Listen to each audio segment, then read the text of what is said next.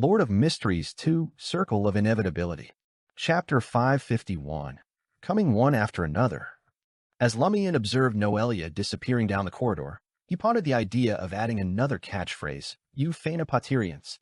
Nevertheless, Noelia's kindness served as a reminder that delving into the sea prayer ritual wasn't a straightforward endeavor. The associated risks demanded the Church of Earth Mother's serious consideration. Despite this, Lumian believed that many dangers could be sidestepped, and he wasn't inclined to actively confront them. His primary objective wasn't to unveil the truth behind the sea prayer ritual and eradicate the influence of folklore on Port Santa, preventing its inhabitants from transforming into monsters. His true goal lay in unraveling the details of the April Fool's prank to track down Ultraman and Bard, executing them one by one. With Port Santa plagued by numerous problems and abscesses, Lumian saw no need to expose them. He could withdraw in a timely manner. Concealing his true motives was a fundamental principle of acting as a conspirer. This could lead others to misinterpret his decisions and react incorrectly during critical moments. After shutting the door, Lumian grabbed the golden straw hat and settled into the recliner. Smirking at the corridor, he muttered to himself with interest, "Who will be the next to provide information?" Rubio Paco, who clearly dislikes the Maidens of the Sea and detests such matters, or the families who have lost their positions as committee members of the Fisheries Guild for many years. Beneath the bright sunlight outside the window, Lumian swiftly flipped through the textbooks he had purchased, hoping to memorize and grasp more relevant knowledge. He couldn't wait until the charm's effects wore off, leaving nothing in his mind. About an hour later, unfamiliar footsteps echoed through the corridor. Knock, knock, knock. Another knock resonated on his door. "Who is it?" Lumian inquired in simple Highlander. "The book you bought has arrived," the motel owner Ada Guillaume replied in Intijan. "The book I bought? When have I ever bought a book?" Lumian pondered, standing up thoughtfully. He opened the door and received a cheaply packaged but colorful book from the old man. The title of the book was Travel Around Phaenopater. Lumian pretended not to get the title written in Highlander and chuckled at himself. "I'll have to wait for my interpreter to swing back and decode it for me. Might not even wrap my head around it before I bid Phaenopater farewell by flipping through a dictionary." Ada Sr. expressed his understanding. "When I first landed in Port Santa, 7 or 8 mates shared an Intijan Highlander dictionary. None of us dared to venture out solo. But after hanging around a bit and pushing ourselves to chat with the locals, we gradually got the hang of it. Truth be told, Highlander's quite similar to Intijan." Lumian chatted briefly with Ada Sr. before heading back to his room, sinking into the recliner with Travel Around Phaenopater in hand. He turned the book over, gripping its spine and giving it a shake. A folded white paper tumbled out. Lumian caught it and flicked it open with a swift motion. Written on it was Intijan. The Maidens of the Sea are also not allowed to leave Port Santa or tie the knot with outsiders. But exceptions have cropped up over the years. Phaenopater's women dig romance before tying the knot and chase after love. The ladies of Port Santa are no different. Throughout the past millennium, plenty of Maidens of the Sea have bolted to preserve their love or freedom. Around 30 to 40 have made it out. The most recent case dates back over 20 years. A Maiden of the Sea married an Intijan and had a kid. We're unsure if she's still alive because the Fisheries Guild has been hunting her down. Her child's name is Nolfi. You might know her. She's already back in Port Santa. Nolfi? But not Comtesse Flovie? She's actually a child of a Maiden of the Sea. She even dragged her partner to Port Santa to witness the sea prayer ceremony. Lumian sometimes felt something was off with Nolfi while on the Flying Bird, but he never guessed she was so tied up with the sea prayer ritual. This made him wonder about Nolfi's real reasons for returning to Port Santa. Batnacant might find himself in a mind-boggling mess over this romantic fling. Lumian's eyes shifted down as he read the last line. "Once you're out of these waters in Port Santa, the mystical powers from the sea prayer ritual weaken significantly. Against folks from other regions, the Fisheries Guild mostly wrangles them using adventurers, bounty hunters, and professional assassins. Is this a go-ahead to meddle with a sea prayer ritual and dig into it? As long as I could slip out of Port Santa and these waters, the Fisheries Guild's committee members would be powerless against me?" Lumian had no clue about the identity of the person who delivered the paper and the intel. After all, he hadn't seen many folks' handwriting in Port Santa, but he could unmistakably sense their eagerness and anticipation.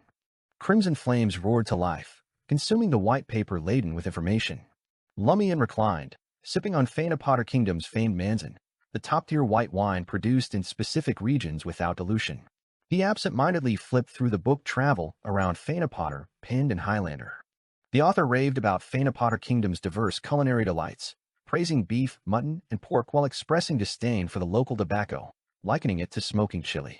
After a stretch, Logano returned to the suite with Ludwig, bearing a stack of street snacks: roasted baby octopuses, lamb loin, fried fish, potatoes, corn omelet, and pork rolls. Lumian had long set aside Travel around Potter.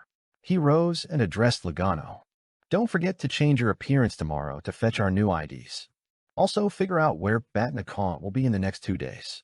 I want to share a drink with him." All right.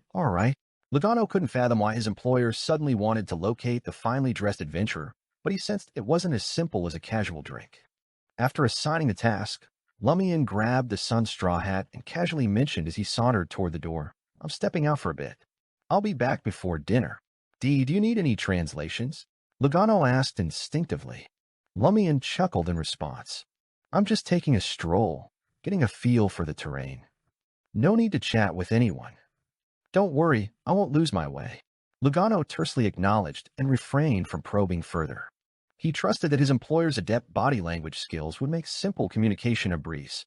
Once out of Salo Motel, Lumian ambled down the street. He aimed to set the stage for those attempting to reach him and see if the Fisheries Guild would seize the chance to make a move. Salo Motel, 5th floor suite. As Ludwig polished off the fermented grape juice, he leaped from the chair and headed briskly to the washroom. Logano slouched on the sofa, reluctant to budge. After tending to the child for nearly 2 hours, fatigue had settled in. Logano yearned for a break. His plan was to gather intel on Batnacont and rendezvous with the spirited Potter ladies at the bar later in the night. Ludwig entered the washroom, lifted the toilet lid, and half closed his eyes.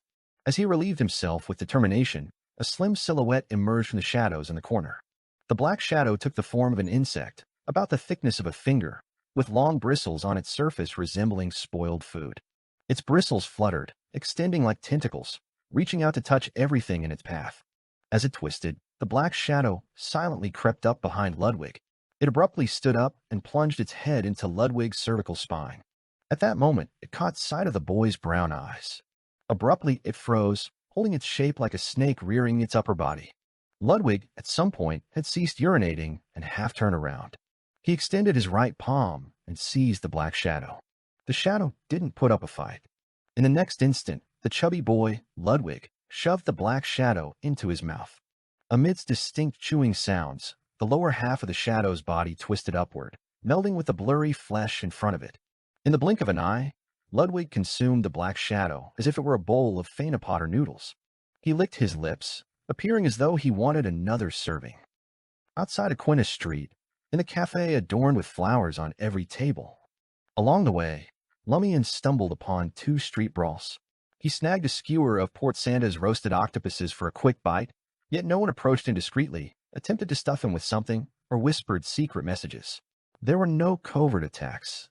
Under the radiant sky and brilliant sun, he chose a quiet corner in a cafe, ordering a glass of Torres coffee with milk, relishing its rich bitterness with patience. As time drifted by, a woman donned in a blue veil and an exquisite dress suddenly took a seat across from Lumian. She scanned the surroundings and swiftly raised the blue fishnet hanging from the brim of her hat. It wasn't a woman, it was a man. A man dressed in women's attire, with distinctive features and grayish-blue eyes that couldn't conceal the anxiety on his face. Lumian's pupils widened. He recognized the man in the feminine garb. It was the current governor of the sea. The same governor of the sea whom Martha had bowed to in the cathedral-like building, served by numerous maids. He sought me out? The one coming to me is actually him? Lumian was both astonished and oddly convinced that this made sense. Noticing that the adventurer Lewis Barry had identified him, the governor of the sea lowered the blue veil, shrouding his face once more. Then he hushed his voice and spoke in Highlander, filled with desire and concern. "Save me. Save me." Lord of Mysteries 2, Circle of Inevitability. Chapter 552, Fake and Reality. Lumian didn't find the current governor of the sea's plea for help surprising. He raised his left hand and touched his ear.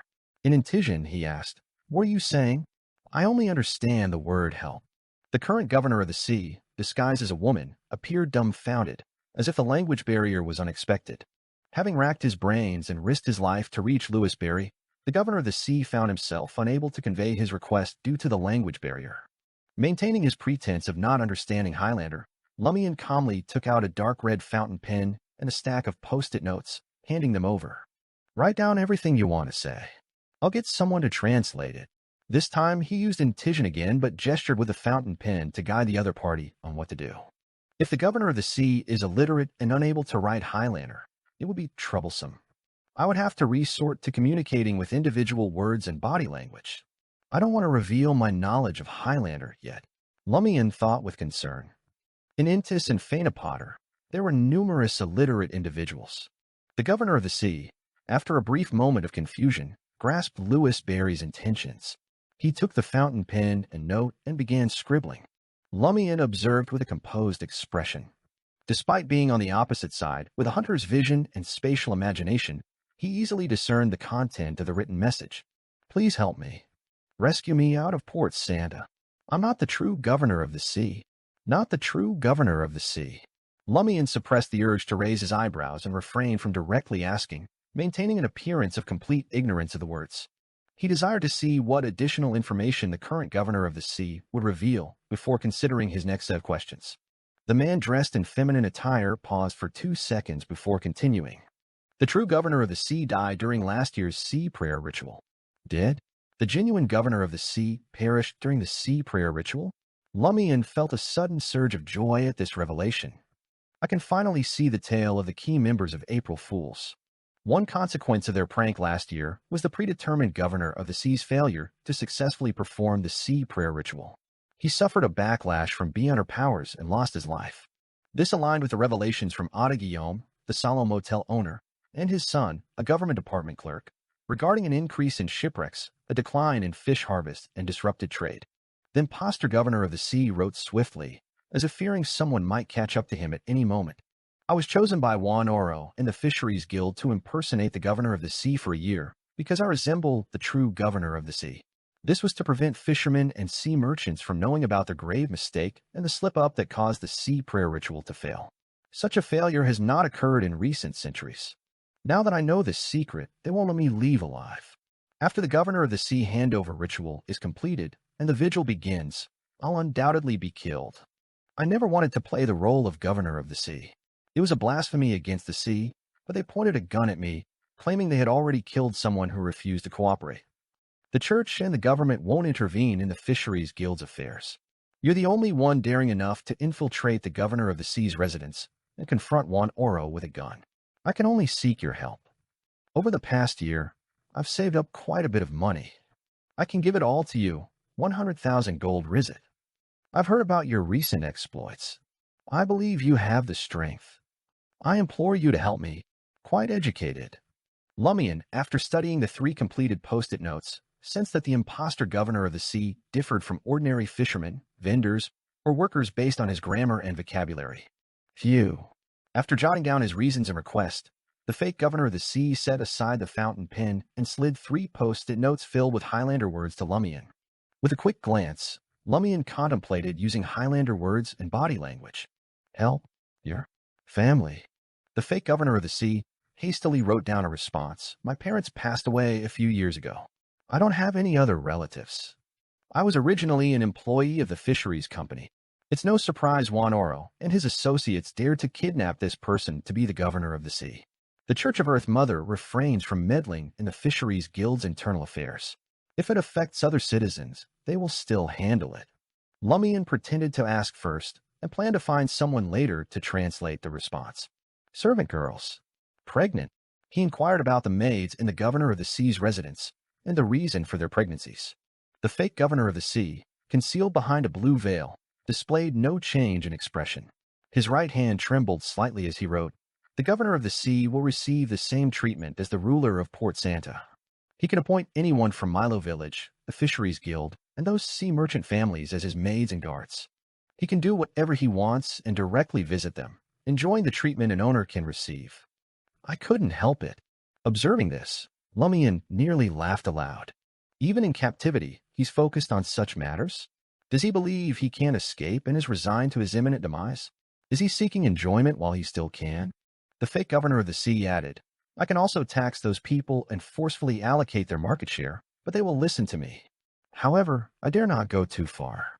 Otherwise, Juan Oro will privately whip me with his cane and threaten to kill me. So, this is the source of your savings. Well, he can't control the weather or the tides. After all, he's merely a false governor. Lumian took the fake governor of the sea's new post-it note and pondered for a moment before asking in a clumsy manner, "Original governor? Where?" He inquired about the whereabouts of the former governors of the sea. Noelia, the combat nun of the fertility order, hadn't raised this issue before. It was unclear if she deemed it unimportant, chose not to disclose it for some reason, or lacked the corresponding information. The fake governor of the sea wrote, "I don't know. I heard a maid from Milo village mention it before. She's Juan Oro's granddaughter. She said that all the governors of the sea will eventually return to the sea." Return to the sea? That doesn't sound promising. Designating Juan Oro's granddaughter as your maid. Are you seeking revenge for the oppression from her grandfather? And Juan Oro agreed to it, indirectly retaliating by lashing you? Juan Oro and his sons are married to maidens of the sea, and there's a chance his granddaughter is a lizard-like monster. How would you feel if you knew you were sleeping with a humanoid lizard? Lumian criticized the fake governor of the sea internally. He seemed to ponder for a moment, as if unable to comprehend the other party's writing, and changed the question. Juan Oro, powerful. The fake governor of the sea suddenly shuddered. Swiftly he wrote, "He's very powerful. He's a monster. He can suffocate people and cause them to die in pain." After writing this, the fake governor of the sea glanced at the sun outside the window. He set down the fountain pen, stood up, and bowed to Lumian. Then, swaying in his elegant dress, he made his way toward the cafe's back door and departed. He appeared anxious about his disappearance during the shopping trip, potentially raising suspicions from the bodyguards. Lumian observed his departure, crumpling the post-it notes into a ball in his palm. Crimson flames trickled from between his fingers before swiftly dissipating. After sprinkling the ashes into the bottle with flowers, Lumian picked up the partially finished Torres coffee and took a sip. Lumian's mind raced as he analyzed the information that concerned him the most. Is what the imposter said true? Could an ordinary person find an opportunity to escape their bodyguards and approach me? Is it possible that Juan Oro and the others secretly prompted him to set a trap for me, waiting for me to fall into it? During the April Fool's prank, the specially crafted golden ring, lacking beyond her powers, was concealed within the lamb's body. The lamb was taken as a sacrifice on the governor of the sea's ship. Is April Fool's meant to substitute something with this ring? Is there another ceremonial ring similar to it? Did the governor of the sea's appointment fail last year because the crucial ceremonial ring turned out to be a fake and couldn't be utilized? This implies that key members of April Fool's or their subordinates are on the special ship. Otherwise, they wouldn't have been able to deceive the committee members of the Fisheries Guild and surreptitiously replace important items. Based on the information I've gathered, there aren't many sailors on that ship. The only passengers are the governor of the sea, for maidens of the sea, and a few individuals guiding them through the ritual. Who among them is connected to April Fools? The Fisheries Guild must have conducted an investigation afterward. I wonder if they've drawn any conclusions. I can't dismiss the possibility that the deceased governor of the sea is linked to April Fools. Maybe he was completely deceived, thinking that by changing the ring and causing the ritual to fail, he could avoid returning to the sea like the previous governors of the sea. However, Bard, Mad Lady, and Ultraman may not have cared about his life at all. What's the purpose of April Fools? Is it merely a prank for their own amusement, or does it harbor a deeper motive? Ordinary April Fool's members might engage purely for entertainment. As for the key members, truth and lies are invariably intertwined. Sitting in the cafe until the sun neared the horizon, Lumian donned the straw hat and leisurely made his way back to the Solemn Motel. Late at night, Lugano returned from the bar, emanating the scent of alcohol.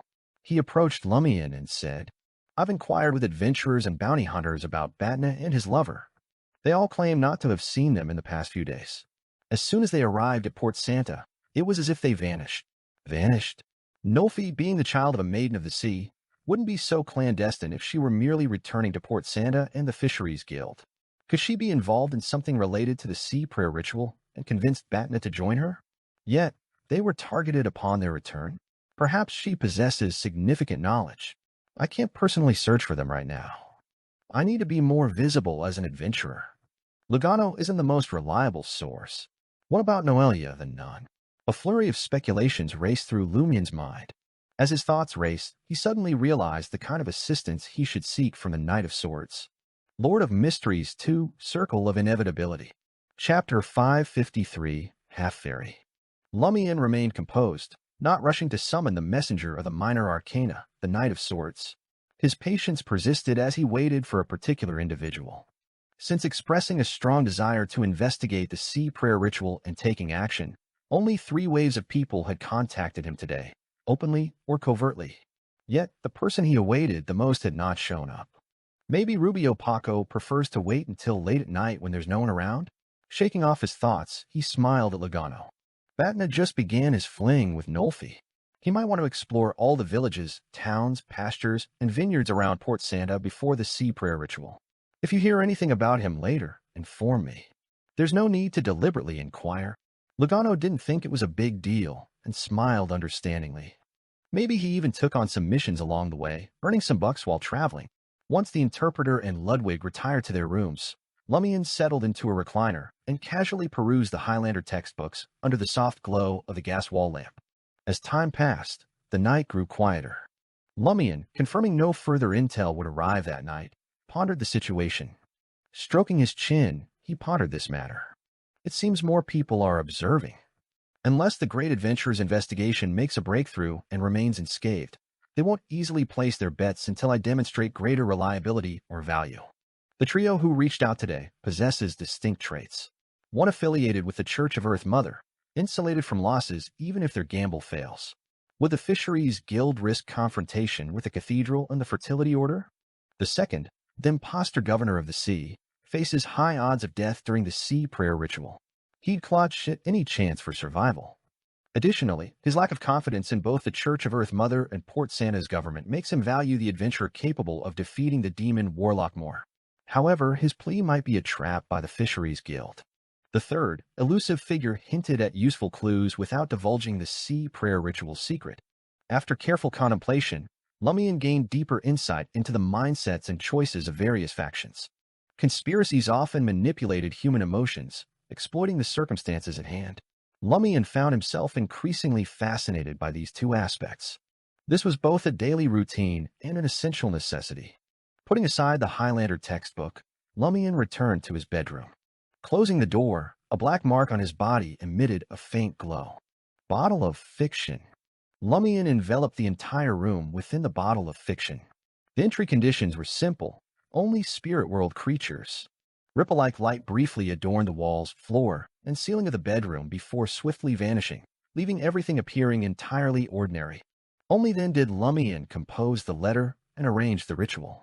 He sanctified the dagger, erected a wall of spirituality, and lit the candle representing him.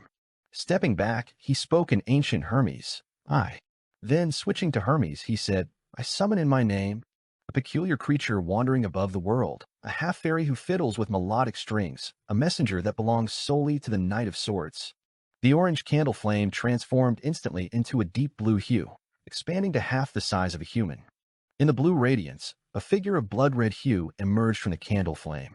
Resembling a female human in form, it shared traits with a creature Lumian had encountered in Cordu's ruins. Devoid of skin or external coverings, it exposed bloody muscles, bluish-black blood vessels, ghastly white tendons, oily yellow fat, and large red or white fascia. Lumian studied the 1.7-meter-tall Knight of Swords messenger and pondered silently. Does half-fairy mean it's divided internally? I assumed it would be either split vertically or horizontally. Don't you know how to fiddle with melodic strings? Where are they? With these musings racing through his mind, Lumian handed the folded letter to the messenger and politely uttered in Hermes, kindly deliver this to the Knight of Swords. As his strength grew, Lumian became increasingly aware that most messengers he encountered could be lethal, if unafraid to unleash the corruptive source Termaboros. Though Lumian couldn't gauge the strength of the Knight of Swords messenger, the half-fairy, all his experience urged him to maintain politeness.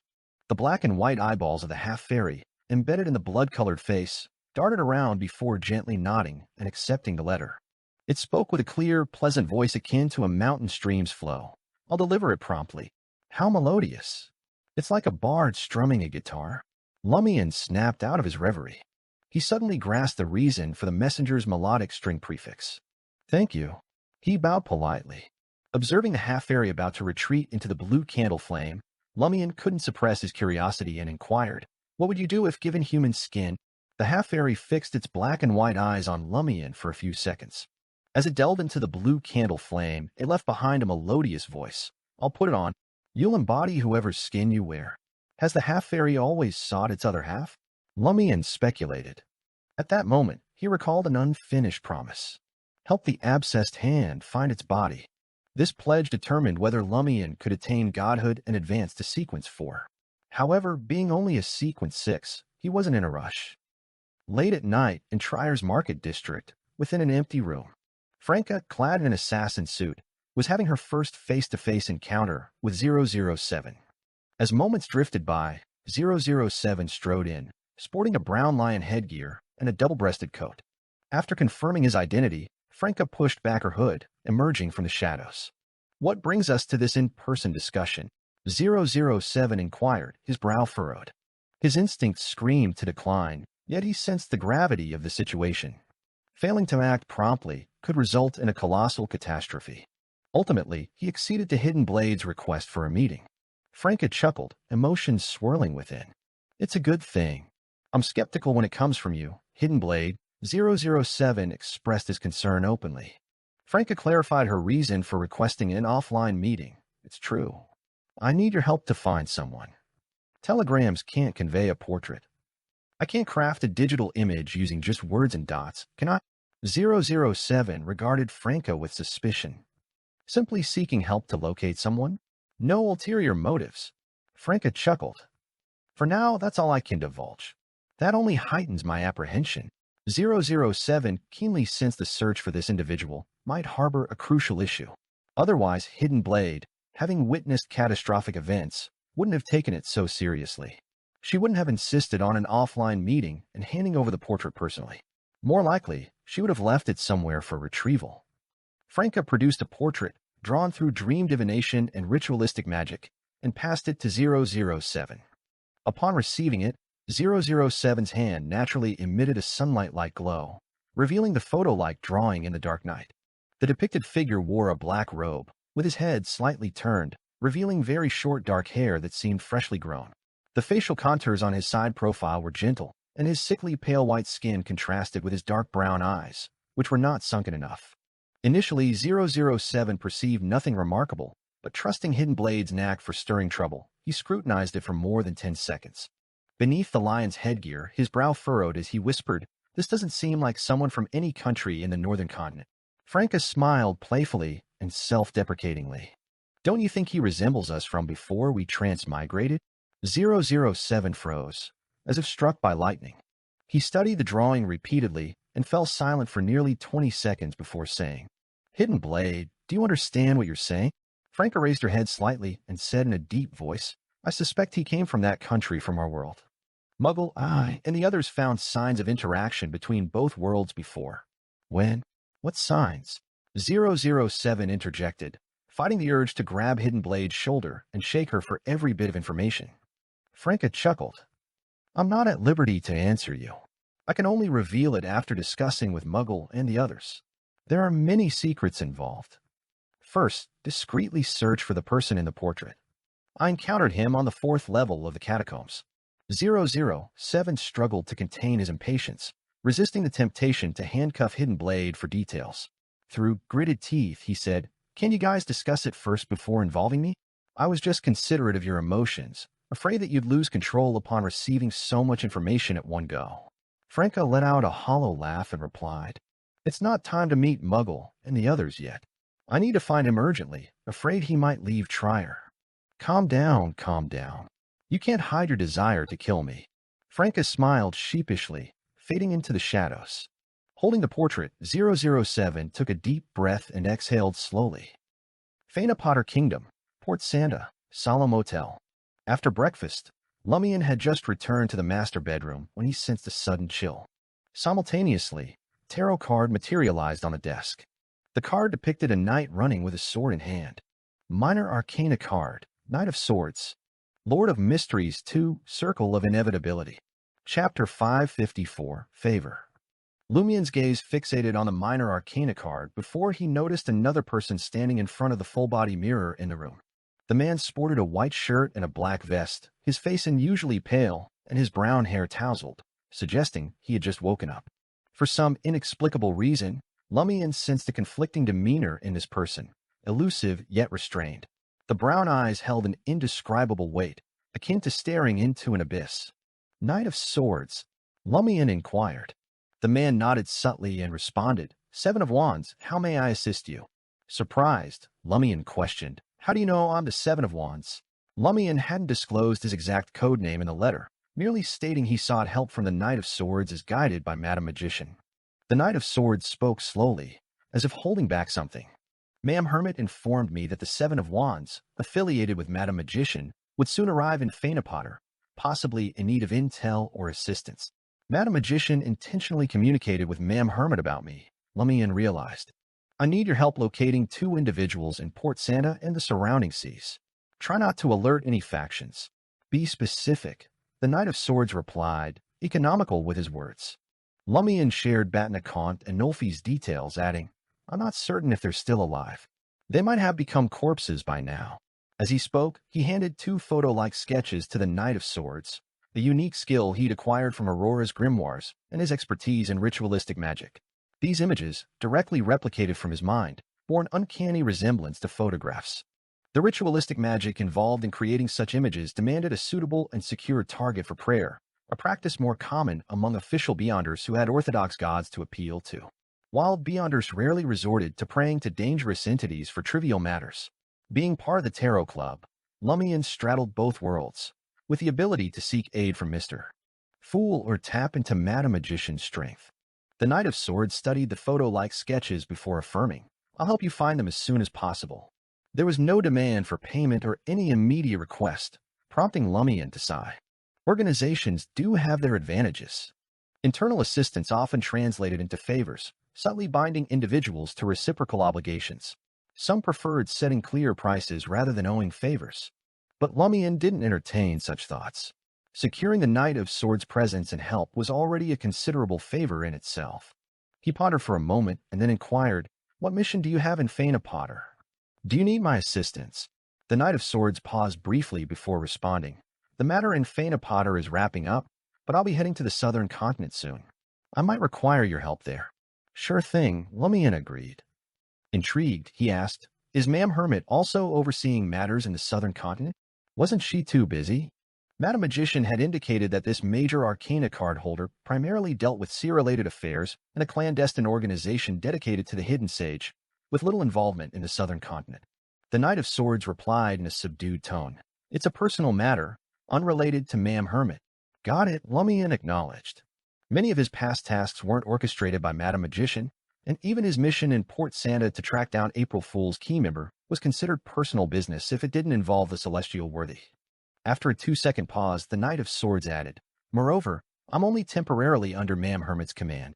What does he mean by temporarily subordinate? Can one switch to other major arcana card holders in the future? Lumian wondered. Without explanation, the Knight of Swords' form suddenly turned ethereal and disappeared. Lumian, without activating his spirit vision, couldn't catch the departing figure in time. It doesn't feel like teleportation or blending into the shadows. After a quick assessment, he changed into a brownish-green short-sleeved shirt and loose brownish-yellow pants commonly seen in Port Santa. Exiting the master bedroom, Lumian tossed the lie earring to Lugano. "Go to Valerio and get the new IDs. Remember the face you used when you last saw him?" "I remember it clearly." Lugano took the lie earring. As Lugano was about to proceed with his disguise, Lumian halted him. "Find a secluded spot after leaving the room to use it. When you return, shift back to your original appearance before entering motel." "Doesn't this mean I'll have this mystical item to myself for a while? Aren't you worried I might take off with it?" "It's not just unique, it's valuable." Lugano refrained from probing further. Following his employer's instructions, he took the lie earring, a bag containing his disguise, and exited the room. Observing Lugano's departure, Lumian picked up a golden straw hat and addressed Ludwig, "There's plenty of food in my bedroom. Stay put until I'm back." "Sure thing," Ludwig agreed, seemingly eager. Would someone exploit the absence of his guardians to attack him, the boy? Lumian, passing by the sofa, casually placed the golden straw hat on Ludwig's head. Simultaneously, he switched to a common round-rimmed felt hat and left the suite gradually. He wasn't concerned about Ludwig being alone in the motel. In fact, those who might come into contact with the boy faced more significant risks. Lumian adjusted his hat in the corridor and activated shadow transformation. Swiftly, he transformed into a pure shadow, blending into the darkness at the base of the walls on both sides. In the dark, veiled void, Lumian inhaled the scent of the gray amber perfume he had deliberately left on the lie earring, using it to track Lugano. His intent wasn't merely to determine whether the interpreter was problematic, but to anticipate a potential attack. With adventurer Lewis Berry probing the sea prayer ritual and presenting himself as resolute and radical, it was likely the Fisheries Guild and Milo Village would swiftly react in a decisive manner, eliminating this outsider to dissuade others and factions from clandestinely stirring. In this scenario, Lumian, Lugano, and Ludwig were at risk. He specifically tasked Lugano to seek Valerio alone for the IDs, intending to see if Juan Oro and others had their eyes on his companions, seizing an opportunity to strike Lugano. This strategy allowed Lumian to swiftly intervene if needed, rescuing Lugano while potentially neutralizing some Beyonders from the Fisheries Guild, showcasing the adventurer's strength and instilling confidence in onlookers, compelling further attempts. However, the Fisheries Guild and Milo Village might not act immediately. They might feign vulnerability, luring hidden adversaries to reveal themselves before eliminating them in one fell swoop. Lumian shadowed Lugano to Valerio's underground casino, observing him pay the remaining 50 gold rizit for 2 local IDs. No attack. Could it be the Fisheries Guild is fishing, or did they fail to recognize Lugano after he used the lie earring? Lumian pondered the potential reasons while traversing through the shadows. Lugano hurriedly avoided lingering on the streets, well aware that his employer had incurred the wrath of the Fisheries Guild. He feared being ambushed by those unwilling to target Lumian, dragged into an alley, and subjected to a brutal beating. Seeking refuge in a crevice between 2 buildings near Salo Motel, he swiftly reverted to his altered appearance. Removing the lie earring, he switched into his customary black formal suit. Finally exhaling a sigh of relief, he turned onto Aquinas Street and made his way back to the motel's entrance. Several tramps lay dozing on both sides of the street, basking lazily in the sunlight. Lumian was aware that unlike the severe tramp situation in the Lone Kingdom and the Intis Republic, Fainapotter's tramp issue was less acute due to fertile soil, ample pastures, and the church's modified agricultural methods, resulting in surplus food production. Here, food was notably cheaper, about 15 to 20% lower compared to Intis and other countries. Previously, before the Lone Kingdom began importing food from Fainapotter, the price of rye bread of the same weight was nearly twice as high. Despite the abundance, bankrupt farmers, herders, and city dwellers ended up as tramps due to land acquisition, loan sharks, and other reasons. However, they received free food from various sources like the Cathedral of Earth Mother, the Fertility Order, government departments, and charitable organizations, which, although not filling, prevented starvation, allowing them to recuperate and find new opportunities. As Lugano neared Salo Motel, Lumian, concealed in the shadows, sensed a disturbance. 3 tramps on the street abruptly stiffened, adjusting their postures unnaturally. In an instant, they sprang to their feet like puppet marionettes, drawing revolvers in an odd manner and aiming at Lugano from 3 different angles.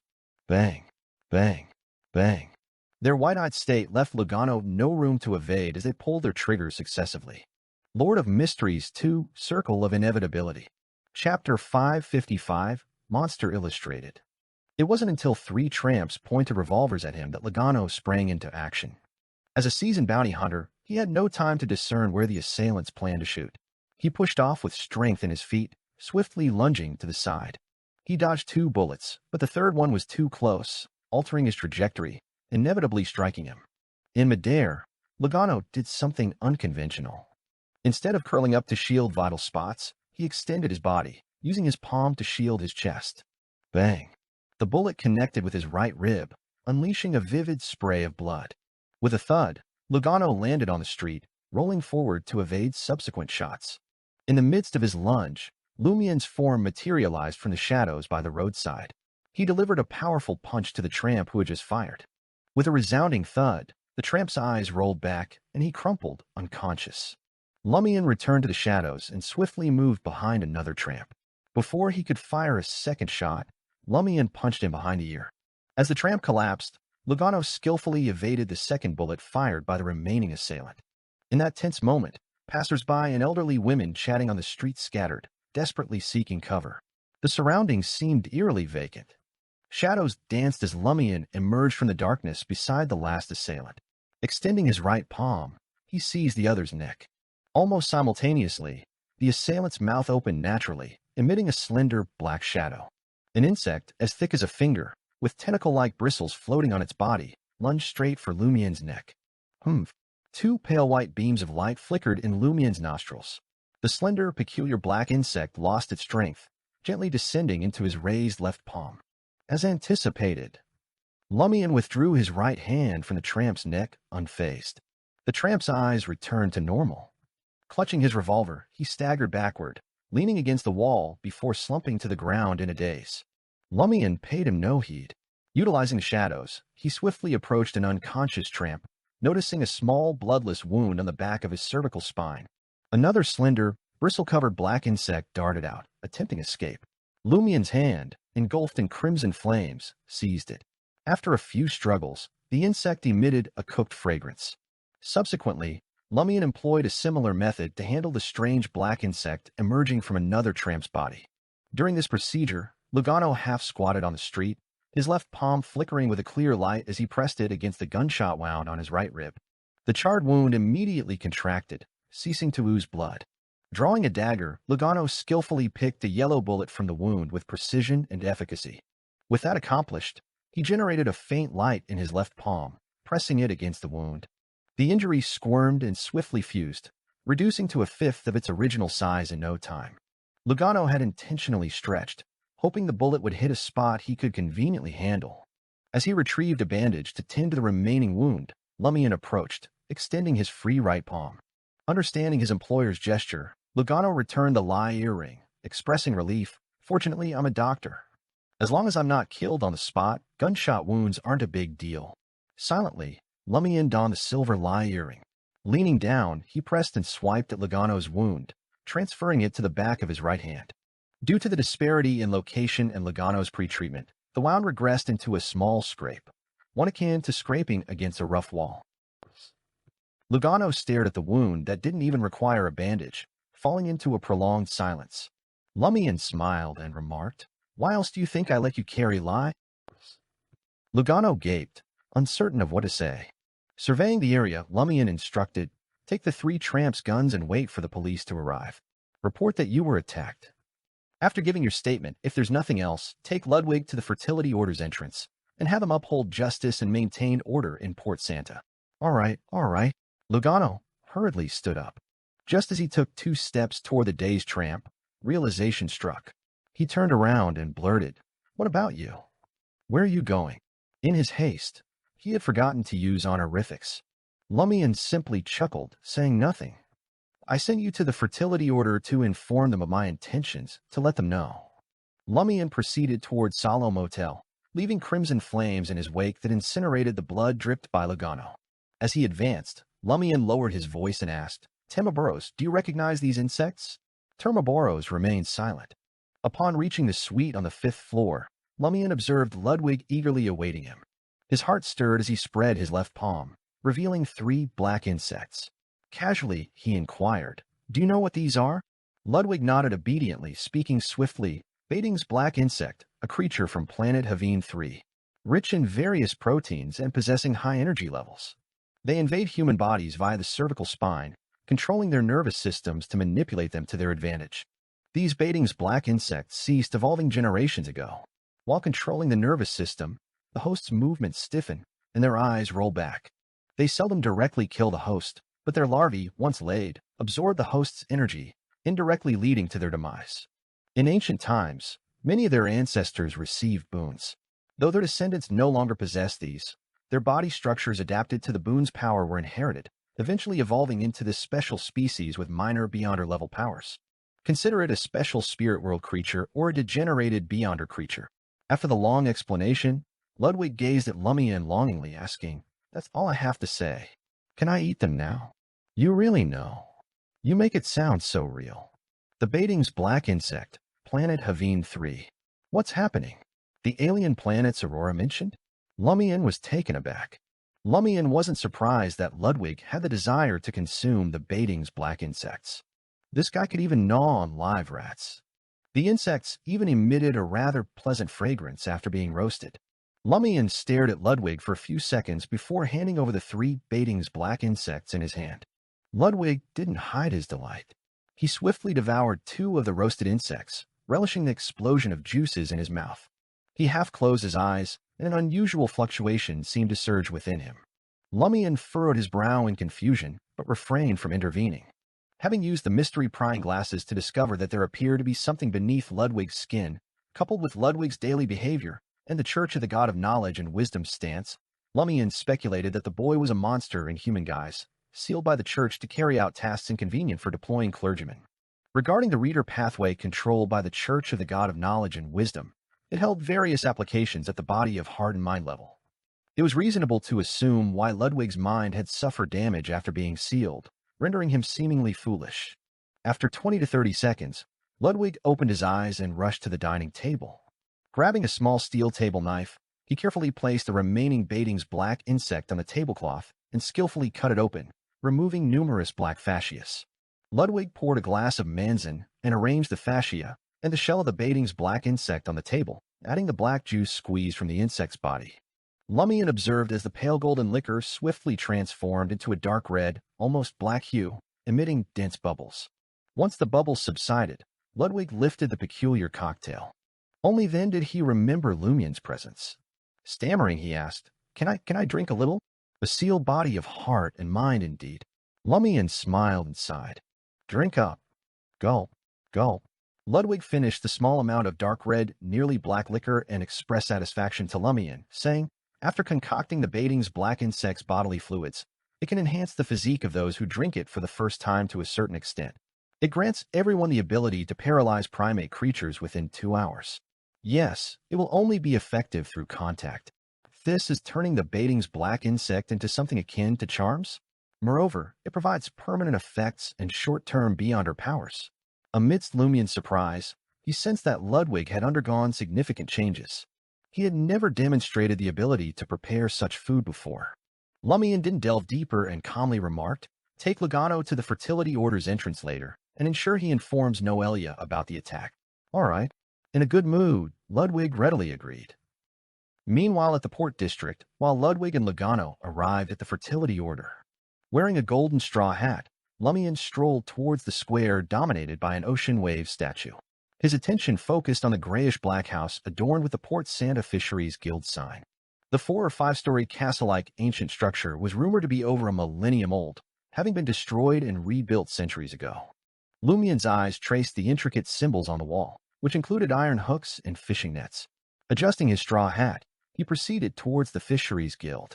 Lord of Mysteries 2, Circle of Inevitability. Chapter 556, Violent Beating.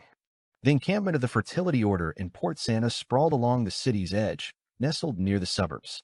It claimed an entire street, complete with fields, orchards, and a variety of livestock, providing a self-sufficient haven for the nuns when they weren't on missions. Lugano gripped Ludwig's hand and raised his eyes to the green vines entwining the cloister's spire, with the sacred emblem of life at its center. A simple depiction of a baby amidst wheat ears, flowers, spring water, and other symbols. Turning to Noelia, he uttered, I was attacked. Just wrapped up my statement at the police station. Noelia, adorned in the black hat adorned with white patterns, blending religion and combat, furrowed her brow and inquired, Where's Louis Berry? Rather than delving into the specifics of Lugano's assault, she honed in on the whereabouts of Louis Berry, the great adventurer. Lugano shook his head and replied earnestly, I don't know. He told me to come here after giving my statement and inform you that I was attacked. Noelia's expression shifted to solemnity. In the bustling port district, standing before the robust grayish-black edifice of the Fisheries Guild, Lumian, now garbed in a white shirt, black vest, and brown pants, topped with a golden straw hat, casually strode to the building. The 2 guards stationed here lacked guns, carrying only straight swords on their backs and daggers at their waists, blending in with a multitude of passers-by. Who are you looking for? Both guards extended their hands simultaneously, halting Lumian's advance. Lumian couldn't comprehend Highlander. Without hesitation, he drew his revolver, pointed it towards the sky, and squeezed the trigger.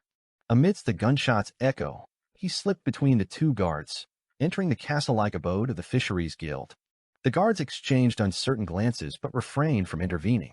One of them dashed towards the port's police station, while the other hurried into the grayish-black building, aiming to report to his superior and seek guidance.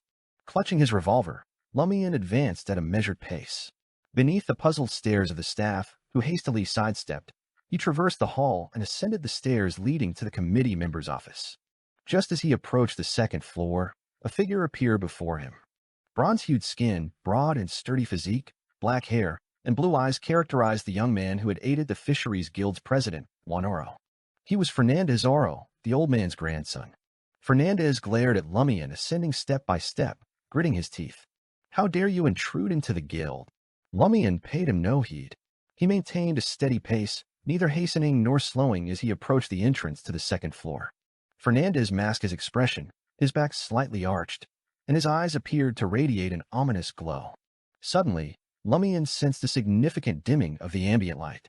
Simultaneously, an intangible force descended from above, entwining around his feet, making him feel shorter and causing his body to sway. Fernandez, in contrast, seemed to grow taller, casting dense shadows that engulfed the corridor's meager light. Thud. Advancing, Fernandez swung his right fist towards Lumian's head. A gusty wind permeated the space, propelling the fist with hammer-like force, guided by an unseen magnet. Lumian gazed upward as something within him erupted, shattering the binding force. His thighs swelled suddenly, and his loose brown pants constricted. He grew taller seemingly out of thin air, sleeves and pants tightening around bulging muscles. Bang! A left punch from Lumian met Fernandez's incoming fist in a thunderous collision, causing the stairs to quiver and sway. Fernandez, forced back 2 steps, bore no fear but a hint of joy on his face. Retreating, his eyes darkened with a touch of brilliance. Raising his left hand, the dark green light swiftly concentrated on his unusually rough fingertips. The light transformed into a ray, silently hurtling towards Lumian, momentarily immobilized by the collision. Fernandez chose close combat from the start, creating an opening for the ray, capable of disrupting the human structure and inducing swift internal injuries. The dark green danger ray matched the speed of light. Lumian, unable to dodge in advance, could only watch as it struck between his chest and abdomen. Yet the dark green ray pierced through, striking only an illusion.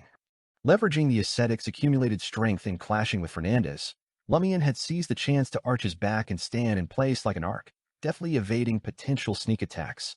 In this intricate dance, he even employed the knee's face, creating an illusion of himself still standing upright. Gradually, the dark green ray dissipated, vanishing around the corner of the stairs. Suddenly, a crimson fire, nearly white-hot, erupted from Lumian's body. Transformed into a fireball, he hurtled towards Fernandez, who had just regained his footing. Fernandez's pupils constricted, seemingly challenged by the blaze. Swiftly he sidestepped, clenched his right hand into a fist, and yanked it down. An invisible force tugged Lumian to the ground, but undeterred, he dispersed the flames, reappearing with feet firmly planted on the corridor floor. Clang! His massive form stomped heavily, causing the building to sway. In a single stride, he stood before Fernandez, who had just risen. His left fist, wreathed in crimson, nearly white flames, collided with Fernandez. Without a moment to activate his superpowers, Fernandez raised his arms hastily to block. Boom! Flames erupted as Lumian's punch sent the young man flying, crashing into the partially open side office, demolishing the wooden desk. Capitalizing on Fernandez's disorientation and pain, Lumian followed, rushing into the office and delivering another punch with his left fist. Boom! Crimson flames, nearly white, illuminated the room as the punch explosively struck Fernandez's chest. The flames were contained by an unseen force, preventing them from entirely obliterating Fernandez's chest. Instead, they crumpled, clouding the target's vision. Expressionless, Lumian halted, gazing at the semi-conscious Fernandez. He raised his left hand. A colossal crimson fireball, nearly white, condensed rapidly, poised to act as a reaper. In the next instant, the fireball shot forth, homing in on Fernandez. Abruptly, it ascended, passing the target, and collided with the wall behind the desk. Boom! Blazing white and red flames burst through the glass window, the wall, and ignited outside the Fisheries Guild building, creating fiery clouds in the air. Almost simultaneously, Lumian felt as though he entered a dark and profound void. Distant, resplendent stars blinked like vigilant eyes. Once more, he confronted Juan Oro, an elderly man with deeply etched wrinkles. At that moment, Noelia had rushed to the square where the statue of the waves stood, shouting towards the building with a fallen window frame. Stop. At the sound of the combat nun's voice, Lumian sighed with regret, swiveled his revolver, and holstered it under his armpit. Juan Oro and the surrounding void vanished. A few minutes later, Juan Oro emerged from the grayish-black building of the Fisheries Guild with his walking stick. In a deep voice, he addressed Noelia. He attacked Fernandez. You must apprehend him. Noelia cast a cold glance at the president of the Fisheries Guild and retorted, Should I then invite Fernandez to the police station to assist in the investigation of the Aquinas Street shooting? All of you, calm down and jointly maintain order in Port Santa. Otherwise, do you think the church can't handle any of you? In the final words, the combat nun shifted her gaze to Lumian, issuing a warning as a gesture of fairness. Juan Oro fell silent for a moment before stating, I don't know anything about the Aquinas Street shooting. With that, he turned and limped back to the Fisheries Guild with his cane, where many employees rushed to assist him. Observing this, Noelia led her combat team to escort Lumian away. Once out of the port district, the combat nun instructed her team members to slow down and create some distance, walking alongside Lumian herself. You're making things difficult for us. Order, understand? Superficial order must be maintained. Noelia raised her hand, pinching both sides of her forehead. Fortunately, you didn't really kill Fernandez. Otherwise, I would have had no choice but to carry out the arrest. Lumian chuckled and remarked, If I truly wanted to kill Fernandez, he wouldn't have survived until your intervention or Juan Oro's rescue. His words held undeniable truth. Noelia was taken aback. After a few seconds of contemplation, she spoke. Are you displaying your attitude, strength, and confidence for the onlookers? Simultaneously, do you wish for Juan Oro to misjudge your capabilities based on this encounter? Lumian remained silent. With a smile, he looked ahead and remarked, Where did the former governors of the sea end up? Noelia fell silent for a moment before answering. On the surface, they were dispatched to various locations. However, according to our observations, it takes at least 4 to 5 months, or no more than 3 years, for these governors of the sea to mysteriously vanish without a trace. There are often no signs of a struggle at the scene, and their families remain unharmed. Did they return to the sea voluntarily? Lumian smiled and said, See, didn't I gain something from dealing with Fernandez just now? The Church of Earth Mother now seemed more willing to share information. Noelia wasn't upset. She smiled and added, No one reveals all their cards from the start. Once your investigation reaches a certain point, we'll provide more. Lumian stared at the azure seat beside him, contemplating for a moment. You haven't disclosed the intentions of your Church of Earth Mother in this matter. Noelia's eyes flickered. Suddenly, she raised her hand and pointed at the arguing pedestrians ahead, shouting, Street brawls are prohibited. Before completing her sentence, she sprinted over with her team, leaving Lumian alone. Lumian scoffed and slowly shook his head. Late at night, as Lumian was about to retire for the night, he heard the deep and hoarse voice of the Knight of Swords, as if suppressing something. Clues to the whereabouts of the 2 targets have been found. Lord of Mysteries 2, Circle of Inevitability. Chapter 557, Purpose. Already? Lumian hadn't anticipated the Knight of Swords making progress this swiftly, in just a day. Trusting his gut, he turned, meeting his reflection in the full-length mirror. There stood the disheveled, pallid-faced Knight of Swords, a sudden appearance. Just clues. Lumian mused, distilling the essence of the other's words. The Knight of Swords shot him a gaze tightly reined and uttered. The day after hitting Port Santa, they visited Balloncat Ship Rental, asking about renting a boat for fishing. Vanish since. Those words sparked a fleeting thought in Lumian's mind.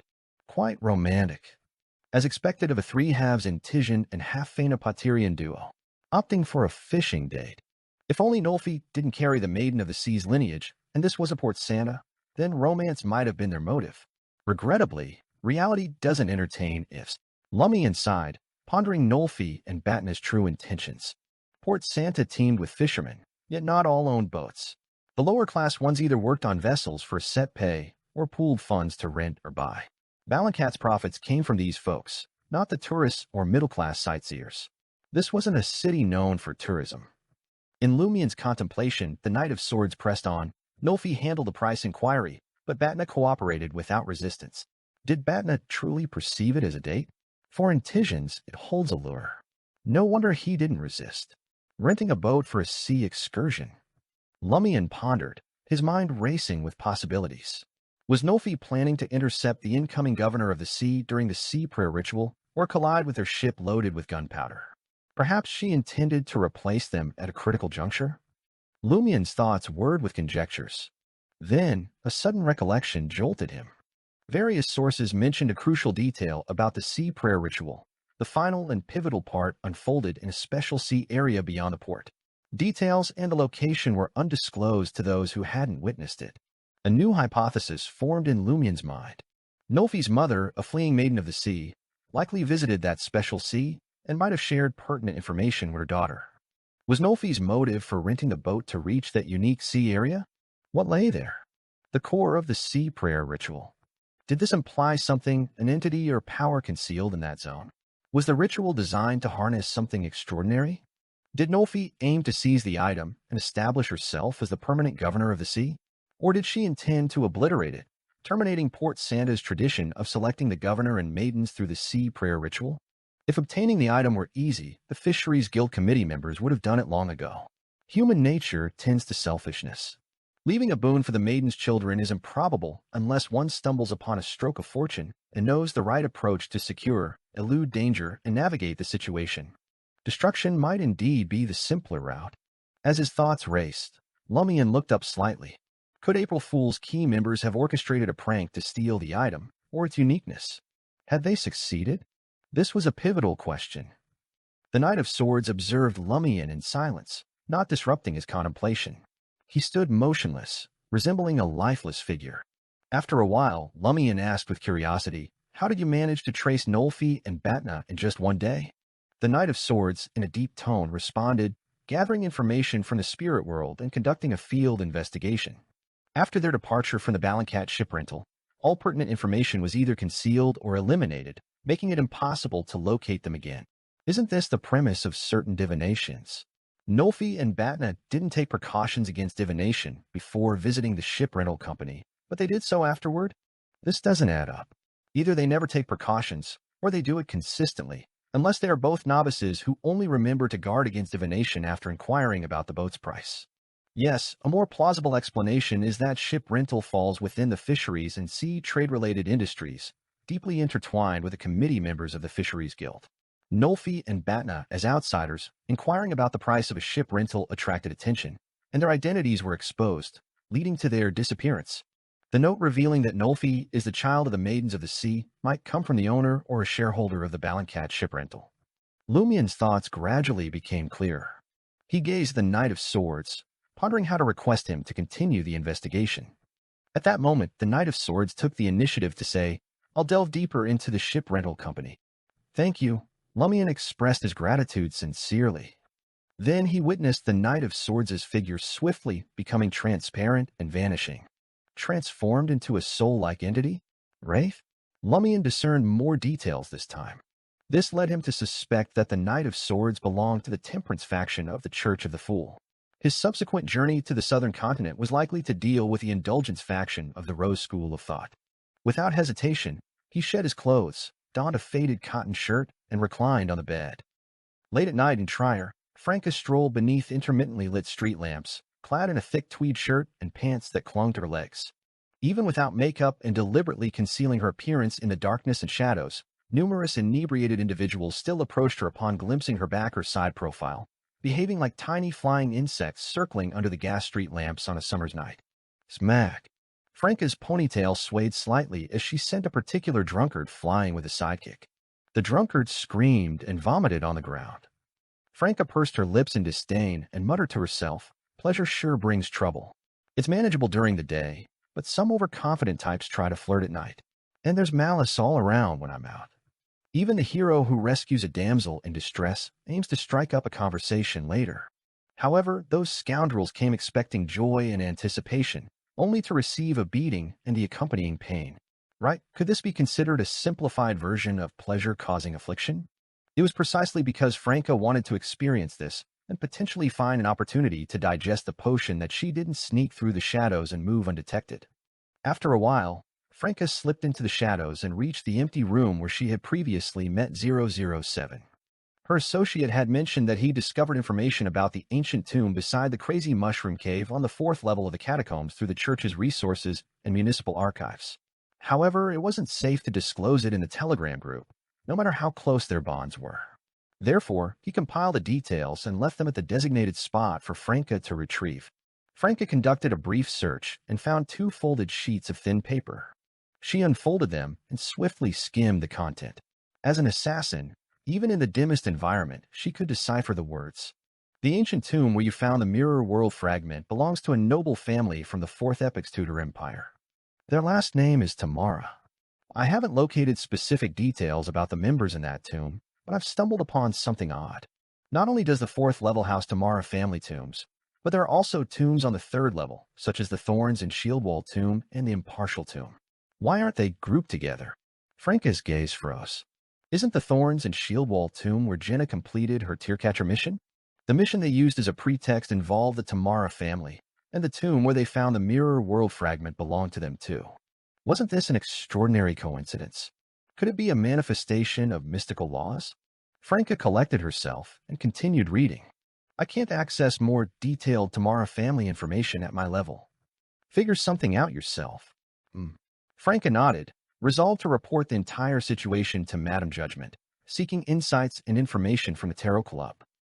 In the early morning, on Aquinas Street in Port Santa, in a house diagonally opposite Salo Motel, Lumian, his appearance transformed, stood by a window in a room. Clutching the new ID provided by Valerio, he surveyed the suite where he, Lugano, and Ludwig were lodged, as well as the street below. Now he aimed to play the role of an ordinary bounty hunter who had taken on a confidential assignment, diligently monitoring the adventurer Louis Berry. Given Louis's assertive conduct in recent days, it was likely that all the well-informed individuals in Port Santa knew of this great adventurer's desire to investigate the sea prayer ritual. The probability was high that Bard and other pivotal members of April Fools would be in tow. Lord of Mysteries 2, Circle of Inevitability. Chapter 558, Tamara Family. Lumian savored the tang of fermented grape juice bought from a street vendor as he coolly surveyed the suite rented by the adventurer, Louis Berry. He occasionally cast a discerning eye over Aquinas Street, on the lookout for any potential monitors. A little over half an hour ago, Lumian had transformed his appearance and changed into a different outfit. He had seemingly teleported to a nearby street before returning to secure a suitable room. Soon enough, Lumian spotted Lugano, cautiously heading out to fetch an extra breakfast for Ludwig. A chuckle escaped him. This guy was still spooked from yesterday's attack. However, unless the members of the Fisheries Guild had succumbed to the corrupting influence of superpowers, losing control of their emotions and rational thinking, it was improbable for them to target Lugano, the interpreter and guide. Louis Berry's response the previous day had sent a clear message to everyone. If you can't take me out directly, keep your sights off those around me. You might eliminate me, but I, Louis Berry, can do the same. There will come a time when your Fisheries Guild's committee members, your kids, and descendants travel without protection or lack strength. Want to guess if I dare to make a move or if I have the capability? Either find an opportunity to bring me down with all you've got, or plain nice. Faced with such a resolute answer, the rational committee members of the Fisheries Guild would know what to do. Louis Berry the adventurer wasn't bound by official rules like a Beyonder or a cop.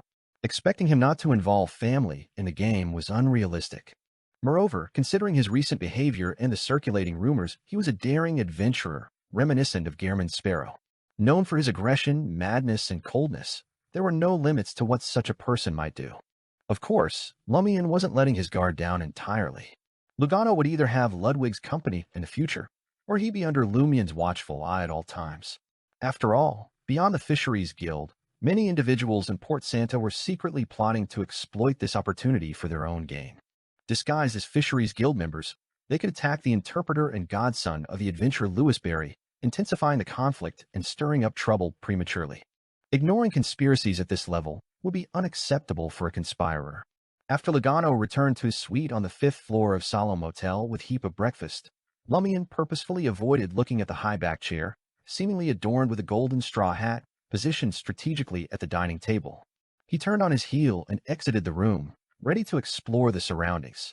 Stepping into the corridor, Lumian immediately spotted a burly man standing near the staircase, barely reaching 1.7 meters in height. The man, with brown hair, brown eyes, and rugged skin, held a distinctive long-mouthed cigarette between his lips, fixing his gaze on Lumian. In Highlander, the man inquired, "Who sent you here to keep an eye on Louis Berry?" Lumian couldn't help but let out a soft chuckle.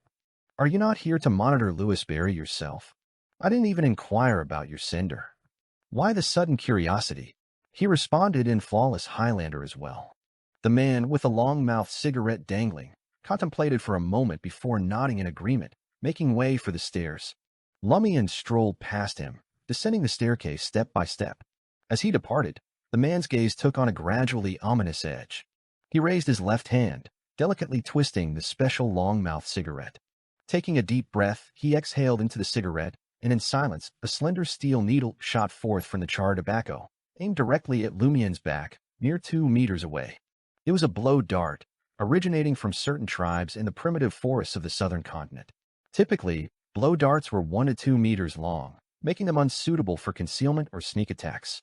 However, bounty hunters, followers of the god of steam and machinery with strong hands, modified them into a more portable version, only slightly longer than regular cigarettes. While this modification increased portability and its concealed nature, it sacrificed some power and limited its range to a mere 4 to 5 meters. When paired with specially crafted arrows carrying anesthetic and lethal toxins, it remained a favored tool among bounty hunters on both northern and southern continents. The man had concealed the blow dart within the long-mouthed cigarette, intending to lull the target and strike when the opportune moment arrived. His objective: to subdue Lumian and extract information about the identity of his employer. The steel needle flashed past, but Lumian seemed to have anticipated the attack. Just as the man blew air to propel the needle, Lumian swiftly bent forward, arched his spine, and dodged the blow dart in an almost inhuman contortion. With a soft poof, the steel needle embedded itself into the wooden staircase.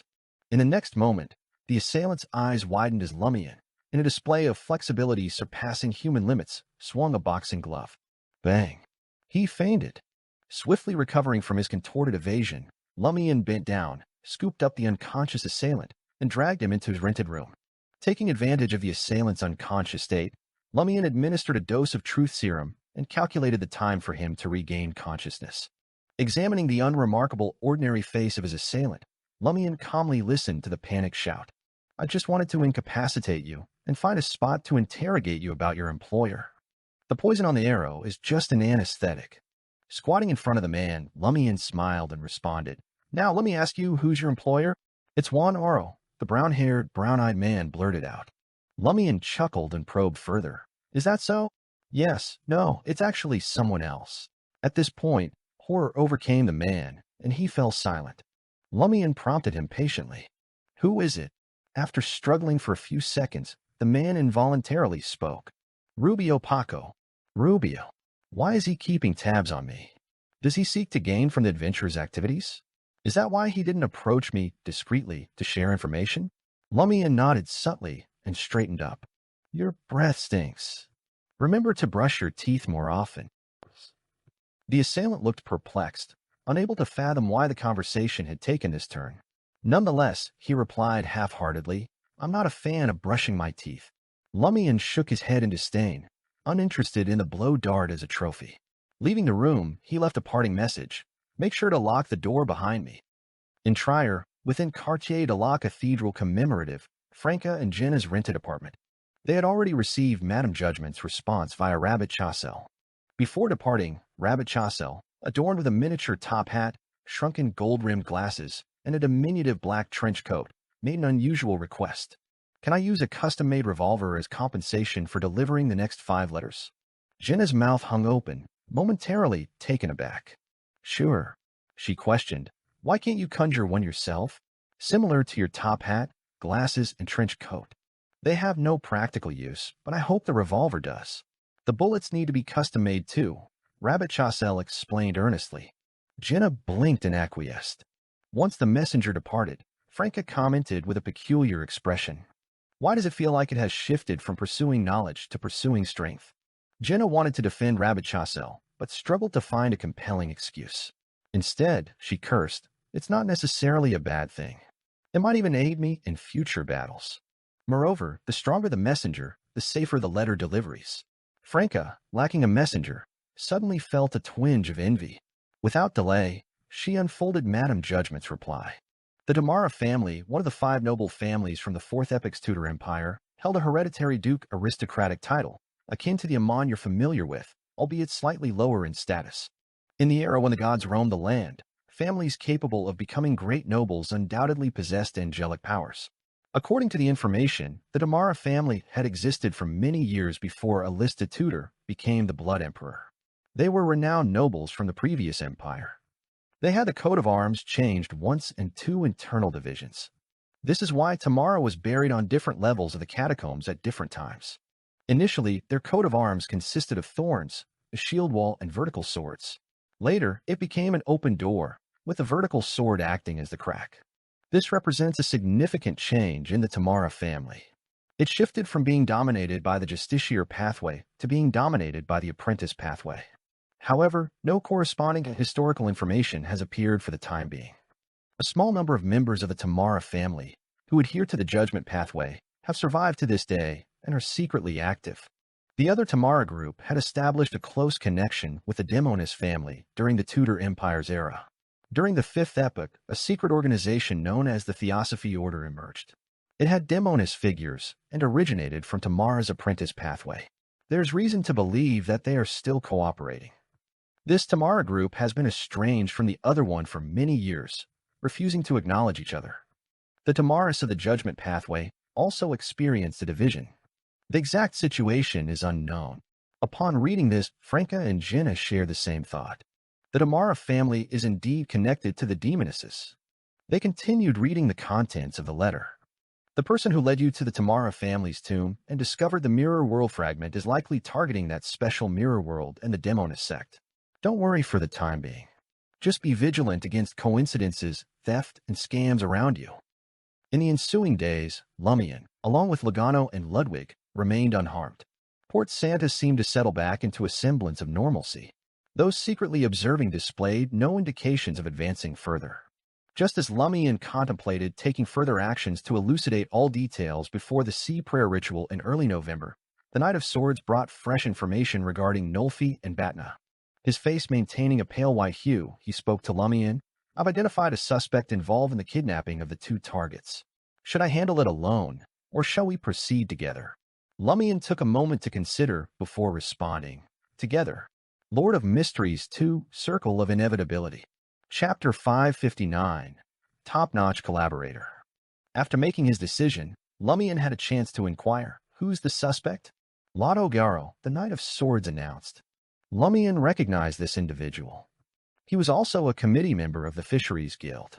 Not only did he own shares in 3 large fishing boats and the Port Santa Fisheries Company, but he was also involved in shipbuilding, ice production, and other industries. Someone in his family had already married a maiden of the sea over 100 years ago. Lumian asked thoughtfully, what's Lotto Giaro's connection to Balancat Ship Rental? He's a creditor of the company and has arranged employment for many relatives there. The Knight of Swords replied succinctly. It all adds up. Lumian nodded in agreement and paused to reflect. Let's convene at the crossroads of St. Lana Street and Golden Wheat Street. How about meeting in 3 minutes? He had never set foot in Lotto Giaro's extended family estate, so he lacked the corresponding spirit world coordinates. His only teleportation option was St. Lana Street, relatively close to their target. He needed to utilize spirit world traversal discreetly to evade any surveillance. Sure. The Knight of Swords dissolved into transparency and disappeared instantly. Lumian spent 2 minutes hydrating, donning a vest and a straw hat. Only then did the faint glow of the black mark on his right shoulder illuminate. In an instant, his figure vanished from the shrouded room. At the crossroads of St. Lana Street and Golden Wheat Street, Lumian materialized from a concealed corner. The Knight of Swords, now sporting disheveled brown hair, a switched flaxen color shirt, and a dark brown vest, stood at the fringe of the crimson moonlight. His pallid face and oppressive eyes hinted at an underlying transformation, as if he could shed his human guise at any moment, revealing a monstrous form fueled by pent-up desires. While others might miss these subtleties, Lumian, being an ascetic, possessed a heightened sensitivity to such situations. The Temperance faction, indeed. Lumian mused at the Knight of Swords' appearance, entertaining a whimsical thought. Bro, ever considered embracing inevitability? As an alms monk or an ascetic, you'd spare yourself from enduring so much. Of course, Lumian merely toyed with the idea and wouldn't actually propose it. Without the right strokes of luck, the boon of an evil god could gradually corrupt beyonders within the potion system, eventually transforming them into humanoid monsters aligned with the evil deity. Nevertheless, his musings hinted at the potential synergy between specific sequences of the boon system and potion system. Let's proceed. As the Knight of Swords remained silent, Lumian took the lead and spoke. The Knight of Swords nodded, and they followed the shadows along the street, turning into Golden Wheat Street at a measured pace, heading north. Soon, they reached a 5-story building resembling a small castle. Observing the illuminated windows and grayish-blue outer walls, the Knight of Swords pointed at a specific glass pane, noting, "That's Lotto's bedroom. He and his wife sleep in separate rooms. The gathered intelligence is impressively detailed." Lumian acknowledged silently and inquired, "What's your plan?" "Sneak in and take control of the target," the Knight of Swords responded succinctly. "Isn't that a bit too straightforward and crude? The Gyaro family likely employs more than just ordinary Beyonders. Some members may have gained powers through the sea prayer ritual." Lumian recalled the unique characteristics of Wraith and assessed his capabilities. With one hand in his pocket, he casually remarked, "Okay."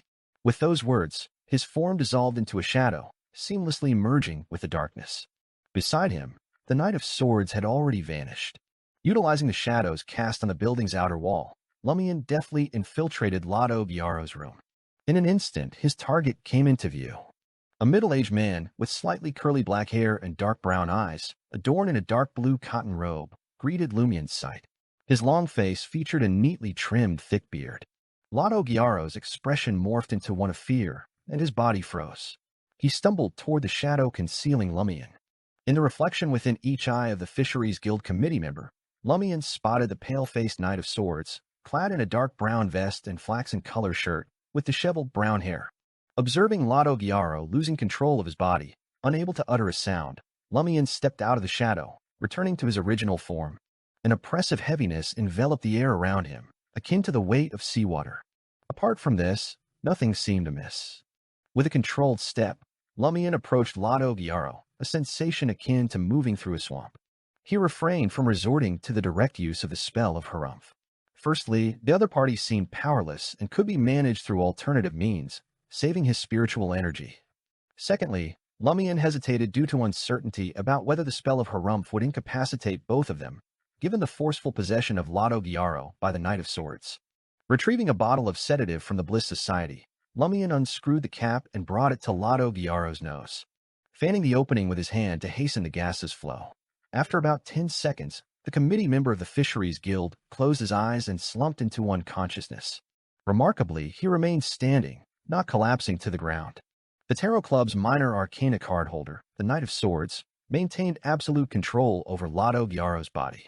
This is even simpler than employing teleportation and the spell of Harumph. I've faced numerous Beyonders before, but never have I subdued one without laying a hand on them. I strolled up casually, administering the sedative. A Wraith truly stands as an exceptional ally, capable of harmonizing with any sequence of any pathway. Yes, a Wraith remains impervious to anesthetic gases. The Bliss Society's sedative had no effect on him. As Lumian observed the noiseless resolution, he almost felt as if he hadn't partaken in the skirmish at all. He returned the Bliss Society sedative to his concealed pocket and retrieved a canister of truth serum. Seizing the moment, he administered nearly a third of it to Lotto Gyaro. Sensing that the sedative's impact might be short-lived on Beyonders with unknown traits like Lotto Gyaro, he hastened to complete his preparations before the target regained consciousness. Within 20 to 30 seconds, Lotto Gyaro's eyes fluttered open. First, he encountered Louis Berry, the adventurer in the golden straw hat, adorned with a faint smile. Subsequently, he discovered himself seated on a chair at some indeterminate moment, facing the divan in the bedroom. Lotto attempted to scream, but his vocal cords rebelled, rendering him motionless. "Have you grasped your situation?" Lumian reclined on the sofa, placing his right foot on his left knee. He spoke in Intijan. Fear etched across Lotto's face, rendering him unable to nod or respond. While he possessed certain abilities, Lotto was certain they wouldn't suffice against the adventurer Louis Berry. They would likely result in a renewed coma or a swift lightning strike. "What do you want?" Lotto suddenly inquired. He too knew Intijan. Attempting to raise his hand in surprise to touch his neck, he found himself immobilized. Lotto Gyaro lapsed into silence. With a smile, Lumian responded, "I have a few questions for you. Answer them satisfactorily, and I might consider letting you live until tomorrow to assist me in spreading the word about this affair." Lotto remained silent for a moment before consenting. "What do you want to know?" Lumian casually shook his right ankle. "Are Nolfi and Batna with you?" "Yes," Lotto responded with a strong inclination to divulge information. They're locked up in the basement. They're still alive. I just want to use them. For what? Lumian inquired, intrigued. Lotto's lips trembled as he explained. I intend to use them to lead you to the location of the sea sacrificial ritual and guide you to rent a boat there. So, you're the one who wrote that note? Lumian exclaimed in realization. How do you plan to guide me?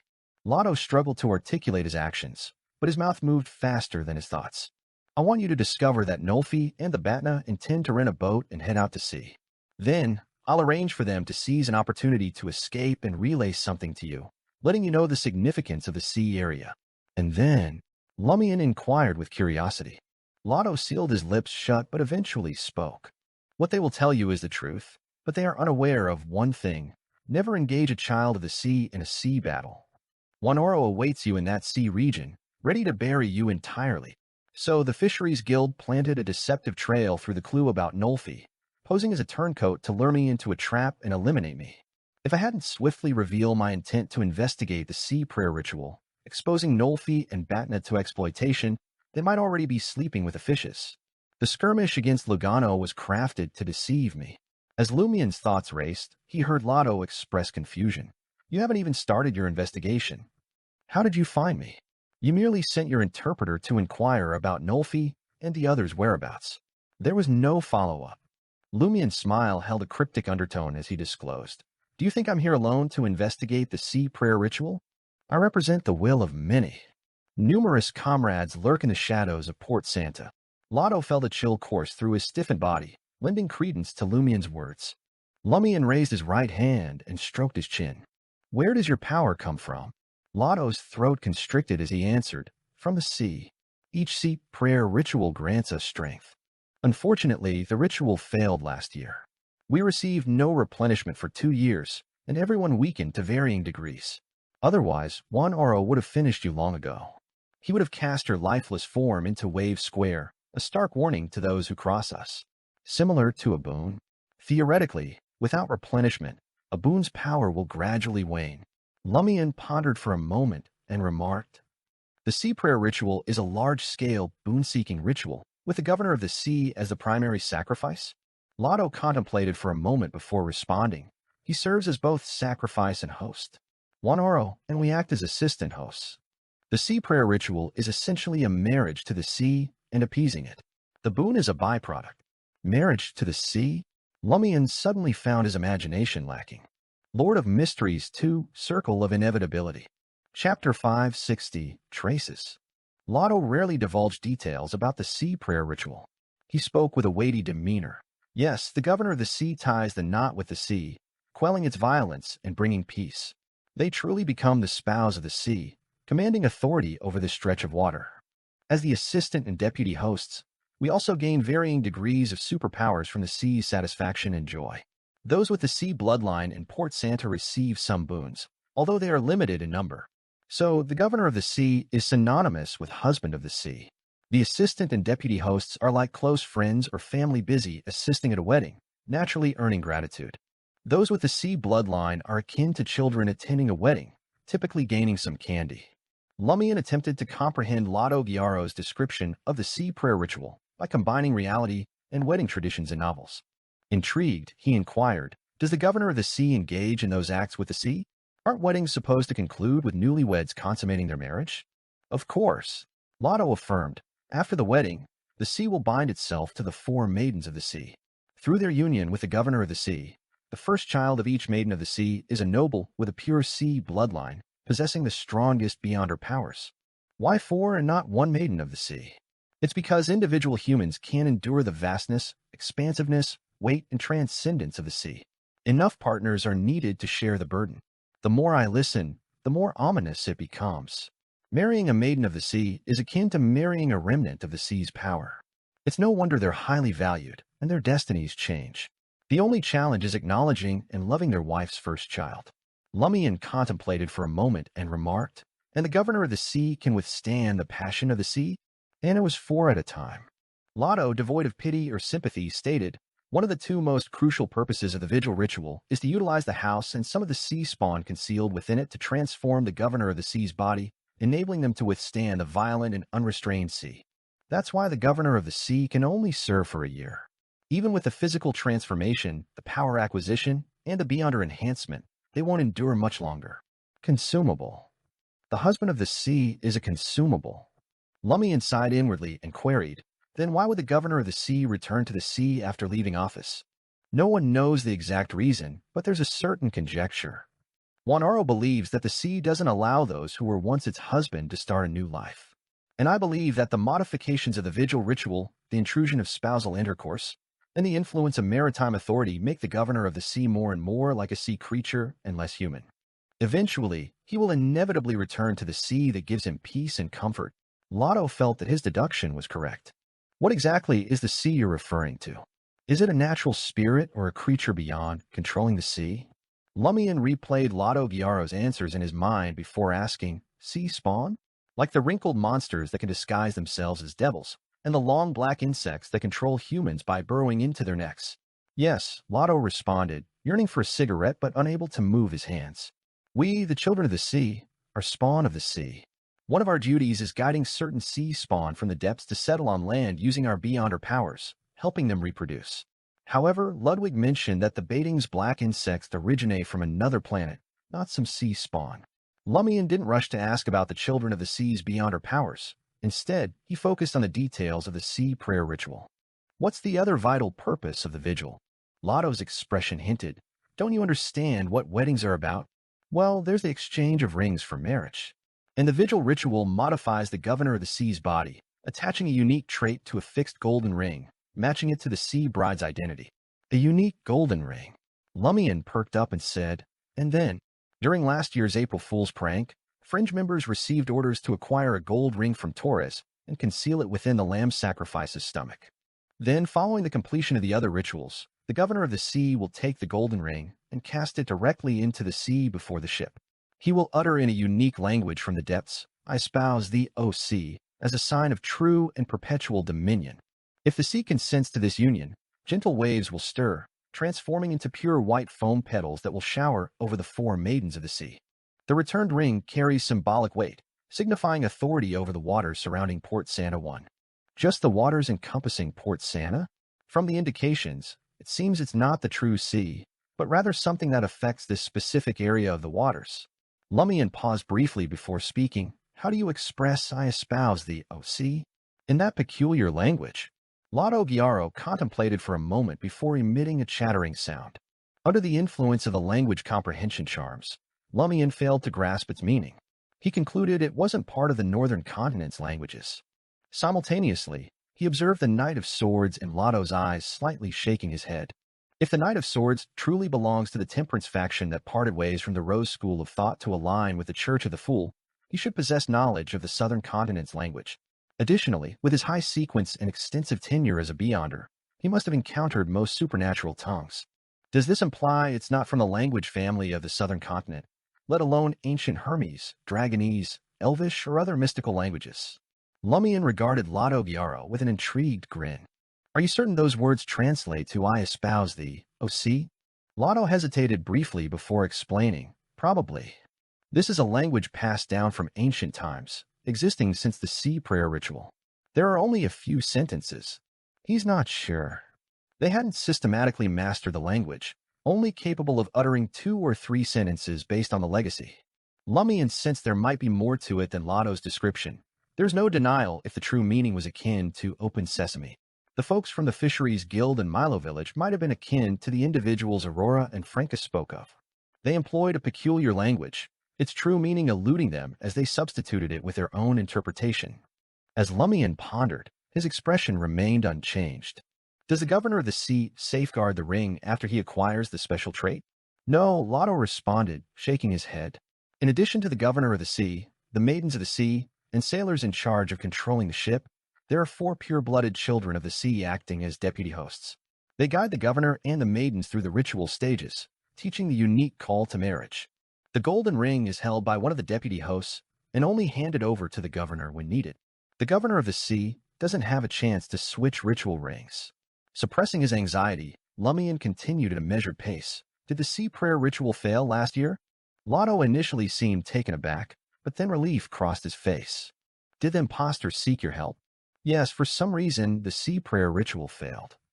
The sea's rage claimed the lives of the governor of the sea and the 4 children of the sea serving as deputy hosts. Only the maidens of the sea and some sailors survived. The 4 deputy hosts are dead. Just as Lumian uncovered clues about April Fools, he sensed the link had been abruptly severed. The individuals with the best chance of substituting the ceremonial ring had all perished in the unsuccessful sea prayer ritual. Lumian thought for a moment before inquiring, what happened to the surviving maidens of the sea and sailors? They're still alive, but under strict surveillance. Realizing that the failure to last year's sea prayer ritual was exposed, Lotto, not dwelling on the survivors' details, continued, "We arranged marriages for the 4 maidens of the sea who lack actual sea powers with ordinary family members. Though it won't bring about a beyonder-level change, it has its benefits." The sailors from Milo Village receive some benefits from Juan Oro, but are restricted from leaving Milo Village until this year's sea prayer ritual succeeds. Shifting gears, Lumian asked, "Did the sailors transport the sacrificial lambs and other offerings for the marriage to the sea to the deck?" "Yes." Lotto nodded. Sailors handle such cumbersome and laborious tasks.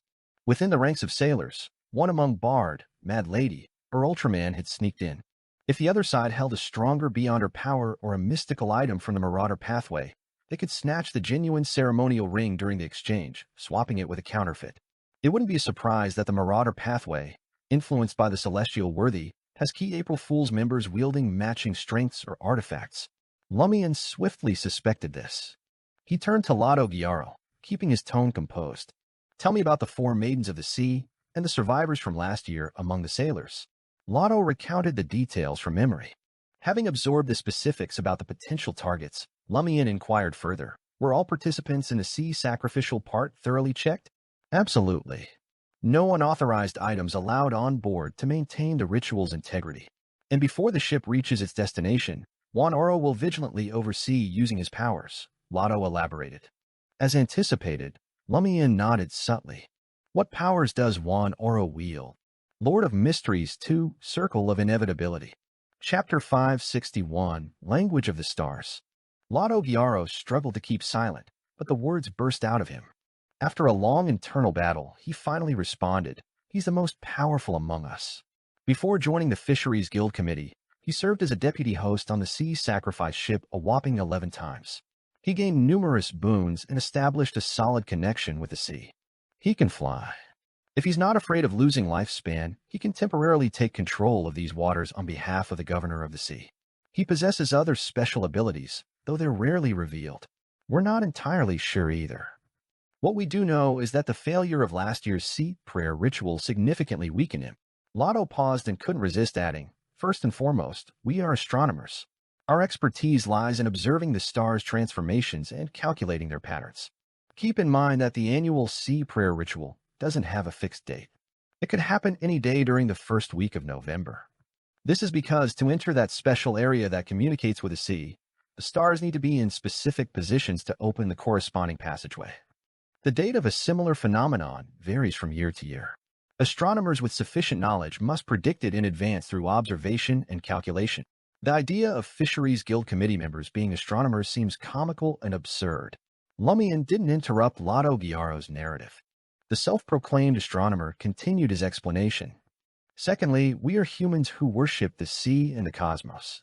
We can receive revelations and guidance of fate from the changes in tides, the waves of the sea, and the trajectories of the stars, avoiding danger and making the right choices.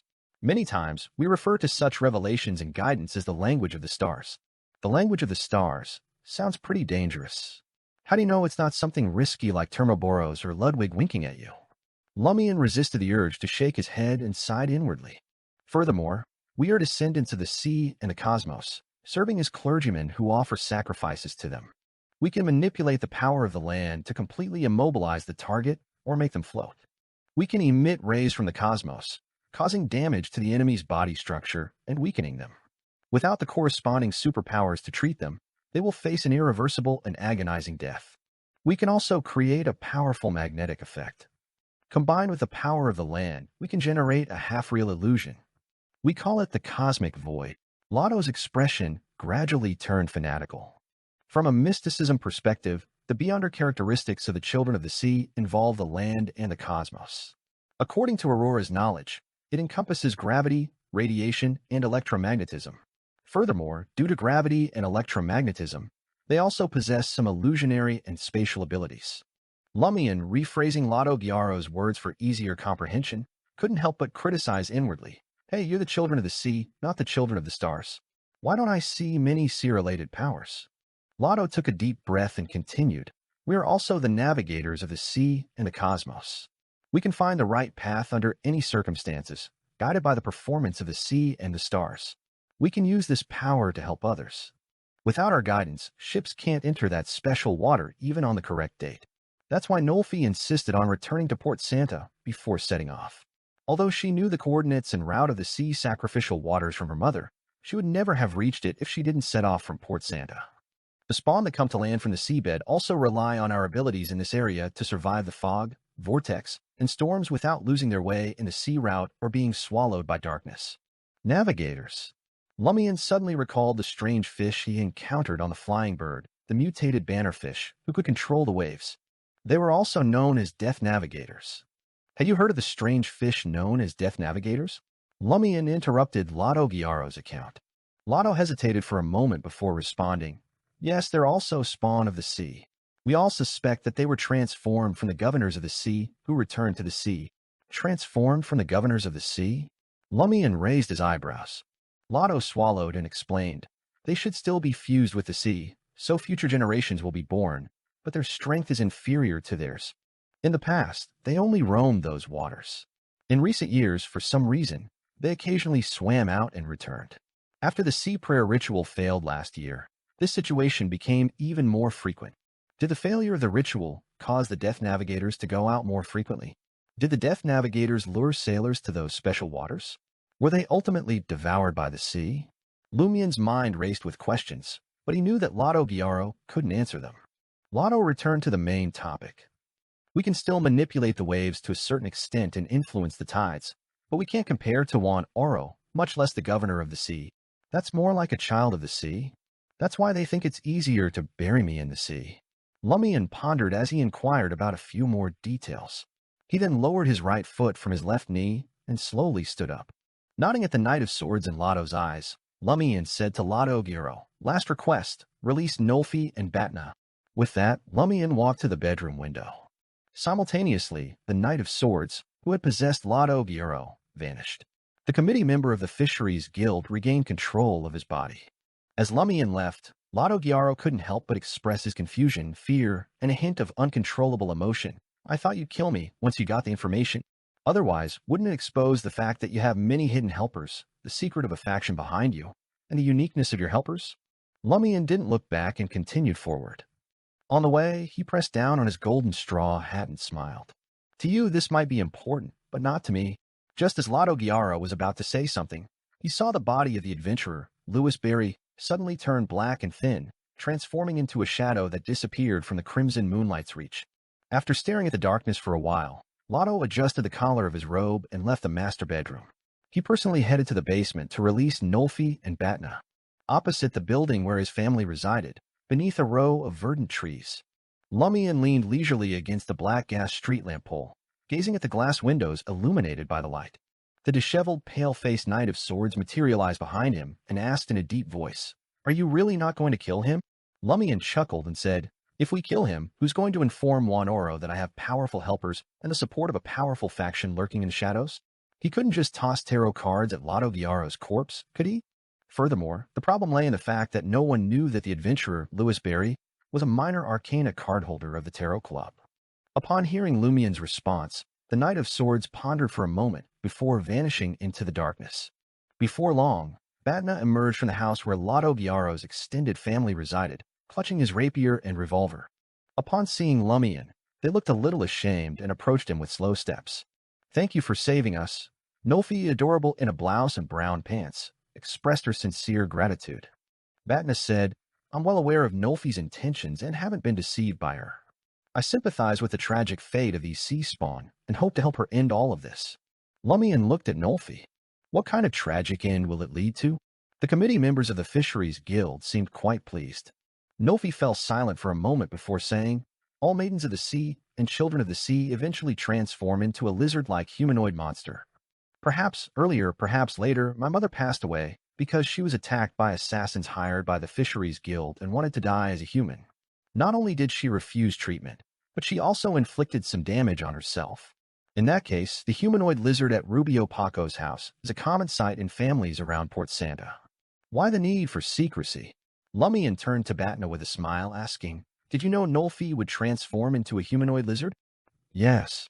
Batna expressed that he didn't mind.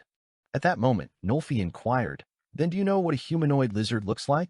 As she spoke, the rather attractive female adventurer's eyes widened. Shimmering illusory scales appeared on her body, and her skin transformed into that of a snake. Batna jumped in fright, taking a step back involuntarily.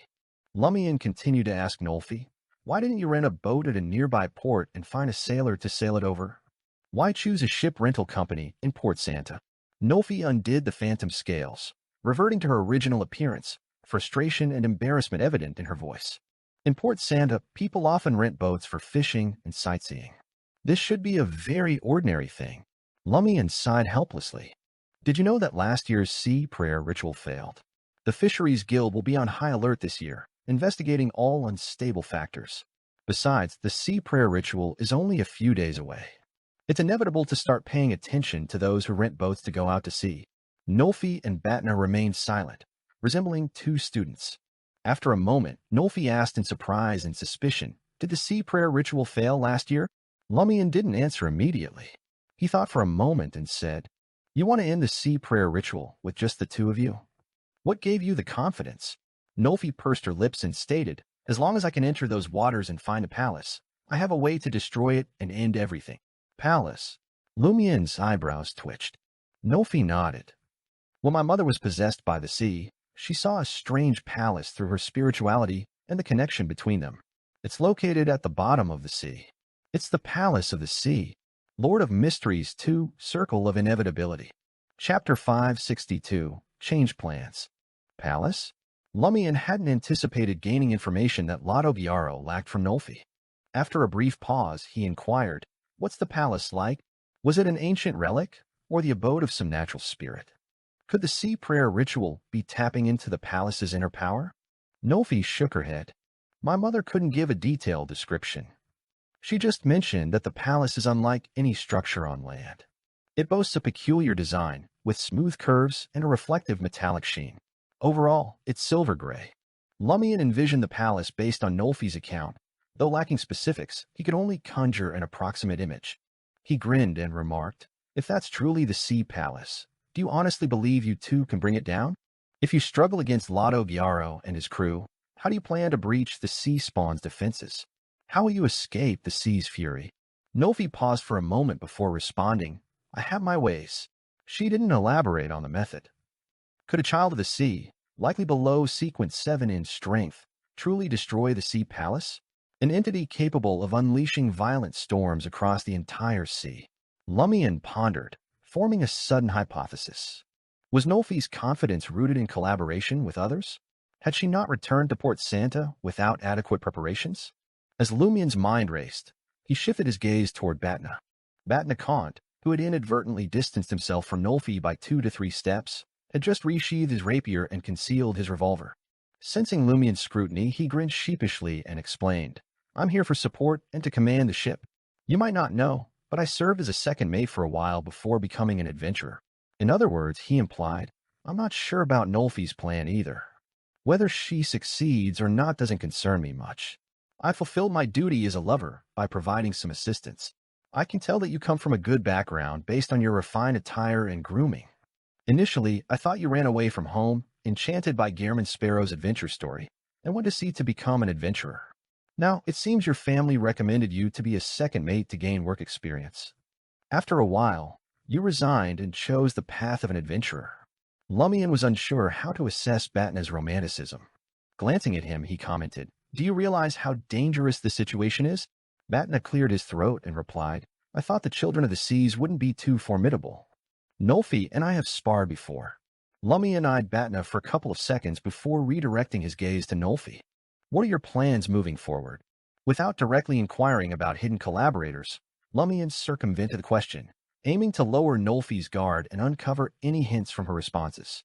Nolfi pursed her lips and said, We've been exposed and targeted by the Fisheries Guild. Our original plan is no longer viable. I intend to lay low until the sea prayer ritual concludes. Why not just leave?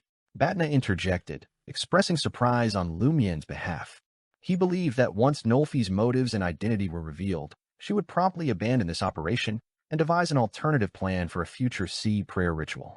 Nolfi fell silent for a moment before revealing, if the sea prayer ritual succeeds, and I'm still in Port Santa, being a child of the sea with a relatively pure bloodline, I should be able to gain a certain boon. She paused, briefly gazing at the ground. Although it might hasten my transformation into a humanoid lizard, it can also enhance my strength. A subtle sorrow lingered in her words. Batna stared blankly, his mouth agape, but no words escaped him. Lumian raised his hand, adjusting the golden straw hat on his head. Using a well-known line from the Adventurer series, he remarked, "This is both a blessing and a curse." As Louis Berry prepared to depart, Nolfi once again expressed her sincere gratitude. "I don't know how to express my gratitude. If you need any help, feel free to come to me. You can find me too," Batna chimed in. Caught between staying with Nolfi or leaving Port Santa, he hesitated. Lumian's gaze swept across their faces, and he suddenly smiled. "Coincidentally, I have something for you two to do." Nolfi was taken aback but nodded gently. "Just shoot." Having bid farewell to Nolfi and Batna, Lumian stealthily returned to Solemn Motel from the shadows. Emerging from the darkness in the corner of the master bedroom, he found the Knight of Swords standing by the curtains, silently observing him under the crimson moonlight. "Why do you always appear like a scene from a ghost story? Is this a wraith trait or a manifestation of the potion's influence?" Lumian critiqued, expressing gratitude. "Thank you for your assistance." The Knight of Swords remained silent. He looked at Lumian and inquired, "After controlling Lotto Giaro, it seems you've altered your original plan?" Lumian chuckled. "You're quite perceptive, but I changed my mind perhaps a little earlier or later than the moment you specified." He responded with a hint of a charlatan's demeanor and elaborated with a smile. "How can an original plan be executed without any changes? That's not the mark of a conspirer, but an omnipotent and omniscient one. During the planning process, one must adjust their approach based on feedback, new information, and changes in the situation, while ensuring the true motive remains intact. Hence, concealing his true motives was crucial. It was akin to the many paths between the starting point and the end, with often only one true conclusion. This point was the most vulnerable to blockages and ambushes. The Knight of Swords listened quietly and then silently vanished by the window. Lumian allowed himself to relax, washed up, and retired to bed, sleeping soundly until 6 in the morning. Following breakfast provided by the motel, he directed Logano to take Ludwig to the streets for some snacks. Observing their departure through the closed door, Lumian returned to the master bedroom, where the curtain still hung. In the dimness, he pulled out the armchair from the desk and settled in. After an indeterminate period, he suddenly noticed glimmers in the depths of the darkness. He felt himself suspended in midair, devoid of solid ground beneath his feet or a backrest behind him. Lumian maintained a stoic expression as he gazed into the profound void with a cosmos-like backdrop.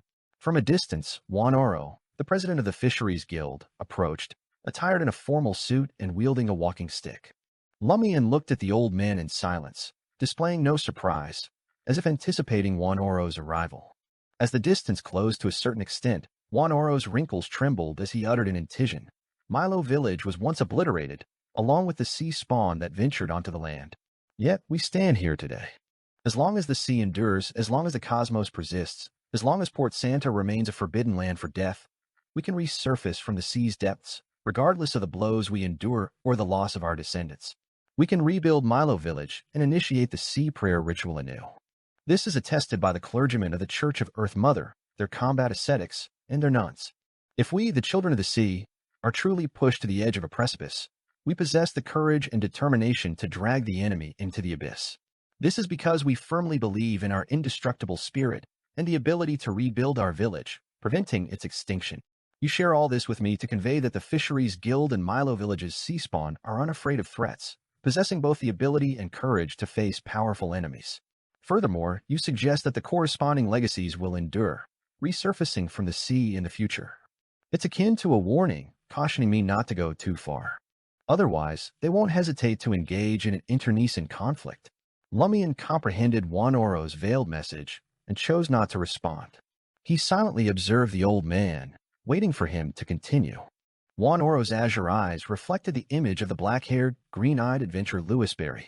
In a resonant voice, he questioned, "What do you and the forces supporting you desire?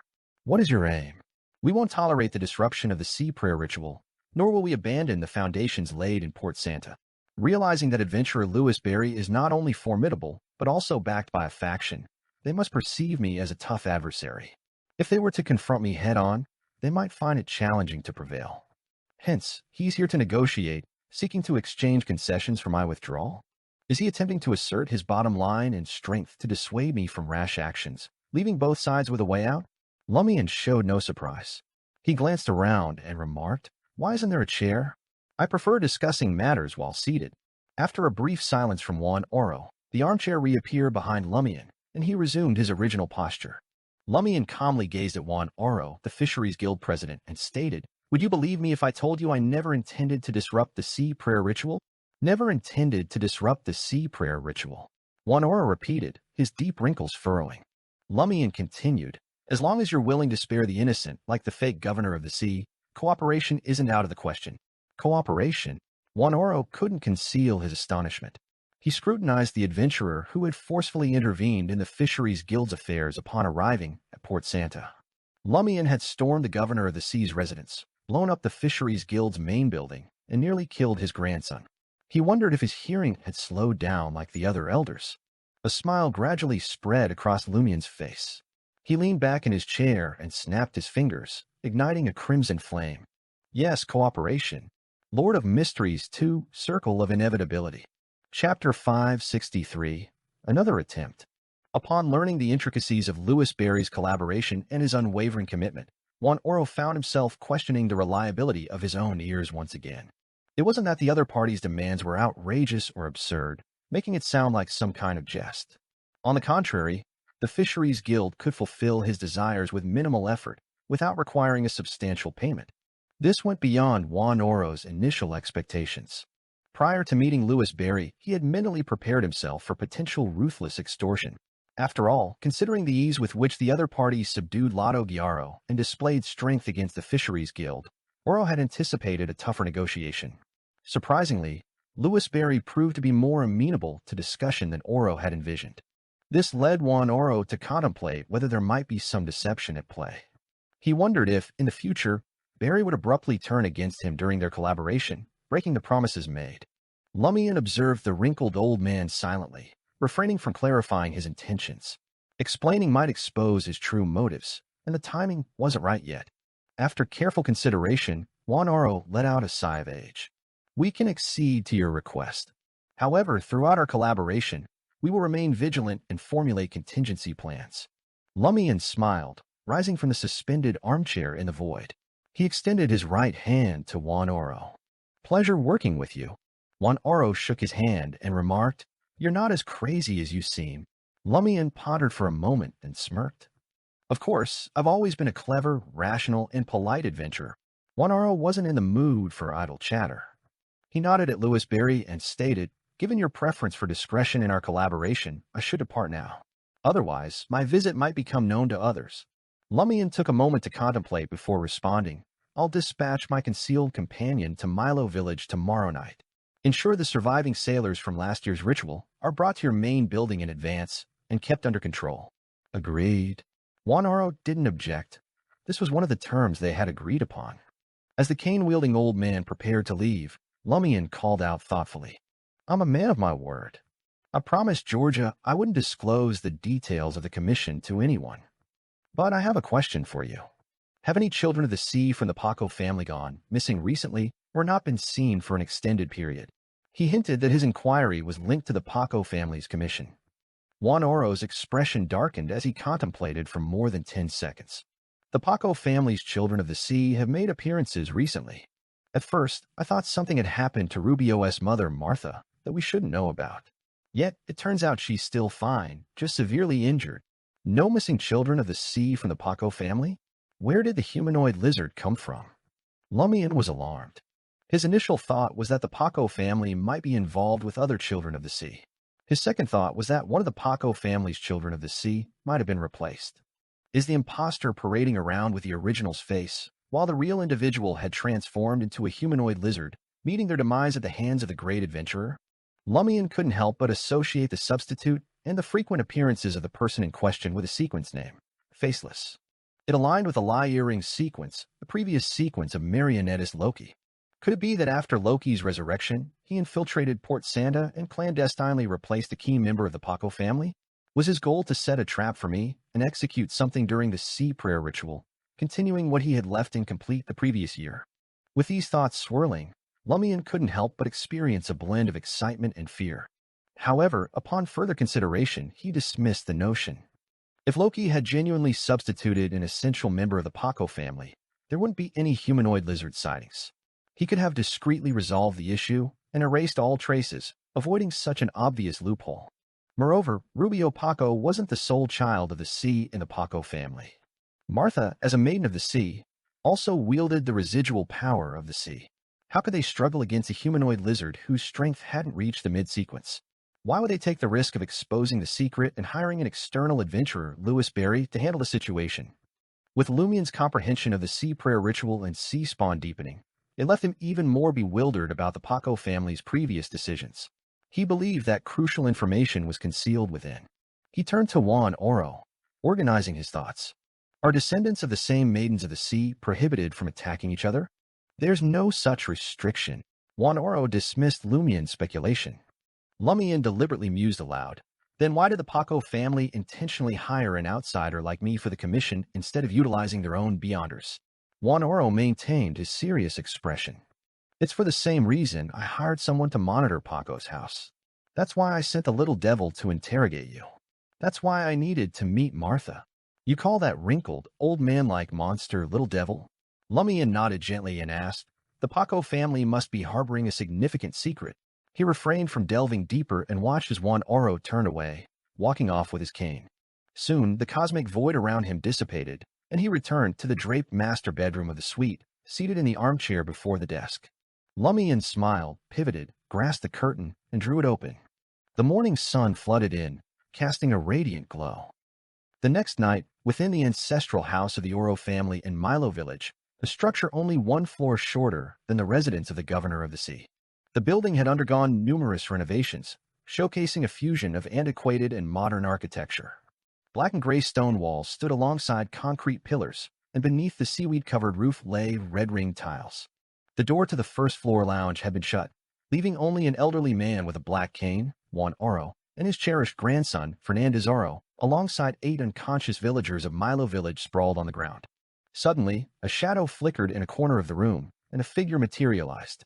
Standing just over 1.7 meters tall, the figure possessed an ordinary face and sported a brownish-green short-sleeved shirt, loose brownish-yellow pants, strapless leather shoes with vents, and a short circular felt hat. "Who are you?"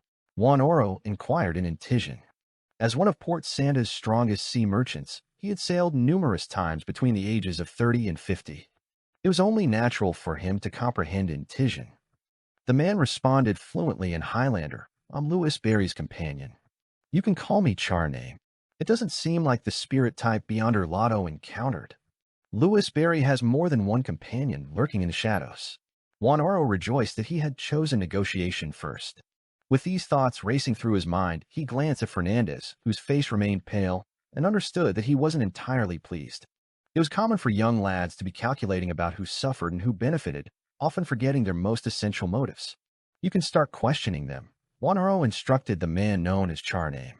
"Over the past year, we've employed various methods to determine if they're lying or not. We've even exploited the uniqueness of other sea spawn. All the results indicate that they've told the complete truth and concealed nothing. The failure of the sea prayer ritual has nothing to do with them." Charname's lips curved into a smile as he replied, "How would I know if I don't give it a shot myself?" Approaching the unconscious sailors, he retrieved a dagger and stabbed their fingertips one by one, smearing the corresponding blood on various spots on the back of his hand.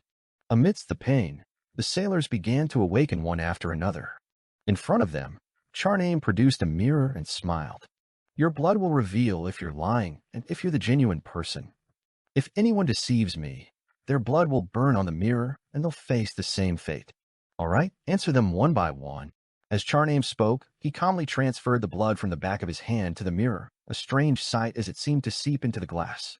The sailors glanced at Juan Oro, realizing this was another investigation into the cause of the sea prayer ritual's failure last year. Skillfully, they recounted their experiences, leaving no details omitted. After hearing their accounts, Charname asked thoughtfully, "Were you and Sulla responsible for transporting the lamb sacrifices?" "Yes," all the sailors replied in unison. Charname pressed on, "Did they both perish during the sea prayer ritual?" The surviving sailors nodded, confirming that their two companions had been thrown overboard in the tidal wave of the failed ritual, never to surface again. Turning to Juan Oro, Charname inquired, "Do you have any belongings from IRU and Sulla? Clothes they've worn many times, toothbrushes not discarded, and the like. I want to try summoning their spirits." Although most of their spirits would have dissipated over the past year and can't remember effective information, the state of their spirits can reveal certain things, such as deep resentment and hatred. Juan Oro shook his head. "We attempted it after the sea prayer ritual. We couldn't summon their spirits. Those consumed by the raging sea would have their spirits devoured as well." Charname chuckled and suggested, "Let's give it another shot. There's nothing to lose by trying."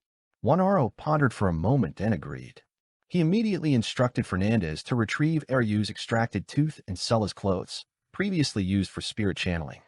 Then, they observed as Charname set up the altar and initiated a summoning ritual. "Ah, I summon in my name." The sailor of Port Santa's Milo village, a man named Aryu Adela, the owner of this tooth. A gust of wind blew, and the altar's candle flame took on a dark green hue. A blurry figure quickly materialized. Success? He actually succeeded?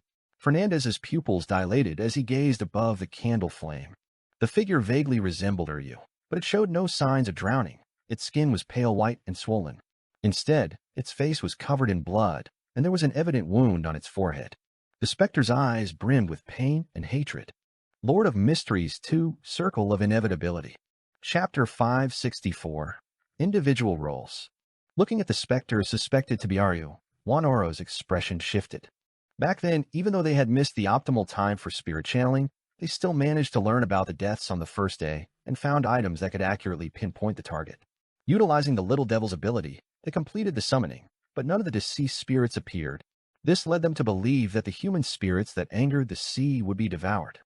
No further attempts were made. Nearly a year later, the summoning had actually succeeded. Moreover, it appeared that Aryu hadn't drowned at sea, but had been shot.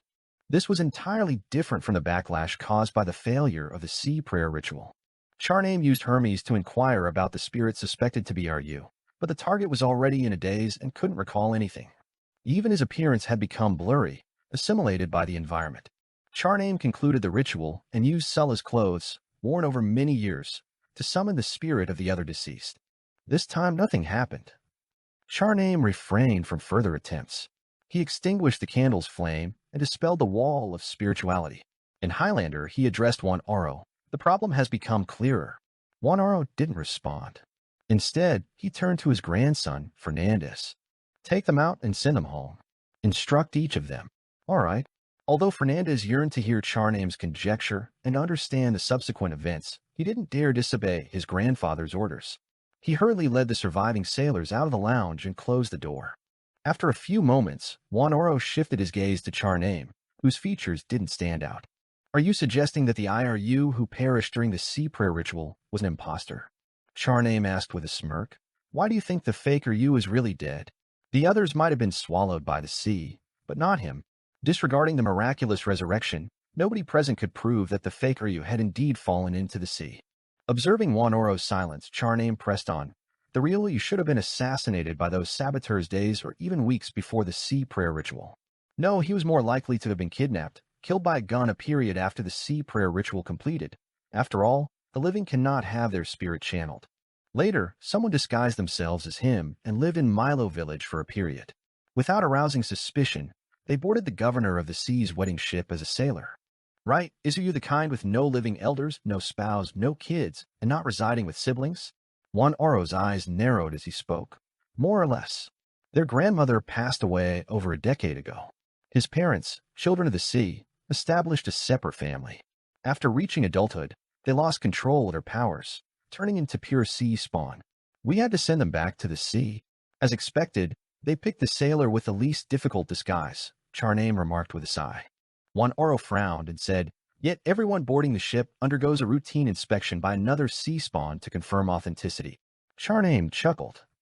As you said, it's a routine inspection, and in this world, many disguises require specific methods or deeper identification to uncover. Wanoro nodded solemnly. Charname kindly suggested with a hint of flaunting. Next time, it might be wise to draw blood from everyone boarding the ship and compare it to their closest relatives.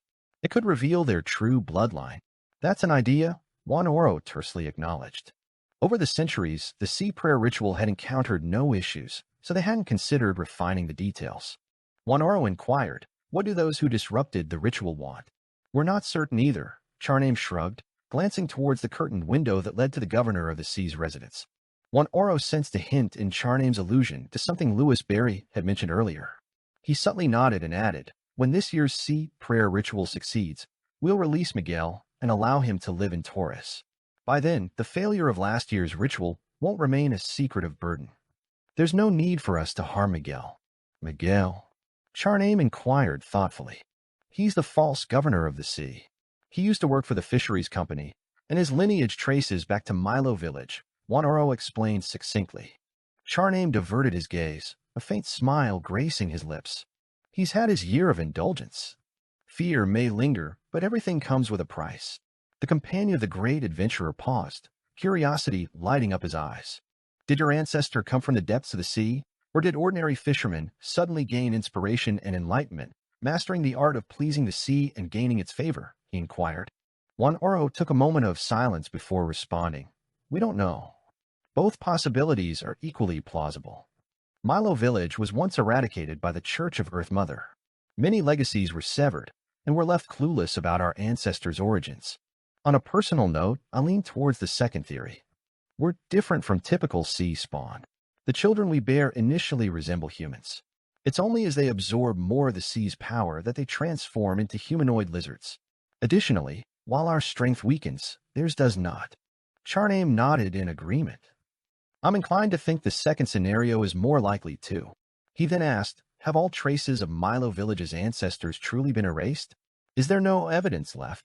Wanoro studied Charname for a moment before revealing, there's some residual evidence in the underground chamber of the governor of the sea's residence, but it's just symbols and patterns. They're meaningless and indecipherable. If you want to see them, wait until the vigil ritual. But aren't you concerned about the risk of exposing our collaboration by going to the governor of the sea's residence now? Fair point. After obtaining other details, Charname abruptly receded into the shadows in the corner and vanished. Wanoro watched as the great adventurer's companion disappeared and released a slow sigh. He sensed a storm brewing around Port Santa. In the master bedroom of the fifth-floor suite at Solemn Hotel, emerging from the shadows, Charname adorned the silver lie earring behind his left ear. His eyes swiftly transformed, becoming as clear as a lake, and his flaxen-tinted hair cascaded over his shoulders. Franca, still radiating astonishing charm despite her male attire, tossed the earring back to Lumian. She retrieved a black rubber band from her pocket and tied her long hair into a high ponytail. I've discovered traces of Bard, the demoness of pleasure exclaimed with joy. Why Bard and not the other two? Lumian sat in an armchair in front of the desk, tightly drawn curtains behind him. Deliberately returning to Trier and bringing Franca to Port Santa for her assistance, Lumian believed himself inferior to the demoness of pleasure in divination and spirit channeling. Rather than wasting the truth serum, he sought Franca's direct help. Additionally, he wanted Franca to assume the guise of his other identity, completely separating him from the adventurer Louis Barry. This would enable him to deceive those secretly monitoring him, potentially execute future deceptions. Franca shared her findings from the spirit channeling today and the completed conversation. The fake RU must first possess powers akin to a faceless, followed by adept thieving skills. Long ago, I know someone mentioned that Bard is a Sequence 6 Prometheus of the Marauder pathway. It's highly likely he's even stronger now. If others hadn't confirmed that Loki wasn't involved in last year's sea prayer ritual prank, at least not openly, he would have been the most suitable to impersonate you. Now, the probability of IRU being Bard is higher. As a mid-sequence Marauder Beyonder, perhaps he possesses an item similar to Lie. Maybe he prayed to that celestial worthy, undergoing a change in physique and appearance. Additionally, he could be imbued with mystical anti-divination and anti-prophecy traits. Marauder is one of the three pathways most easily influenced by celestial worthy. Lumian listened quietly, and a smile gradually formed on his face. Bard's role and purpose in last year's ritual are essentially clear. He disguised himself as a sailor, boarded the ship, stole the genuine ceremonial ring, and replaced it with a fake one. Then he willingly leaped into the sea, feigning his death to make his escape. Lumian paused briefly before continuing. The question now is, what roles did Mad Lady and Ultraman play in this matter? So far, their presence doesn't seem to affect the final failure of the sea prayer ritual. Franca pursed her lips and paced back and forth. Mad Lady might handle receiving and communication. For instance, after Bard jumped into the sea, she could teleport over and whisk him away to prevent him from being consumed by the tumultuous sea. Only a traveler possesses such an ability. Ultraman is likely responsible for providing information about the sea prayer ritual and devising the corresponding plan. But that can't be all.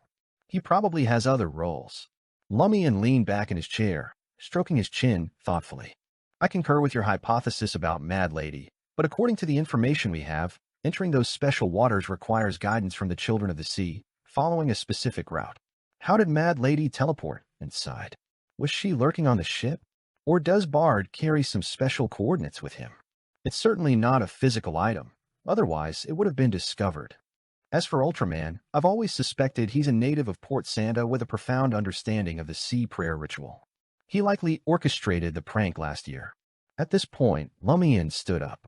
My intuition suggests that if we can uncover Ultraman's actions in last year's prank and identify his role beyond being the mastermind, we can discern April Fool's true motives in this matter. Lord of Mysteries 2, Circle of Inevitability.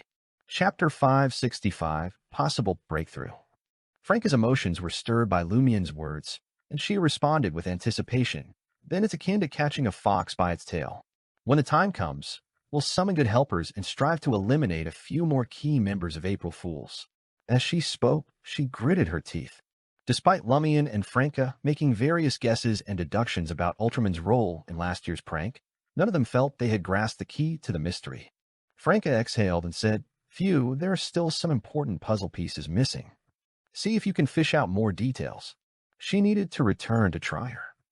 Lumian tersely acknowledged her words and asked thoughtfully, "How's your search for the Tamara family's descendant going?"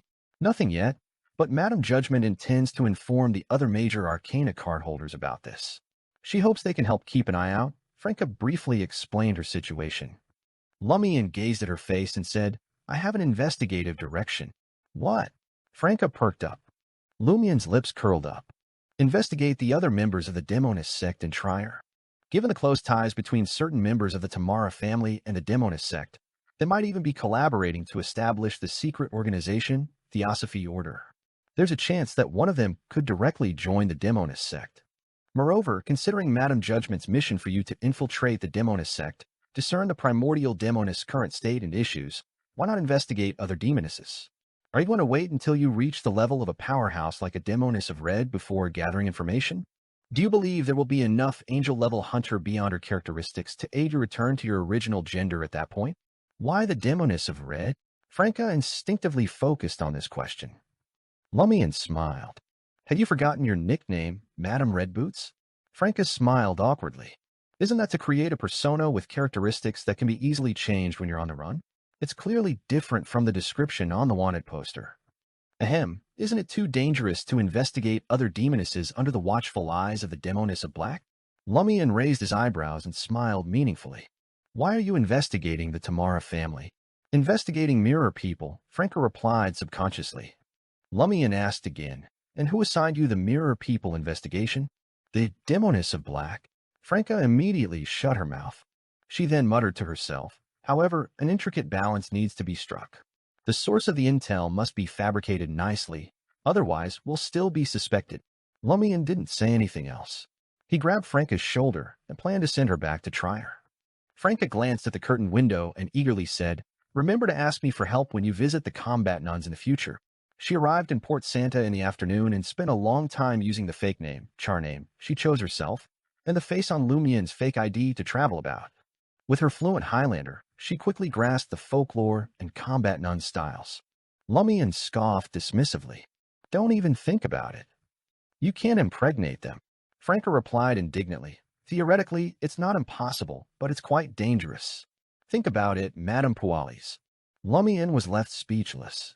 Besides, giving birth isn't the only important thing in life. Franca continued to search for an excuse. Lumian exhaled silently and activated the black mark on his right shoulder. He disappeared from the master bedroom with Franca, who was still talking. In no time, Lumian reappeared at the exact spot he had left. Shaking his head and teasing Franca, he eased back into the armchair. It had to be acknowledged that bantering and joking with friends, free from the need for caution, proved helpful in relieving the pent-up emotions within him. Having regained his composure, Lumian reclined in his chair, sorting through the information on the sea prayer ritual and various rhetoric in his mind. He sought details that might unveil traces of Ultraman's existence and confirm any overlooked issues. As a conspirer, Lumian didn't require jotting down key points on paper. He relied on his eyes to decipher the hints. All the information formed a colossal spiderweb in his mind, slowly weaving and transforming. After a while, he abruptly sat upright. A breakthrough had been unearthed that could expose the essence of the sea prayer ritual. Lumian stood and exited the master bedroom. He spotted Ludwig devouring a crispy potato omelet at the dining table in the living room.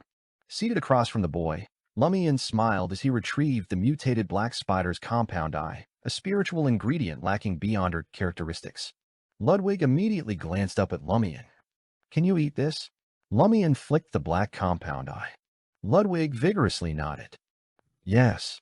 Intrigued, Lumian took out the mystery-prying glasses and inquired, "Can you eat this?" "Not yet," Ludwig honestly replied. "Not yet." In other words, perhaps in the future. Lumian stowed away the mystery-prying glasses and placed the mutated black spider's compound eye on the dining table before him. "I'd like you to translate something.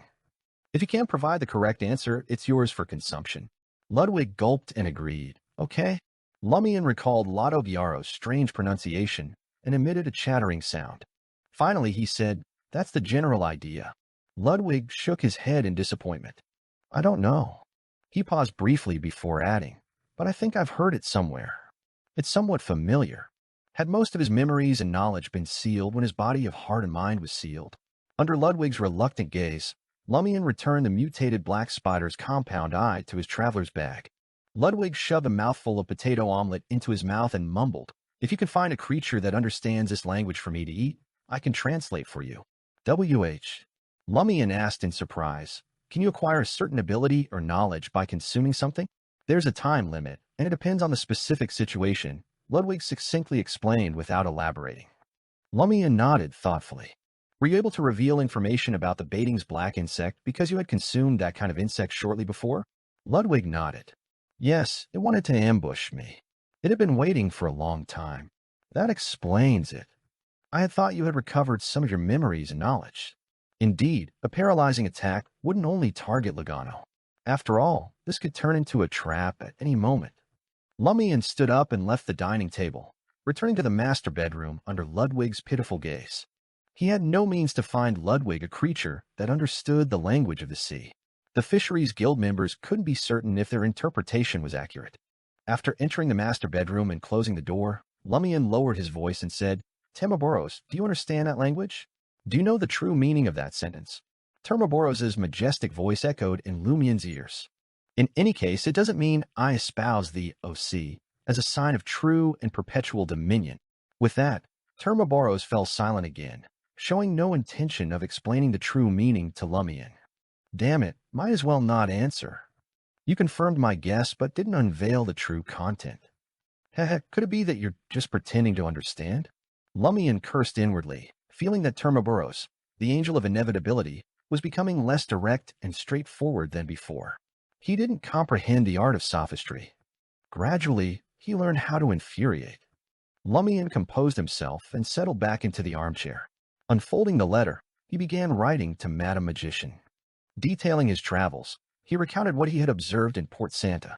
Finally, he pieced together the pronunciation and wrote down the words to the unknown language. He gave the interpretation of what the Fisheries Guild believed, "I espouse the OC as a sign of true and perpetual dominion." Then he made a request. "Madam, have you encountered this language before? Do you know its true meaning?" After folding the letter, Lumian initiated a ritual and summoned the doll messenger. The doll messenger, adorned in a light gold dress, emerged from the candle's flame and surveyed its surroundings. In a menacing tone, it declared, "Don't let that filthy child near me. He's dining outside. He won't enter without my permission." For some reason, Lumian sensed hidden fear in the doll messenger's aggressive words. The messenger nodded in satisfaction. Keep an eye on it. If it acts up, don't feed it. Using it as a substitute name. Lumian smiled and said, if I don't feed him, something even more terrifying might happen. The messenger fell silent for a moment before saying, then feed it more. With that, the doll-like messenger swiftly withdrew the folded letter into the candle flame. Lumian concluded the ritual, extinguished the candle's flame, and gazed at the master bedroom's door. He muttered to himself, it's indeed a dangerous sealed creature. He then retrieved the golden pocket watch from Sal the Ball Breeze and opened it to take a look. Suddenly, he transformed into a shadow, seamlessly blending into the darkness. There was still something to attend to tonight.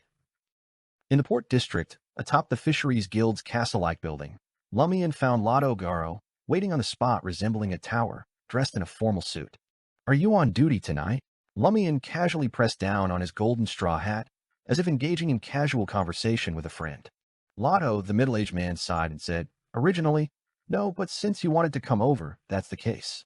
We can't let an old man like the president do it, right? Without further ado, Lumian conjured delayed crimson, nearly white fireballs and hurled them into various corners of the tower. Having completed this task, he waved at Lotto Garo and melted back into the shadows. Lotto approached the tower's entrance, clenching his fists in fear. In just 30 seconds, the crimson, nearly white fireballs exploded simultaneously. Rumble! The entire tower became engulfed in flames, and Lotto, stationed at the entrance, was sent flying by the shockwave. Bright scales had already surfaced on his body to mitigate the damage. Rumble! In less than half an hour, everyone in Port Santa who was well-informed learned something. The Fisheries Guild had been bombed. Lord of Mysteries 2, Circle of Inevitability. Chapter 566, Gathered Clues. Solo Motel. Lumian gazed at the red flames in the port district, tuning in to the distant commotion, anticipating potential visitors. Before long, a knock echoed on the door. Lumian didn't wait for Logano to wake up. He pivoted and strode to the door. The moment he swung it open, Noelia, clad in brown leather armor and a wimple, stood before him. Noelia's expression was as cold as ice. She abruptly raised her hand and uttered ancient Hermes words, "Imprison." Lumian found himself instantly immobilized. Transparent walls or a viscous liquid seemed to encase him, turning him into an insect trapped in amber. In the next second, Noelia unsheathed a straight sword from her back. Simultaneously, Lumian's pants tightened, as if he had grown taller and more robust. An explosive force emanated from his body. The transparent amber restraining him creaked, revealing invisible cracks. With a whoosh, Noelia clutched the hilt of her straight sword with both hands, slicing through the air, carving through the already shaky prison, aiming for Lumian's head. Lumian's right fist, ready to strike, collided with the side of the straight sword, a condensed crimson, almost white flame accompanying the impact. Amidst a deep and controlled explosion, the straight sword slanted, grazing the door frame as it descended to the ground. Taking advantage of the situation, Noelia retreated, sheathed her sword, and inquired in Intision, "Were you the one who blew up the Fisheries Guild?" Upon witnessing this, Lumian refrained from retaliation. His body returned to its normal state as he smiled and replied, "It doesn't matter if I blew it up. What matters is whether anyone can prove it." He understood that Noelia had issued a warning and wasn't truly targeting him. Otherwise, she would have employed other beyond her powers after the imprison instead of slashing with her sword. Noelia, upholding the dignity of maintaining order in Port Santa throughout the year, used a questioning tone typical for various suspects. "Why did you go to such lengths? Why did you cause such a commotion?" Lumian turned his head, signaling Logano, who had awakened at the commotion, to return to sleep in the servants' room. Walking toward the recliner in the living room, he ignored Noelia's question and smiled. "I've discovered something." "Like what?" Noelia entered the suite and closed the wooden door behind her. Lumian motioned toward the divan. "Let's have a seat and talk. I wouldn't want you accusing me of being impolite." Noelia glanced at Lumian and grinned. "What kind of politeness is there without greeting me by pressing your cheek against mine?"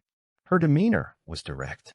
Lumian eased into the recliner and responded to the question. For instance, last year's sea prayer ritual failed. Noelia didn't display surprise. She sat on the edge of the divan, leaning forward slightly to avoid the straight sword on her back from jabbing her. "What else?" Lumian pondered for a moment and casually remarked, "Also, the sea prayer ritual is a marriage to the sea." Furthermore, the governor of the sea is the husband of the sea, and the maidens of the sea embody the sea in the real world. Whether it's the governor of the sea or the maidens of the sea, the offspring they bear are the children of the sea. The first one possesses the purest bloodline. Though Lumian was well aware that the offspring of the women the governor of the sea had slept with were descendants of the sea, whether they were maidens of the sea or not, with his profound mystical knowledge and extraordinary insights, he couldn't help but consider that the governor of the sea having his children on his own was also part of the equation. Few, as expected, the more you know, the easier it is to be corrupted. I wouldn't have thought so in the past. Lumian sighed inwardly. Noelia, in surprise and admiration, sighed. You've made faster progress in your investigation than I anticipated. Most of it pieced together in such a short time. It's been quite a while. My language comprehension charm will expire tomorrow. I wonder how much I'll retain from this enhanced week of study. Lumian grinned and teased. Don't tell me you think my reputation as a great adventurer was just boasting? Claiming a bounty of 300,000 gold rizit for the demon warlock certainly isn't a boast, Noelia diplomatically acknowledged, indicating she didn't underestimate someone capable of hunting down such a target. Content, she nodded and continued. While many Beyonders wield impressive abilities, their intelligence often falls short. They revel in belligerence and flaunt their might, but you're not one of them. Still, I must caution you not to push too far. Despite understanding your true motive for stirring up this commotion, we must uphold peace and order in Port Santa. Don't make things difficult for us.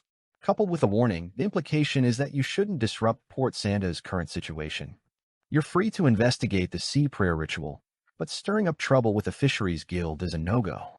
What exactly does your Church of Earth Mother aim for? It seems like there's a mixed desire, both wanting and not wanting some actions to be taken. Lumian contemplated Noelia's hint, a smile playing on his lips as he spoke. If you had been more forthcoming, I wouldn't have had to work this hard. Noelia offered a polite yet awkward smile. We lack extensive intel. All I can say is the Church allows the sea prayer ritual and the Fisheries Guild to obtain power from the sea for a reason, unrelated to our ability to solve it. I'm not privy to the reason. Perhaps the Archbishop or our Fertility Order president could shed light. Lumian scoffed and said, Then why allow my investigation of the sea prayer ritual? With a sigh, Noelia replied, Do we need to know? We didn't pry into your true motives for probing the ritual, did we? With that, the combat nun swiftly rose from the sofa, striding purposefully towards the suite's door. After a few steps, she halted, a thoughtful expression crossing her face. There are ancient traces concealed in the basement of the governor of the sea's residence in Milo Village. They might unveil something crucial. It's best to seize an opportunity to investigate. In the subterranean chamber beneath the governor of the sea's residence, according to Franca's account, Milo Village's ancestors had left behind symbols and patterns. Does Noelia suggest these hold vital information? Is the reason for the Church of Earth Mother knowingly allowing the occurrence of the sea prayer ritual hidden in that chamber? If Wanaro isn't deceptive or concealing the truth and isn't engaging in foul play, doesn't that imply that the Church of Earth Mother possesses a deeper understanding of Milo Village's ancestors than their own descendants? It makes sense. After all, they once obliterated Milo Village and eradicated the faction of those ancestors. Over the past 1,000 years, there has been no disruption in the legacy, maintaining a prominent position in the real world. Lumian observed Noelia's departure without pressing further. As he returned to the master bedroom, preparing for sleep, the doll messenger dropped a folded piece of paper, swiftly departing without a greeting. Ludwig isn't that repulsive, except for being a bit ravenous and devouring everything, right? Madam Magician does tend to stay up late. She's quickest with her replies at night. Lumian muttered under his breath as he picked up the response. Swiftly unfolding it, he scanned the contents. Your performance in Port Santa has been impressive thus far. I won't interfere or provide excessive guidance. This is a prime chance for you to further digest the Conspirer potion. I've roughly reconstructed that sentence and read it multiple times. It's not in any language I know presently, but what I can confirm is its lack of natural power. However, it possesses a certain energy. Language can possess such energy. What does this imply? It means that during the sea prayer ritual, it can't serve as a sacrificial language or communicate with Beyonder items, in simpler terms, the sea. So why does the sea prayer ritual work? The key may lie within the ceremonial ring. There's a high chance it has a distinct appearance, peculiar patterns, strong spirituality, and embedded knowledge. The sentence relies on its pronunciation, structure, and energy to activate the ring, making it functional. If you can recreate the ring's state after the vigil ritual, I'm confident I can decode its specific effects and approximate meaning.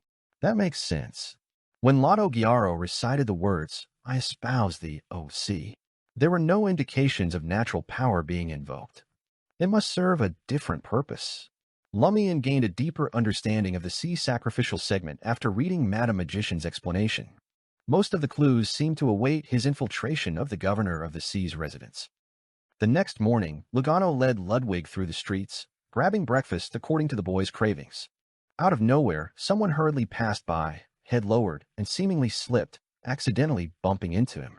Lugano smoothly shifted his body, preventing the person from making contact. He went the extra mile, helping the individual up and hypocritically saying, "Be careful." The man quickly pressed something into Lugano's hand, muttered an apology, and seamlessly melted into the crowd. Lugano glanced down at his palm, revealing a crumpled white post-it note. Unrushed, he didn't immediately read the note. After securing breakfast for Ludwig, he returned to Salo Motel and briefed Lumian. Lumian took the crumpled note, unfolding it with a nonchalant gesture. In delicate handwriting, it conveyed, after last year's ritual, the sea experienced an anomaly. Lord of Mysteries 2, Circle of Inevitability. Chapter 567, Possible Leaker. The failure of the sea prayer ritual last year caused an anomaly in the sea. Lumian couldn't help but interpret it that way after going through the contents. Studying the note in his hand, a familiar fragrance wafted to him. After some thought, Lumian recalled the source, the Paco family's Madame George's perfume. Were they inexperienced or intentionally leaving a trace, implying the Paco family as the source of this information? Lumian mused to himself, recalling the sudden appearance of a humanoid lizard in the Paco family, the severe injuries to Rubio Paco's mother Martha, and the peculiarities surrounding them. Is the core issue the sea's abnormality? Has it weakened the Paco family's beyonders, causing an ordinary person without sea lineage to transform into a humanoid lizard? Perhaps they don't want other sea spawn to know, and were lacking the strength to handle the humanoid lizard, thus seeking foreign adventurers to resolve it? Lumian gained a new insight into the contradictions within the Paco family's commission. Lotto Giaro and Juan Oro hadn't mentioned the sea's anomaly. They only noted the sea's increased violence without the ritual's appeasement, the frequent departure of death navigators from their territory, and the declining strength of the children of the sea.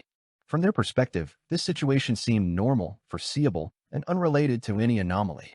Did the anomaly solely affect the Paco family, or did Juan Oro, Lotto Giaro, and others intentionally conceal this matter? Are they guarding against each other? Lumian speculated as he watched the note consumed by crimson flames in his palm. He leaned toward the latter possibility. If the Paco family wasn't unique, the sea's anomaly should have widespread effects, not solely targeting them.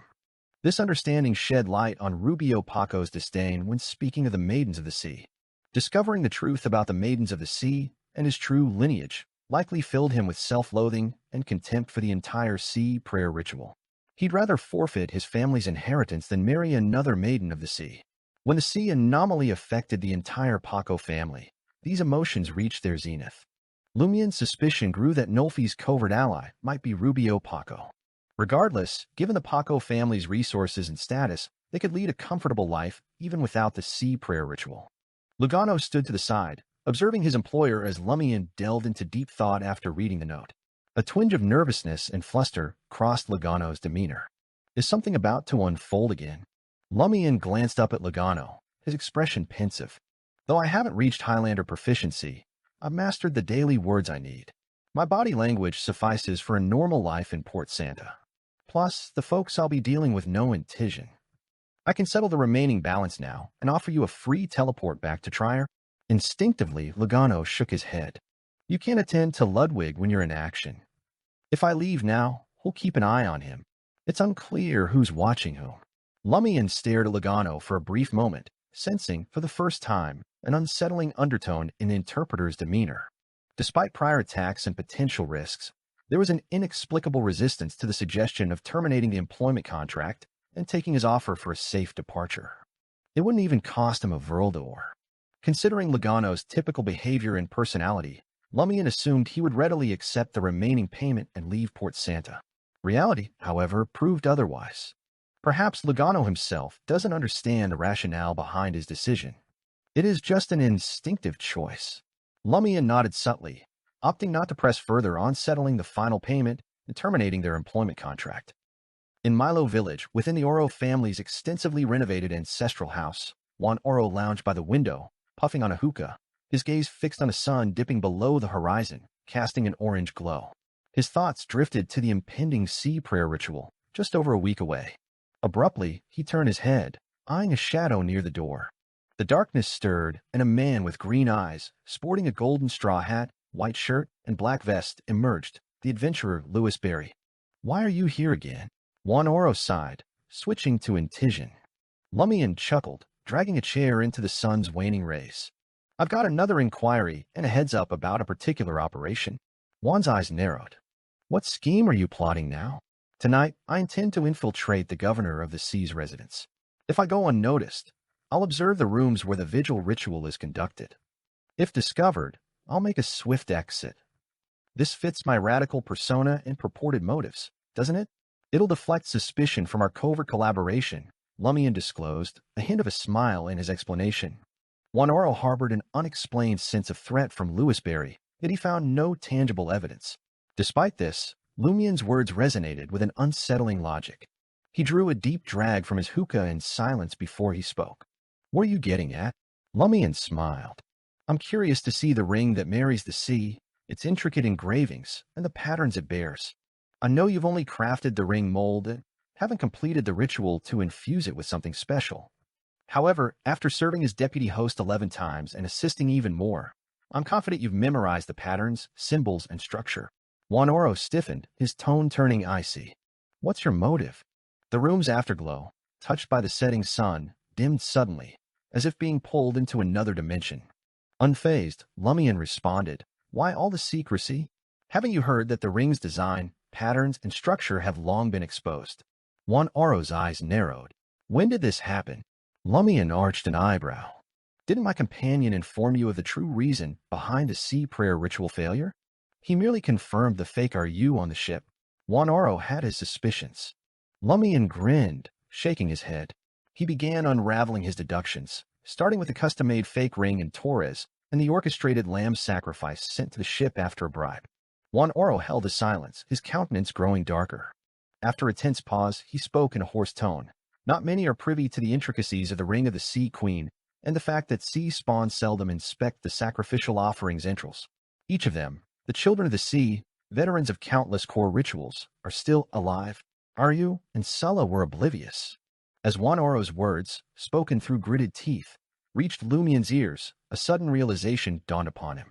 Ultraman is affiliated with the Fisheries Guild, a child of the sea endowed with numerous powers and a distinct status. There's also the possibility that he's manipulated such an individual, establishing a clandestine partnership. Without such a connection, how could April Fools possess precise details about the ceremonial ring's appearance and exploit the sea prayer ritual's supervisory loophole? Even though I know someone mentioned that Ultraman is a sun pathway beyonder, it doesn't rule out his identity as a child of the sea. Transforming into a child of the sea first, and then drinking the sun pathway's potion shouldn't pose an issue. The power of the child of the sea resonates with the cosmos, and the sun and the cosmos are inherently compatible. Is April Fool's true motive for disrupting the sea prayer ritual preparations related to Ultraman, or his collaborator aiming to fully control the power or the palace at the bottom of the sea? Lumian's thoughts gradually clarified. He looked at Juan Oro with a relaxed smile and remarked, "If there wasn't a mole, how could the sea prayer ritual be disrupted so easily?" Juan Oro had harbored similar suspicions for the past year. Lumian's words were irrefutable. After some contemplation with an unpleasant expression, Juan Oro composed himself and stated, "I have to uncover the traitor before the official sea sacrifice." At this point, Juan Oro turned his gaze to Lumian. "I might need your cooperation on something when the time comes." "Oh, you're fishing too?" Lumian replied with a smile. "No problem." Juan Oro set down his hookah and left his seat. He walked to the desk, retrieved a pen and paper, and began sketching. Nearly 10 minutes later, the old man staggered to Lumian and handed him the paper. Lumian glanced at it and recognized 6 designs, representing the front, left, right, back, front, and inner parts of the Ring of the Sea Queen. Each design featured intricate and mystifying symbols and patterns. "It's actually useless for you to obtain it. It won't have any effect," Juan Oro said in a low, raspy voice. "The corresponding sea spawn have to use their special abilities to inscribe them on the ring and corrode them for 6 hours to please the sea and gain her recognition." Lumian nodded and replied, I have no intention of replicating one. He was obtaining it solely to send to Madam Magician for interpretation. He then asked, is this the ring-making segment of the vigil ritual? Is there no other step? There's another step. An assistant host will take the ring to the basement and place it in front of the patterns and symbols representing our ancestors for an hour. This is a show of respect to our ancestors, like greeting the elders before a wedding, Juan explained briefly. After a moment of contemplation, Lumian responded, can you also draw the patterns and symbols representing your ancestors? Juan returned to the desk. This time he completed it in just 2 minutes. Lumian took it and noticed scattered lines and arcs. Many details were missing from the middle, making it impossible to discern its original appearance. Seeing it in person might allow you to make connections easier. Juan sighed again. Lumian nodded. Then I'll infiltrate the governor of the sea's residence tonight.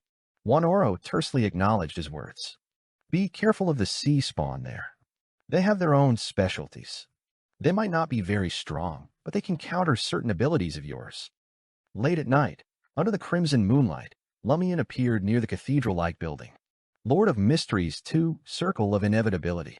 Chapter 568, Patterns of the Ancestors. Lumian swiveled his head towards the docks, his body seamlessly blending into the shadows beyond the moonlight's reach. Following the shadowy path, he smoothly bypassed the guards at the entrance, slipping into the sacred-looking building without a sound. In the foyer, he came to a sudden halt. Amidst the dark fishnets, he spotted short figures with oddly large heads, bulging eyes, and wrinkled skin, like elders in miniature. Standing just over a meter tall, they were the little devils mentioned by Juan, a species of sea spawn. Infiltrating the shadows, these little devils patrol the governor of the sea's residence, using their unique abilities to prevent any unauthorized entry. Having encountered them before, Lumian knew these little devils weren't formidable opponents. Despite their talent for blending into shadows and creating illusions, he could dispatch a team with ease.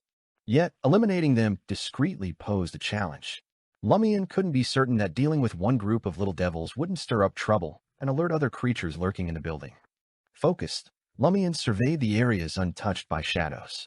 In the crimson moonlight, he discerned vague figures drifting in the void, intermittently appearing and disappearing. These were fish adorned in dark gray armor, their bulging eyes resembling meatballs at both ends. Starlight-threaded thin threads peeked through the gaps in their scale-like armor. The peculiar fish hover in the air, scattering across different regions. Occasionally, they released bubbles carrying formless storms and impalement-inducing cracks. Erupting bubbles created countless invisible spikes, setting perilous traps for teleporting guests. At the hall intersection and various aisles, silent three-man guard teams patrolled. Their expressions betrayed nothing, but Lumian noticed slender black insects, covered in bristles, emerging from their necks and mouths. After a brief inspection, the baiting's black insects swiftly retracted into the guards' bodies.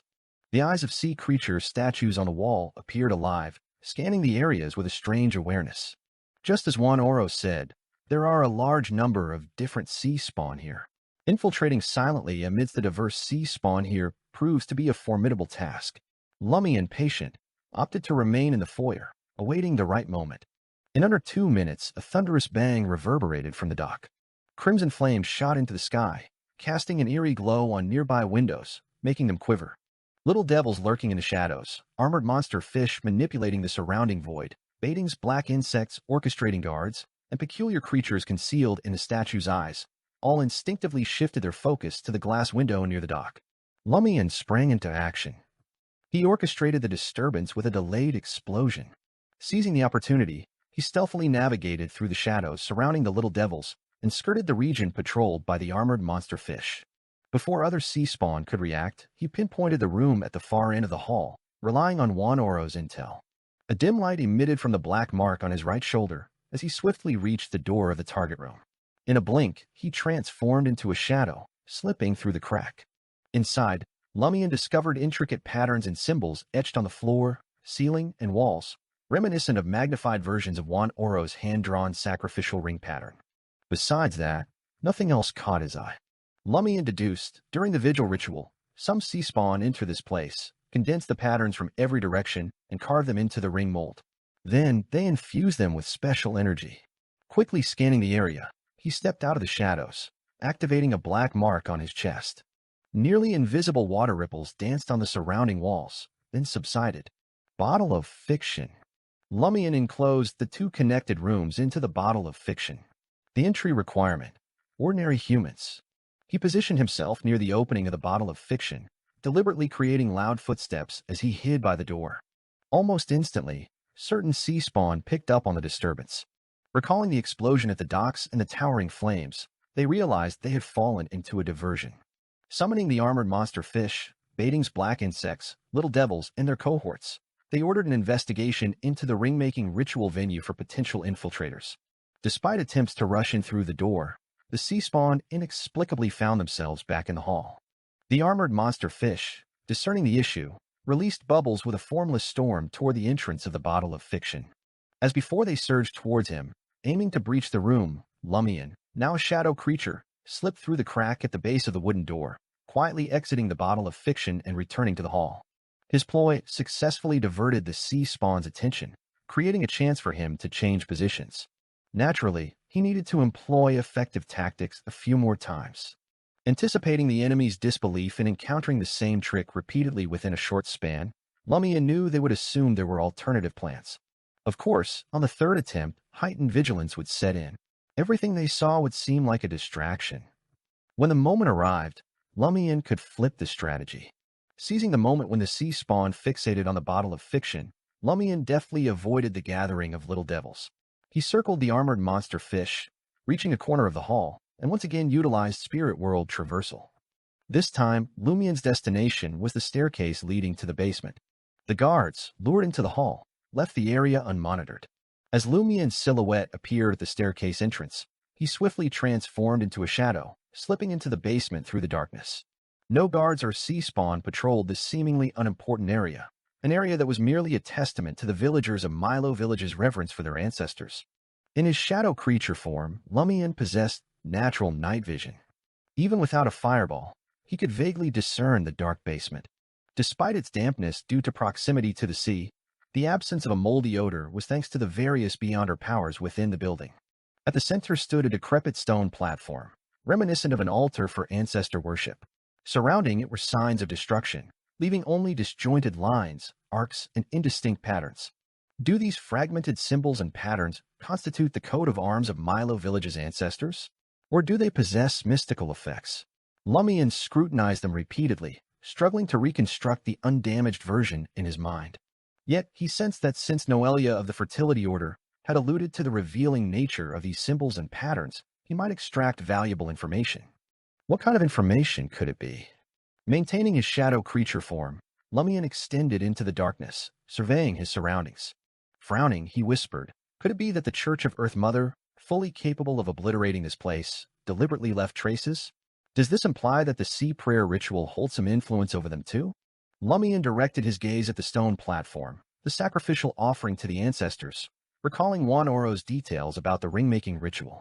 After crafting the Ring of the Sea Queen, it would rest here for an hour as a mark of respect to their ancestors. Was it placed on this partially collapsed altar? Approaching the grayish-black stone platform, Lumian observed no dust accumulation. All remaining lines converged on an empty space at the center of the circle. His heart stirred as he retrieved a Louis d'Or, placing it in the center of the altar. Nothing happened. Undeterred, Lumian replaced the Louis d'Or with gold riset, mystery prying glasses, flogboxing gloves, and various other items. Yet, still no anomaly. Persistence drove him. Lumian pulled out the silver lie earring from his pocket and positioned it on an empty space on the stone platform. In the next moment, a surreal sensation enveloped Lumian. Within the stone platform, illusory lines and arcs materialized, intertwining with remnants to form two distinct patterns. One pattern featured layers of doors sketched with simple strokes, while the other resembled a clock divided into 12 sectors, albeit having a single hand. Lumian observed keenly, sensing something adhering to the lie earring. In an instant, the lines from the stone platform dimmed, retracted, and returned to their original positions. Normalcy resumed. Are these the patterns representing Milo Village's ancestors? Or did they gain knowledge from the initial revelations? Lumian sensed sea spawn surging toward the basement. After muttering to himself, he seized the lie earring and teleported away. In the master bedroom of the suite at Solemn Hotel, as Lumian's figure manifested, he settled down and began writing to Madame Magician. Unfazed by checking the changes in the Lie earring, he intended to send it to his major arcana card holder for inspection. Recreating the patterns, symbols, structure, and various scenes from the Governor of the Sea's residence, Lumian neatly folded several letters, arranged a ritual, and summoned the doll messenger. Then, he patiently awaited the reply. Lord of Mysteries 2, Circle of Inevitability. Chapter 569, Language Interpretation. The crimson moonlight seeped through the not-so-thick curtains, casting its glow on the desk, already yellow by the gas wall lamp's illumination, emphasizing its presence. Lumian perused his freshly acquired Highlander textbook, patiently waiting for over half an hour before finally receiving a reply from Mad Magician via the doll messenger. The letter was concise and spanned only 2 pages. Let's start with the basics.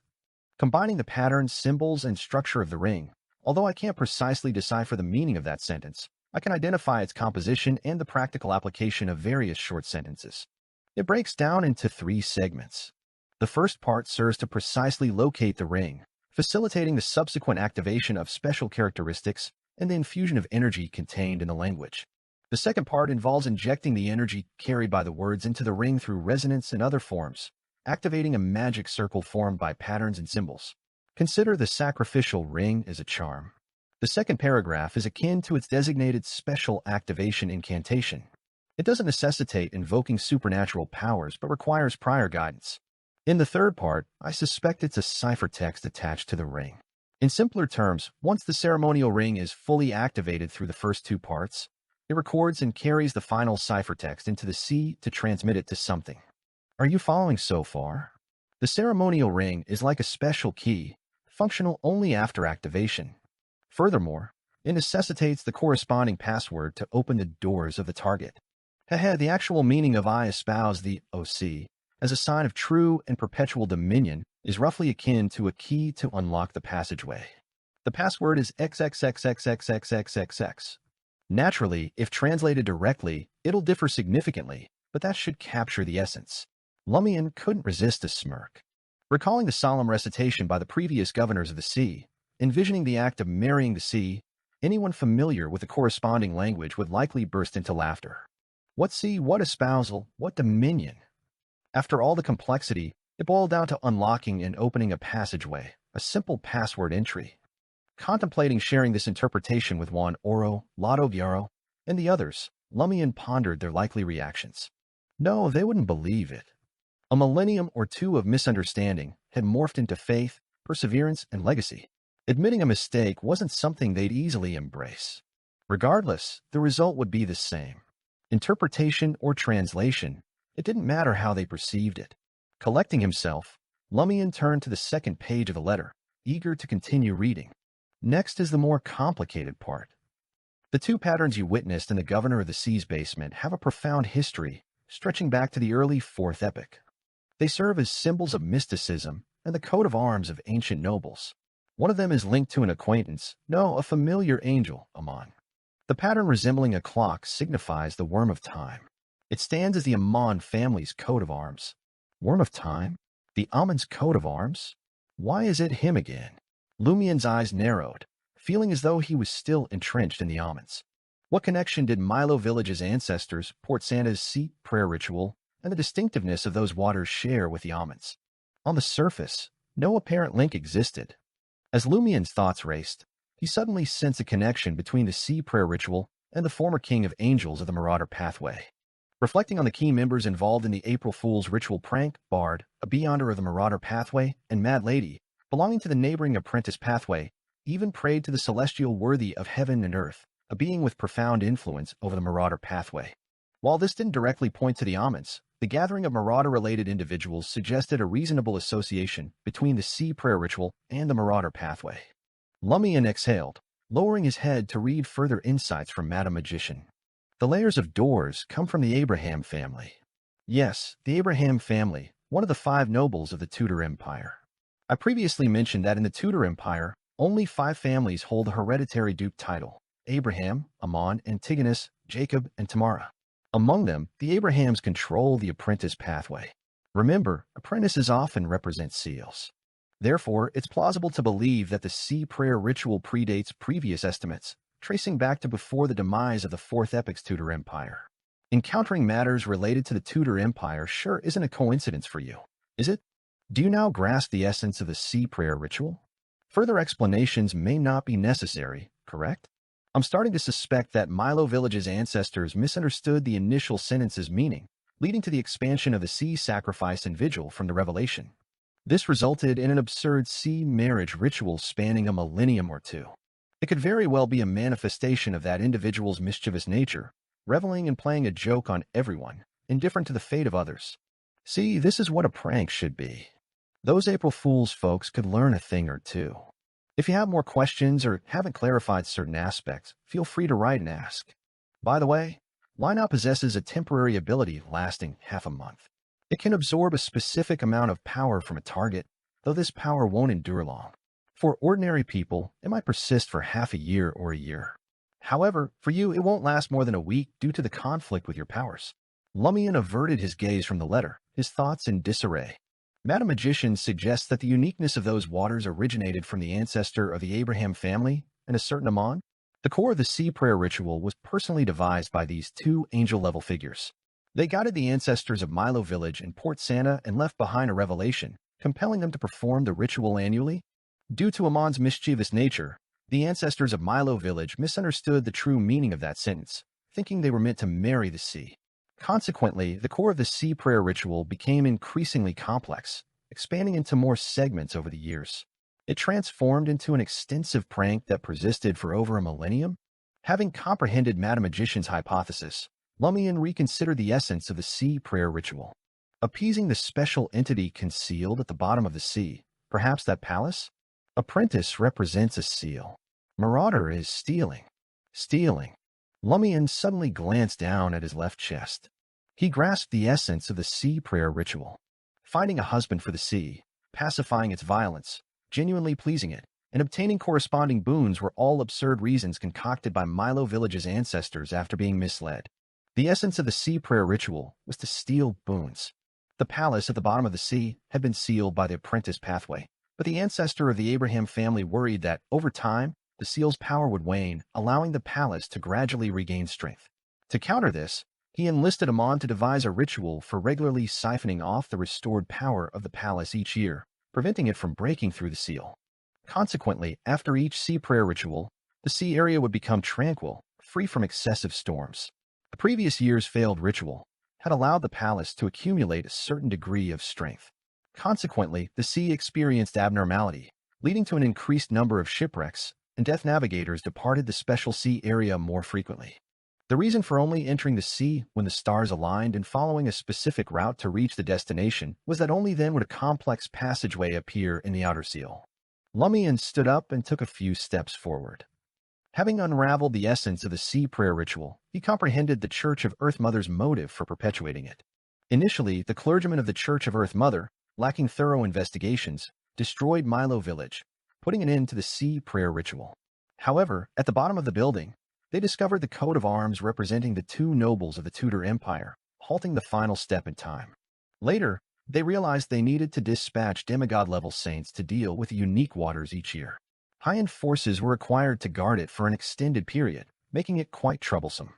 Consequently, when the sea prayer ritual resurfaced, they tacitly agreed to the reconstruction of Milo Village. In most cases, the sea prayer ritual didn't adversely affect the innocent or disrupt local order. Every governor of the sea possessed a certain amount of the sea's bloodline, and while the maidens of the sea would eventually transform into humanoid lizards in their old age, they could alter their fates and enjoy power and wealth for 30 to 40 years or even longer. For maidens of the sea seeking free love, the Church of Earth Mother likely tacitly consented or even aided their escape, as the chances of success were otherwise quite low. So, why did the Fertility Order encourage me to investigate the sea prayer ritual? Why did Noelia provide some information while withholding crucial details? Lumian's confusion swiftly dissipated. The real entity fishing behind the scenes was not the Fisheries Guild, but the Church of Earth Mother. The failure of last year's sea prayer ritual had alarmed the Church of Earth Mother, fearing a similar problem this year. Observing Louis Barry's inclination to investigate the sea prayer ritual, they encouraged him to do so, allowing potential saboteurs hidden in the shadows to contact him, surface, and capture them all at once. Phew. Lumian exhaled, redirecting his focus to April Fools. Now he was certain that April Fools intended to break the seal around those special waters. Last year marked the first step towards breaking the seal, but it hadn't progressed to the point where the underwater palace could breach it. This year, they would undoubtedly create a similar situation once again. Otherwise, if the sea prayer ritual succeeded, their pranks from last year would be in vain. The question now was, what would the key members of April Fools do? How could they seize the benefits represented by the palace and evade the corresponding dangers? Lumian stared at the gas wall lamp, emitting a yellowish glow, sinking into deep thought. More than a week quickly elapsed, and in the blink of an eye, the day of the sea prayer ritual arrived. After completing his breakfast, Lumian heard the melodic tunes of various musical instruments wafting in from the street outside. With a smile, he wiped his mouth with a napkin and strolled toward the window, welcoming the bright sunlight pouring in. Lord of Mysteries 2, Circle of Inevitability. Chapter 570, Festival. On Aquinas Street, a two-story ceremonial boat crafted from wood, cardboard, and adorned with ribbons rolled forward, propelled by four sleek horses. This intricate vessel mimicked the governor of the sea's boat, designed to economize materials and size, allowing horses to guide it through the city. 8 men and 8 women, dressed vibrantly, stood on both upper and lower levels of the betrothal ship. They sang and danced, their joy infecting the spectators on both sides of the street. Port Santa's premier folk orchestra surrounded the ceremonial boat, playing rhythmic drum beats and a variety of instruments such as clarinets, oboes, flutes, and strings. The onlookers on the roadside were in high spirits, alternating between singing and following the ceremonial boat, hoping to catch a refreshing spray from the water droplets scattered by the 16 men and women. Observing the scene from the 5th floor of the Solemn Motel, Lumian sensed that the sea prayer ritual had evolved beyond a mere sacrificial ceremony. Excluding its core aspects, it had transformed into a city-wide folklore festival. Despite many residents of Port Santa being devout followers of the Earth Mother and not attributing spiritual significance to the sea, they embraced the festivities, dancing and celebrating on this special day. As the betrothal ship concluded its tour of Aquinas Street, Lumian turned to Lugano and remarked, "Take good care of Ludwig today. No matter which celebration you attend, ensure he's with you." "Yes, boss," Lugano replied, influenced by the cheerful atmosphere of the sea prayer ritual. His emotions lifted. Without wasting any time, Lumian snatched his golden straw hat, exited the suite, and descended the stairs. In the lobby, his gaze fell upon Ada Guillaume, the Solemn Motel owner, doling out cash to the lady at the front desk and the 2 attendants, 2 rizit each. "Is this a holiday bonus?" Lumian inquired in indecision. Ada Sr. chuckled and replied, "No bonus, just their compensation. They're on duty at the motel today, keeping an eye on the place. They'll miss out on the sea prayer ritual and other celebrations. I'm heading to the docks to see my little cabbage dance." "I'll be there too," Lumian said with a smile, embracing the festive ambience once again. If the sea prayer ritual lacked mystic elements, Lumian would have fully immersed himself in the festive atmosphere, reminiscent of the few years of Lent he experienced in Cordu. Exiting the motel, Lumian leisurely strolled towards the harbor, taking note of Port Santa's residents bedecked in their most glamorous and festive attire. At a glance, the streets appeared to be awash with a sea of colors. His attire, a white shirt, black vest, and dark pants, made him stand out like a foreigner amidst the lively crowd. Lumian adorned the golden straw hat, injecting a splash of color into his appearance. The rhythmic chime of bicycle bells accompanied the passing of wooden crate-laden bicycles. Vendors energetically peddled popsicles of various flavors to eager citizens anticipating the sea dance and boat race. Observing the 2 segments with a relaxed demeanor, Lumian savored the festivities. He patiently waited until the 2-story festival boat, carrying the governor of the sea and the maidens of the sea, embarked on its journey to Milo Village before departing the port. Choosing to abstain from other citizen-organized celebrations, Lumian sought refuge in a public washroom within the nearest department store, slipping into a cubicle. Triggering the black mark on his right shoulder, Lumian materialized in a concealed corner of Milo Village. Shifting into a shadow creature, he seamlessly infiltrated the Oro family's blend of ancient and modern architecture, arriving at Juan Oro's bedroom. The president of the Fisheries Guild awaited Lumian's arrival, and upon seeing the figure of the adventurer, Louis Berry, emerge from the darkness, Juan Oro, with deep wrinkles, gestured towards the unconscious Milo villagers on the floor. "These are 2 of the 4 deputy hosts for the vigil and the sea sacrificial ritual. Choose one to assume his form." This condition was pivotal for Lumian's collaboration with Juan Oro. He sought continuous participation in the core sections of the sea prayer ritual. Initially hesitant due to the inability to deceive other sea spawn and introduce a stranger onto the ship, Oro only agreed to allow Lumian to infiltrate the governor of the sea's residence before the vigil ritual, observing it discreetly. However, with Ultraman under suspicion as a key figure in the Fisheries Guild, Lumian seized the opportunity when Oro required cooperation and assistance, showcasing the abilities of the Lie Earring. Thus, Lumian devised a plan to disguise himself as a specific deputy host and gain access to the ship. After studying one of the deputy hosts for a few moments, Lumian adorned a silver earring. He replicated the appearance of the chosen deputy host, seamlessly blending into his guise. In no time, except for his clothing, there was no discernible difference between Lumian and the deputy host. "It's my turn," Oro said in a deep Intisian voice. He decided to take on the guise of another deputy host and personally board the ship to avert any potential mishaps. Concerned about Lewis Berry's involvement in the sea sacrifice and wary of lurking enemies employing unknown methods to cause trouble, Oro believed that everything would converge during the sea sacrifice segment. Boarding the boat covertly would enable him to address unforeseen circumstances in time, delivering a strategic surprise. Oro harbored suspicions that Lewis Berry might be an accomplice of last year's saboteurs, his prior actions serving as a ploy to deceive them and allow him to openly disrupt the ritual at a crucial moment. Lumian casually tossed the Lie Earring to Oro, who proceeded to change into a dark blue robe embroidered with various sea elements. Upon donning the silver earring, Oro experienced a remarkable control over every detail of his body. Attempting to adjust the wrinkles on his face, he observed himself becoming 10 to 20 years younger in the mirror. Despite his potent and diverse beyonder powers, the president of the Fisheries Guild couldn't help but marvel. How magical! After completing his disguise, Lumian pointed at the unconscious deputy host. "Who's responsible for keeping an eye on them and preventing their appearance before the sea prayer ritual?" "My wife," Oro replied, already prepared. She, a former Maidens of the Sea and the current matriarch of the Oro family, possessed considerable strength. While she hadn't participated in any ring-making rituals, she was a trusted individual who wouldn't divulge secrets. Lumian redirected the conversation, inquiring, "As the president of the Fisheries Guild, won't you be suspected if you don't wait for news of the successful sea prayer ritual with the other committee members?" "No, I don't go every year. I can also wait for news at home, and my wife will pretend to be me," Oro stated, pointing at Lie on his left ear and removing it. After confirming the details, Lumian inquired further, "Have you investigated any of those who nearly died and came back to life, or have their personalities undergone a significant change?" These individuals were key members of the Fisheries Guild familiar with the specific design of the Ring of the Sea Queen and the complete details of the sea prayer ritual. According to Franca, every member of the Curly-Haired Baboons Research Society was a soul from another world, having resurrected in recently deceased human bodies. This information could help identify who might be Ultraman. Oro slowly shook his head. "No, at least not in my memory. Time was tight, so I couldn't investigate them one by one."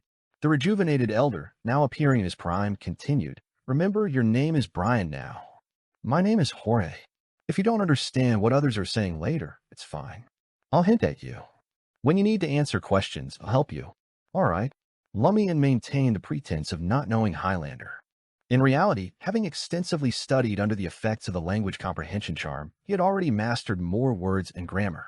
While still unable to fully comprehend others' words, he could grasp key words, tense, and the active and passive voice, allowing him to roughly understand the meaning. Expressing himself with short sentences and simple structures presented no challenge. Clad in the dark blue robe of a deputy host, Lumian entered the governor of the sea's residence, guided by Oro, who no longer staggered. Passing through a hall adorned with sea creature statues, they reached the room where the governor of the sea maintained his vigil. The current governor of the sea, Simon of the Gyaro family, was from a branch with a thin bloodline, unqualified to reside in the ancestral house. At that moment, Simon sat cross-legged on the cold floor, suppressing his excitement. With half-closed eyes, he felt the moist air enveloping him. Although Lumian refrained from activating his spear vision, he sensed various sea spawn bustling in the shadows, the void, and the statues. Oro led Lumian out of the room, guiding him to the most secluded part of the building. Opening the wooden door to the servants' quarters, Oro addressed the fake governor of the sea, Miguel, lying on the bed. "Once the sea prayer ritual succeeds, you can leave, but you must depart Port Santa with the wealth you've amassed over the past year." Miguel sat up excitedly. All right. Though their conversation occurred in Highlander, Lumian grasped the essence. After this exchange, Juan Oro translated the conversation for Lumian, emphasizing, "You can verify if I'm lying based on Miguel's expression." Lumian silently pondered, thinking, "So what if you're not lying? What you said might not be done." He then returned to the hall, assuming a cross-legged position opposite the other two deputy hosts. As time passed, midnight arrived, marking the completion of the Ring of the Sea Queen. One of the deputy hosts retrieved it and guided it to the basement in the dim moonlight. The moment had come to pay homage to their ancestors. Lumian observed the scene in silence and suddenly had a thought. Lord of Mysteries 2, Circle of Inevitability. Chapter 571, Key Details. The Governor of the Sea's residence hall opened into a labyrinth of rooms, its scarcity of windows allowing only a trickle of light despite the crimson moon's glow.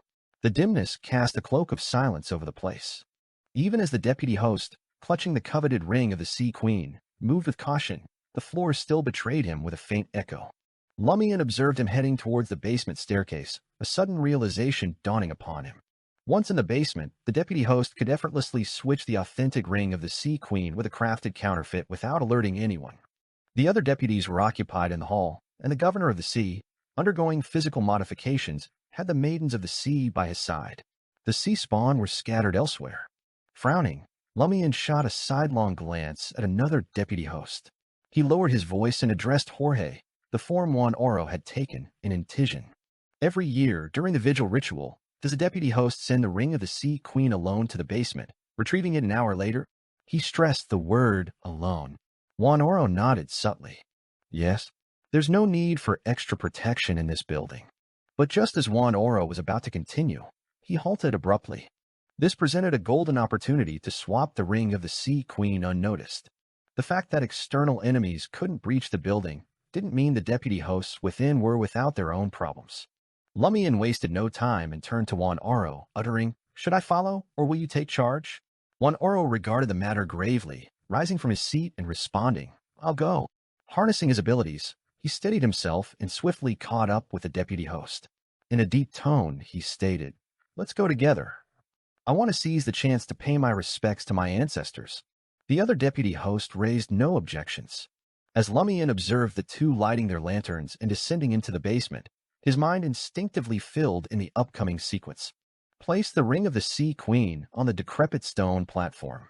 Offer prayers to the ancestors. Return to the surface. Re-enter and retrieve it an hour later. During that hour, the Ring of the Sea Queen sits unguarded in the basement, vulnerable to any opportunistic interference. If someone had concealed themselves there beforehand, swapping the genuine ring for a counterfeit would be a straightforward task. Certainly, infiltrating and concealing oneself in this location is no simple feat. I can't even do it. I could last a mere 2 minutes before being detected by the sea spawn. The Ring of the Sea Queen has to be positioned on that worn stone platform. Any deviations. With these thoughts swirling in his mind, Lumian suddenly recalled the transformations in the Lie earring when it rested on the weathered stone platform in the basement. The Seer Pathway item had activated a pattern embodying an apprentice and a marauder, granting it the ability to siphon someone's power that lasted half a month. Lie could accomplish this feat, but what about the Ring of the Sea Queen? Though not an item of the Seer, Apprentice, or Marauder pathway, it had been meticulously crafted based on a ritual passed down by an Amon. Perhaps, over time, it could activate the unique characteristics of the basement, gradually assimilating with thieving qualities. Yes, considering that the essence of the sea sacrificial ritual involves extracting power from the seal at the bottom of the sea and claiming it, the Ring of the Sea Queen, being a key item, should not only be capable of loosening the seal to a certain extent but also possess the power-stealing ability. It could distribute the gains among various participants in the ritual, the host receiving the most, followed by the Maidens of the Sea as assistant hosts, and the deputy hosts and sailors gaining some within the ritual's range, provided they possess similar powers. In essence, Juan Oro and his companions' understanding of the ring-making ritual is incomplete. The paying homage to the ancestors segment is integral and crucial. Without honoring the ancestors, the sea sacrificial ritual would merely open the seal without stealing the accumulated power. Instead, it would erupt and disperse. Lumian had just marveled at the mysticism's terrifying complexity when a sudden alarm gripped him. He realized he had overlooked a pivotal detail. According to Madame Magician's interpretation of the Ring of the Sea Queen's functions and her speculations about the essence of the entire sea prayer ritual, The substitution of the genuine ring of the Sea Queen with a fake ring customized by April Fools and Torres should have prevented the catastrophic phenomenon of the sea's fury consuming the governor of the sea, all the deputy hosts, and some sailors in the subsequent ritual. The fake ring hadn't undergone the initial ring-making ritual, leaving its patterns, symbols, and structure devoid of the necessary mysticism characteristics. Even if the governor of the sea recited the prescribed words, he couldn't infuse energy into it to open the seal. As a complete counterfeit, it shouldn't have triggered any phenomena. However, due to its incapacity to extract the amassed power, the sea area would experience more shipwrecks, and the weather would deteriorate. To align with the events of the previous year, the fake ring thrown by the governor of the sea had to complete the first part of the ring-making ritual. Still, without being placed in the basement to honor the ancestor, it could only partially open the seal, unable to extract and monopolize the gathered power. This incomplete process led to a sudden eruption, causing the sea to rage. Lumian's eyes narrowed slightly. As a conspirer, he had seized the core of the matter. 2 rings of the Sea Queen were on the ship, but both were fakes. The ring brought by the deputy host to the ritual ship was also a forgery. In fact, the authentic ring of the Sea Queen hadn't made an appearance during last year's sea prayer ritual. The genuine ring of the Sea Queen, which had undergone the entire ring-making ritual as per the Fisheries Guild's knowledge, hadn't been placed on the stone platform in the basement to fulfill the ritual of honoring the ancestors. Consequently, it was also a sham, a counterfeit ring lacking the most crucial effect. The deputy host who had taken the ring of the Sea Queen into the basement and retrieved it last year might also be part of the problem. The peripheral members affiliated with April Fools weren't considered trustworthy. Their actions likely didn't disrupt the overall plan. The fake ring concealed in the lamb's stomach, and the bard's performance likely served as preparations for subsequent investigations, camouflaging vital clues. As Lumian's thoughts raced, Juan Oro and the deputy host returned to the hall. "It's on the stone platform," whispered the president of the Fisheries Guild, masquerading as Jorge to Lumian. Lumian refocused his attention and casually inquired, "Who was responsible for sending the ring of the Sea Queen to the basement last year?" "I don't know. Without any special arrangements, anyone can do it. The 4 deputy hosts in the hall last year died in the sea's rage when the ritual failed." Juan Oro, sensing Lumian's suspicion, clarified. "Did? Unlikely." Lumian lacked the corresponding item for spirit channeling and didn't have time to search for it. All he could do was ask, which one of them was familiar with the ring-making ritual and knows the details of the ring of the Sea Queen? None of them. It was their first time serving as deputy hosts. Juan Oro shook his head. "Besides, as I said, those who know these secrets are still alive. If the deputy host wasn't Ultraman, then who was it?" Lumian's mind raced as he arrived at a conclusion. It was Mad Lady. Similar to Bard, she utilized the same technique to alter her appearance. With Ultraman's assistance, she assumed the guise of a deputy host, completing the final step in creating the ring of the Sea Queen. Then, she boarded the ceremonial ship with it. Lumian had been puzzled by how Mad Lady could locate the special sea and rescue Bard accurately and in time. Now he had the answer. Mad Lady was present on the ceremonial ship, right beside Bard.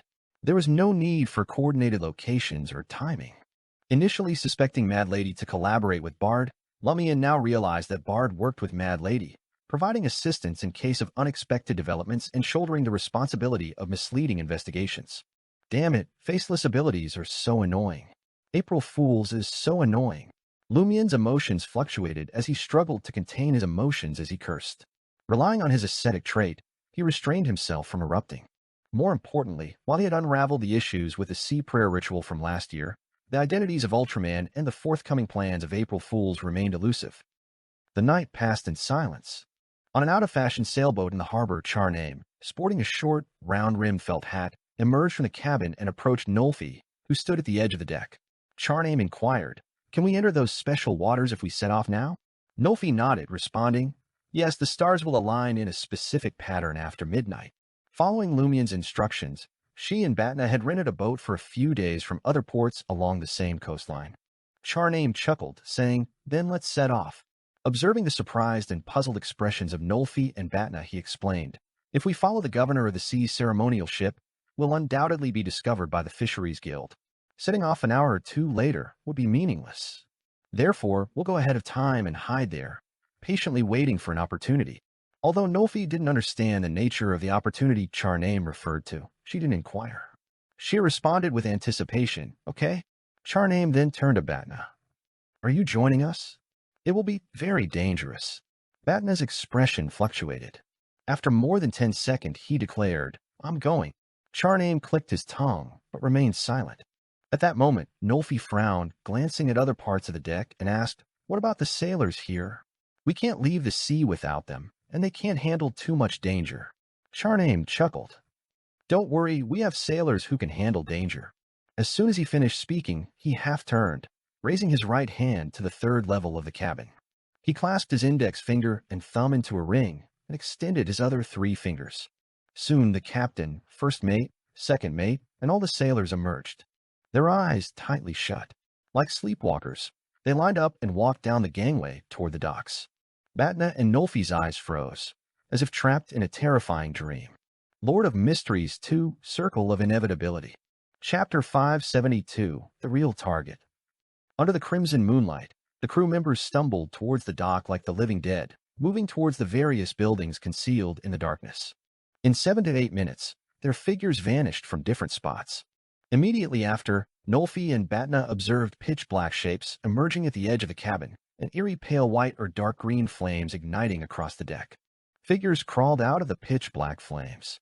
Some wore tattered clothes, and their skin visibly rotted. Others were white bones with fragments of flesh hanging from them. Pale white flames protruded from their eye sockets. These were all corpses. Soon, a half-rotted corpse in a dirty jacket hoisted the sail. The corpse with a missing breastbone stowed the heavy anchor. The other corpses took their positions, steering the sailboat slowly away from the port. As they gazed at the decaying flesh, pale white bones, and sinister flames of different hues, Batna and Nolfi felt as if they had stepped into a novel world. Horror novels. Ghostly tales. Navigator, it's time for you to work. Charname's voice snapped Nolfi back to reality. In the governor of the sea's residence, Lumian leaned against the statue-less wall, surveying the other deputy hosts in the hall, including Juan Oro. Uncertain if any of them were genuine, they could easily be impersonated by a faceless. In the upcoming operation, the only person he could unequivocally trust was himself. An hour passed in an indescribable silence. This time, Lumian took the initiative, leading Juan Oro into the basement to retrieve the ring of the Sea Queen, completing the paying homage to the ancestors segment. The ring rested on the dilapidated stone platform, untouched. Lumian couldn't be certain if it was authentic, but the patterns, symbols, and structures seemed intact, and no one had lurked in the basement after inspection. Maintaining his calm demeanor and a tense heart, Lumian patiently waited until 6 a.m., feeling both mental and physical fatigue dissipate. 2 hours later, the current governor of the sea, Simon, exited the vigil room with 4 maidens of the sea and approached the building's door. Lumian, Juan Oro, and the other deputy hosts promptly stood up and followed. The 2-story sailboat, adorned with colorful flowers, docked at the Milo village's docks. Villagers acted as guards, blocking anyone daring to approach. Ascending the gangway to the deck, Lumian sensed an invisible gaze from every window, flower, and mast, a familiar feeling from when the statues in the governor of the sea's residence came to life. He calmly navigated through the gazes, adhering to Juan Oro's instructions to stand at the left edge of the deck. This was the designated spot for him, the deputy host named Brian. Bang, bang, bang. On the dock of Milo Village, vibrant paper fragments burst forth from crackers, creating a colorful display. Amid the festive atmosphere, the ship set sail gradually. It circled Port Santa, capturing the cheers and blessings of the people before venturing toward the distant sea. As the navigator, Juan Oro guided the ship into a boundless azure sea with no discernible landmarks. They weaved between left and right turns, occasionally reversing direction.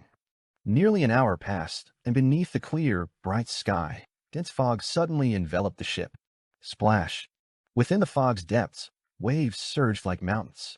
Any ship it touched would capsize or shatter. The governor of the sea, the maidens of the sea, some sailors, and the 2 deputy hosts, participating in the sea sacrificial segment for the first time, were terror-stricken by the ominous scene, their faces paling. For Juan Oro, a veteran of many sea sacrifices, it seemed like he was observing a child's plaything. He directed the sailors with no emotional fluctuations, guiding the ship along the only safe sea route through the thick fog and exaggerated waves. After an unknown duration, the fog lifted, and the tidal waves miraculously subsided. An ocean resembling sapphires unfolded before Lumian's eyes. The sea appeared limitless, but the distance and sky were gray, with only a hint of sunlight seeping through. Port Santa, a solemn motel. Lugano stood by the window, observing as the citizens formed celebratory teams, weaving through streets and alleys, spreading their joy.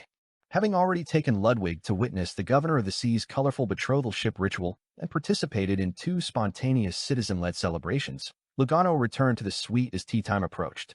There, he provided Ludwig with food he had purchased and prepared in advance. I could still head out later. When the Governor of the Sea returns, another wave of celebrations will ensue. Unfortunately, I can't engage with the enthusiastic Faina-Potter girls with such a child in tow. Lugano thought regretfully. At that moment, a knock echoed on the door. Who is it? Lugano, a seasoned bounty hunter, heightened his guard. It's me. A gentle voice emanated from outside the door. Lugano recognized her as Rubio Paco's wife, Madame Georgia. She's here to see the boss. Has something happened to the Paco family again? Lugano glanced at Ludwig, who was eating earnestly, and quickly walked to the door and opened it. Georgia, not clad in her usual glamorous attire, wore a black dress akin to that of an old widowed matriarch. Her long, disheveled brown hair was in disarray, and her thick, azure eyes betrayed an unmistakable fear and panic. "Where's Monsieur Louis Barry?" the lady inquired. "He's participating in various celebrations for the sea prayer ritual." Lugano fabricated an excuse. He observed the distressed Madame Georgia and instinctively inquired with concern, "Did something happen?" "Shush." Georgia stammered, panic and fear evident in her eyes. "I discovered the true identity of that humanoid lizard." "That humanoid lizard? The one the boss killed?" Amidst Lugano's confusion, Georgia suddenly threw herself into his arms. The fragrance permeated Lugano's senses, momentarily hindering him from immediately pushing the madam away. Georgia suppressed her voice but couldn't conceal her fear. "That humanoid lizard was my husband, Rubio Paco." "Huh?" Lugano was both surprised and bewildered. Georgia gritted her teeth and explained, "The one you guys saw, it's fake." "Fake?" Someone impersonated Rubio Paco, and the real Rubio Paco had transformed into a humanoid lizard, killed by the boss? As this realization struck Lugano, his thoughts suddenly slowed down. The surroundings seemed coated in a glass-like layer. He instinctively struggled, but Georgia held him tightly, interrupting him with various subtle actions. Ludwig, engrossed in devouring a skewer of roasted octopuses at the dining table, appeared oblivious to the unfolding silent drama at the door. In a suite diagonally across the corridor, Rubio Paco sat quietly in a recliner, wearing a faint smile. He had orchestrated the humanoid lizard incident and hired Louis Barry to resolve it intentionally. Firstly, he aimed to confirm the other party's identity.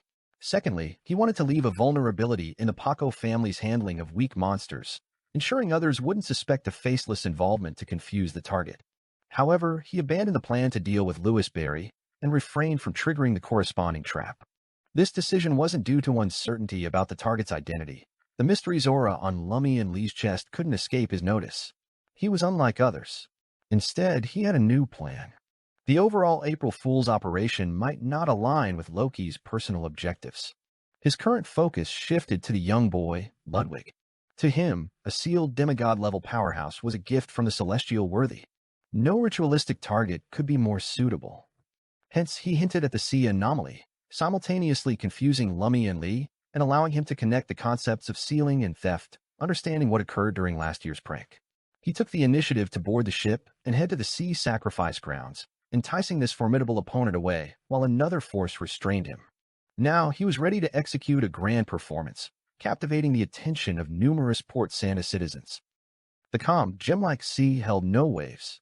The 4 maidens of the sea engaged in a brief sacrificial dance, while sailors carried offerings, lambs, roosters, ox heads, and more from the cabin, stacking them at the bow. With the ring of the Sea Queen in hand, Juan Oro approached the Governor of the Sea, awaiting the groom's gift for the proposed marriage.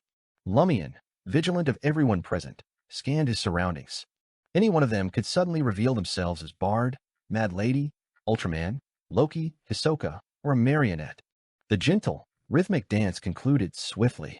Juan Oro produced the peculiar golden ring, passing it to the incumbent Governor of the Sea, Simon Giaro. At that moment, a person emerged openly from the cabin. A woman in a black nun's uniform and matching hat, her expression calm yet tinged with sadness. The surrounding sailors paid her no heed, as if she were invisible. Seeing this, Lumian's pupils dilated, then constricted. It was the source of derangement. the humanoid sealed artifact lost by the eternal blazing Sun Church. In an instant, Lumian comprehended two things. The Death Navigators, transformed governors of the sea, had coincidentally appeared near the flying bird, stirring colossal waves. The humanoid sealed artifact had unconsciously set out to sea, coincidentally choosing the same destination as him, Port Santa. There was a purpose behind this. Lord of Mysteries 2, Circle of Inevitability. The woman in the black nun's attire felt Lumian's gaze, turning her head slightly and locking eyes with him. Lumian's gaze met hers, filled with indescribable colors, and the figure in his line of sight vanished. Simultaneously, Lumian recognized the insignificance of this occurrence. It didn't warrant further consideration. Beside the incumbent governor of the sea, Juan Oro noticed the once calm azure sea undulating. In the gray sky, stars barely visible to the naked eye underwent changes, stirring an inexplicable throbbing and emotional shift within him. An anomaly? Juan Oro couldn't determine if it was good or bad. Given the circumstances, any change was treated as an accident, potentially caused by a hidden enemy. Without hesitation, he forcefully thrust the ring of the Sea Queen into the hands of the incoming governor of the sea, Simon, growling, "Hurry up and marry the sea." In a moment of desperation, the president of the Fisheries Guild unintentionally failed to alter his voice to sound like Jorge. However, his vocal cords had changed, making him sound younger than usual. Simon, taken aback by the shout, didn't notice Juan Oro's voice shift. He raised his hand, clutching the ring of the Sea Queen, and recited, "I espouse thee, O sea, as a sign of true and perpetual dominion." With that, he threw the unique golden ring. It trembled with light, its surface covered in a gentle glow. As the ring of the Sea Queen submerged, its glow intensified and expanded to the size of a baby before transforming into a cone of light, vanishing into the azure seawater. In the next moment, Juan Oro, Lumian, and the rest heard a deafening boom. Splash! The sea boiled, unleashing huge waves that catapulted the colorful betrothal ship into the air. A destructive aura echoed in the surroundings. The sea's fury. How could this happen? Juan Oro's pupils dilated in disbelief. He couldn't fathom that they had angered the sea again. It seemed like this year's sea prayer ritual had failed once more. He had meticulously followed every step, witnessing the placement of the ring of the Sea Queen on the dilapidated stone platform representing the ancestors. He personally retrieved and guarded it with utmost vigilance. Everything went smoothly. How could this be? As the bridal boat teetered on the verge of capsizing, Juan Oro clenched his fists, and crystalline scales resembling starlight manifested on his body. His eyes darkened, resembling resplendent stars emerging within. He melded with the sea. The crashing sound abruptly ceased, and the majestic, terrifying azure waves froze in midair, as if held tightly by an unseen hand. In Milo Village, within the cathedral-like governor of the sea's building, the imposter governor of the sea, Miguel, lay in the servant's room. Suddenly, he sat up and leisurely rose from the bed, a self-satisfied smile playing on his face.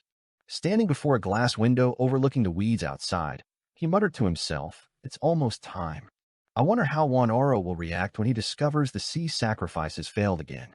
Heh, this is payback for all the care he's given me over the past year." What's Loki up to? Why the sudden deviation from the original plan? Isn't he concerned about potential accidents? Miguel, a key member of April Fool's Bard, had previously disguised himself as a sailor and boarded the ship, escaping with Mad Lady when he jumped into the sea. Their plan over the course of the past year was devised last year. They had selected locals from Port Santa who resembled the unfortunate governor.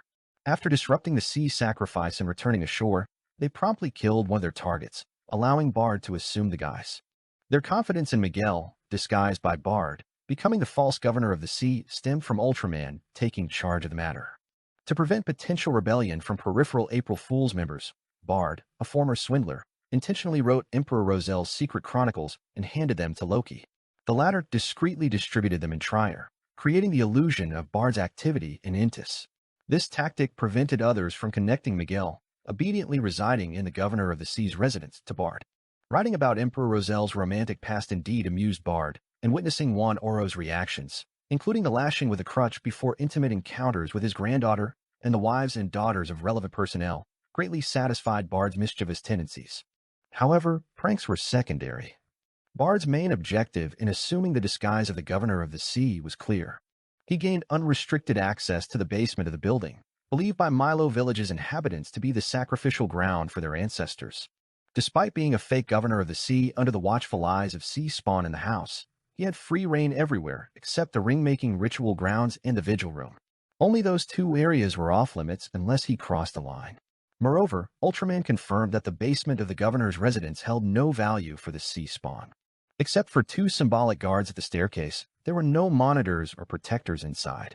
Villagers of Milo Village only visited occasionally, showing respect for the governor of the sea by not entering or leaving the building without permission. This provided ample opportunities for Bard, the imposter governor of the sea.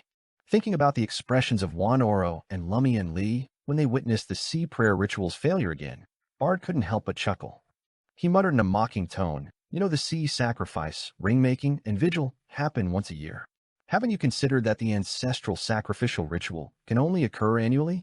That dilapidated altar requires the slow accumulation of worshippers' spirituality. It takes almost 12 months to gather the necessary enchantment."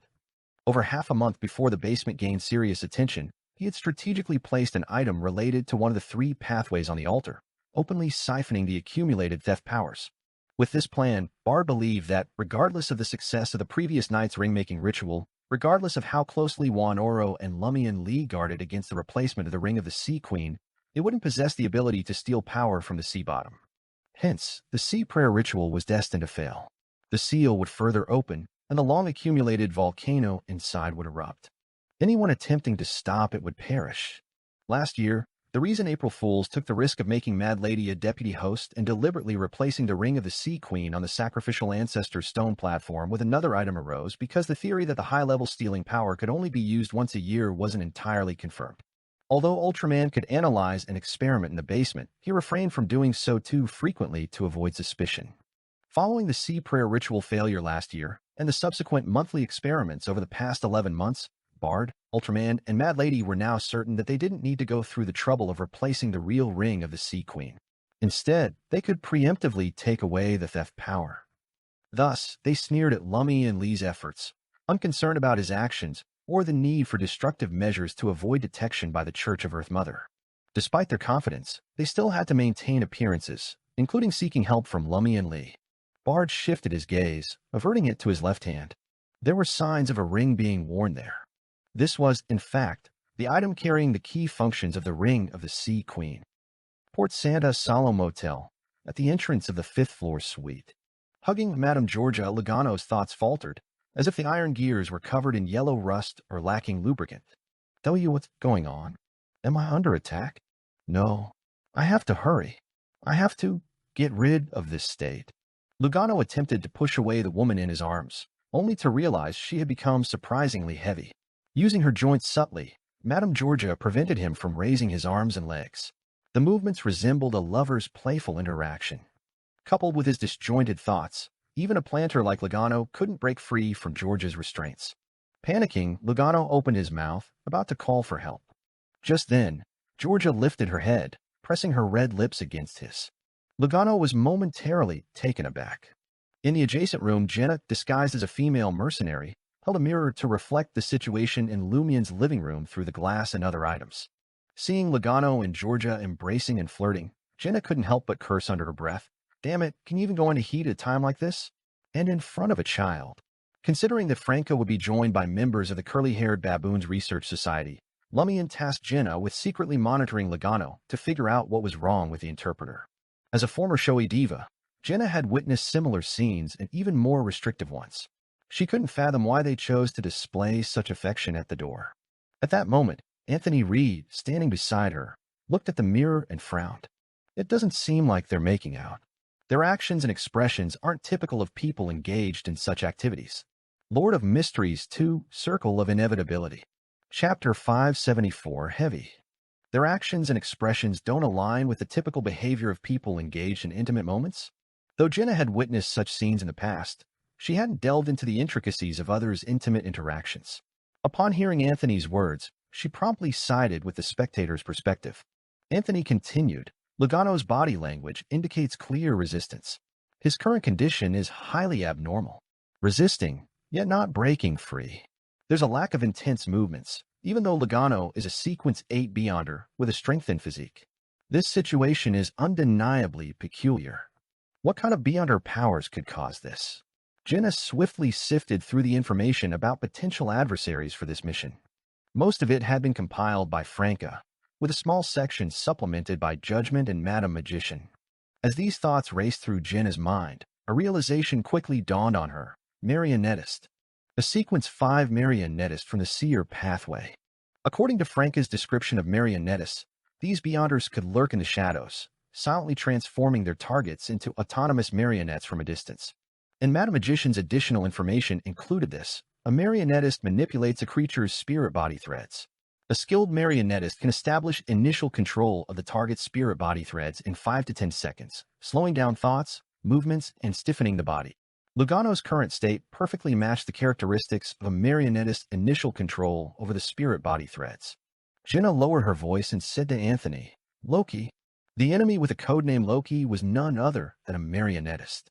Anthony immediately grasped Jenna's conjecture and nodded affirmatively. No need to rush. It takes a marionettist several minutes to completely transform the target into a marionette. We have a chance to rescue Lugano. As per the information, forcibly taking Lugano away, pushing him beyond a certain limit, or triggering him can help him break free from the spirit body threads or enhance his resistance to such manipulation. Certainly, the most direct approach would be to locate Loki's true form and launch a direct attack on the enemy, preventing him from concentrating on controlling Lugano's spirit body threads. Jenna caught Anthony's implication. Don't hurry to rescue Lugano. Find Loki's true form while Loki hasn't detected us. The two of them had posed as a couple and checked into Solemn Motel's suite the previous night. Once Loki was identified, dealing with a peculiar, insidious adversary with formidable abilities might be beyond their capacity. However, they could create a significant disturbance and report to the Fertility Order, responsible for local Beyonder matters. Lumian had already coordinated with Noelia in advance. Jenna nodded and reached for the fluorescent powder, preparing to conceal herself. But in the next moment, she abandoned the idea. She recalled the information's warning: marionettists can directly perceive the spirit body threads of different creatures. Most invisibility effects wouldn't work on them. Moreover, Loki was currently manipulating spirit body threads. How to locate Loki? Jenna pondered with a strong sense of urgency. In the sealed waters, aboard the betrothal ship, Lumian first witnessed the mountain-like azure waves surging, only to realize that they had frozen in the air, as if subjected to a sudden freeze. The surroundings emitted a violent aura, obliterating everything in its path. The sea's fury? Lumian's heart skipped a beat. Similarly, he couldn't fathom what had gone awry. It seemed that the Ring of the Sea Queen had only unlocked the first half of the seal and hadn't manifested the second half of its stealing effect. Nevertheless, following the completion of the ring-making ritual, the ring was indeed placed on the dilapidated stone platform. Lumian and Juan Oro had retrieved it together. Previously uncertain if the Ring of the Sea Queen had been swapped, Lumian now knew it hadn't. This was evident as the Ring of the Sea Queen had further opened the seal. A counterfeit ring, lacking the previous ritual, wouldn't exhibit a similar function. Could it be that someone moved the Ring of the Sea Queen during the hour in the basement, preventing it from completing the eroding power's duration? Or perhaps the critical stone platform in the basement was destroyed in advance, hindering the completion of the ancestral ritual?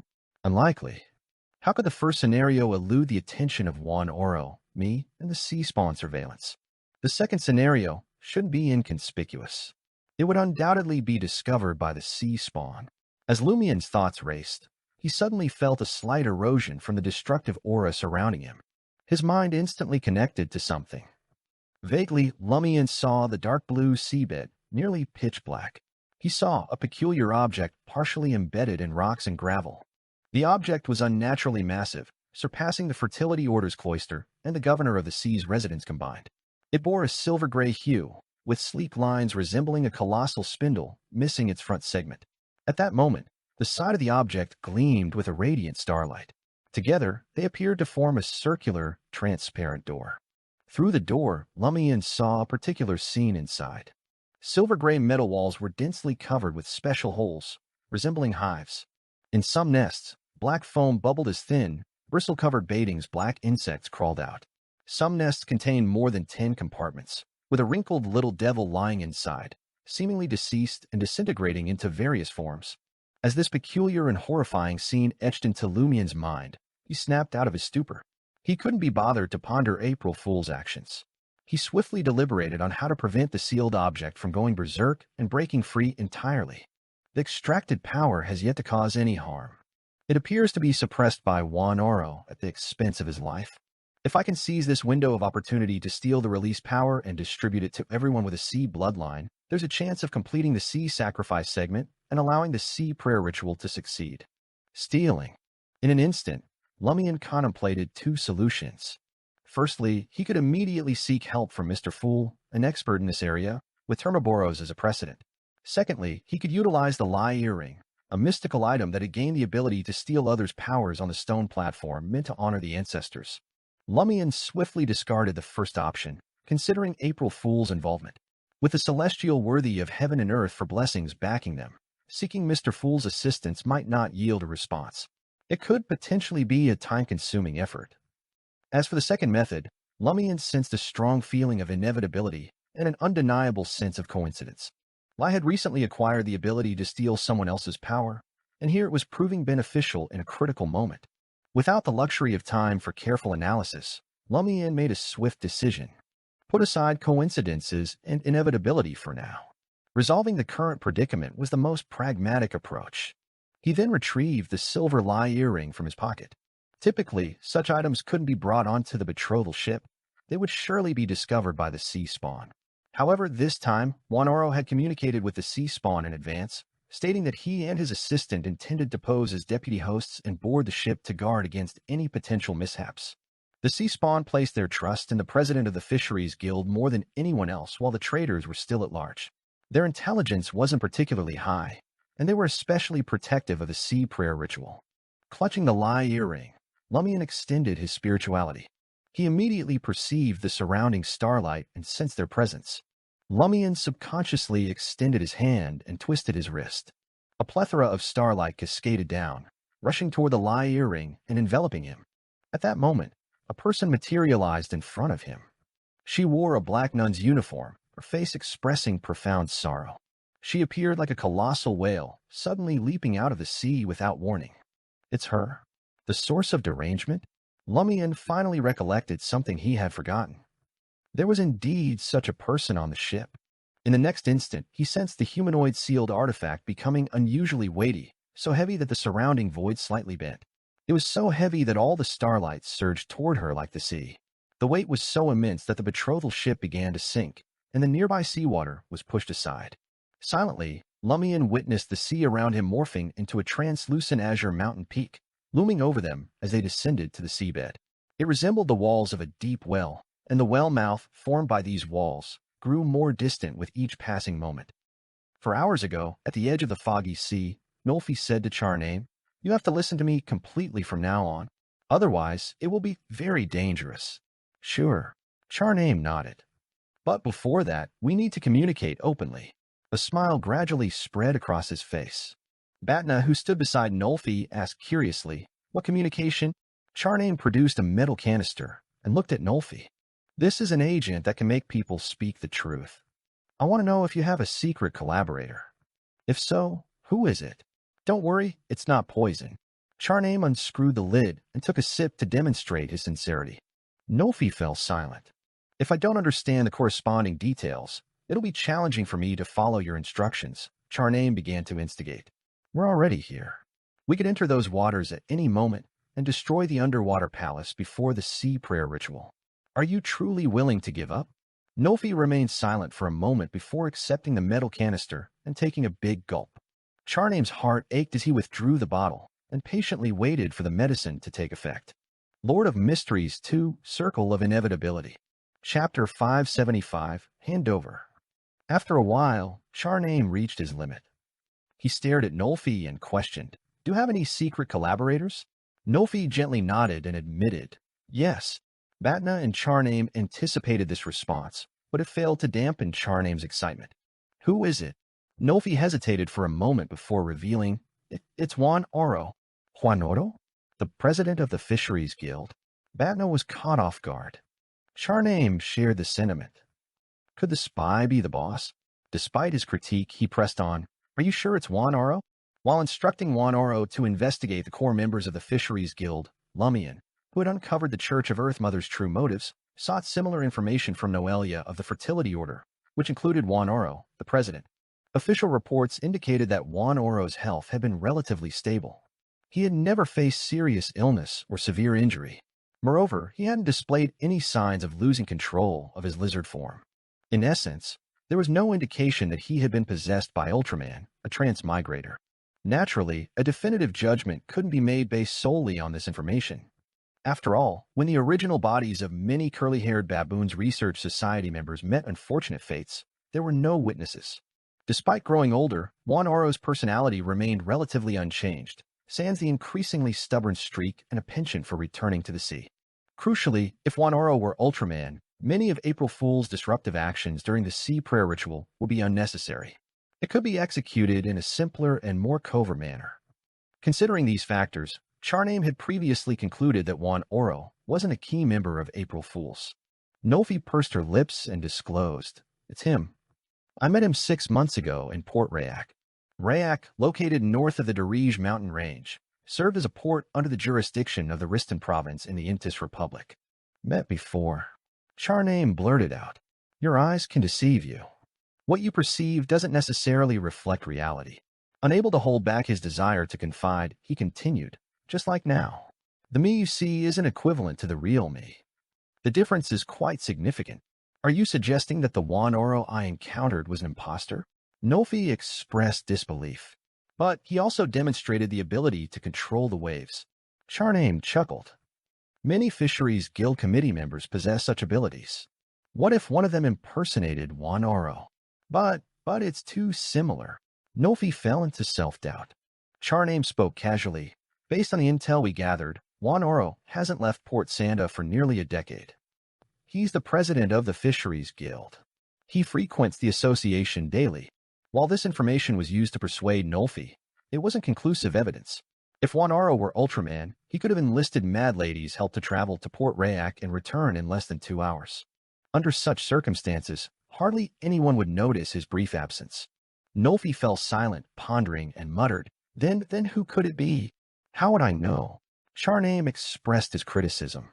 Appearing slightly awkward, he shifted the conversation. "What kind of collaboration did the imposter Juan Oro seek with you? Do you have any means to obliterate the underwater palace and put an end to the sea prayer ritual once and for all?" Nolfi's body quivered, as if grappling with an innate urge. After a brief pause, she struggled in response. "He'll help me cover my tracks and disregard my existence.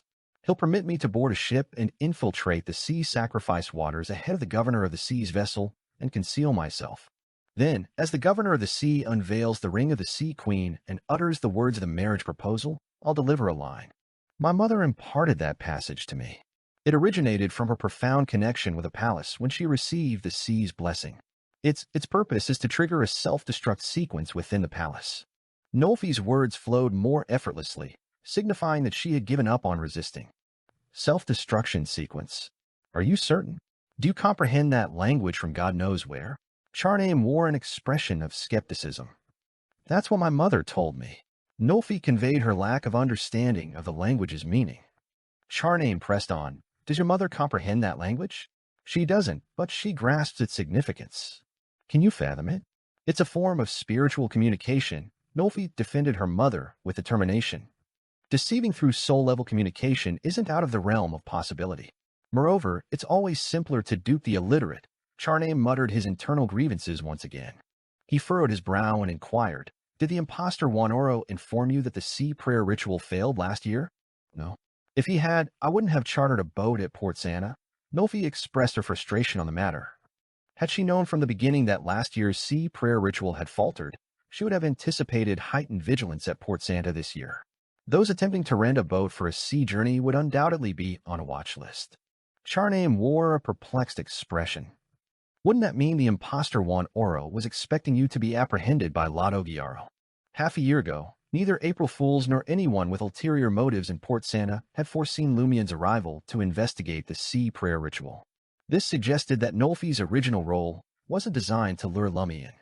It might have been part of April Fool's initial plan until they reconsidered, opting to exploit the Great Adventure's investigations. Under such circumstances, letting Nolfi be captured by Lado Gyaro was evidently not a mere oversight in April Fool's plan, unless that was their intention all along.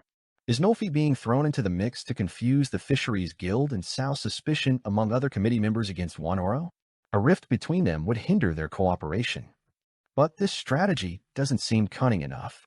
Is it an attempt to divert the Church of Earth Mother's attention from this year's sea prayer ritual and redirect it towards Nolfi? Or Franca opposing his char name had a guess. Or perhaps Lotto Gyaro is a member of April Fools. The moment Nolfi arrived at Port Sanda and tried to rent a boat, she was apprehended. Not only does Lotto Gyaro hold complete sway over this collaborator, but he also offers corresponding protection. Could it be that when the sea prayer ritual is on the brink of commencing, he will feign a lapse in vigilance, allowing Nolfi to escape successfully and secure a boat? With this speculation in mind, the more Franca considered Lotto Gyaro, the more something felt awry. Whether it was the intel provided by the Knight of Swords or information from the authorities, a consistent message emerged.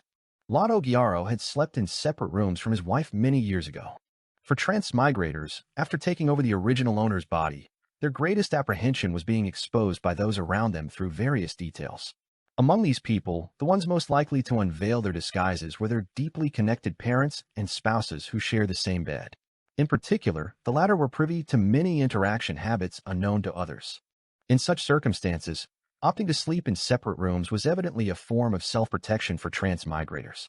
Initially, Franca had a fleeting suspicion when she came across this information, but she promptly dismissed it.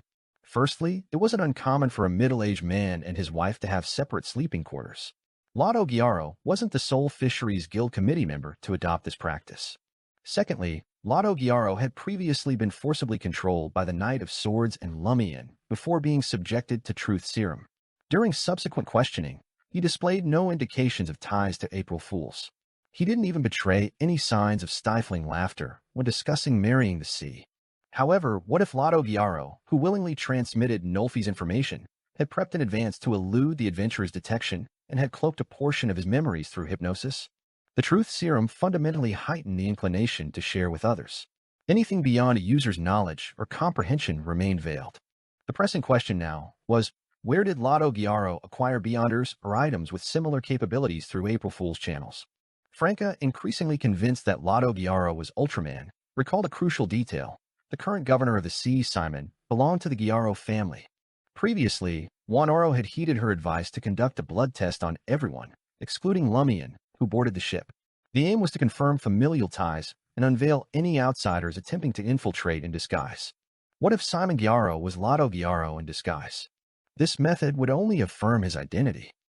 On the betrothal ship, now resting on the seabed as if weighed down by a colossal boulder, Simon Gyaro, positioned at the bow, appeared bewildered, his face a mixture of panic and confusion.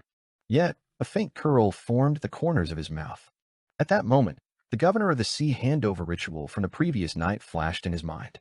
Clad in a pristine blue suit, Simon Gyaro entered the hall, noting his predecessor, governor of the sea Miguel, clad in a retro white robe, observing him.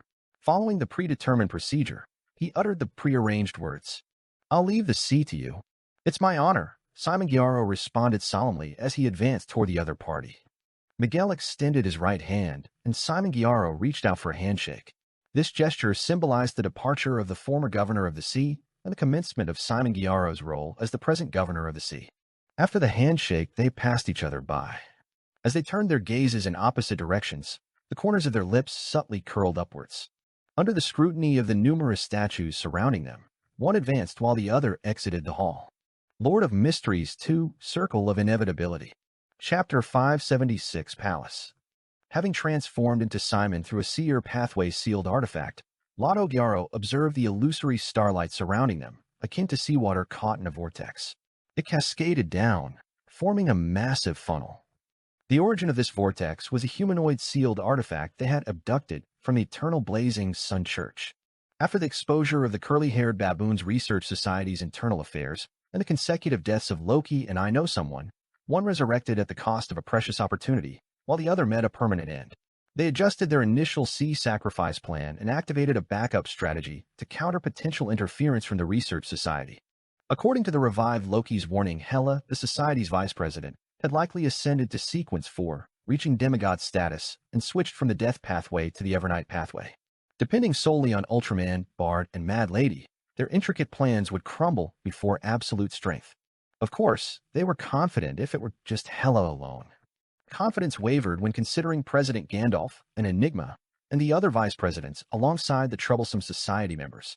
Dealing with them now seemed an insurmountable challenge. Starlight surged, revealing a sorrowful woman in black nun's attire to everyone on the ship. Her presence felt magnetic, as if attempting to absorb everything around her. It was akin to an unusually heavy iron ball falling from the center of a taut fishing net, dragging objects down and pulling the surrounding net with it. In these circumstances, previously still items naturally slipped away. The most impacted was Juan Oro, with a potent sea bloodline and formidable sea power. Resisting the sea's fury, he felt a spatial inversion, as if his front and back had switched to up and down. Like a lost person above an abyss, he involuntarily fell to the bottom at an accelerated speed, where the woman in black nun's attire awaited. The deputy hosts, apart from Lumian, felt an unseen force tugging at them. Struggling, they staggered towards the humanoid sealed artifact. The sea's power within them wavered, propelling them to the surface, revealing sparkling starry scales that hinted at losing control. The maidens of the sea and the sailors on the ship struggled against the terrifying suction force, swaying on the spot. Some experienced their skin smoothing, others felt scales emerging in their flesh, and a few shifted their feet intermittently. Lumian, though relatively unscathed, exerted considerable strength to resist the relentless pull. As an ascetic, he vaguely sensed the river of fate for everyone present surging toward the humanoid sealed artifact. Future tributaries narrowed and converged, leading inevitably to one possibility: death. In that moment, Lumian grasped why the humanoid sealed artifact could use words to curse someone to death. Lotto Gyaro reached out, gripping the shipboard to resist the invisible pull from the woman. His gaze scanned the people on the ship, then returned to the sea's depths. The ship descended, surrounded by a translucent wall of azure seawater. Sea creatures swam within, seemingly oblivious to the anomaly. In the distance, the spindle-shaped silver-gray object at the sea bottom, its tip embedded in rocks, came into view. Lotto Gyaro suppressed any sign of a smile. He was nearing his destination. The fools from the Fisheries Guild and the oblivious Church of Earth Mother might never comprehend what lay sealed at the bottom of the sea here. It wasn't a so-called palace, but a spaceship. A spacecraft that infiltrated during the Fourth Epoch. It boasted a sci-fi dimension, housing advanced technology entwined with mystical beyonder elements, forming the core of the entire spaceship. A locator, a petri dish, a breeding box, a key component of a stargate, a place where a beyonder object slumbered. The Ring of the Sea Queen, crafted by the Sea Spawn, served as the spacecraft's key. Only when the external seal weakened annually could it activate the spacecraft's internal power, merging the two to crack the core seal. Lotto Gyaro's gaze grew greedier as he stared at the faintly discernible silver-gray behemoth. His aim extended beyond temporary authority, to become the true governor of the sea and the spaceship's owner. This would grant him immense power and the ability to accomplish unimaginable feats using the spaceship. The azure sea, tinged with a hint of green, encircled the ship as if respectfully escorting them into the palace of the sea. Seeing the sea's fury interrupted by the woman's sudden appearance, making her the most perilous element, Juan Oro wasted no time deepening his connection with the sea. At that moment, he temporarily became the governor of the sea. He resisted the terrifying suction force. Abruptly, the humanoid sealed artifact departed from the ship, entering an empty darkness. Resplendent stars flickered above, below, and to her left. Ahead stood Juan Oro, covered in starlight scales, deep-eyed, and with completely white hair. Juan Oro raised his right hand, swiping his finger. The stars plummeted with fiery tails, stirring up waves. On the betrothal ship, everyone lost the momentum to rush to the same place. However, the power they used to resist the pull couldn't be withdrawn, causing them to fall in the opposite direction. Lotto Gyaro feigned a similar state, crashing into the bow of the ship. Seeing the silver-gray behemoth approaching, his heart leaped with joy. He was about to recite a phrase he didn't comprehend but understood its purpose. It was a coded order to completely open the spaceship's door and establish an energy passageway, allowing him to enter under protection.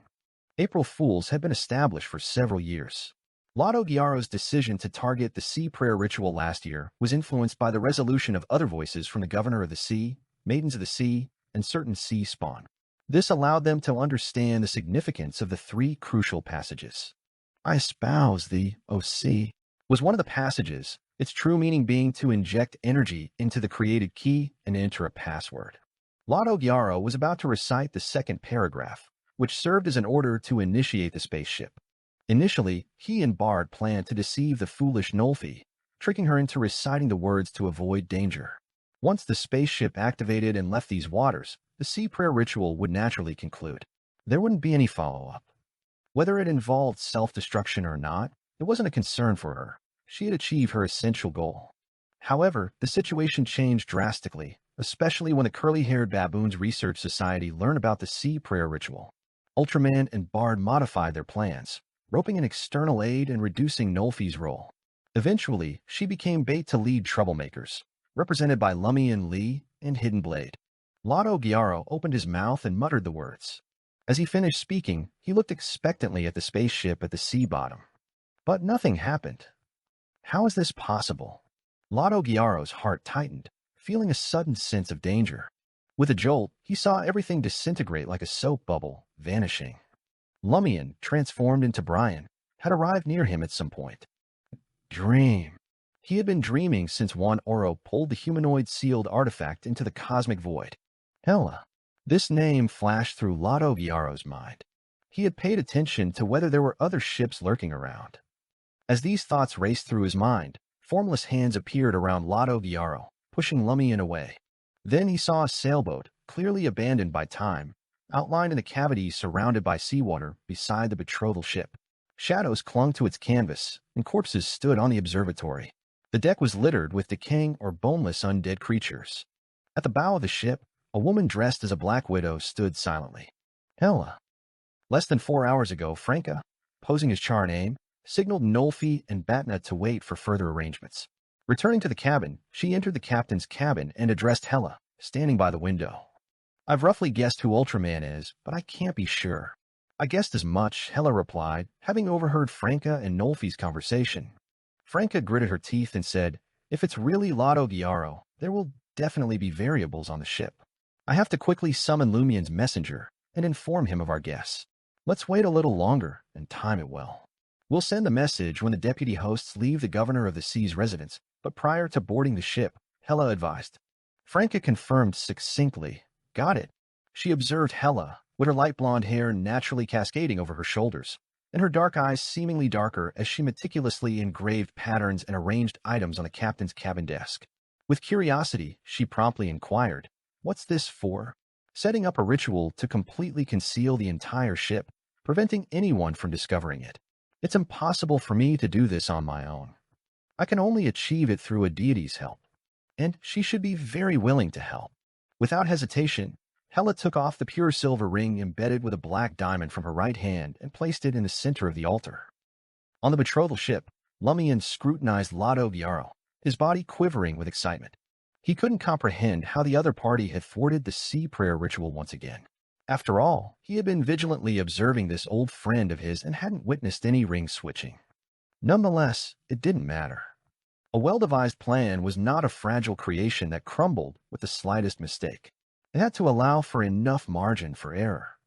Similarly, Lotto Gyaro couldn't fathom how Hela and the ship had approached without triggering his detection. But it didn't matter.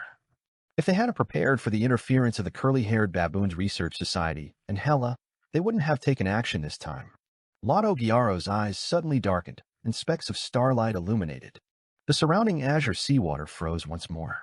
Here he surpassed the old-timer Juan Oro. He had long amassed the power to temporarily become the governor of the sea. In the upcoming period, he would ascend to become the god of these waters. Lord of Mysteries 2, Circle of Inevitability. Chapter 577, Same Thoughts. On the flower ship, Lotto Gyaro extended his arms, and sunlight erupted from his body. The sky dimmed, and the sea approached nothingness. Illusory stars emerged among them, expanding like distant suns. In the next moment, Lotto Gyaro swiftly spoke a few words in ancient Hermes with a grave expression. God says entering dreams is ineffective. With the reinforcement of the sea's power, he neared the status of a Sequence 4 demigod. This allowed him to employ the notary's God says ability more precisely, diminishing Hela's capacity to compel people into entering dreams. Without this intervention, if Hela used her ability to forcefully restrain him without guiding him into an easily interruptible dream to gather information, breaking free from such a demigod's dream would prove challenging in a short time. He would become like a feral dog under anesthesia, at Lumian Lee's mercy. The choice of entering dreams is ineffective over sleeping is ineffective was deliberate. The former was more specific and avoided potential ambiguity related to various abilities. Additionally, the Evernight pathway's induced slumber originated from being forcefully drawn into a dream, not the other way around. Essentially, it was a dream, not sleep. As Lotto Gyaro pronounced the ancient Hermes phrase, entering dreams is ineffective, his body still felt as weighty as the humanoid sealed artifact, though not as exaggerated. This stirred massive waves in the surrounding seawater, attempting to fill the void. The sailboat manipulated by the undead creatures visibly swayed, nearly capsizing, severely impeding Hella's further movements. Immediately after, Lotto Gyaro reclined even further. A miniature, bright sun manifested in his eyes. Simultaneously, the ethereal sky and the stars emerging from the sea emitted light of varying intensities. They interweaved, crafting a splendid and pure blazing pillar of light. The majestic pillar of light descended, enveloping the front half of the sailboat, where Hella stood. It melted the undead creatures there as if they had evaporated, leaving no trace of darkness. Hella became engulfed by the pillar of light. This was the light of holiness, an ability of a Sequence 5 priest of the light of the sun pathway. Despite not consuming a corresponding Sequence 4 potion and lacking demigod-level abilities, after becoming the temporary governor of the sea, Lotto Gyaro could elevate his acquired abilities to near Sequence 4. Moreover, the light of holiness had undergone a mutation. It no longer emanated from a single sun. All the stars in the cosmic void contributed to its power. Coupled with the uniqueness of these waters, while not as potent as the Sequence 4 flaring sun of this pathway in purifying and destroying impure entities, its attack range and area of influence had significantly expanded. Having transmigrated into a child of the sea and possessing substantial boons, Lotto Gyaro had carefully considered the sun pathway potion, believing it posed no risks and might integrate with his bloodline and original abilities, bringing about remarkable changes. The outcome aligned with his expectations. Suddenly, Lotto Gyaro pivoted. In the space behind him, Lumian's figure swiftly materialized. He intended to exploit Lotto Gyaro's engagement with Hella to teleport closer, followed by a spell of harumph. Gone from his eyes was any suppressed violence or madness. There was no fear whatsoever, as if he didn't concern himself with the consequences of failing to assail the governor of the sea at close range. In Lotto Gyaro's dark and profound eyes, resplendent stars reflected. Before Lumian could utter the harumph, he plunged into the void, disappearing beneath the vast and distant cosmos. Lotto Gyaro withdrew his gaze and focused on the sailboat illuminated by the residual light. He found an adversary like Lumian Lee repulsive. It wasn't that he couldn't be forcibly eliminated, but doing so might only exacerbate matters. He could potentially incur the indiscriminate wrath of a high-ranking individual. His decision was to leverage the authority of the governor of the sea to banish his foe into a self-created cosmic void, leaving him disoriented and unable to find an exit for the time being. Once he assumed control of the spaceship and became the true governor of the sea, he planned to return and calmly resolve the issue. At that precise moment, Juan Aro, entangled in a battle with a humanoid-sealed artifact in his cosmic void, suddenly detected an anomaly. His strength rapidly waned, and his dominion over the sea gradually diminished. It seemed like his temporary authority as governor of the sea was being usurped. In the blink of an eye, the tidal wave capable of shattering ships vanished from the cosmic void, followed by the illusory cosmos itself. Juanaro reappeared on the ship once more and saw the azure sea around him, towering like a mountain peak. He saw Simon Gyaro, closely linked to the sea. "It's you." His roar coincided with an involuntary bend, as if an invisible force pressed him down to the floor. The humanoid-sealed artifact had also returned, reinstating a formidable weight. Lotto Gyaro gazed at her, his face covered in scales tinged with starlight. Then he pointed at Hella's ship and spoke in a fluent language, yen% and asterisk. He didn't comprehend the exact meaning of the sentence, but he understood that it could prompt the other party to attack a designated target. Although he harbored no fear of Hella in these waters, he remained vigilant of Gandalf and others who might be on the ship. Therefore, he had to give his utmost effort. The humanoid-sealed artifact's sorrow dissipated slightly, and it nodded blankly. Her body pivoted towards the sailboat, which bobbed in the underwater waves. In an instant, Lotto Gyaro bent down and grasped his throat. "What?" He ejected a slender, sticky blob of flesh. The flesh contorted and writhed, swiftly taking on a human form. Lotto Gyaro promptly straightened up and seized the moment to command. "Mad Lady, open the passageway to the spaceship." He wasn't concerned that Mad Lady might usurp the position of the governor of the sea and become the owner of the spaceship because she lacked the sea bloodline. In the cosmic void crafted by Lado Gyaro, Lumian showed no urgency to find an exit or ascertain his coordinates. He simply teleported out. He clasped his throat. What? He ejected a slender, sticky blob of flesh. The flesh contorted and writhed, swiftly taking on a human form. Solemn Motel, adjacent to Lumian's suite. Recalling that invisibility and shadow concealment were futile against marionettists, Jenna pondered ways to locate Loki's true form. Drawing on information from the major arcana card holders, she knew a marionettist had to be within 5 meters of a target to transform individuals into marionettes. In other words, Loki was undoubtedly within a 5-meter radius of Lugano. Damn it, it's all walls. My sight is blocked. Otherwise, spotting Loki would be easier. At this hour, most guests are away, celebrating the sea prayer ritual. Walls. If there are no walls. An idea struck Jenna. She glanced at Anthony and blurted out, "Did you bring enough money?" "What money?" In a rare instance, Anthony couldn't decipher Jenna's true thoughts. Only then did Jenna realize her words had been too abrupt. "Money to compensate the motel owner. I plan to blow up the opposite side, diagonally opposite, and the rooms below. We confirm they're empty. If anyone's there, it's Loki or his marionette. I'll place the detonators here. They affect rooms within a 7-meter radius. Lugano will likely be injured, but with a lady as a shield and being a doctor, he can handle it. Right, the explosion will attract the Fertility Order's combat nuns." Jenna's train of thought gradually flowed smoothly as she spoke. "Are you a hunter or a demoness? Have you been influenced by Lumian?" Anthony mused inwardly. "Do it. Time is running out. Lumian will cover the compensation. He's loaded." Jenna hurriedly searched her backpack for detonators. Simultaneously, she noticed Anthony setting up a simple altar. Her heart stirred as she asked, "Do you wish to contact Madam Justice, Madam Judgment, or Madam Magician?"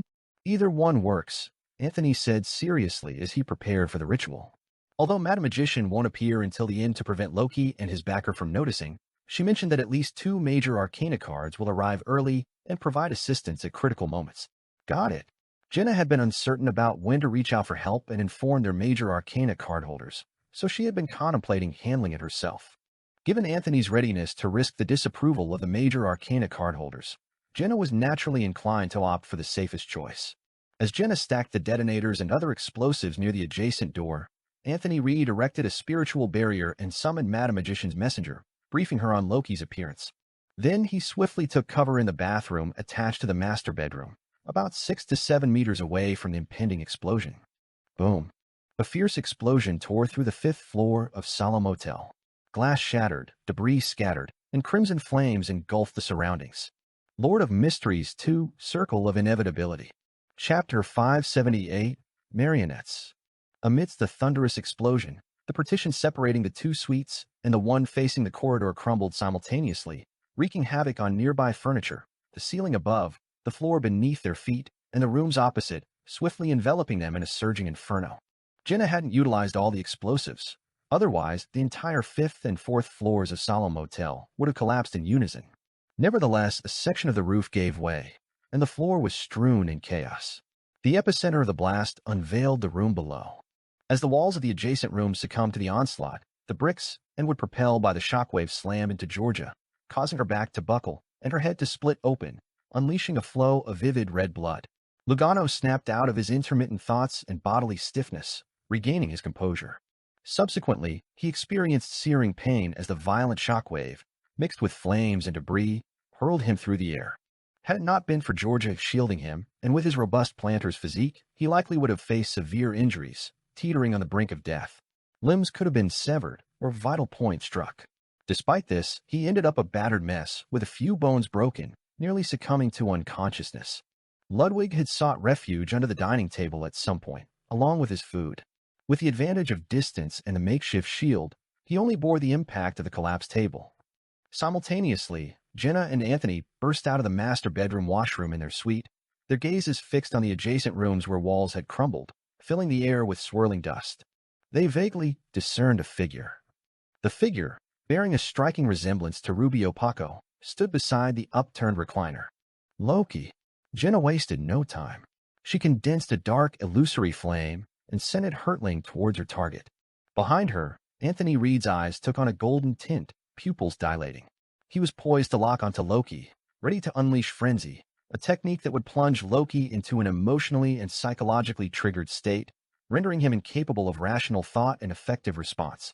Just as Anthony and Jenna prepared to strike, their vision darkened and Loki vanished. They found themselves in a void, no blue sky or white clouds above, no solid ground below, just darkness embellished with a myriad of stars. Cosmic void. This semi-real, semi-false illusion was a creation achievable by a child of the sea at a certain level. In the void, Jenna and Anthony beheld a widowed woman in a black bonnet with subtle wrinkles in front of them. Martha, the Paco family's matriarch, now a marionette under Loki's control, was hidden in the room where Loki manipulated the spirit body threads. With sufficient preparation time, how could Loki not perform with his marionettes? He had 2 puppets with beyond her powers, and this was one of them. Another remained concealed, with the last slot reserved for specific situations, adaptable at will. It could be switched once an enemy was under control. When Loki posed as Rubio Paco, bringing Madame Martha to meet the governor of the sea, the family's matriarch was already a marionette. Thus, he had to ensure she stayed within his control range. Lugano discerned Madame Martha's severe injuries primarily because a marionette was essentially comparable to a lifeless entity. A marionettist's manipulation of her spirit body threads allowed her to execute various actions, mimicking living characteristics. To a Sequence A doctor, this appeared as grave injuries. Had Lumian not infrequently observed others' luck without forming a habit, he would have realized that Madame Martha's fate was off. It was eerily still, resembling death. Martha, a subtle smile on her face, lifted her right hand, a spectral green light coalescing at her fingertips. The radiance morphed into a beam that streaked towards Jenna. Having heard Lumian explain the sea bloodline's abilities, Jenna, at the sight of the spectral green light, rolled out of the cosmic void. Anthony followed suit. He refrained from using frenzy on Martha since a marionette, essentially dead, wouldn't succumb to frenzy. In the next moment, they both felt a weightiness, plummeting swiftly through the empty cosmos. They experienced the weightlessness Franca occasionally mentioned. In the blink of an eye, Jenna and Anthony landed on the ground and steadied themselves, yet Martha was nowhere to be seen. The empty cosmos was shattering inch by inch. They were still in Solemn Motel, but they had descended from the 5th floor to the 4th. This was because the mid to low-level cosmic void resembled more of an illusion. There would be a barrier akin to a wall of spirituality around them. After falling into it, their bodies remained in reality. As they rolled and dodged, Martha nudged them forcefully with her formless power, causing them to plunge into the floor cavity created by the explosives. Jenna didn't hesitate. She sprinted up the wall, seized a crack, and flipped back to the 5th floor where the explosion had occurred. She saw Lugano tending to his injuries, and Loki and Madame Martha were absent from the room diagonally opposite. Ludwig, who had hidden under the dining table, had vanished as well. On Aquinas Street, amid a lively folk celebration, Loki, having transformed into an inconspicuous passerby, carried Ludwig, who had fallen asleep, through the crowd. His other marionette, a sole assurer of the Evernight pathway, stayed concealed on the opposite side of Lumian's suite, ready to exert influence on the target. Initially, Loki had dispatched his temporary marionette, Georgia, to handle Lugano. He had manipulated the doctor's spirit body threads, but refrained from deploying his more potent marionettes. It wasn't due to fear of alerting Ludwig, but rather a concern that an unseen adversary might be lurking in the shadows. After all, several lodgers in the motel hadn't left for the sea prayer ritual celebrations. A couple had returned before lunchtime next door, almost synchronizing with the target. Moreover, a marionettist advancement ritual demanded a grand performance, a splendid and profound drama. Silent, unnoticed assassinations lacking a sufficient audience failed to meet the requirements. Therefore, Loki intentionally singled out Lugano first. If there were no other foes lurking, it was akin to switching marionettes. If there were, he could draw them all to him and clandestinely manipulate the target with the other marionette nearby. Aware that it was a sealed demigod, Loki knew its strength might be limited, but its essence remained unchanged.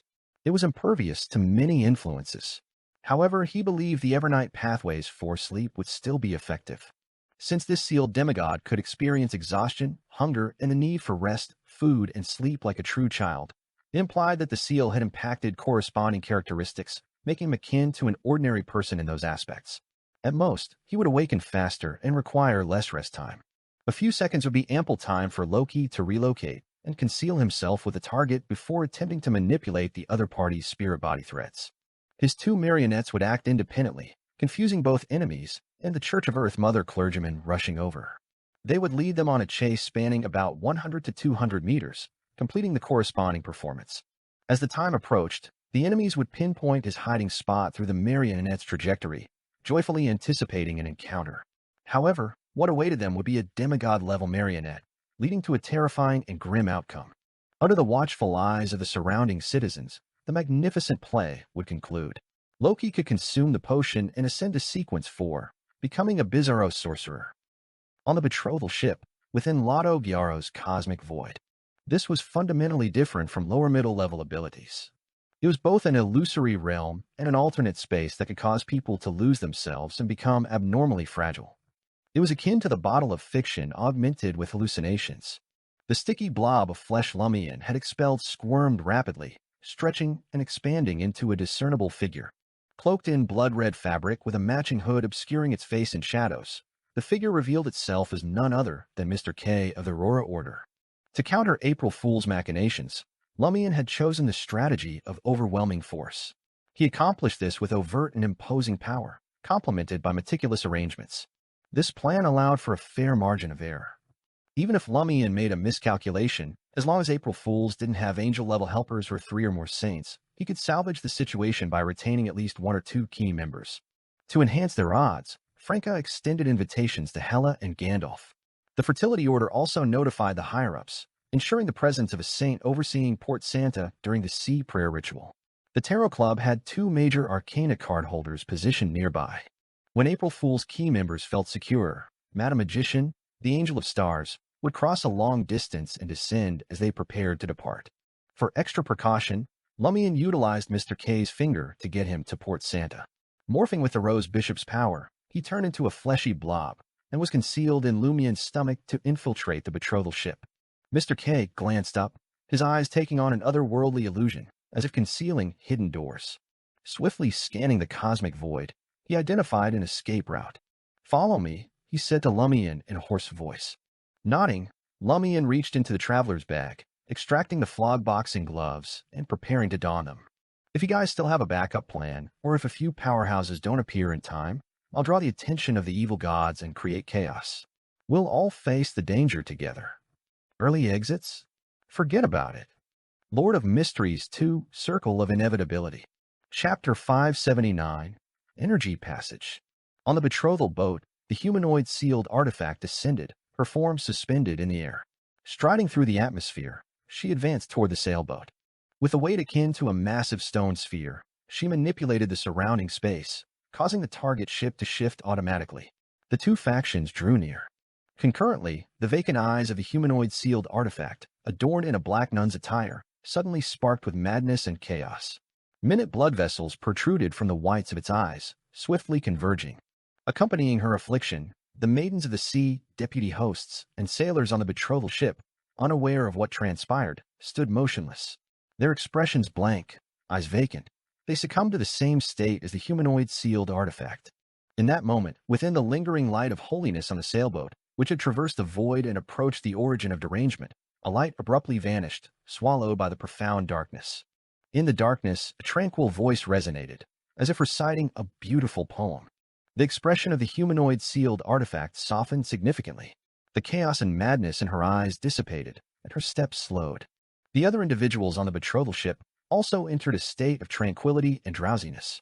One Oro felt the intangible force suppressing his body instantly dissipate. Straightening up abruptly, he glared angrily at Simon Gyaro, positioned at the bow of the ship. The president of the Fisheries Guild had a rough idea of the other party's identity. After all, not many comprehended the entire sea prayer ritual and knew the intricacies of the Ring of the Sea Queen. Combined with the fact that he hailed from the same family as Simon Gyaro, there is only one answer: Lotto Gyaro. "You traitor!" Even the distant chanting from the darkness couldn't pacify Juan Oro's anger. Although no longer the temporary governor of the sea, he still possessed considerable strength and could be deemed formidable at sea. Splash! The seawater at the bottom of the betrothal ship surged, part of it threatening to hurl everyone back to the surface, while others formed into towering peaks and crashed down on Lotto Gyaro, masquerading as Simon Gyaro. Lotto abruptly pivoted, fixing his gaze on Juan Oro. The azure peak, poised to strike him, froze in midair, its descent arrested. The water's attempt to push the betrothal ship out of this area also ceased its endeavors. Reflected in Lotto Gyaro's eyes was the figure of Juan Oro. The corners of his mouth curled up slightly as he stated a fact in a composed tone. I'm now the governor of the sea. Your abilities, especially those affecting these waters, are completely suppressed by me. They are useless. The incantation from the darkness targeted the humanoid sealed artifact. Everything else was secondary. As the interim governor of the sea, Lotto Gyaro couldn't help but be affected. However, thanks to the feedback from the sea and the sharing of the burden, it didn't reach a profound level. He only became more tranquil, devoid of the desire for intense combat and direct killing. Compared to Juan Oro, he was more concerned about whether Gandalf was on the sailboat besides Hela. He was more concerned about whether Mad Lady had opened the spaceship's passageway in time. Juan Oro's heart sank as he witnessed the azure waves suspended in midair and Lotto Gyaro, seemingly indifferent to him. At that moment, Lotto turned to Mad Lady, who had reverted to her human form, and addressed his companion, clad in an unusually flamboyant blood-colored dress. Hurry up. Mad Lady wasn't particularly tall, standing at over 1.6 meters. Her dark blonde hair was disheveled, influenced by the heaviness effect. None of it fluttered wantonly, pointing towards the seabed. Her face concealed by pure flesh, making it challenging to discern her original appearance. She wore a ring on each hand. On her left hand, there was a rose gold ring embedded with a gem resembling crimson blood, and on her right, a simple, pure silver ring. Mad Lady responded to Lotto Gyaro with a smile. So there are times when you're anxious. Only then did she cast her gaze at the silver-gray behemoth embedded in the seabed not far away. This lunatic. Lotto Gyaro cursed inwardly. I know someone had an extremely nasty personality and subsequently succumbed to mental illness due to other reasons and was admitted to an asylum, but in contrast, Mad Lady had displayed an abnormal state of mind from the very beginning. In the past, she relied on I know someone's regular treatment to barely maintain her rationality, but now she was becoming more and more insane. Lotto Gyaro took a deep breath, focusing on the peculiar sounds emanating from within the spaceship, resisting the distant chants echoing in the darkness. Swiftly regaining his will to fight, he redirected his gaze to the sailboat, raising his right arm. Upon witnessing this, Juan Oro's sense of despair deepened. The white-haired old man clenched his fist, slamming it against his chest. With a snap, his sternum broke and his flesh tore open, releasing a torrent of blood that painted his body and the betrothal ship's deck red. As life ebbed away, Juan Oro's white hair defied the heaviness effect, floating upwards. His steps grew burdensome, each movement pressing down like a mountain on the ground. Just as Lotto Gyaro was poised to unleash the surrounding seawater, submerging the sailboat, he suddenly realized that the sea wasn't as obedient as before. His governor of the sea position teetered on the brink of collapse. Lotto Gyaro turned his head once more, narrowing his eyes at Juan Oro, now covered in blood. Traitor, the sea will punish you. Juan Oro's dark green eyes focused, emitting a beam of blue light. Accompanying this attack, he also intensified Lotto Gyaro's heaviness, rendering him unable to move normally. Two beams struck Lotto Gyaro simultaneously, penetrating him and sinking into the sea. Lotto Gyaro's aura weakened slightly, but he wasn't as severely injured as Juan Oro believed. Sunlight burst forth from the April Fool key member who used Ultraman as his code name, eradicating the residual corrosive powers and altering his body structure. He lifted his chin slightly and uttered 3 words with strange pronunciations. % and this was also the language employed to activate the spaceship. The implication was likely akin to granting access, equivalent to obtaining a certain amount of Governor of the Sea power without melding with the sea after opening a crack in the seal. Lotto Gyaro's usage now was to help him seize all authority back from Juan Oro. Foolish fellow, a group of fools. They hadn't studied the sounds heard during every sea sacrifice after so many years. They guarded the treasure, but failed to excavate it. Sacrificing your life? Sacrificing yourself? It's meaningless. Brains and strength are the foundation.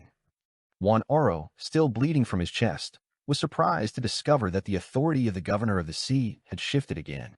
He stared at Lotto Gyaro in confusion and horror, as if looking at a true devil. Why? Why does the sea favor him more? Why does the sea favor this traitor more? At that moment, Mad Lady, on the other side of the bow, completed reciting the incoherent order. The silver-gray behemoth at the bottom of the sea trembled slightly, increasing in magnitude, causing the entire seabed and all the seawater to quake. Inside, beams of pure light converged and shot out from the open entrance, landing at the edge of the betrothal ship, forming a transparent tunnel-like energy passageway. Mad Lady didn't immediately leap into the pure light. She understood that as the spaceship opened and activated further, the power accumulated in the depths of the seal would erupt. Everyone present, except the governor of the sea, would be torn apart. But it didn't matter. She had a solution. The plain silver ring on her right hand, a gift from Bard, held a boon from honoring the ancestors. It could steal that power and distribute it, sharing the burden with all the children of the sea in Port Santa. Of course, those present would receive more. Whether they could endure it or not depended on fate. When the moment arrived, the Fisheries Guild members would believe the sea prayer ritual had succeeded, celebrating with joy.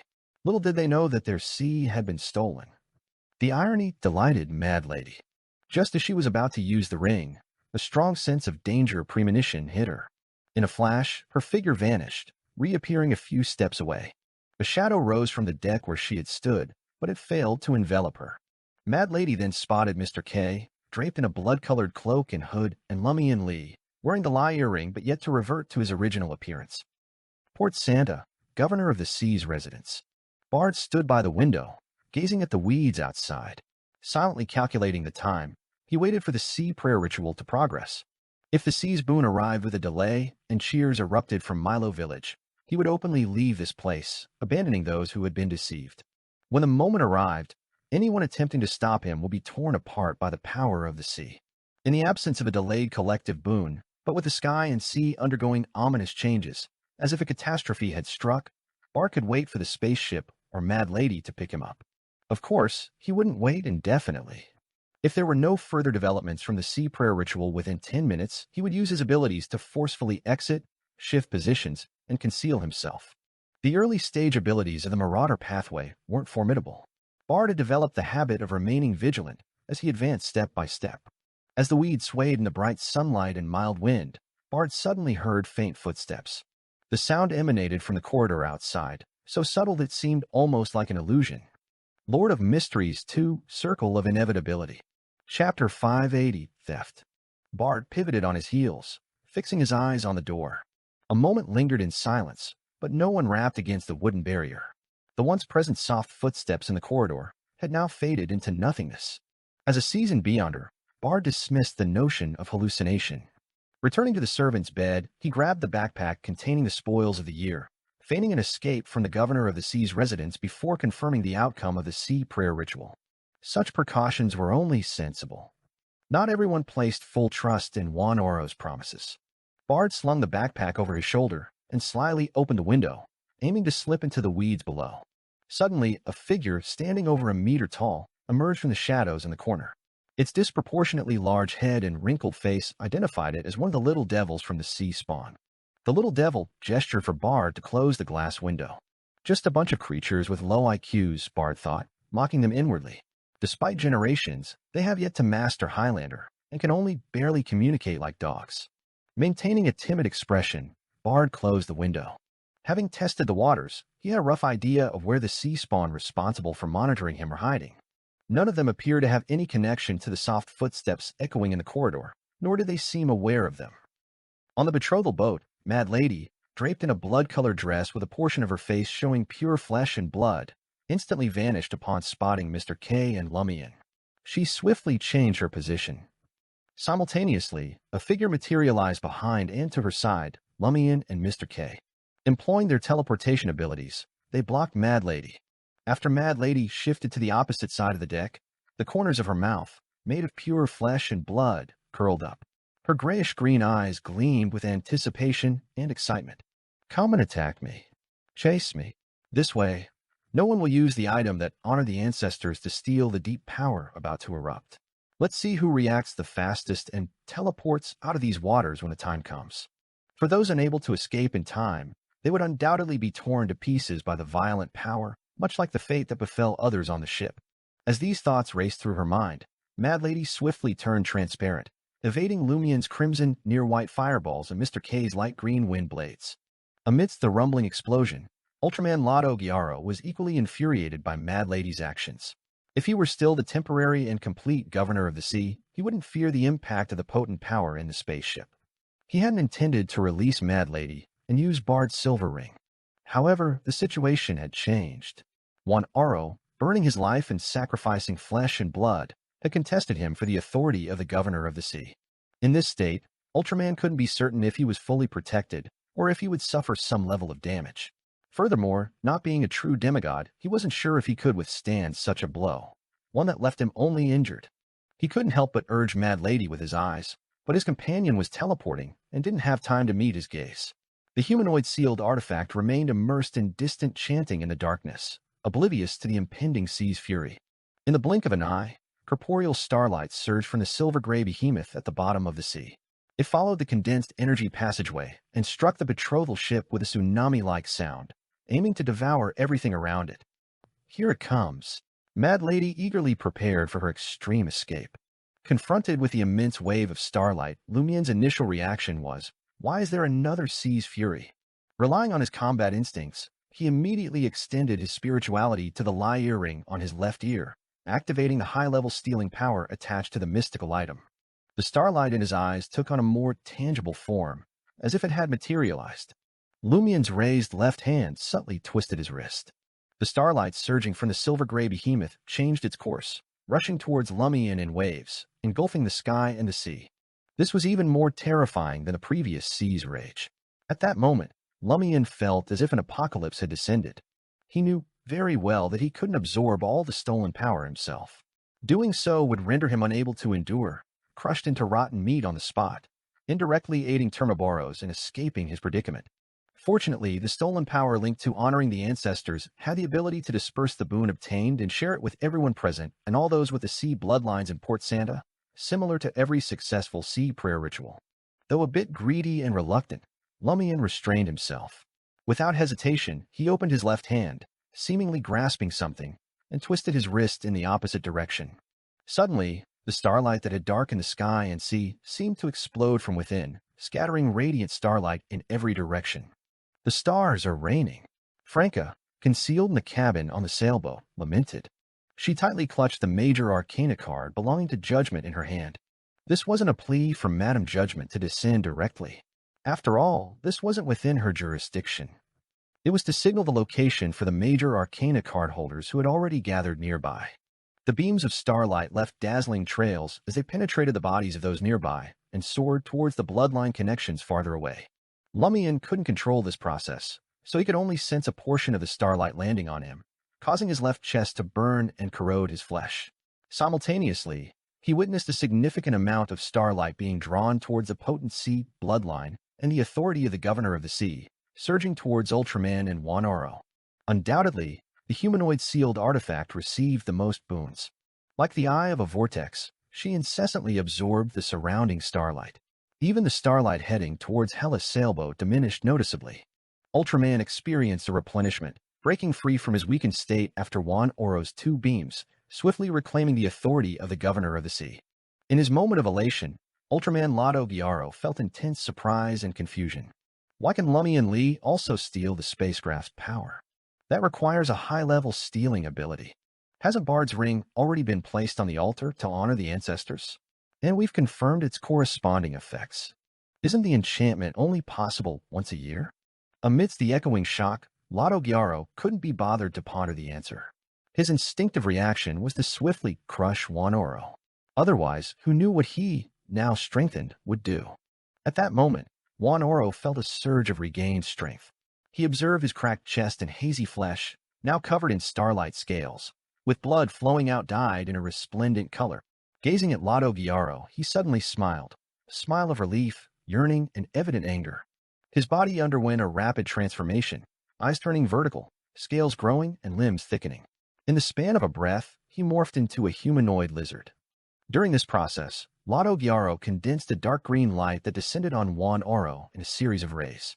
Juan Oro made no attempt to dodge, he endured it. His aura rapidly weakened, precisely as he desired. His lizard-like form faded, growing increasingly translucent, as if condensed from starlight. Then Juan Aro merged into the void representing the sea and spoke to Lado Gyaro with a complex expression. I've returned to the sea. Come quickly, too. At the last few words, Juan Aro gnashed his teeth, not concealing his deep-seated hatred. Every child of the sea was prepared to return to the sea, and Juan Aro was no exception. However, he hadn't anticipated doing so in this manner. His sole desire now was for Lado Gyaro to join him. Juan Oro's figure dissipated, becoming entirely a part of the sea. Ultraman Lado Gyaro immediately sensed a growing animosity between his title as governor of the sea and the waters. The harmony that once existed had given way to a resistance emanating from the power of the sea. This indicated that the governor of the sea authority he had acquired wouldn't be complete for some time. Damned old fellow. Lado Gyaro cursed inwardly, but he remained composed. He had realized that Hela was the sole demigod on the sailboat. The humanoid sealed artifact, having received a boon from the sea and escaped the influence of the chanting, was sufficient to hold off the opposition for a while. Though uncertain why Gandalf and the others hadn't arrived, Ultraman Lado Gyaro welcomed this turn of events. It allowed him to focus on dealing with Lumian Lee and his ally. Despite being an incomplete governor of the sea, he possessed enough strength to control adversaries below the demigod level briefly and gain entry to the spaceship first. Moreover, Mad Lady's assistance added to his advantage. Having received the sea's boon, Lumian contemplated his newfound capabilities. Now, I seem qualified to contend for the authority of the governor of the sea. Although I can't be considered to possess the sea bloodline and only wield some power of the sea lasting a week, far inferior to Ultraman, my fake level is high enough. I'm at the angel level. Just as Ultraman Lado Gyaro and Lumian responded swiftly, the gray sky suddenly brightened. Thick bluish-green vines descended, shrouding the two ships and the surrounding area in torrential rain. Soon, they intertwined into a giant-like forest growing above the sea.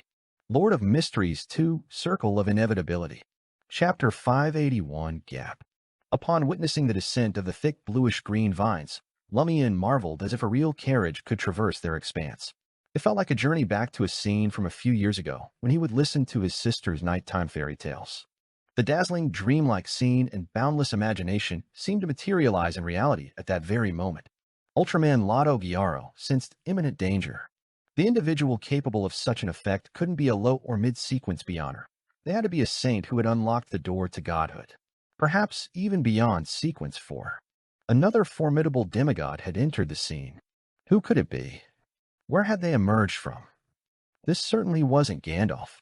While others might be unaware, Loki had thoroughly investigated the president of the Curly-Haired Baboons Research Society, discovering he was a beyonder of the warrior pathway, a warrior who had a penchant for research and mysticism.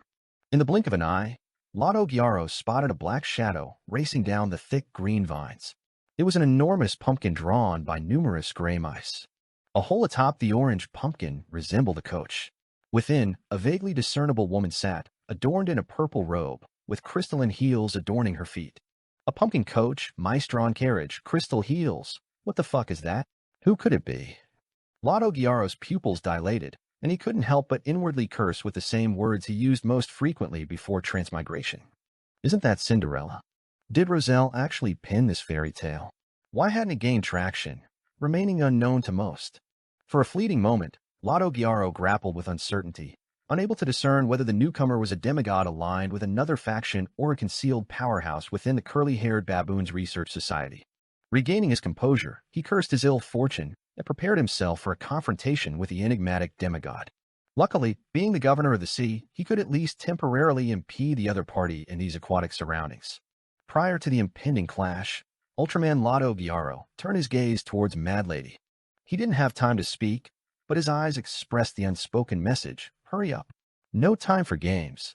Mad Lady swiftly grasped Ultraman's urgency and, with a blink, positioned herself at the entrance of the energy passageway. However, instead of materializing precisely there, she outlined her presence. This decision was prompted by the sudden appearance of Mr. K and Lumian, seemingly having teleported nearby, with their sights set on the energy passageway's entrance. Splash. Whether from the imposing weight of the humanoid sealed artifact or Lado Gyaro, raising his right arm, conjuring a mountainous azure wave, the water around the cave visibly swayed, teetering on the brink of collapse. In that critical moment, Cinderella, seated in the pumpkin carriage, pushed open the door and rose to her feet. She extended her arms, and a massive iron-black cross materialized behind her. The weight of the cross proved challenging for Cinderella to bear, as though it carried the concentrated sins of the entire world. Cross? Ultraman Lotto Gyaro was caught off guard as an empty room materialized before him. Within the room, candlelight flickered, revealing a long table adorned with flesh and blood. On either side of the table, three obscure figures hunched over, gnawing and feasting on a gruesome banquet. Abruptly, the three figures turned their heads, fixing their gaze upon Lotto Gyaro. He stood frozen, as if their gazes had penetrated his deepest secrets, dismantling them into the essential components of spirit and flesh.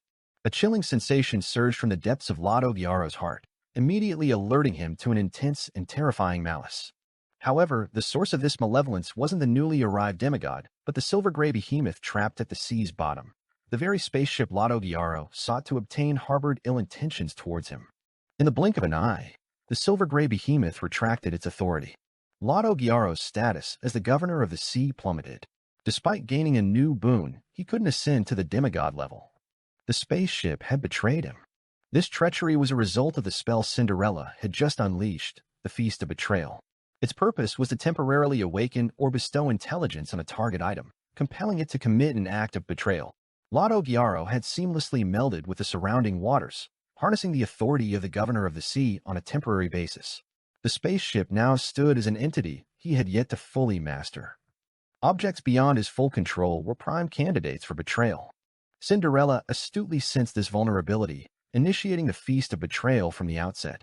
Simultaneously, the sealed environment provided the perfect conditions for her to unleash this magic, an act she might not dare attempt elsewhere. In that moment, surprise and fear flooded Lotto Gyaro.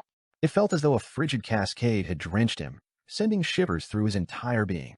Since merging with the sea and gaining the governor of the sea's authority, Lotto Gyaro had believed that ordinary Sequence 4 or even Sequence 3 demigods, commonly referred to as saints, couldn't swiftly overpower him in this realm.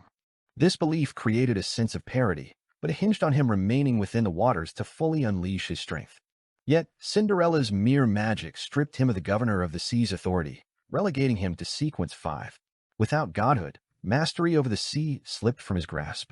Despite being a dual Sequence 5 of a potion and boon system with numerous unique abilities, Lotto Gyaro harbored doubts about facing a genuine demigod.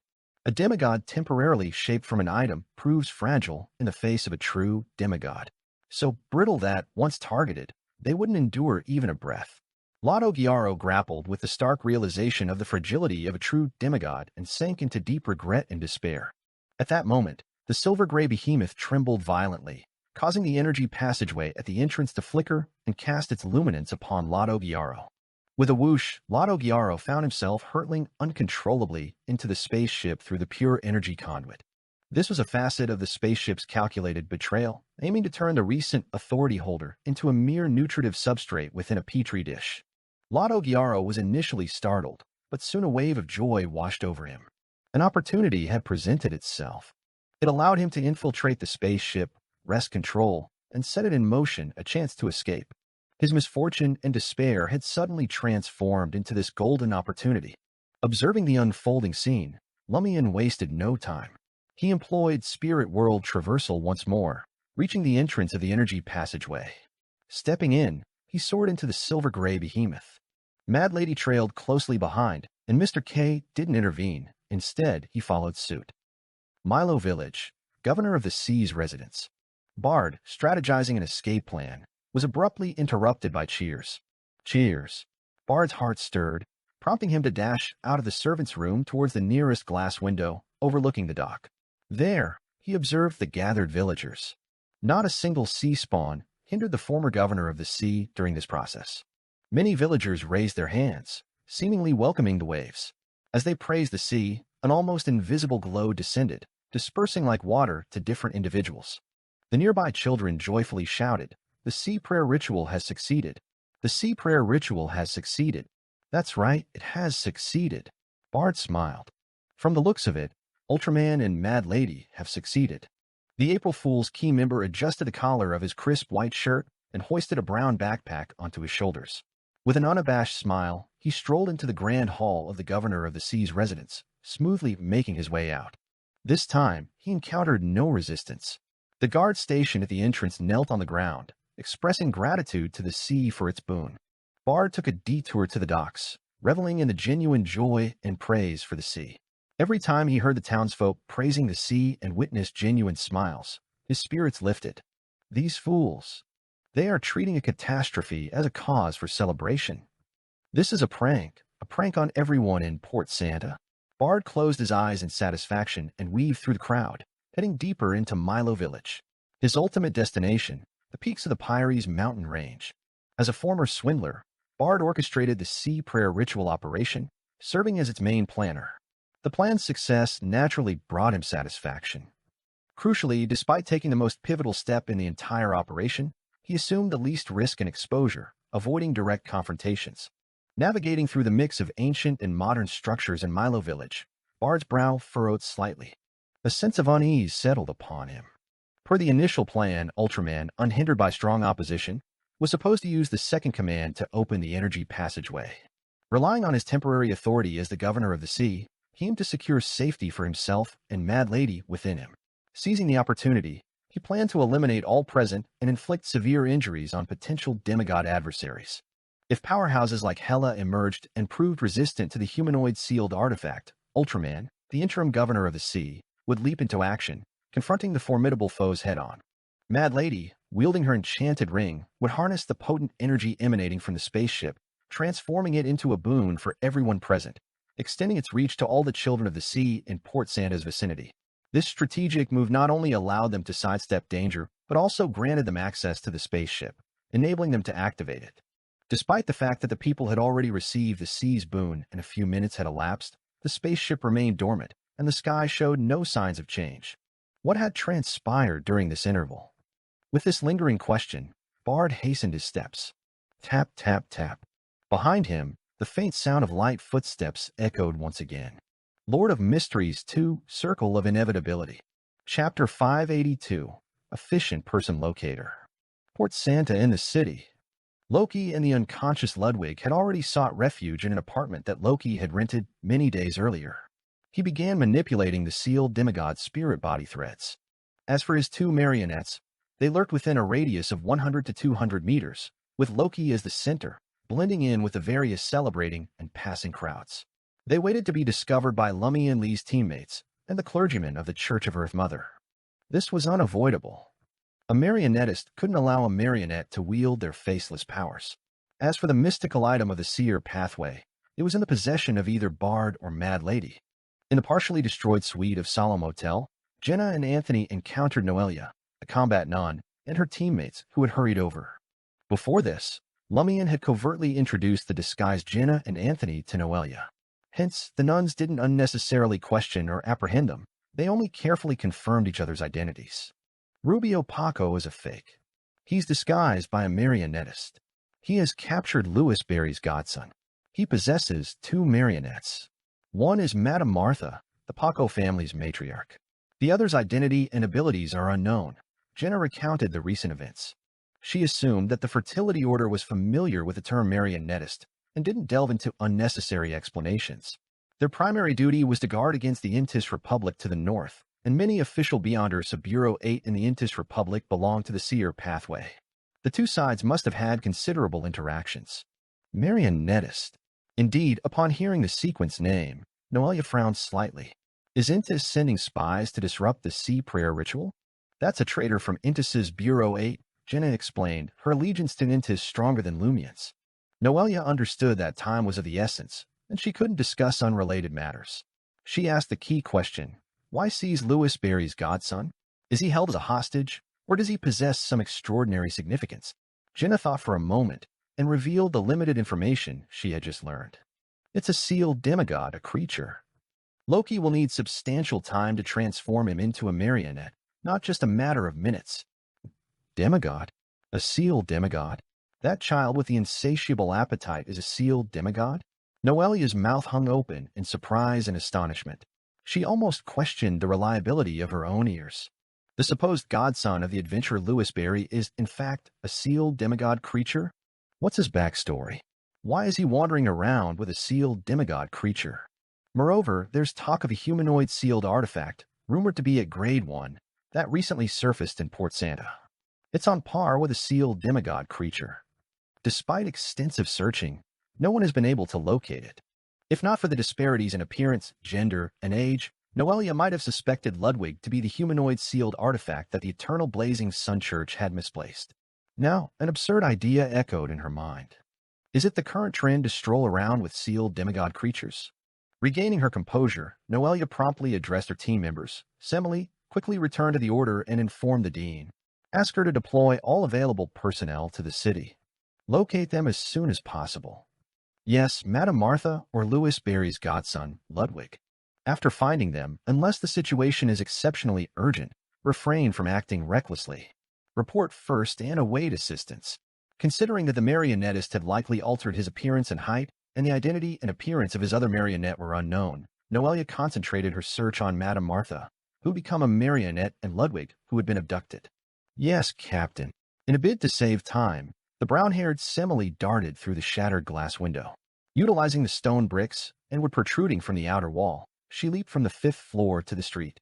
The Dean Noelia referred to was the head of the local cloister, the clergyman overseeing the Fertility Order in Port Santa, the Fertility Order's headquarters in Torres, the capital of Gaia Province. Just as Semele took a few steps and was about to explore the nearby streets, Jenna, Anthony, Noelia, and the others witnessed a massive bird soaring through the air. The bird's body was grayish-black. Its feathers were tough and lacked softness. Its eyes appeared to be adorned with 2 rubies. The grayish-black bird flapped its wings and glided to the collapsed 5th-floor outer wall of Salo Motel. Only then did Jenna and Anthony realize that the grayish-black bird was sculpted from stone. It was weighty, substantial, and unyielding, yet it emanated a vibrant vitality. Perched on the back of the lifelike grayish-black bird was a woman in a brown clergyman's robe. She wore a nun's wimple with wheat patterns and seemed to be in her 30s, but she exuded a maternal aura, as if she had nurtured many children. The brown-haired, brown-eyed, mature, and stunning clergyman turned her gaze to Noelia and succinctly stated, details. Noelia swiftly echoed Jenna's words. She positioned herself with a slight spread of her legs and raised her hands. Praise the earth, praise the mother of all things. The clergyman was none other than the Archbishop of the Church of Earth Mother's Gaia Diocese, Agrippina. Agrippina nodded gently and uttered, I know Martha from the Paco family. I didn't expect her to meet such a fate. Sigh, may the Earth Mother embrace her soul, and may the flowers symbolizing her bloom again next spring. The Archbishop delicately shifted her right foot, conveying a signal to the massive bird sculpted from grayish-black stone. The stone bird, pulsating with vitality, flapped its wings and ascended dozens of meters into the air. Agrippina extended her right hand and scattered a handful of dark black seeds the size of rice grains. With a flutter, the port's white-headed seabirds flocked in, covering the sky. Each one gripped a seed in its beak and circled around. They formed a circle within a 300-meter radius. Observing this spectacle, the jubilant citizens of Port Santa, assuming that the seabirds had joined in the celebration of the successful sea prayer ritual, erupted in cheers of delight. After 2 to 3 minutes, a solitary combat nun spotted Madame Martha. The marionette was concealed on the other side of Aquinas Street. Upon receiving the information, Agrippina turned her head and fixed her gaze into the air. Soon, the white-headed seabirds released the rice-sized seeds from their beaks. Agrippina withdrew her gaze and folded her arms across her chest. Each seed that touched the ground instantly sprouted and grew rapidly, morphing into thick dark green vines. Simultaneously, Jenna, Anthony, Noelia, and the others, who were scouring the street for Ludwig and Loki, witnessed the sky darken, as if night had prematurely descended or a colossal creature had eclipsed the sunlight. Vaguely, they sensed the presence of a massive pitch-black wing covered in a membrane, casting an illusory aura. In the next moment, a crimson full moon ascended from the night, hanging high in the sky. It seemed as though a tall, slender figure was slowly advancing. Crimson moonlight bathed the area surrounded by the dark green vines, captivating all the citizens like statues. Nourished by the moonlight, the dark green vines swiftly expanded, swiftly encasing the streets around Aquinas Street in a forest. Dark red flowers blossomed in the forest, densely clustered and ubiquitous. The flowers emitted a faint, sweet fragrance that intermingled, gradually intensifying the scent. Upon inhaling this fragrance, the residents of Port Santa, as well as the rats and bedbugs in the corresponding area, entered a stupor, swaying and collapsing to the ground. Damn it. Jenna understood that Archbishop Agrippina of the Church of Earth Mother was employing indiscriminate tactics to influence the area, aiming to locate and control Loki, but she still cursed internally. This gaseous anesthetic jogged unpleasant memories. In the past, She had nearly fallen victim to a similar gas used by that Bliss Society pervert. Yet now, in the diffusing gas with a noticeable difference in smell but a similar effect, her head started to spin, and her body felt uneasy. The same was true for Anthony and Noelia. One bore dragon-like scales on his skin, while the other held her breath. At that moment, 3 white-headed seabirds descended from the sky, each clutching a metallic bottle, circling Jenna and the others. Noelia glanced at Archbishop Agrippina, who was hovering in midair, and received a nod. Without hesitation, she took the bottle from a white-headed seabird's claw and gulped it down. She swiftly regained consciousness, no longer affected by the gaseous anesthetic. Observing this, Jenna and Anthony accepted the metal bottles and consumed the sour agent. They no longer felt dizzy and weak. The 3 white-headed seabirds weakly ascended again, landing by the roadside one after another, and dozed off. In the area surrounded by the dark green vine forest, only a marionette remained standing at that moment, impervious to the gaseous anesthetic. Its presence was immediately exposed. In the apartment he had pre-rented, Loki was taken aback to discover that controlling the sealed demigod spirit body threads was much more challenging than he had anticipated. This wasn't a problem that could be resolved in 10 minutes. According to his initial estimate, it would take at least an hour. Given the time, the Church of Earth Mother could turn these streets upside down. As the gaseous anesthetic created by the dark green vines and dark red flowers permeated the room, Loki's initial impulse was to craft an air straw nearly 30 meters long and extend it high into the air to breathe fresh air. However, he quickly dismissed the idea. Perhaps the demigod of the Church of Earth Mother was waiting to detect similar traces to pinpoint his location. Moreover, Loki had realized that there was more than one demigod in the sky. If there was only one, he could rely on sealed artifacts, bestowments, and other means to concentrate. He could conceal himself in the shadows and contend with them to see if he could endure until the marionette-making process was completed. However, there were at least 2 demigods observing. More importantly, he could endure for about 10 minutes, but an hour was out of the question. After weighing the pros and cons, Loki abandoned his original plan to conduct the ritual today and advanced to sequence for Bizarro's sorcerer. In any case, as long as he could restrain the sealed demigod, he could find another opportunity in the future. There was no need for him to perform today. Why would it take an hour or more? Is this a demigod spirit body threads? Amidst Loki's confusion, he didn't intend to recall the 2 marionettes. He planned on using the mystical item to teleport away. From his pocket, he retrieved a bracelet made of different colored gems. Just as Loki was about to activate a diamond, he heard the sound of swallowing. Loki instinctively lowered his head and looked into his arms, realizing that Ludwig had awakened at some point. With a sincere expression, the boy spoke with a hint of eagerness. "I'm hungry." Lord of Mysteries 2, Circle of Inevitability. Chapter 583, Celestial Worthies Revelation. Around the betrothal ship and sailboat, thick turquoise vines cascaded from the sky. They entwined, creating a road leading to various destinations. Cinderella returned to the orange-yellow pumpkin coach, pulled by gray mice swiftly descending through the vines. They approached the energy passageway formed by pure light, as if about to enter the silver-gray behemoth embedded in the seabed. Abruptly, the mischief of gray mice came to a halt. Cinderella, adorned in a purple robe, wore a solemn expression, purple spots dancing in her pupils. Cinderella sensed an unusually perilous presence deep within the silver-gray behemoth. It remained motionless, as if in a deep slumber or long dead. However, in either case, her intuition warned her not to approach, lest she suffer severe corruption or similar effects. Staring at the energy passageway where Lumian and company had vanished, she deliberated for a few seconds before shifting her focus to the sailboat. With Mr. Fool's seal on the 7 of Wands and the sealed evil god's angel, he didn't have to worry about the problem that even she had to be wary of, as long as he didn't directly see those things, hear its voice, or enter the core area. As for the other one, he seemed to be a shepherd, so he didn't mind being even crazier. Cinderella observed the mast and shipboard of the sailboat cracking under the terrifying suction of the humanoid sealed artifact's heaviness characteristic. She was ready to make her move when she retrieved a roselle chess piece from her dark purple coin bag and hurled it at the target in the black nun's attire. Amidst the howling wind, the queen chess piece soared towards the humanoid sealed artifact, accompanied by various miscellaneous items. As it descended, the humanoid sealed artifact's steps towards the sailboat slowed, as if time itself was warping around her. This was one of the spells of Cinderella, the chessboard of ages. It had the power to decelerate the target as if they had entered an area where time moved at a different speed. Seizing the opportunity presented by the sluggish movement, Cinderella closed her eyes and transformed into a humanoid phantom, collapsing into the invisible coffin. The eyelids of the humanoid sealed artifact drooped, as if she might succumb to sleep at any moment. Sleeping beauty magic. Witnessing this, Hela, aboard the sailboat, once again activated the Evernight Pathway's ability to forcibly drag people into a dream.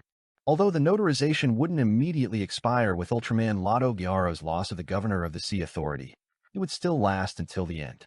However, the ability to be invalidated by notarization wasn't entirely ineffective. It would only be weakened, and its effects would be significantly reduced. Now, the humanoid sealed artifact was already fatigued, swaying, and on the verge of falling asleep. In this state, entering a dream was undoubtedly much easier. The humanoid sealed artifact, donned in a black nun's attire, finally closed her eyes and plunged into a deep slumber. She entered a somewhat sorrowful dream, causing her face to contort slightly as she frowned. On the sailboat, a dense darkness surged once more, enveloping the humanoid sealed artifact, resonating with a distant voice that brought peace and tranquility. It was akin to a mother reciting a poem to lull her child to sleep, fostering a serene slumber. The humanoid sealed artifact, still in her black nun's attire, hovered in midair with her eyes tightly shut. She descended slowly, landing gracefully on the deck of the sailboat. Her brows gradually relaxed, her face softened, and crystalline water droplets formed at the corners of her eyes. The maidens of the sea, deputy hosts, and sailors, blessed by the sea and adorned with starlight scales, swiftly settled in the darkness, succumbing to sleep amidst the enchanting chanting. Franca, within the sail cabin, was taken aback by the unfolding battle. Isn't that Cinderella? Isn't that Jack and the Beanstalk? What manner of magic is this? Isn't that Sleeping Beauty? Who is this? Have I arrived in a fairyland? I have to admit, it's truly dreamlike.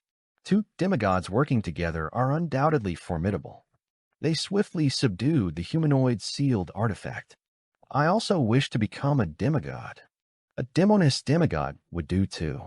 Regaining her senses, Franca concealed herself and sprinted out of the sailboat. Utilizing her run-up and an assassin's feather fall, she elegantly leaped onto the betrothal ship, intending to approach the energy passageway at the bow.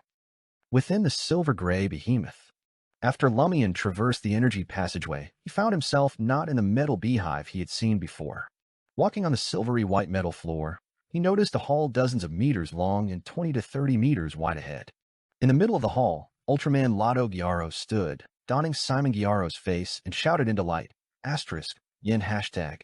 This represented the first half of the command to activate the spaceship by entering the password and gaining access.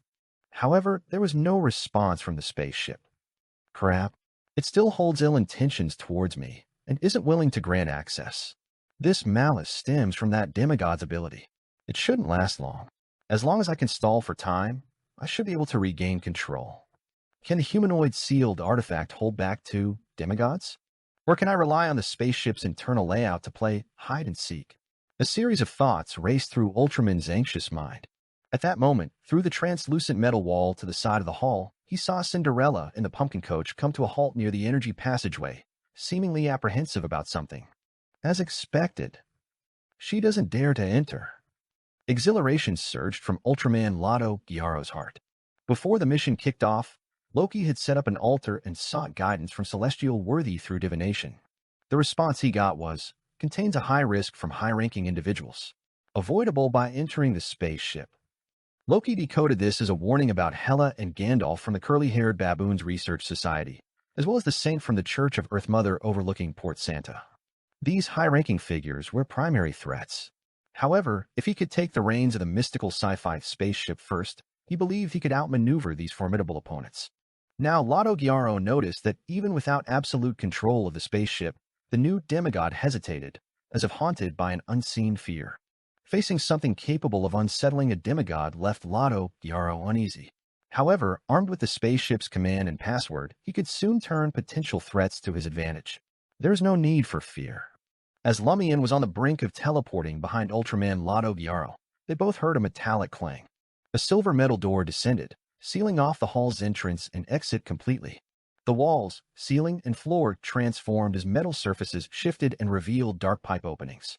Out gushed cerulean blue gas. Poison gas. Lotto Gyaro's heart raced as he grasped the situation. The spaceship, still imbued with malice, not only resisted control, but also emanated lethal intent, seeking to eliminate him before its animosity subsided. The magic of the demigod outside is malicious indeed. Lumian perceived this as an instinctive strike from the silver-gray behemoth against intruders. Swiftly, he tapped into the power of the sea, aiming to invoke the temporary authority of the Governor of the Sea to counter the threat. He could sense that Ultraman had lost the Governor of the Sea's position after the attack from the Cinderella demigod, with no immediate prospect of reclaiming it. With no contenders for the authority, Lumian anticipated an easy acquisition. Yet the waters resisted, refusing Lumian the temporary position of Governor of the Sea. Its malice seemed directed at anyone attempting control. Undeterred, Lumian shifted his focus back to Ultraman Lotto Gyaro, a crucial member of April Fools. Lotto Gyaro's heart stirred as he shouted, "Do you want to fight here? If we don't break out and waste no time, we'll all die." In this dire moment, a plan to escape the hall and relocate became paramount. The malice wouldn't linger for long. Seek vengeance in a safe space. If we perish here, who will assist in eliminating the others? Lumian nonchalantly flexed his wrists, donning the flog boxing gloves, and grinned, stating, "I don't care about my own death. All that matters now is one thing, ending you." As the words left his lips, crimson flames, bordering on white, erupted from his entire being, as if he were cloaked in a fiery shroud. Not far from Lumian and Lotto Gyaro, Mad Lady and Mr. K found themselves in the beehive-like metal room, unable to enter the hall ahead. Surveying the surroundings, Mr. K's gaze swept across the incubating Bating's black insect, little devils, and other creatures. He nodded in satisfaction. It's indeed the power of an evil god, spawn of an evil god. Well done, Lumian. Well done. This is all part of God's arrangement. Amidst the hoarse voice, the Aurora Order Oracle turned his gaze back to Mad Lady. Mad Lady wasn't intimidated. Instead, she applauded in agreement with Mr. K. She spoke as if they were on different frequencies. That's right, it's cool, right? This is a spaceship. In the next moment, Mad Lady and Mr. K vanished simultaneously and reappeared behind where the other party had been standing, as if they had negotiated a position switch beforehand. Lord of Mysteries 2, Circle of Inevitability. Chapter 584, Helper. Inside the underwater spaceship, in the silvery hall, Lumian, enveloped by crimson, nearly white flames, transformed into a fireball and hurtled towards Ultraman Lotto Gyaro. The key April Fool's member remained composed. Holding his breath, he thrust forward with his left palm. Lumian instantly sensed an invisible force resisting him, causing the blazing crimson fireball to decelerate abruptly, akin to a trapped insect in transparent amber. Seizing the moment, Lotto Gyaro raised his right hand, clenching it into a fist. A ball of blazing white pure sunlight condensed and compressed, swiftly morphing into a thick, formidable laser aimed at Lumian, fused with the crimson near-white fireball. This ability resulted from merging the sun pathway and the sea boon, utilizing the power of the sun pathway to propel the sea boon's weakening ray. Though it no longer altered the target's body gradually, causing various negative symptoms, its penetration and melting effects were significantly enhanced, capable of directly injuring or even killing the target. In the enclosed, poisonous gas-filled environment with the constant threat of malice, Lotto Gyaro sought to conclude the battle swiftly rather than wait for Lumian Lee to weaken gradually. Thus, he opted for Sun Ray instead of Weakening Ray. At laser speed, Sun Ray struck the crimson fireball, melting a substantial hole into it. The fireball lost its structural integrity and exploded, scattering like rain. Yet, Lumian was nowhere among the remnants. He seemed to have vanished into thin air. Simultaneously, behind Ultraman Lotto Gyaro, Lumian's figure, adorned with the Lai earring, swiftly materialized. Initially, Lumian transformed into a fireball and soared towards Lotto Gyaro, intending to force him into using Beyonder powers and counterattack. This allowed him to fix his original location, not shifting prematurely, creating an opportunity to teleport behind the target in the fireball state for a surprise attack. Having faced Bestowed of the Sea before, Lumian was aware of Lotto Gyaro's ability to manipulate the weight or flotation of objects using the power of the land and stars, altering their speed. To successfully use Spirit World Traversal in his fireball form, Lumian borrowed Lai's flame-controlling ability. As his figure materialized, he promptly opened his mouth and hissed at Ultraman Lotto Gyaro, less than 2 meters away. "Huh." A pale yellow beam, resembling gas, shot towards the April Fool's key member. Lotto Gyaro didn't have time to turn around, sensing the impending danger through his fate perception. a skill obtained from deciphering the language of the stars beyond her powers. Specks of starlight emerged in his eyes. He identified several passages in the Silver Hall suffused with cerulean blue gases, imperceptible to ordinary humans. Hastily choosing one, he pounced over, a navigating ability bestowed by the sea. Simultaneously, uncertain of evading the attack from behind, Lotto Gyaro infused the surroundings with layers of golden light. This was the purification halo of a Sequence 5 priest of Light of the Sun pathway. Amidst the harumph, the pale yellow beam swept past Lotto Gyaro's back, hidden somewhere in the void. The key member of April Fools, codename Ultraman, fainted, but his momentum remained. He continued into the illusory passageway, hidden from ordinary eyes, traversing space and dimensions. Lumian, within 2 meters, couldn't teleport away in time and was enveloped by the purification halo. His heart ached, as if something sought to tear his body apart and crawl out. Faintly, he heard the illusory ravings of the entity known as Inevitability, Mr. Fool, or both. Unclear but unsettling, that made Lumian's brain feel pulled out of his skull by an invisible hand. Despite an ascetic's endurance, Lumian couldn't help but groan in pain. Collapsing to the ground, he curled up. A similar experience occurred in his Cordu dream, a reaction after being sprinkled by Valentine's holy water. Lotto Gyaro's purification halo, an advanced sun halo, had evolved from harmless to a partial sun holy water effect. It could exorcise evil spirits and purify the evil power within a target's body. As Lotto Gyaro lay unconscious, the purification halo vanished in a flash, only partially dispelling the poisonous gas. Similarly, the unconscious Lotto Gyaro couldn't progress through the illusory passageway, breaking free and falling 3 to 4 meters in front of Lumian. The impact left him in pain, slowly regaining consciousness. At that moment, Lumian slowly recovered from the intense pain induced by the purification halo. Lotto Gyaro, just waking up and still uncertain of the situation, instinctively re-entered the illusory passageway to increase the distance between himself and Lumian Lee. This move aimed to avoid another strike from Lumian's psychic piercing-like ability or any other unforeseen attacks. Upon crawling back to the hall through the exit of the illusory passageway, Lumian had already raised his head and regained his composure, though his forehead was soaked in cold sweat. Observing this, Lotto Gyaro felt neither pity, disappointment, nor regret. Instead, he was pleasantly surprised. It's effective. Purification Halo is effective against Lumian Lee. After confirming that the adventurer Louis Berry was indeed Lumian Lee, Lotto Gyaro contemplated how to strategize if he were to engage in a battle with him. It was simple with the authority of the Governor of the Sea. He could repeatedly cast the other party into the cosmic void, making him lose himself over and over. Without the Governor of the Sea's authority, he had to consider how to exploit Lumian Lee's vulnerabilities. Lumian Lee's unique characteristics were clear, possessing a sealing power of the same origin as the celestial worthy, with a high-ranking creature sealed within him. Beyonders in this state often had false high-level statuses and enjoyed numerous conveniences, but they were susceptible to the Sun Pathway's abilities. Lotto Gyaro wasn't certain about the effectiveness of the Sun Halo, Cleave of Purification, and other abilities, nor was he sure of the Purification Halo's potency. The only certainty lay in the effectiveness of the Sun Holy Water he could create. Therefore, if the Purification Halo proved ineffective against Lumian Lee, he would swiftly produce Sun Holy Water and sprinkle it on him. Looking at Lumian, Lotto Gyaro smiled, once again dyeing the surroundings golden as layer after layer spread out.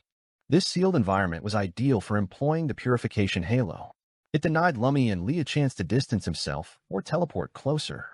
The entire hall was essentially enveloped by the Purification Halo. Furthermore, in the spaceship, there was no fear of Lumian Lee losing control and transforming into a monster, unleashing the high-level creature within his body. An intruder at this level would inevitably trigger the spaceship's automatic defense system, targeting him. Lotto Gyaro might then seize control of the spaceship. Didn't your sister tell you something Emperor Roselle once said? If you rely on something to obtain specialness and become stronger, you will definitely be punished because of it. Upon seeing the surging layers of golden light, Lumian raised his right hand and vanished. Where is he teleporting to this time? As long as he's in a hall, he can't avoid the Purification Halo. Lotto Gyaro watched the other parties struggle with certainty and a smile. Unless Lumian Lee chose to leave the hall, it was impossible for him not to be affected by the Purification Halo. With the spaceship's barrier raised, the door closed, and the place sealed, and using the unique power of the sea, if he wanted to teleport out, he had to first destroy the surrounding walls or metal doors to create an exit. This was also advantageous for Lotto Gyaro. No one knew what the spaceship would unleash in this hull next. Layer after layer of purification halos rapidly drowned Lumian's original location, but nothing happened. Lumian's figure was nowhere to be seen in the silver-white hull. W.H. Lotto Ghiaro's pupils constricted. Where did Lumian Lee go? Is his teleportation ability unaffected by the sealed interior of the spaceship? Or has he gone into hiding? Lotto Ghiaro's heart skipped a beat. He extended his right hand and pulled. The void in the hall stirred, unveiling an abnormal area nestled between two walls, flanked by dark holes emitting cerulean blue gas. Creating an unstable space and hiding inside to avoid the purification halo? That's true. The purification halo's purpose is to exorcise, purify, warm, and provide courage. Without substantial offensive power, it can't destroy the structure of that space. Lumian Lee actually possesses such an ability. Lotto Ghiaro quickly saw through Lumian's trick. Calmly raising his right hand, he condensed a penetrating dark green ray. Simultaneously, he harnessed his basic control over gravity to pull at the fabricated space.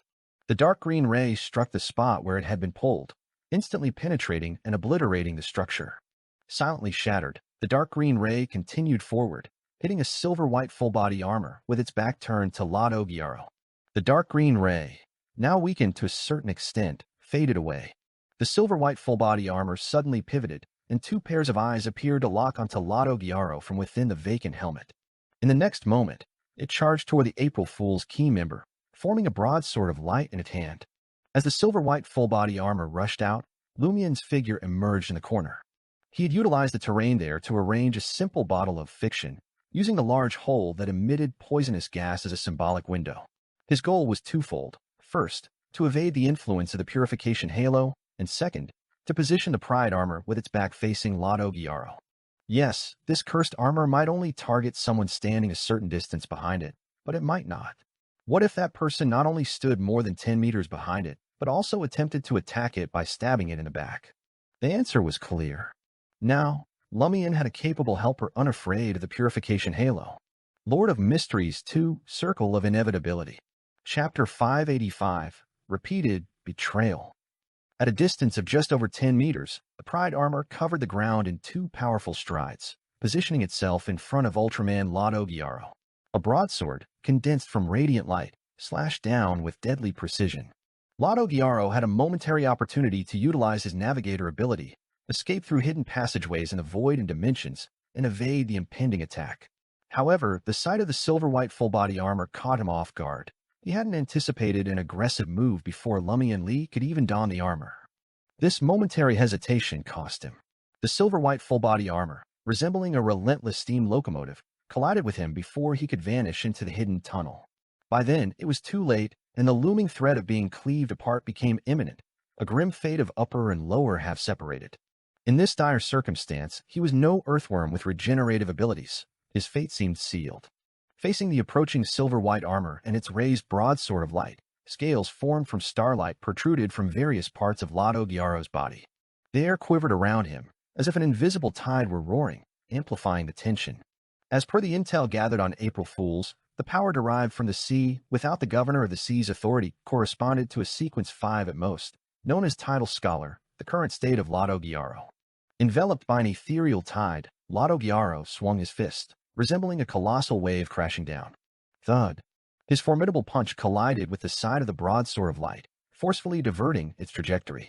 Simultaneously, Lumian materialized behind him, left hand raised. Indeed. I knew you'd seize this chance to teleport behind me and launch a sneak attack. Lotto Ghiaro was ready. Evading the silver-white full-body armor's second strike, he imbued the surroundings in a warm golden hue. Purification halo. As layers of golden light surged towards Lumian, he deftly twisted his left wrist. Even before that, the silver-white lie earring on his left earlobe emitted a subtle glow, revealing various blobs of light and colors on Ultraman's body.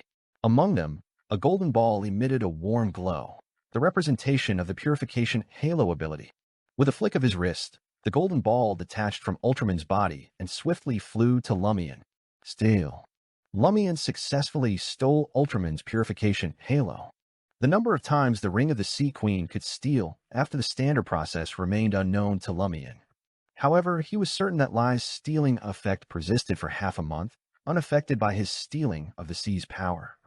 After Lai's transformation on the ancestral altar in Milo village, Lumian diligently experimented with steel, honing his proficiency to ensure he could deploy it effectively in critical moments. Thus, he had become relatively adept at stealing and dispersing the power of the sea. Simultaneously, Ultraman's Beyonder powers of the Sun pathway were well documented by the Tarot Club's information, making Lumian fully aware of what he aimed to steal this time. With a solid foundation in mysticism knowledge, he felt prepared. However, the challenge lay in his lack of experience stealing a Priest of Light's abilities. He feared that locating the corresponding symbols for Purification Halo and Holy Water creation might take too long, leaving him vulnerable to Lado Gyaro's attacks.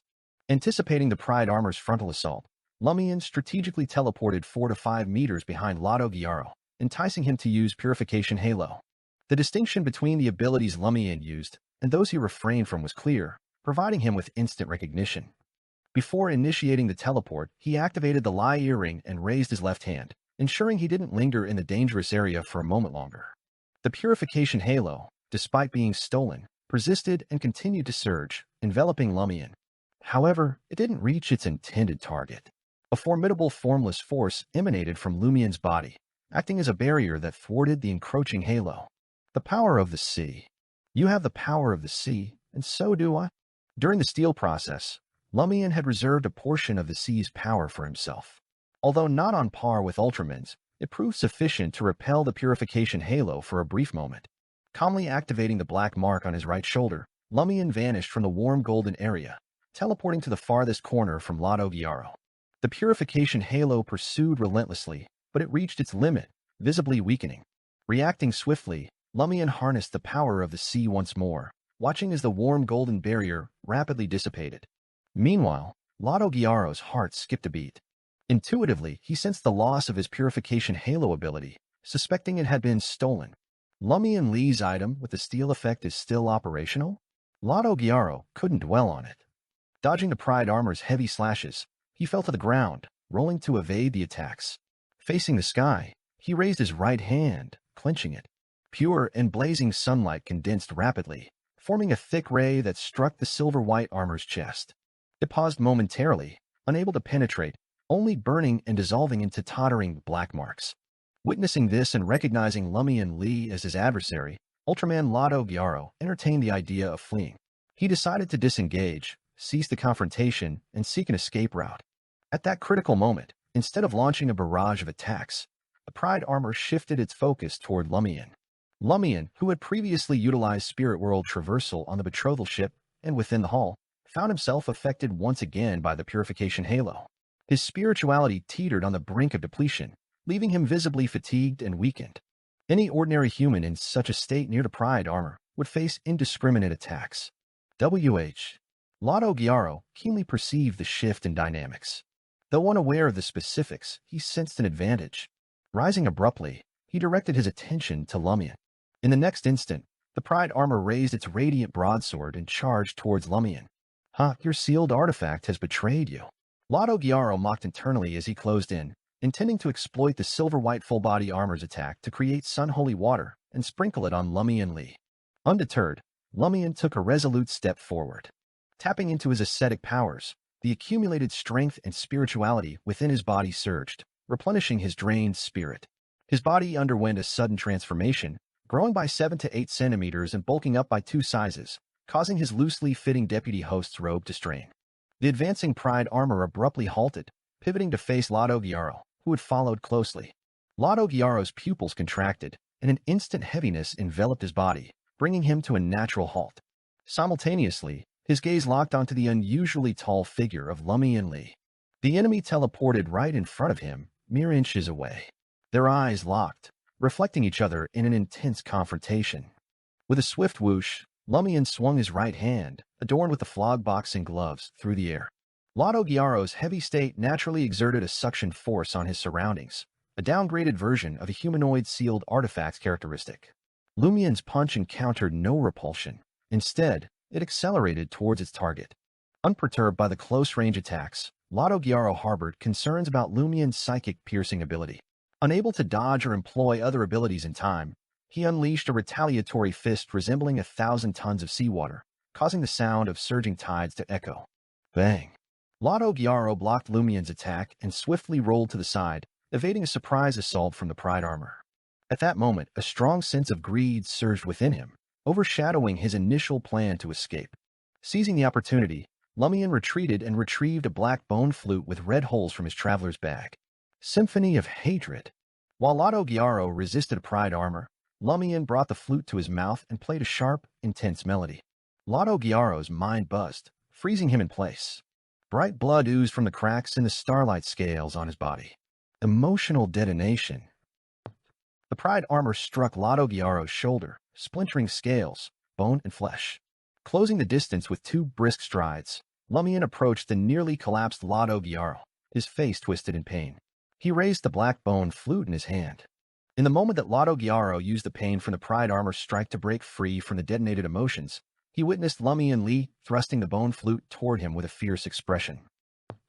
The bone flute effortlessly pierced Lotto Gyaro's left eye, akin to cutting through butter. The eyeball of April Fool's key member exploded, and a gruesome mix of blood and other fluids streamed out through the gaps in the black bone flute. Even if the Symphony of Hatred only struck an ordinary part, it was tantamount to hitting a vital point. Striking a true vital point meant either instant death or a prolonged period of social death. In this case, Lotto Gyaro's left eye and brain were undeniably vital points. His remaining eye widened and protruded, life force rapidly draining as he slumped to the ground. Lumian seized Ultraman's neck, lifting him up. Releasing his right hand, which held the black bone flute, he delivered a heavy slap to Lotto Gyaro's face. With a fierce expression, he growled in Intijan. Did you go to Cordu village to confirm the situation? Lord of Mysteries 2, Circle of Inevitability. Chapter 586, Gnawing. Ultraman Lotto Gyaro, his life rapidly slipping away, fell into a daze. Even his thoughts of self-preservation became blurred. In the haze, he vaguely saw Juan Aro, the wrinkled old man, standing in the middle of the sea, waving with a mix of joy and mockery. At that moment, Lumian's voice resonated from the horizon, faint, ethereal, and elusive. Did you go to Cordu village to confirm the situation? Cordu village? The time-mad lady and I visited Nolfi, and went just out of convenience. Lotto Gyaro lost focus, and Lumian's figure reflected in his closed eye. With the intent to annoy, he spoke his last words in Highlander. I've been there with Mad Lady. It was simply for fun, but Loki seemed to have ulterior. Don't you want to know what happened back then? Sure, I'll speak in Highlander. It's your problem if you don't understand. Your fault for not taking this language seriously in the past. Lotto Gyaro knew his actions wouldn't practically affect Lumian Lee. This was because Lumian Lee could find someone to perform dream divination, hypnosis, or undergo a real dream when he returned. From there, he could memorize the Highlander he spoke and find a way to translate it into Intijan or ancient Fasak. Still, he just wanted to annoy the other party. About to die, he couldn't care less about future developments. Motives. Lotto Gyaro uttered his last word as his life extinguished. In that final moment, he seemed to hear Lumian Lee speaking to him in Highlander. Thank you. The thank you flowed naturally, carrying a strong sense of mockery. Ultraman Lotto Gyaro's intact eye bulged even more, his expression freezing on his face, his breath coming to a complete halt. Lumian's right hand gripped the Symphony of Hatred once more. Simultaneously, he released his left hand, watching Ultraman's key member's head rapidly detach from the black bone flute with red holes, revealing a sinister and deep blood-red hole. Thud. Ultraman collapsed to the ground. The sticky blood on the black bone flute coalesced and dripped onto his body. After the person who had backstabbed it suffered a fatal wound, Pride armor stopped moving and stood nearby, resembling an ordinary silver-white full-body armor without any special characteristics. Loki had ulterior motives? A motive other than helping the sinners and pulling a prank? As Lumian recalled Ultraman's confession before his death, he bent down to check what items this April Fool's key member had. Of course, he didn't hold much hope. Ultraman Lotto Gyaro had disguised himself as the incoming governor of the sea Simon Gyaro to board the betrothal ship. Carrying no items, his belongings should have been handed over to Mad Lady, allowing her to conceal them using flesh and blood magic in his stomach. However, Mad Lady clearly didn't have the time or opportunity to return the items to Ultraman. This was one of the reasons why Lumian could eliminate Ultraman, a powerful dual pathway beyond her, in such a short period. If Wanoro hadn't tipped off the sea spawn on the bridal bow beforehand, Lumian would have been forced to stash his traveler's bag temporarily with Mr. K. At that moment, Lumian observed a strange transformation in the corpse of Ultraman Lado Gyaro. It swiftly faded, morphing into a semi-translucent, semi-flesh state. Then, like it was being disintegrated by countless tiny creatures, it oozed into the silver metal floor and gradually vanished. Soon, the remnants of flesh, starlight, and sun-like fragments left by Lado Gyaro were absorbed by the silver metallic floor, leaving behind only a sea governor's ceremonial robe, shrouded in a faint grayish-white fog. In the blink of an eye, the grayish-white fog got absorbed by the silver metallic floor and the mysterious structure.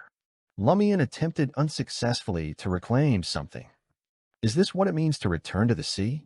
But why did this peculiar structure absorb the Priest of Light's beyonder characteristic?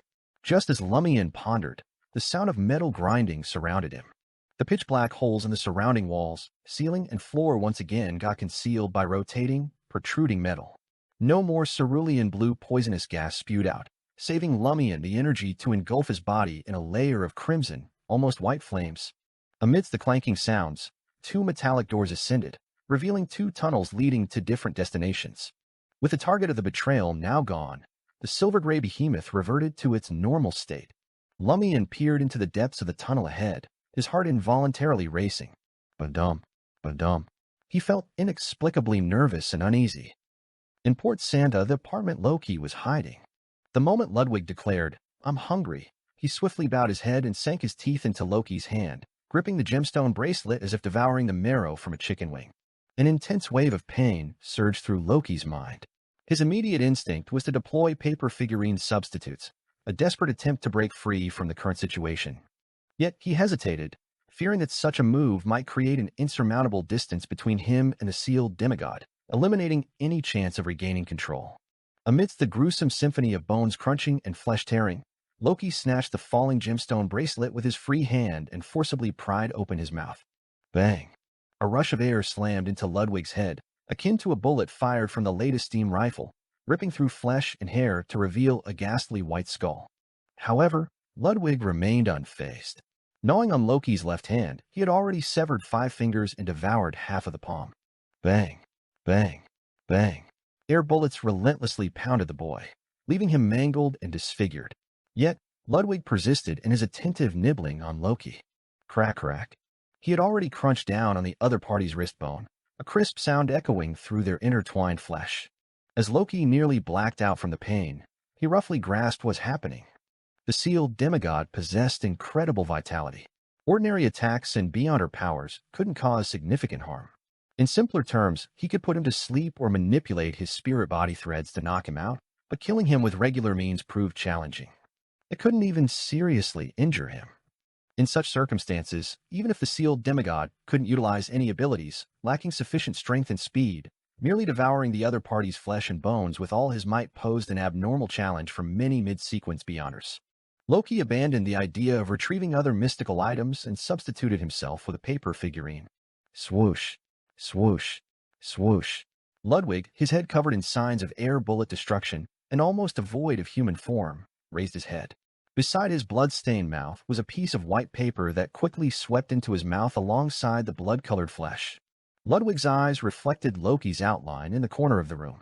Something beneath his torn skin and flesh seemed to squirm slowly, attempting to break free, but to no avail. Loki assessed the situation and the items on him. With the Soul Assurer marionette unable to return in time, he sensibly chose not to confront the sealed demigod creature. He would flee first before considering the future. At that moment, a crimson moonlight streamed through the window. The moonlight bathed the apartment, wrapping around Loki. Loki heard a fleeting voice, a strong smell of blood. As the moonlight faded, a grayish-white and pitch-black paper figurine appeared on the ground. Loki's figure materialized a few hundred meters away, outside a vine forest. It was a boon bestowed by the celestial worthy during a prayer some weeks before this operation. It had been attached to a pre-prepared paper figurine, forming such a potent substitute that bordered on godhood. Drip, drip. Blood still dripped from Loki's bitten left wrist. He activated the diamond on the bracelet and swiftly faded away, preparing to teleport. Port Santa, Milo Village. Tap, tap, tap. The soft patter of footsteps reverberated in Bard's ears, causing him to tense. Bard surveyed his surroundings, finding nothing amiss. He sprinted, weaving through several buildings, yet the rhythmic tapping of footsteps persisted behind him. attempting to force open a door and seek refuge in a villager's house in Milo Village. Bard was met with an unexpected sight. Instead of the familiar kitchen, tables, chairs, and household items, his eyes beheld a decrepit stone platform enveloped in darkness. The stone platform. Bard's pupils widened, as if he had entered an unreal illusion. He found himself back at the residence of the governor of the sea and the altar where Milo Village's inhabitants paid homage to their ancestor. Something crawled out from a crack in the worn stone platform.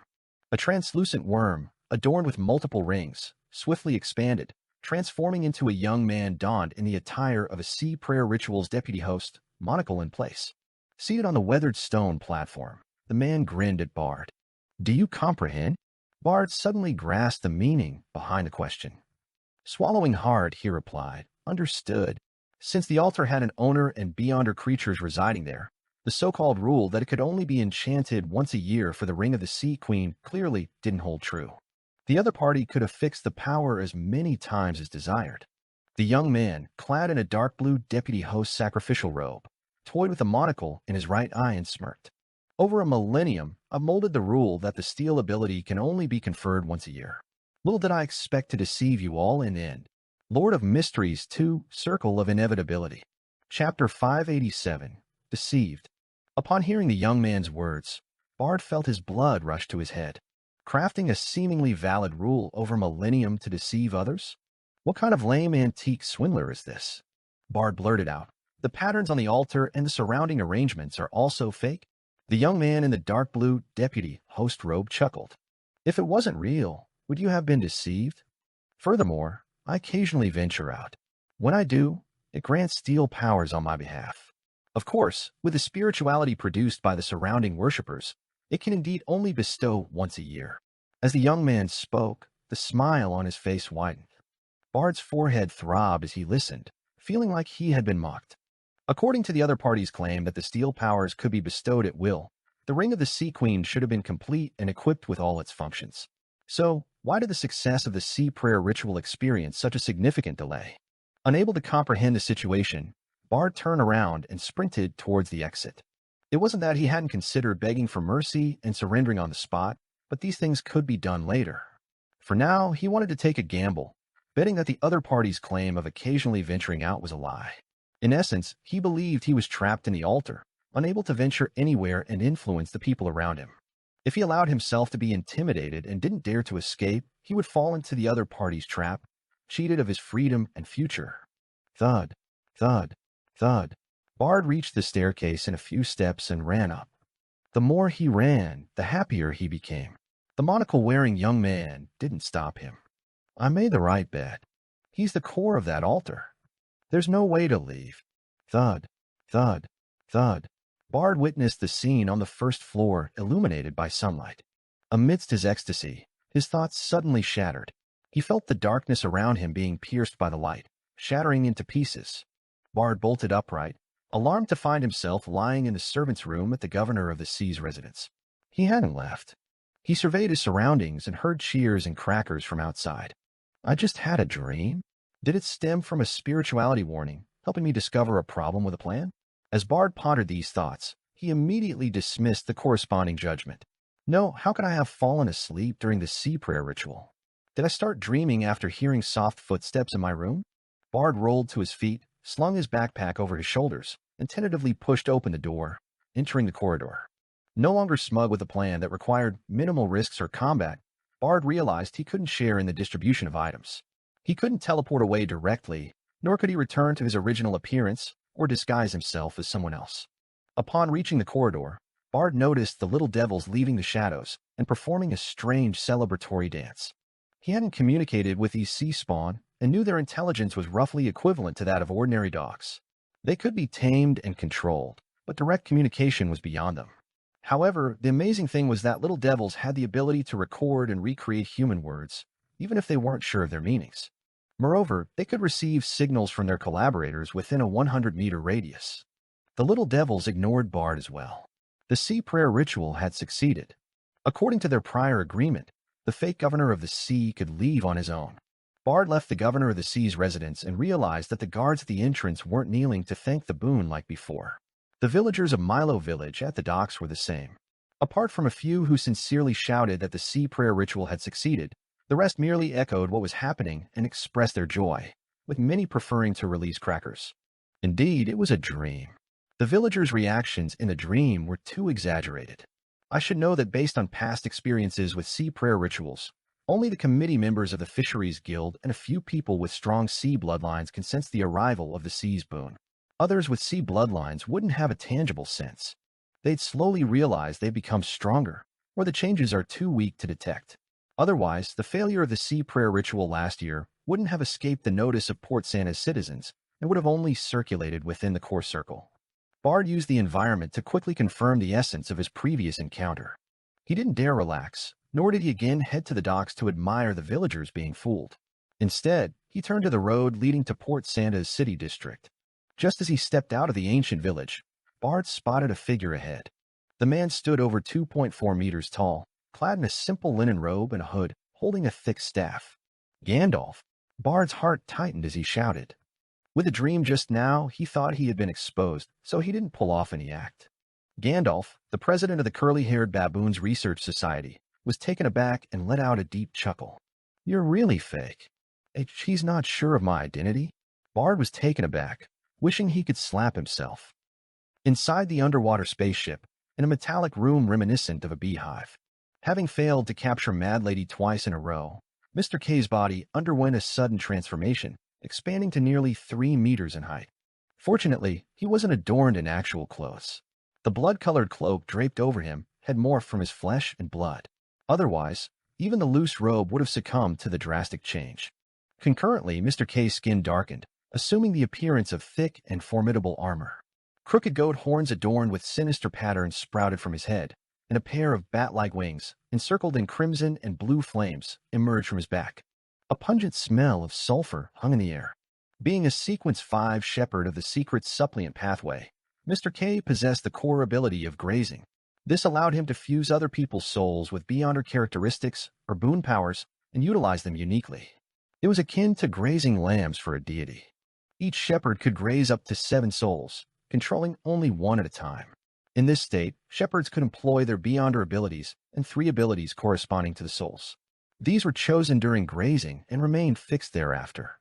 The most formidable aspect of shepherds was their ability to graze demigod-level spirits, enabling them to contend with saints for a limited duration. Presently, Mr. K was using a grazed devil. He had selected Devil Transformation, Sulfur Fireball, and Sword of Lava in the past. Mr. K deliberately chose to forgo Devil's most distinctive danger premonition because he believed it to be effective only when commanding the Devil's spirit. Under normal circumstances, he couldn't activate grazing continuously. In any case, if grave danger loomed, a divine revelation would be provided by God. Failure to receive such guidance indicated wrongdoing, warranting divine punishment. As the expansive bat wings on Mr. K's back unfolded, light blue fireballs condensed, numbering almost 20. They indiscriminately bombarded every corner of the metallic beehive, creating an all-encompassing barrage to counter Mad Lady's elusive flashes throughout the space. Rumble. The explosion, a mix of fire and poison, wreaked havoc on the metallic hive, tearing apart the incubating baiting's black insect, little devils, and other creatures. Mad Lady abruptly halted as the sulfur fireball condensed. Cloaked in a blood-colored dress, with grotesque flesh lumps on her face, an illusory, slowly flipping book materialized in her eyes. Faint recitations echoed around her. Drawing a dagger, she genuflected and drove it into the metal floor of the hive. Dawn-like light ascended, forming an almost invisible wall around her. Rumble. The shockwaves from the sulfur fireball's explosion and the poisonous pale blue fireball relentlessly struck the invisible barrier, causing it to sway, yet it stood resilient. This was protection of a warrior's Sequence 5. Record, the core ability of a Sequence 6 scribe of the apprentice pathway, allowed the recording of others' abilities for use, each recording usable only once. Scribes could even record beyond her powers with godhood effects, but the success rate was minimal. After the explosion's aftershock subsided, Mr. K, donned in a blood-colored cloak and resembling a colossal devil, wielded a broadsword composed of crimson lava and pale blue flames. He surged towards Mad Lady in 2 steps, slashing down. The nearly invisible wall around Mad Lady couldn't withstand the onslaught and finally shattered. As the illusory book in her eyes flipped, a robust and sharp sword of dawn materialized in her hand. Excitedly, she swung her 2-handed light sword. Clang! Mr. K's strike sent Mad Lady, lacking a warrior's physique and strength, flying. Though Mr. K hadn't anticipated her determination to engage in close combat despite her limitations, the battle's tempo remained unaffected. He advanced, wielding the lava broadsword once again. Poof! The Mad Lady he struck suddenly thinned, transforming into a paper figurine consumed by sulphurous flames. Paper figurine substitutes. Mad Lady reappeared beside a demolished metal hive, her illusory book flipping once more. She then stretched her arms, allowing a pure and magnificent blazing pillar of light to descend from the sky and strike Mr. K, who had attacked the paper effigy. Priest of Light's Light of Holiness. Lord of Mysteries 2, Circle of Inevitability. Chapter 588, Degree of Madness. Mr. K shifted instantaneously, tapping into the Gray's traveler's soul. His eyes took on an otherworldly glow, as if concealing doors to different realms. His form faded, and in an instant, a luminous white column surrounded by flames emerged, shrouding him within its fiery embrace. In the ensuing moment, Mr. K, stripped of his devil guise, materialized in a corner of the metallic beehive. His form liquefied, his flesh resembling dripping candle wax. The secret suppliant pathway symbolized corruption, its influence curtailed by the sun pathway's capabilities. Half-melted flesh and blood cascaded onto the metal floor, seeping into it in a bizarre manner. Soon, it was absorbed by the spaceship Mad Lady had earlier detailed. Even Mr. K felt the weight of an unseen force, as if an invisible hand pressed him down. His attempts to extricate himself from the metallic floor proved futile, and he continued sinking gradually.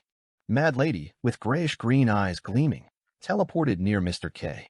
Despite his blood-colored wax-drenched visage, Mr. K faced Mad Lady without a trace of fear. His focus remained fixed on the evil god's aura emanating from the metal hive, his ultimate target. He switched the Gray's soul to an arbiter pathway beyond her, with two bolts of lightning gathering in the depths of his darkened eyes. Psychic piercing. Mad Lady refrained from teleporting. The illusory book within her eyes flipped open, revealing the kaleidoscope of colors on Mr. K's body and the shifting hues of light during his grazed soul transitions. Excitement illuminated Mad Lady's face. Raising her right hand, she prepared to delicately twist it clockwise. Still, this was an ability she had recorded from Bard. A sudden, intriguing notion captivated Mad Lady's thoughts. She yearned to witness the aftermath of stealing the grazing ability from a shepherd. It was crucial to understand that her steal ability was limited to just one from a target, devoid of any connections to the abilities that came with it. In essence, after snatching the grazing ability, the soul, characteristics, and powers under grazing's influence would persist within Mr. K's body. In this state, Mad Lady pondered whether shepherds would grapple with internal conflicts, the fusion of characteristics, or a loss of control akin to the switching between non-adjacent pathways. Excitement bubbled within Mad Lady as she deliberately blinked near Mr. K, compelling him to switch grazed souls. She observed keenly, eager to discern which light aligned with grazing. As for Mr. K's reaction, she cared little. You continue your fight, I continue my steal. Whoever dies first loses. Simultaneously, the metal floor, saturated with Mr. K's flesh, quivered unexpectedly. A previously concealed door within the metal hive withdrew, unveiling a passageway that hinted at a silver metallic hall beyond. A formidable suction force emanated from that direction. While her attempt to steal Mr. K's grazing ability was underway, Mad Lady, lacking the strength, was propelled into the air. Dark blonde hair whipped around wildly as she soared toward the origin of the anomaly. Meanwhile, Mr. K remained locked to the metal floor. Though his body swayed precariously, on the verge of being pulled away, he held his ground, unsteady yet resilient. The face of the blood-colored wax-streaked Aurora Order Oracle betrayed an anxious expression. The enemy was on the verge of escape. The source of the evil god corruption had revealed itself. Mr. K swiftly switched back to the corresponding devil spirit, summoning a broadsword forged from crimson lava and pale blue flames. Targeting his body adhered to the metal floor, he executed a slashing motion. Beneath his calf, flesh promptly separated from his main body, the incision undergoing a mesmerizing melding of half-melting and half-reforming. Having relinquished a portion of his flesh, Mr. K allowed pale white moist and freshly formed limbs to squirm out from the severed stump. Concurrently, he harnessed the formidable suction force to pursue Mad Lady and draw closer to the source of corruption. In midair, he witnessed Lumian, disguised, clutching the door frame in a struggle against the menacing suction. He observed the motionless silver-white full-body armor seamlessly blending with the floor. Mad Lady surged ahead, on the verge of flying past Lumian. With a wave of her right hand, she emitted a greeting like hello, her face radiating excitement and anticipation. Lumian's pupils constricted. Disregarding his precarious state, he harumphed. Two beams of white light shot forth from his nostrils, accurately aimed at Mad Lady, but influenced by the tangible and enigmatic suction force. They bent and plunged deeper into the tunnel. At that moment, Lumian's grip on the silver metal doorframe neared its breaking point, blood seeping from the strain. Faintly, he sensed an abundance of flesh and skin deep within the tunnel, intertwining to shape a colossal structure resembling a pear-shaped bird's nest. Suspended in midair, fleshy ropes as thick as 2 or 3 adult arms and covered in a translucent membrane, extended, linking the distant wall, the ceiling above, and the metal on the ground. Within these flesh and blood tendrils, specks of starlight and a mysterious dark substance flowed into the massive pear-shaped object. The bird's nest-like structure was contracting inward, its various parts deeply sunken, delineating lines that hinted at a substantial disk. The terrifying suction force, capable of manipulating both reality and mystery, emanated from this pear-shaped object composed of skin, flesh, and blood. At that moment, the outlines in the pear-shaped object quivered, and all the indentations bulged and expanded. With this transformation, fragments of starlight spilled from the fleshy bird's nest, rushing into every cabin within the spaceship. This event resembled the prior 2 releases of the sea's power, yet lacked the grandeur and vastness, lacking the potential to rend apart anyone obstructing its path. Lumian could already envision the repetitive expulsion, understanding that the silver-gray behemoth had amassed a power capable of threatening the seal. Year after year, it required the extraction of this accumulated pressure. As the abundance of starlight scattered, the formidable suction force dissipated. With 2 thuds, Mad Lady and Mr. K collided with the ground. One found herself in the tunnel leading to the fleshy bird's nest, while the other lay in the silver hall where Lumian and Ultraman had previously battled. Lumian released his grip, landing on the ground. His gaze swiftly fixated on the April Fool's key member, adorned with clumps of flesh and blood on her face. Mad Lady sprang up, exclaiming to him and Mr. K, "Did you see that? Did you see that? That's an incubating deity." Yes, it should be a deity.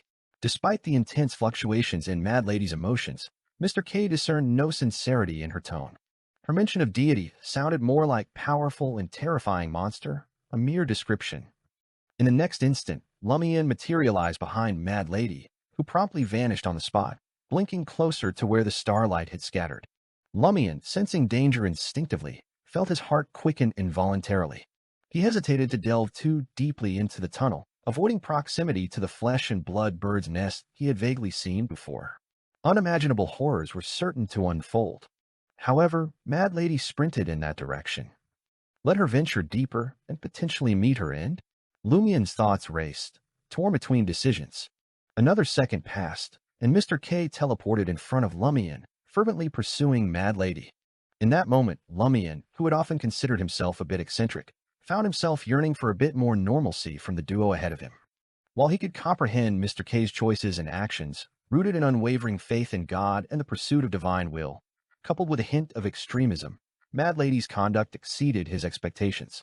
Drawing from I Know Someone's confession and Mad Lady's previous behavior, Lumian detected no signs of her fanatical devotion to the celestial worthy. Simultaneously, due to the ongoing conflict between the celestial worthy and Mr. Fool, she couldn't always rely on protection. This raised a question for Lumian. If Mad Lady consistently courted danger, how had she managed to survive to this day? April Fools lacked the strict hierarchy and coordination seen in the Aurora Order. Most of the time, members operated independently with minimal interaction. Protecting Mad Lady from the start, allowing her to grow steadily with such a mindset, seemed implausible. Could it be that I Know Someone had once overseen the treatment of Mad Lady's mental and psychological issues? After his demise, did Mad Lady's problems exacerbate? Lumian quickly formulated a plausible explanation, but considering Mad Lady's conduct on the betrothal ship, her current state struck him as abnormal. On the betrothal ship, faced with the impending release of the sea's power in the energy passageway, Mad Lady, though eager and seeking excitement, had an escape route. As long as she didn't delay until the last moment, she could teleport away, avoiding the actual risk of death. Now, whatever lurked in the depths of the tunnel made Lumian, despite his feigned high level, intuitively uneasy. He believed it represented an almost certain death sentence. Yet, Mad Lady persisted in her attempt to approach. Could there be a reason compelling her to make contact with that object? Lumian wondered. He suspected that Mad Lady's actions might be part of the celestial worthy scheme, convincing her that she could confront the provocation head-on and escape in time. I can't let her and that celestial worthy succeed. Besides, personally, I look forward to ending her myself rather than witnessing her being swallowed by that dangerous object. Lumian's eyes narrowed, the desire to teleport forward and intercept Mad Lady compelling him. However, preventing a traveler from reaching a specific location in such a manner was clearly impossible. Lumian hesitated, unwilling to genuinely approach the flesh-and-blood bird's nest deep within the tunnel. Suddenly, an idea struck him. The peculiar structure's rejection of outsiders seems to have lifted, and with Lado Gyaro, a person possessing a potent sea bloodline, deceased.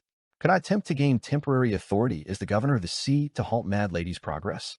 With that in mind, Lumian embarked on his endeavor. Activating the power of the sea within him, he allowed his astral projection to merge and swiftly expand outward. Lord of Mysteries 2, Circle of Inevitability. Chapter 589, Object Within the Nest. As Lumian's astral projection expanded with the power of the sea, he immediately sensed the presence of the waters. This wasn't a genuine ocean, but a fantastical sea created by radiant starlight. At its core lay the projection of the silver-gray behemoth.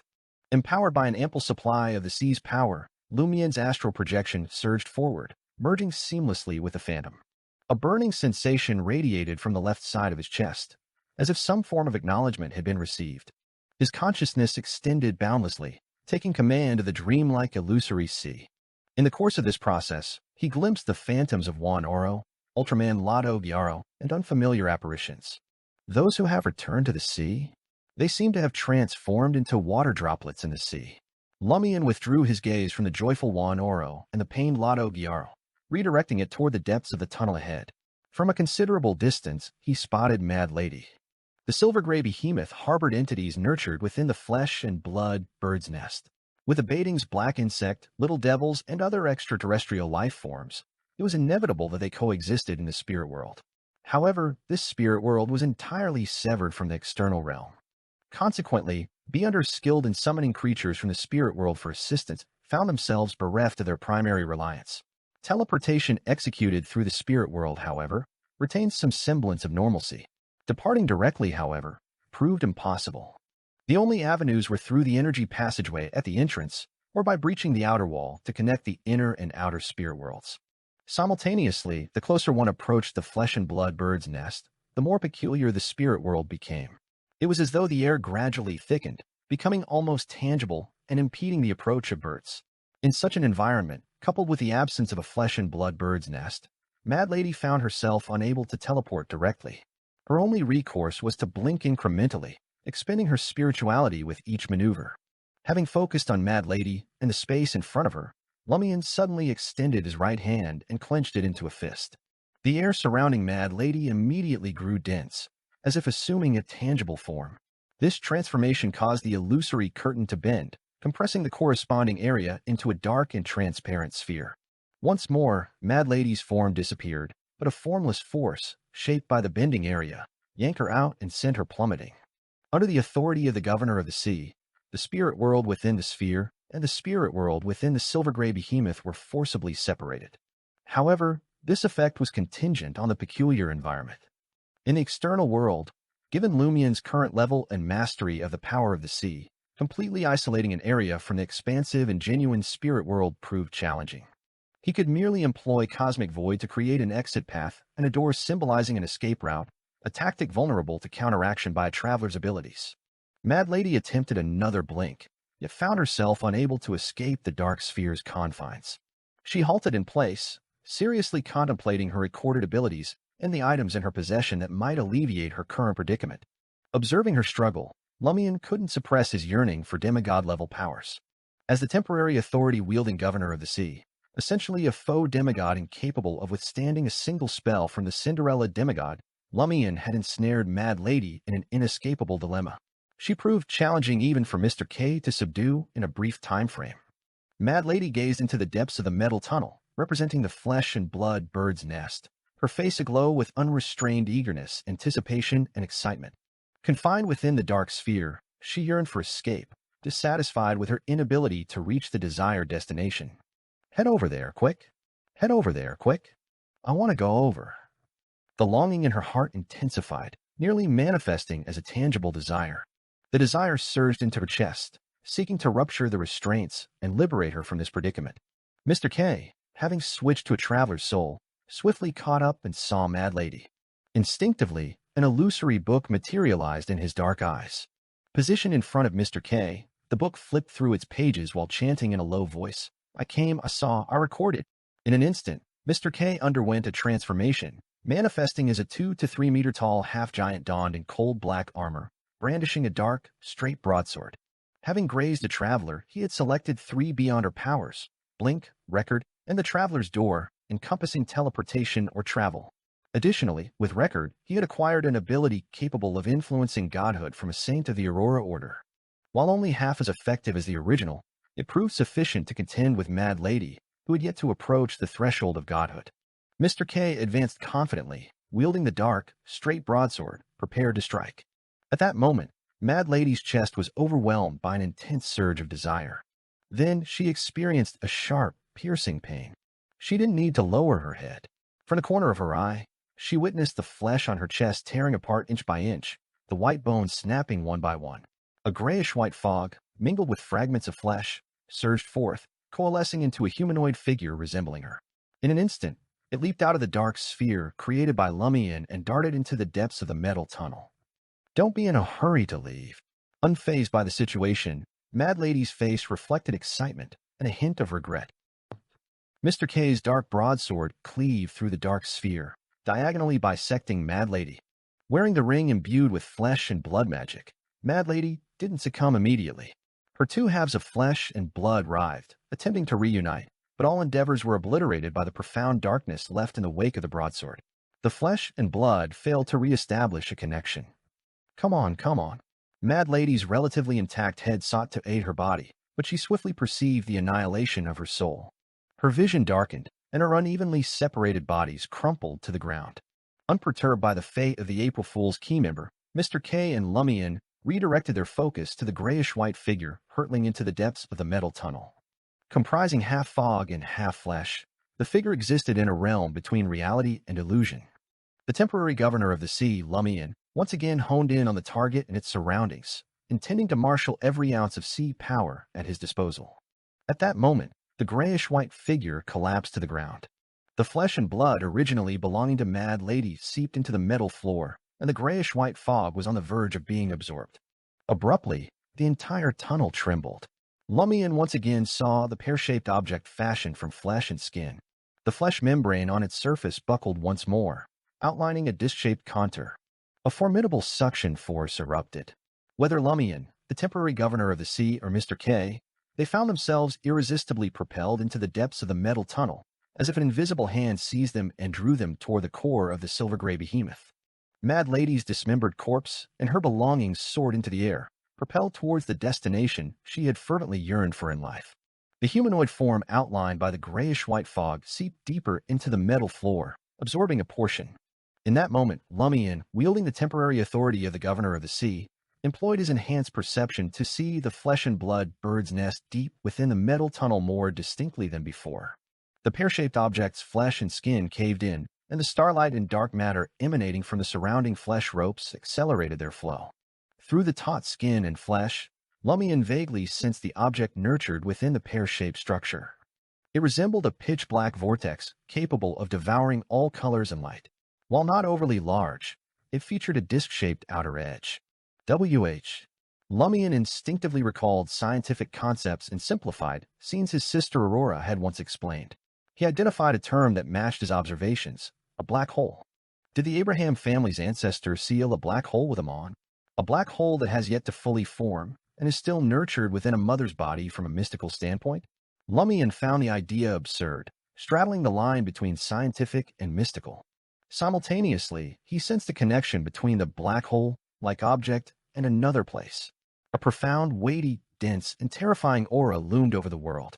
With a buzzing sensation, Lumian teetered on the brink of losing consciousness.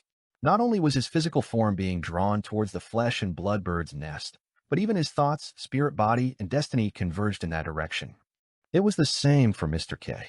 One after another, Mad Lady's fragmented remains and a few belongings floated between them. Beyond the silver-gray behemoth, Franca and the others felt an ominous suction emanating from the seabed. It seemed as though a colossal vortex was forming, ready to engulf everything in its vicinity. Splash! The mountainous azure waves and jade-green seawater collapsed, filling the seabed. Abruptly, resplendent starlight descended from the sky. Madam Magician materialized, adorned in a deep black warlock robe embroidered with shimmering silver stars. The wielder of a major arcana card extended her right hand toward the silver-gray behemoth at the seabed. Her figure appeared in a state of overlap, intermittently clear and blurry. Each radiant starlight transformed into an illusory door, seamlessly melding with the suction force, merging into the silver-gray behemoth. Lord of Mysteries 2, Circle of Inevitability. Chapter 590, The Truth Behind the Seal. The surface of the massive silver-gray behemoth ignited with illusory doors, casting a star-like brilliance that darkened the sky above the sea. This existing seal, triggered by Madam Magician, no longer resided in a nadir due to celestial shifts. Starlight descended, swiftly repairing the temporary damage inflicted upon the seal. Inside the behemoth, half of the grayish-white fog composing Mad Lady's human form was absorbed by the metal floor, appearing as if it would sink further.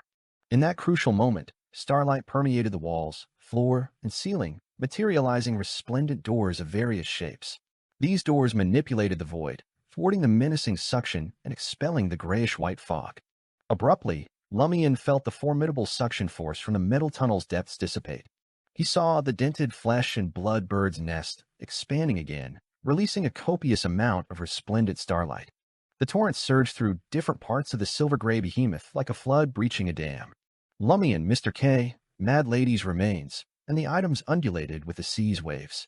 As they were propelled forward, they encountered resistance and erosion from the sea's power. Meanwhile, the fleshless, corporeal grayish-white phantom swayed in the vast starlight, growing fainter before gradually dissipating. Unlike previous instances, the sea's power did not erupt from the ocean depths this time. Madam Magician had severed the energy passageway, successfully resealing and reinforcing the seal. Madam Magician, her form seemingly illusory, raised her right hand and pointed at the betrothal ship and sailboat, her eyes mirroring the corresponding scene. The two ships, along with Hela, Franca, the Cinderella demigod, the humanoid sealed artifact, the maidens of the sea, the remaining deputy hosts, and the sailors, vanished from the underwater cavity, instantly reappearing on the sunny, calm, turquoise sea beyond the seal. Crash! Mountain-like azure waves and jade-green seawater resembling well walls slammed down, filling the underwater cavity. Madam Magician's gaze then shifted to Lumian, Mr. K, Mad Lady's corpse, pride armor, and other items. Just as she was about to relocate them, Lumian, still donning the flog boxing gloves, suddenly felt a heavy, dense, terrifying, and brilliant aura looking at him from another place connected to the black hole in the flesh and blood bird's nest. Crack, crack.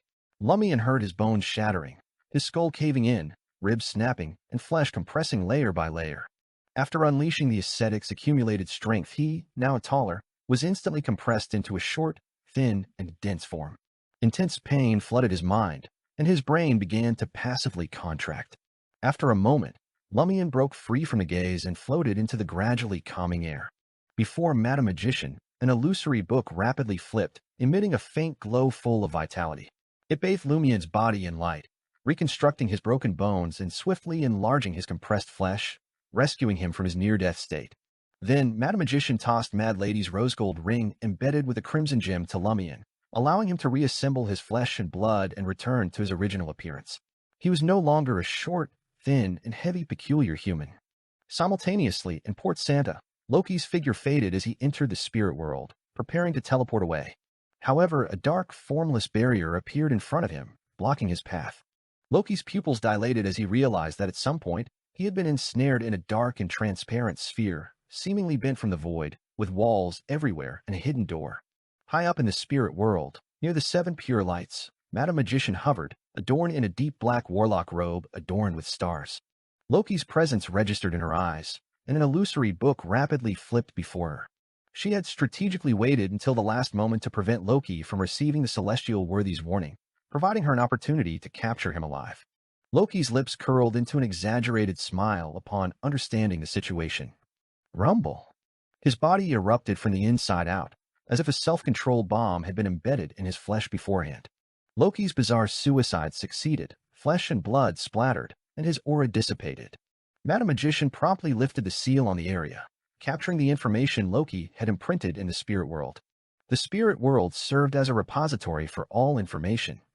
Divination often entailed revelations from the spirit world, and the matter of resurrection inevitably left corresponding information. As long as she found relevant information in time, Madam Magician could trace Loki to his resurrection spot and pinpoint the ancient castle documented in the Secret Order records. Soon, Madam Magician obtained something. Her figure vanished from the spirit world heights, navigating the endless darkness adorned with symbols. In the next moment, a vast grayish-white fog materialized before her eyes. Magician halted, gazing at the seemingly endless expanse of grayish-white fog. Under the silent, dusky sky, above the calm blue sea. Using Mad Lady's ring embedded with a crimson gem, Lumian adjusted his internal organs, flesh, and bones to their original state.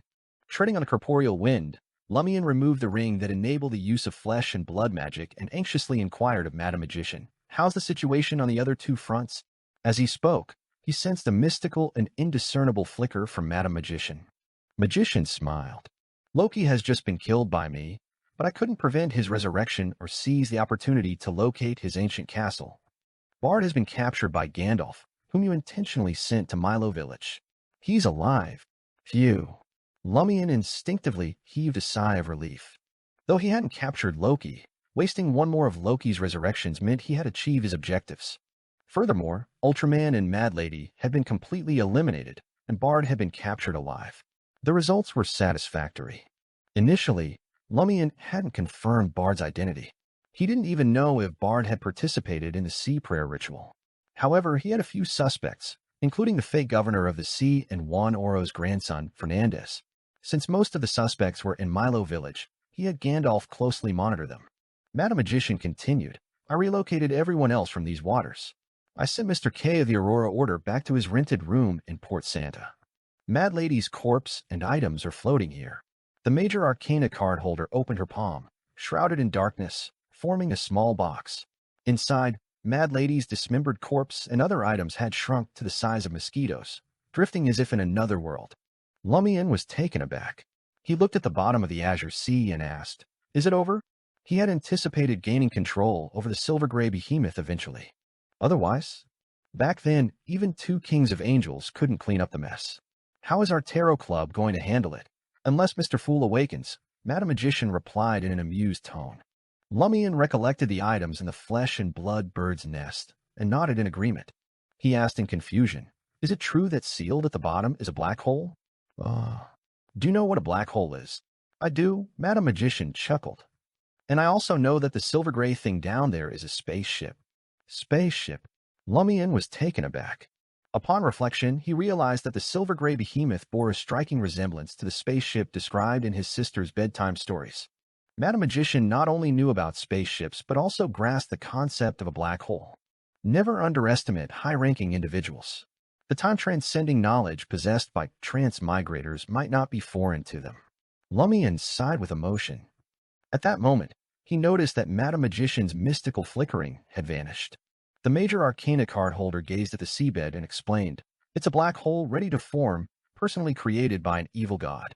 Constantly absorbing surrounding matter and energy, it strengthens itself, eventually becoming a true black hole." In the fourth epoch, the evil god seized an opportunity to send the embryonic black hole through the spaceship at the bottom of the sea. The plan was for it to rapidly develop, tear apart, and devour our planet, causing the barrier to lose support and disintegrate prematurely. True gods and angels could escape, but without the barrier's protection, who knows what would happen?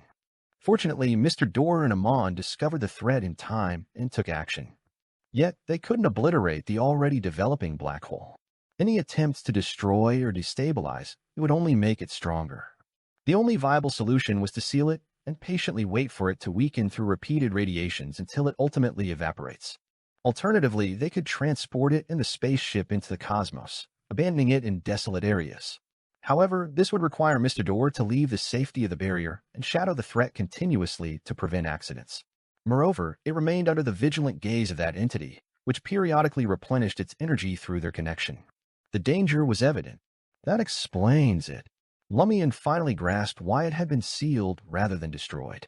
Intrigued, he echoed a term, Mr. Door. It bore a striking resemblance to Mr. Fool. Lord of Mysteries 2, Circle of Inevitability. Chapter 591. Information Gap. Upon hearing Lumian's inquiry, Madame Magician's tone carried a subtle emotion. Mr. Door is the ancestor of the Abraham family, the top duke among the 5 great nobles of the Tudor Empire. It was he who sealed the spaceship. Amon, on the other hand, designed a ritual that regularly siphoned power from the black hole to alleviate the pressure caused by the natural decay of the seal and hasten the black hole's demise. Higher in rank than Amon, in the Tudor Empire, Mr. Door was second only to the Blood Emperor. He listened intently. Madame Magician sighed softly at that moment. In a way, Mr. Door can be considered my mentor. A mentor? Your mentor is a 4th epic king of angels and the top noble in the Tudor Empire? A figure from almost 2,000 years ago. Lumian hadn't anticipated Madame Magician having such a profound background. No wonder she earned the position of the Angel of Stars beside Mr. Fool's throne. No wonder she held a major arcana card in the Tarot Club. Madame Magician glanced at Lumian, teasingly adding, "It's true that Mr. Door guided and supervised me in advancing along the divine path, but the method wasn't as virtuous as you might imagine. It was far from good. Far from good." Lumian was surprised before connecting the dots. Combining his experiences, he made a guess. Madame Magician had once fallen under the corruptive influence of Mr. Door, but received assistance from Mr. Fool. Did she join the Tarot Club because of this? However, from Madame Magician's words, it seems she reconciled with Mr. Door. Otherwise, she wouldn't refer to him as her mentor. How intriguing and surreal. Just like how I might say in the future that the Angel of Inevitability, Termaboros, was my mentor, Lumian mused inwardly and probed. Is Mr. Door still active? Is he as lively as his peer, Amon? Madame Magician shook her head. He has perished. I see. Lumian cast his gaze toward the deep, bottomless sea. April Fool's objective is to acquire that spaceship, but it seems they are unaware of the nascent black hole sealed inside. It was a formidable entity that not even a true god could completely neutralize. Once released from its seal and allowed to develop, it would compress and absorb everything in its vicinity. Why did the key members of April Fools, who weren't even at the demigod level, believe they could confront it without fear? Relying on the spaceship to contain it? That seemed improbable. Only the evil god who created the black hole or an entity at Mr. Fool's level could control it. Mad Lady even believed that within the seal was an incubating deity or monster of a comparable magnitude. With these thoughts in mind, Lumian's heart stirred as he inquired in a deep voice, were the key members of April Fools misled? Is the celestial worthy's objective to unleash the black hole and trigger an apocalyptic catastrophe ahead of schedule?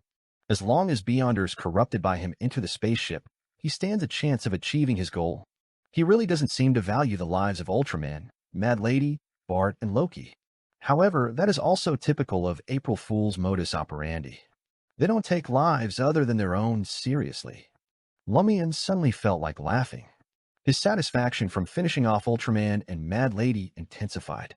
Madame Magician nodded thoughtfully and remarked, "If you hadn't used all your resources and handled this matter with absolute strength, or if I had arrived 10 to 20 seconds later and the grayish-white fog from Mad Lady's body had fully permeated the spaceship, the outcome might have been entirely different.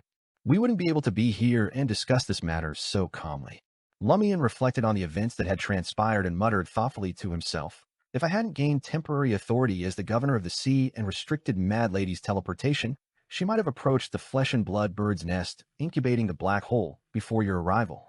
She wouldn't have manifested a humanoid form made of grayish-white fog to infiltrate the spacecraft.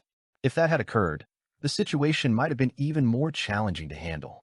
The reason he obtained temporary authority as the governor of the sea was because he utilized Lie to pilfer a portion of the sea's power. This allowed him to resonate with the sea and possess a counterfeit yet highly elevated status. The ability to use Lie to steal a portion of the sea's power was granted by the Seer Pathway's mystical item, which had been imbued with a high-level power of steel when placed on the ancestor-honoring altar in Milo Village. The altar could bestow high-level steel powers on items because it was constructed by Amon. Constructed by Amon. Lumian's thoughts suddenly cleared up. He grasped that it wasn't just him and the others sabotaging April Fools. There were also influential figures in the shadows who didn't want the celestial worthy to succeed. Madame Magician chuckled. "Have you figured it out? I recognized what was happening when I saw Lie. now endowed with the power of steel. Some time ago, I spied on the altar beneath Milo Village and confirmed its purpose, to gather the spirituality of worshippers and accumulate enough power to trigger the bestowment of the steel ability. Given Milo Village's population and the number of individuals with a sea bloodline, it can only be bestowed once a year. It can't last more than half a month each time, and it can only be used once or twice. Lai's enhanced power far surpasses that. Lumian furrowed his brow and asked, "Are you suggesting that the steel on Lai was directly granted by Amon?" This hypothesis struck him as absurd, comical, and surreal. In the past few months, Amon had been a source of terror, causing him mental distress. He nearly perished in the Samaritan Women's Spring. Subsequently, he informed the Tarot Club and aided the Angel of Time in eliminating most of the Amons in Trier. He also wrested a substantial debt from Amon's parasitic form. Their relationship? It was one of deep-seated enmity. The sentiment was likely mutual. Yet now, he was being told that Amon had covertly assisted him. While Lumian understood that Amon's aid wasn't driven by benevolence, but rather to thwart the celestial worthy's objectives, he couldn't shake the feeling that the world had taken a bizarre turn. Madam Magician chuckled and explained, "Perhaps, back then, there was an Amon residing within the altar. Truth be told, I didn't anticipate that those who once instilled awe, fear, and vigilance in our discussions would occasionally collaborate with us. Of course, don't become complacent. While we may be teammates when facing the evil gods beyond the barrier, that doesn't extend to all matters. Even when dealing with the evil god's followers, it depends on the specific circumstances. They might believe they can handle it alone and use the opportunity to set a trap that could harm you." All right. Lumian resisted belief, but he had no choice but to acknowledge the reality before him. The truth was laid bare. Having been briefed, Lumian mentally reconstructed the sea prayer ritual, refining the spiderweb-like thought pattern without any critical deficiencies. The corresponding experiences and lessons surfaced in Lumian's mind. April Fool's biggest failure was not knowing that Franca and I are also members of the Tarot Club, apart from being part of the Curly-Haired Baboons Research Society. Moreover, the Tarot Club places great importance on matters related to the celestial worthy. There's also an information gap between them and celestial worthy, leading to their downfall. Have they not considered that their goals might not align with the celestial worthies? Despite me lacking information as well, I wasn't careless. I didn't underestimate any visible or hidden enemies. Even a lion uses its full strength to hunt a rabbit. Of course, the crucial aspect is that those holding key information and concealing it are on my side in this operation. What if they become my enemies next time? How should I deal with them? As these thoughts raced through his mind, Lumian sensed that his digestion of the Conspirer potion had significantly advanced, thanks to the successful hunt and the questions he had formulated. Seizing this opportunity, he summarized his third acting principle. One of the keys to a conspiracy is information. A good conspirer must be adept at exploiting information gaps, and even take the initiative to create information gaps. Closing his eyes to assess his body's condition, Lumian felt that another major, successful conspiracy and a period of daily accumulation should allow him to completely digest the Conspirer potion. And that major conspiracy could be combined with a ritual to advance to Sequence 5 Reaper. No further planning was needed. The Reaper ritual required a conspiracy to capture a target whose sequence was higher than his alive. When Lumian opened his eyes, Madam Magician transmitted the darkness in her palm to him. "You'll be in charge of distributing these items. This is something a hunter needs to learn and do well to advance to a demigod." All right. Lumian was accustomed to distributing spoils of war. He then added, "But before that, I'd like to meet Bard." That, too, was a spoil of war. In the ancient and dilapidated palace in the nation of the Evernight, Lumian, Franca, Hela, and Gandalf materialized one after another. They were adorned in their usual attire for gatherings, with Lumian now assuming the guise of Muggle Aurora. Gandalf unceremoniously tossed Bard to the ground, not bothering to restrain him. Bard surveyed the familiar surroundings, devoid of any notions of escape or resistance. This was the concealed nation of the Evernight, isolated from the outside world. How could he possibly flee? And against two demigods, how could he even attempt resistance? Bard swallowed hard and spoke preemptively. "I was also bewitched by Loki." All he could hope for now was that, leveraging his sequence experience as a swindler, he could successfully convince the two demigods. Noticing the silence from Hela and Gandalf, Bard added, "I can lead you to Loki's ancient castle." "I know a clue, really." At that moment, Lumian Lee, masquerading as Muggle, spoke in a deep voice. "Just kill him and channel his spirit." Lord of Mysteries 2, Circle of Inevitability. Chapter 592, Bluff. Kill him and channel his spirit. Bard stared at Lumian Lee, masquerading as a muggle, a chill running down his spine as his hair stood on end. He sensed the unmistakable killing intent emanating from Lumian, causing fear to grip him. However, a suspicion lingered in Bard's mind. He believed Lumian was trying to manipulate him, deliberately showcasing his anger and hatred to break his psychological defenses. His suspicion arose because spirit channeling wasn't the optimal solution. Celestial Worthy possessed a higher level than many evil gods, and the corruption of those evil gods could lead to a failed spirit channeling. What's more, someone with the Celestial Worthy's bestowment. Recognizing this, Bard's heart settled. As a swindler, he maintained a terrified expression, stepping back 2 paces as he looked at Lumian. I'll spill it all, no lies. You can verify it. Don't kill me. Lumian approached him step by step, brandishing a dagger. Bard turned to Hela, Gandalf, and Franca, pleading in a panicked tone. He's lost his mind, and you're just going to let him be. Spirit channeling isn't all-powerful. Bard deliberately used him as a pronoun, signaling that he knew Lumian wasn't Muggle, as if urging them not to play along. In 2 steps, Lumian arrived in front of Bard, casting his gaze at the April Fool's key member, who couldn't temporarily change his appearance back. He raised the dagger in his hand. Bard sneered inwardly, growing more convinced that Lumian Lee wouldn't actually end his life for spirit channeling, at least not yet. If his current actions weren't an act, Gandalf and Hela would have intervened no matter what. They wouldn't just stand by. Bard strained his throat and shouted, as if terrorized, I'll genuinely cooperate with you. I'll assist you in locating Loki and his ancient castle. See, I didn't even use my powers to resist in such a situation. As Bard shouted, he fixed his gaze on Lumian and the dagger's tip, attempting to convey evasion and pleading through his eyes. The former conveyed fear, and the latter was a plea for mercy. Throughout this process, Bard's heart was filled with mockery, almost void of panic. Trying to deceive a swindler? What a ludicrous notion. I bet you'll stop after I count to 5. 5, 4, 3. Bard's vision suddenly turned blood red as the dagger thrust into his left eye, piercing through the gap in the eye socket and into his brain. Impossible. Absolutely impossible. Is he truly going to kill me? Intense pain overwhelmed Bard's mind, prompting him to instinctively raise his right hand and press it against his face. He fought in the opposite direction, striving to put some distance between himself and the dagger, the source of the agonizing damage. Lumian reached out with his left hand, pinning Bard in place and making his struggles futile. Then, Lumian leaned forward slightly and whispered into the ear of the April Fool's key member.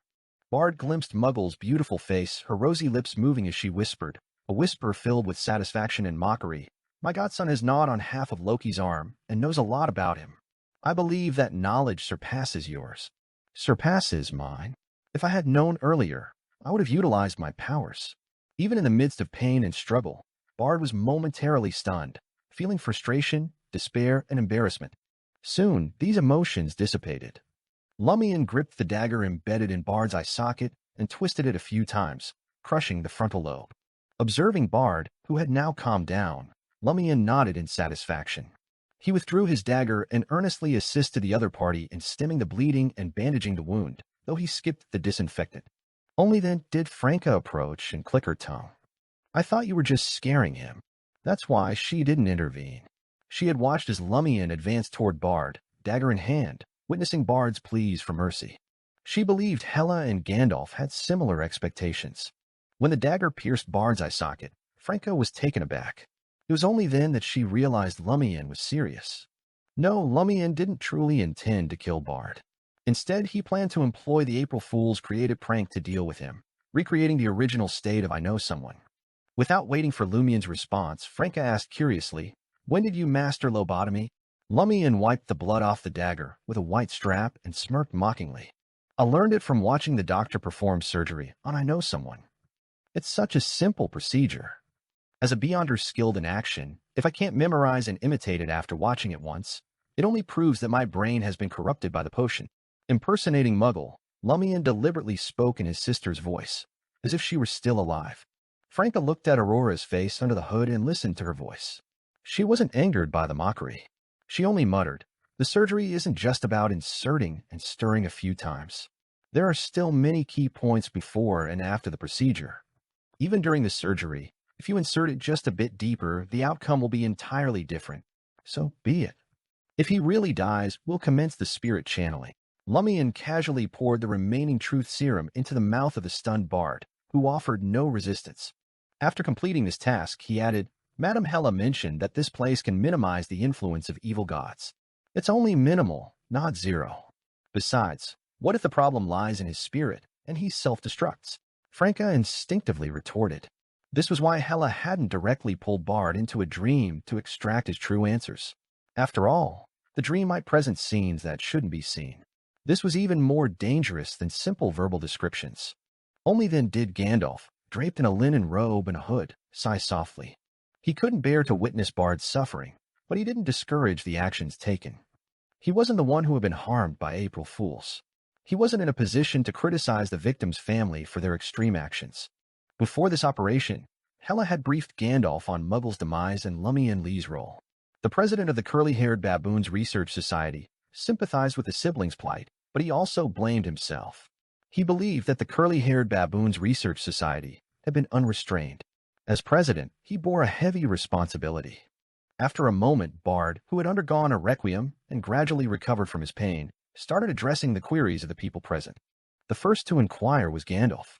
He peered down at the Dream Stealer and asked, "How did you come to believe in that celestial worthy?" Gandalf and Hela had already gathered intel on celestial worthy from Franca and Lumian, and they deemed it crucial.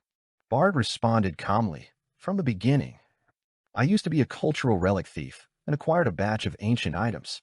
While studying their history to ascertain their value, I deciphered the meaning of some inscriptions." Abruptly, Hela cut Bard's narration short and said coldly, "You don't have to explain the full meaning. Just mention a few keywords." Bard had no intention of arguing. He remained as docile as a sheep. Keywords include deception, fooling, door of all doors, lore of mysteries. As Bard finished speaking, the ancient palace they were in suddenly became misty and unclear. Simultaneously, Lumian's left chest burned again. In the next moment, the night sky outside the palace darkened even more, and all the mist vanished. Why did I feel like worms were growing in me just now? Franca felt a lingering fear. Merely a few names, incomplete honorific names, made her inexplicably uneasy. Every inch of her flesh seemed to come alive, about to transform into worms crawling out of her skin. One of Bard's initial plans was to answer Lumian and company's questions dishonestly and without reservation. Then, he would take the initiative to reveal all the details regarding Celestial Worthy. He wanted to see if he could secretly corrupt his enemies and shake the nation of the Everknight's concealments to create a door to escape. If I could really use this to corrupt Gandalf and Hela, why would they kill me when we're all Celestial Worthy believers? We would definitely work together to deal with Lumian Lee. Of course, Bard no longer harbored such thoughts. He had obtained an inevitable peace. Descriptions of high-level existences often indicate danger. In this world, ignorance might not be a bad thing. Gandalf sighed and assessed what had just happened. He then inquired about the follow-up. Bard's expression remained unchanged as he said, "After deciphering the words, I lost consciousness. When I woke up, I had already transmigrated to this world. After adapting to my new body, I instinctively recalled my previous encounters and the words I had deciphered. Then I saw a thin gray fog emanating from my surroundings and received a revelation from the Celestial Worthy. In other words, you believed in that Celestial Worthy as soon as you transmigrated, before the establishment of the Research Society?" Gandalf probed further. Yes. Bard's emotions lacked any fluctuations. Back then, I thought that if I didn't choose to submit, believe in him, or follow him, I might die on the spot. When that happened, I might not have a chance to transmigrate and revive. Later, I gradually realized his greatness. He could even fool the nation of the Evernight and prevent our problems from being discovered. Gandalf pondered for a moment and asked, "How did Loki come to believe in that Celestial Worthy?" Lord of Mysteries 2, Circle of Inevitability. Chapter 593, Fooled. In response to Gandalf's question, Bard recounted the past with a directness that left little room for ambiguity. "I don't know. He didn't tell me. After the founding of the Curly-Haired Baboons Research Society, I began to notice the guy's actions and demeanor mirroring the influence of the Celestial Worthy. Likewise, he saw the same in me, prompting a mutual inquiry. Eventually, we confirmed each other's intentions and assembled an April Fool's team. Gandalf and Hela probed about the Celestial Worthy But with no breakthroughs, Lumian, disguised as a muggle, shifted his gaze to Bard and asked, "What was your crew's aim in disrupting the sea prayer ritual to control the underwater spaceship?" "It's our ticket to traversing the cosmos and holding our ground against angels to some extent," Bard revealed April Fool's plan. Lumian's lips curved upward. "Do you know what's sealed in the depths of that spaceship?" At this revelation, Franca suddenly grasped the core issue. Spaceship? The thing at the bottom of Port Santa is a spaceship? Isn't this too sci-fi and not mystical enough? Does this world have everything? To expedite the interrogation of Bard, a key member of April Fools, Lumian and Franca had entered the nation of the Evernight without much communication. Spaceship. Gandalf echoed the term, his tone brimming with unmistakable yearning. Hela maintained a silence akin to the depths of night. Bard responded to Lumian's inquiry. "According to our interpretation of the language and the insights from the celestial worthy, that spacecraft functions as both a petri dish and an incubation chamber. It's nurturing a high-level creature. Control the spaceship, and you control it. Without that control, the spacecraft alone won't stand a chance against an angel." The smile of Aurora became even more alluring. "Ever wondered why the ancient angel who sealed the spaceship didn't take control of it? Why didn't they command the high-level creature or destroy it outright?" Bard fell silent momentarily before articulating. It might take a considerable time for the high-level creature to mature. Taking control of the spaceship would halt everything. Patience is required until the recent few years, just before the creature is due, before it can be managed. Lumian's smile beneath the hood grew brighter. "If that's the case, the ancient angel who sealed the high-level creature will definitely reappear. Did you have the confidence to resist an angel and win the spaceship? Or do you believe the angel either didn't try to decipher or couldn't decipher the true meaning of those commands? It's been so many years. They might have already perished." Bard paused. In his dream, a creature on the altar, potentially the avatar of an ancient angel, hinted that the angel might still be observing Milo Village and those waters. "Why didn't we think to confirm it before embarking on the entire plan?" Bard voiced his doubts, his emotions showing no apparent shifts. Lumian replied with a smile, "I can tell you that the spaceship isn't sealed with a high-level creature. It's an incomplete, nascent black hole. Once unsealed and piloted away, it will absorb the mystical body housing it, suck you guys in, and completely take shape, tearing apart and devouring the current world. Back then, the ancient angels didn't attempt to control it, because it was dangerous, idiot." Bard was once again taken aback, as if he had never considered such a possibility. After a moment, he hesitated and said, "We might have been fooled." Though Bard's emotions remained unchanging, the blood-colored liquid that trickled from the simple bandage down the bridge of his nose painted a tragic and mournful picture. Lumian burst into laughter, his back bending slightly. "Do you only now realize that you've all been fooled by that celestial worthy? He provided revelations to mislead you. Through your deaths, he could open the seal and destroy this world to achieve his goals." "Ha, April Fools, indeed an organization of fools." Bard fell into silence once more, then candidly expressed his thoughts. "We're fools, truly fools." Meanwhile, Gandalf and the others had varied reactions. Damn it, black hole? Destroy this world? Franca had thought the news of a spaceship was explosive enough, but she hadn't expected something even more terrifying to follow. And an entity creating a black hole? Franca, lacking direct understanding of top-level powers, realized the magnitude of such a great existence. Previously, she felt she had a sufficient understanding of the world. Now she admitted frankly, "I'm still F*King elementary school student."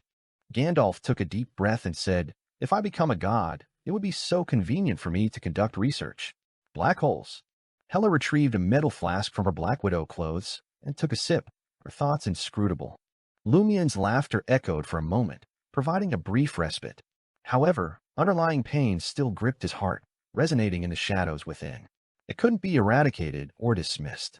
In the presence of the key members of April Fools, memories of his sister Aurora's tragic fate couldn't be ignored. Bard stood there, a silent reminder of a fact deliberately overlooked.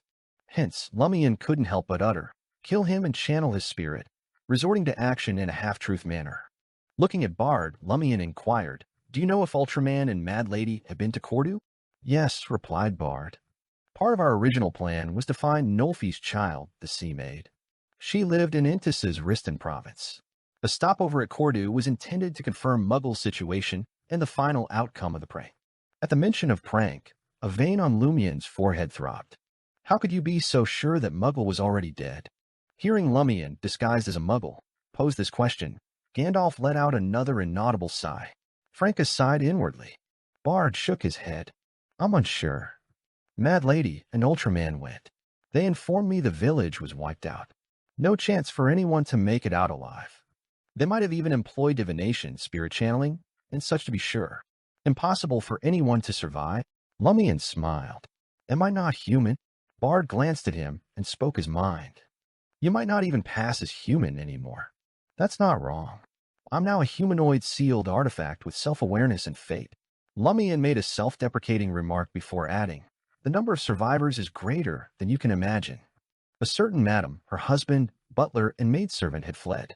Without giving Bard a chance to respond, Lumian inquired further. What was Loki trying to achieve with the Muggle incident? I wasn't deeply involved.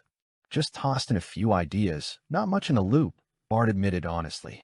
Ultraman might have a clue. He and Loki teamed up in other ventures. In what ventures? Lumian persisted. Bard shook his head slowly. Not entirely sure about the specifics. It's tied to the Eternal Blazing Sun Church. Connected to the Eternal Blazing Sun Church. Ultraman, a Sequence 5 priest of light on the Sun pathway. The humanoid sealed artifact lost by the church on the betrothal ship. Lumian's instincts kicked in. Any key April Fool's members that are not transmigrators? They had previously misconstrued April Fools as a gang of degenerated transmigrators. Yet, as an organization, it naturally expanded. After all these years, April Fools likely harbored more key members. Bard nodded. Yes, as expected. Lumian shot a glance at Franca, garbed in assassin attire, seeking confirmation from Bard. One of them is a purifier from the Eternal Blazing Sun Church, and he holds a decent status?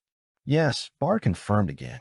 Thanks to him, we got wind of a Grade 1 sealed artifact we could utilize when we altered our plan. He even assisted in its escape from the seal. And who might this person be? Franca inquired, stepping in for the absent 007. It's a one-way line to Loki, Bard indicated, revealing his lack of knowledge about the member's true identity. Franca chuckled, saying, if the Eternal Blazing Sun Church launches an inquiry, they might stumble upon some leads. Grade 1 sealed artifacts weren't just lying around. They couldn't be pilfered casually. Lumian, noting Gandalf and Hela had no more queries, turned to Bard. What intel do you have on Loki's ancient castle? It goes by the name Dylan, a charming name, Bard began. Loki once told me it's a concealed ancient castle. Impossible to discover or see under normal circumstances. In simpler terms, you can't pinpoint its location through appearance or history. I've always envied Loki inheriting such a treasure after transmigration, an ancient castle.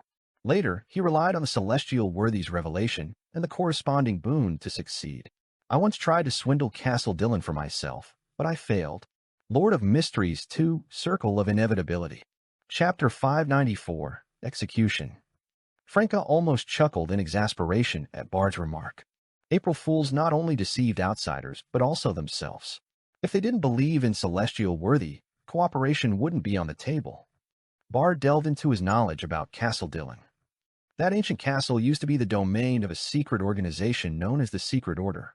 Loki became a member of the organization when he transmigrated. The story goes that the initial leader of the Secret Order personally constructed the ancient castle and concealed it over a century ago. Curious, Franca inquired, who's leading the Secret Order now? Bard shook his head slowly. Loki is in the dark about that too. Only those who become Bizarro sorcerers or Sequence 4 demigods within the Secret Order can meet the leader and establish a connection with him. Others merely follow the orders of their direct superiors. Loki once contemplated murdering his mentor, his immediate superior in the Secret Order, to gain the Bizarro sorcerer beyonder characteristic and stage a grand performance. Yet, due to his comprehension and fear of Bizarro sorcerers, he never solidified this idea into a concrete plan. Eventually, he gathered all the Bizarro sorcerer potion ingredients in Castle Dylan and entirely abandoned his initial scheme. Do you think a hidden place like Castle Dylan, with its long history, will be quiet, cold, and sinister? Contrary to expectations, Loki informed me that it's quite lively, featuring a grand performance every day. A grand performance? Hela recalled the pitch-black ancient castle she had glimpsed in Loki's dream, along with the wax statue-like guests inside. Deep in thought, Lumian asked Bard, How do you suggest we locate Castle Dillon? I'm still missing crucial clues, Bard admitted sincerely. If finding Castle Dillon were that straightforward, the current leader of the Secret Order would have seized it and ousted Loki. No, he would have turned Loki into his puppet. Lumian intended to inquire more thoroughly with Ludwig later, seeking any information he might have gained after consuming half of Loki's arm. What about Hisoka?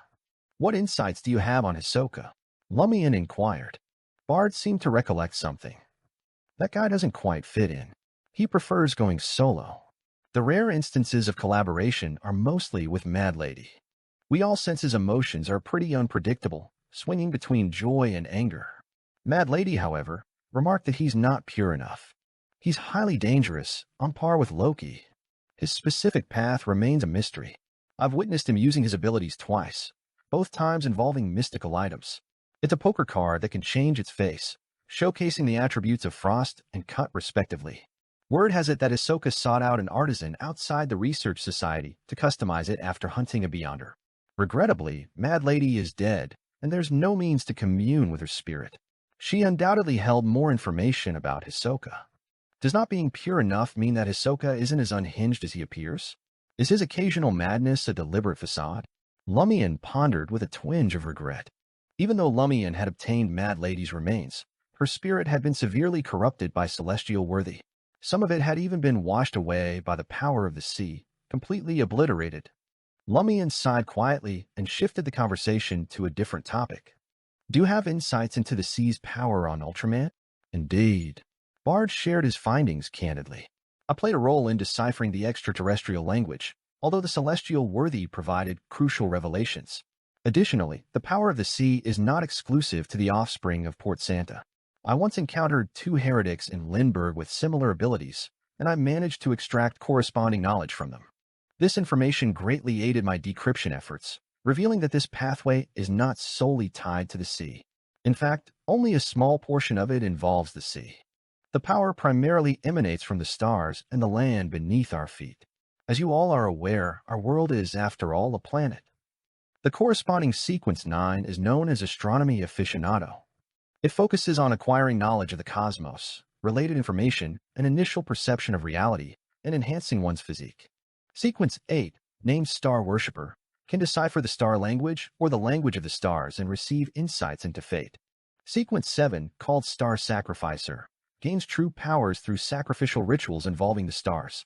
This encompasses gravity abnormality, weakening ray, electromagnetic attraction, and cosmic void. Sequence 6 is Navigator. They possess a deeper understanding of space and dimensions, allowing them to locate hidden passageways in the void and navigate and adjust routes between the stars. Navigating ships at sea becomes a straightforward task for them. Sequence 5, Tidal Scholar, further masters gravity and can whip up massive waves capable of shattering ships and demolishing docks. As for Sequence 4, it's known as Heavybringer. Unfortunately, I'm not too certain about their specific abilities. Lumian remained silent, taking a couple of steps back and signaling for Franka and the others to continue questioning. His primary concerns centered around Loki's connection to Hisoka. Anything else seemed less crucial. Franka studied Bard for a moment before inquiring, had you recruited other members into April Fools? Yes, Bard admitted without hesitation. After detailing what he knew about the April Fool's members outside the curly-haired Baboons Research Society, Franka asked with curiosity, why did you choose the nickname Bard? Considering your past identity and current class, wouldn't Kaido or Kid be more fitting? Bard responded calmly, my current body was a bard, a wandering artist who often dabbled in thievery and swindling.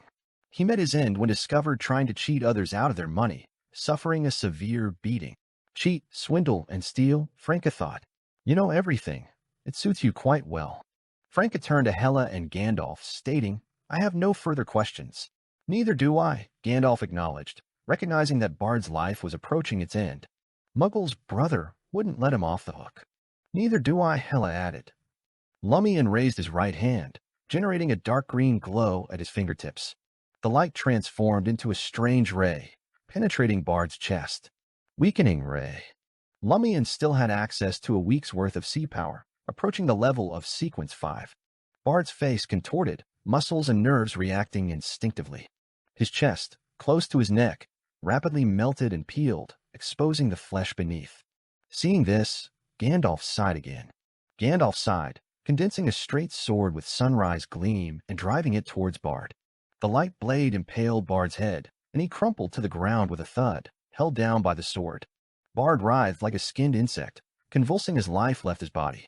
Lumian observed in silence, refraining from intervening as Gandalf freed Bard. When Bard's breath ceased, and he lay motionless, Lumian turned to Gandalf and Hela. "Thank you for your assistance. It's our duty. We're all accountable for the harm April Fools caused to the other members of the Research Society." Gandalf responded gravely. Lumian didn't contest. Instead, he disclosed, "Before the operation, I mentioned joining a secret organization before assuming my sister's identity. To seek revenge, I invited members of that secret organization to assist. I believe you all have seen or sensed their presence." He strategically linked the appearance of the Tarot Club to himself, safeguarding Franca's identity as a minor arcana card holder. "And which organization is that?" Gandalf inquired curiously. As per Hela's account, the secret organization exhibited angel-level power, and the demigod Cinderella, who appeared at sea, was equally formidable. "The Tarot Club," Lumian revealed truthfully. "You're one of the minor arcana card holders?" Gandalf deduced. He had heard about the Tarot Club. Lumian nodded without denying it. Curiosity piqued, Franca asked, "Which card represents that Cinderella demigod? And why does her magic have such a dreamy quality? Moreover, it resembles fairy tales from before our transmigration." She maintained her role while genuinely expressing curiosity. Lumian recalled Madame Magician's guidance and grinned. "Major Arcana card, the Hermit." Pausing momentarily, he added, "I'm uncertain about why she can transform your fairy tales into magic. What I do know is that she's closely tied to Emperor Rozel's descendant of Emperor Rozel's eldest daughter, Bernadette." Franca and the others, having read numerous entries from Rozel's diary, immediately speculated. "Perhaps, but it's not Bernadette herself," Lumian honestly disclosed. That was the extent of his knowledge. "Is that so?" Franca, Gandalf, and Hela felt enlightened. So it was connected to Emperor Rozel's faction. It made sense for the Emperor to create fairy tale magic. After a brief pause, Lumian suggested, "You should probably prevent the Research Society from disseminating those fairy tales."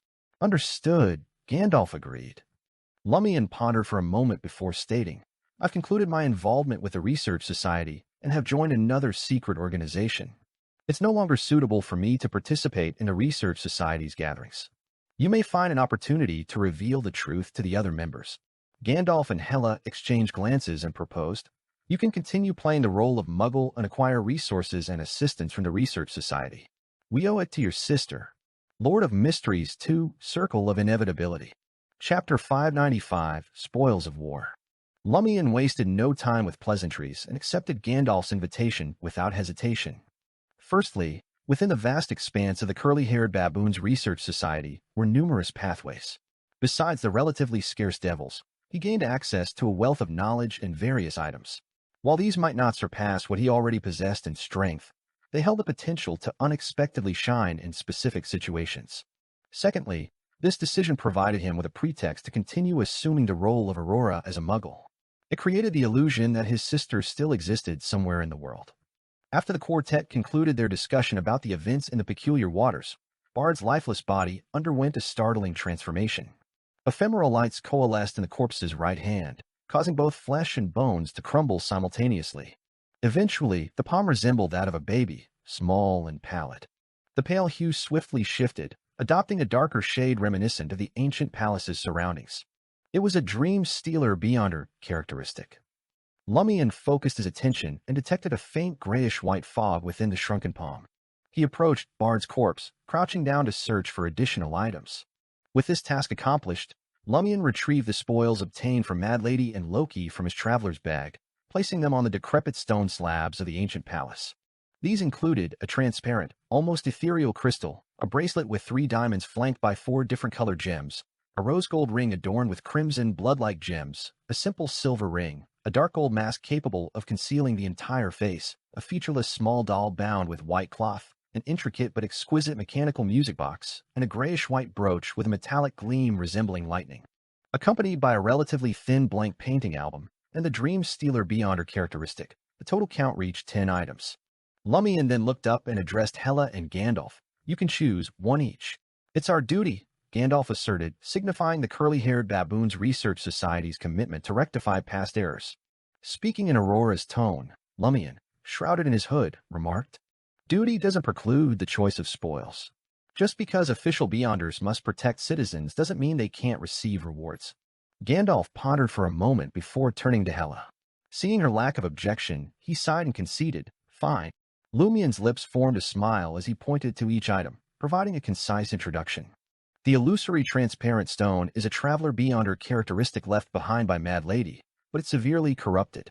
The thin gray fog emanating from it serves as evidence of this. The Dream Stealer Beyonder characteristic is similarly corrupted by that celestial worthy, but the severity is not extreme. It's slightly less severe than the remains of most heretics after their deaths. That bracelet comes from Loki, known as the Seven Stone Bracelet. Each diamond corresponds to a teleportation, and each color gem corresponds to a 10-second blink. Once used, it's gone. The drawback is that you hear random sounds when you wear it, ranging from a man having an affair to sounds from an unknown creature. This golden ring, named Blood Gold, bears an engraved inner loop with a brief sentence. Controlling flesh and blood means controlling everything.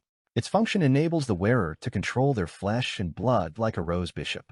Additionally, they can employ 3 flesh and blood magics: Flesh Bomb, Flesh Cloak, and Flesh Blood Fusion. The drawback is repeated use may lead to dependence. Ceasing to wear it results in the body collapsing into a pile of flesh and blood, unable to maintain human form. Continual wear may lead to madness and loss of control.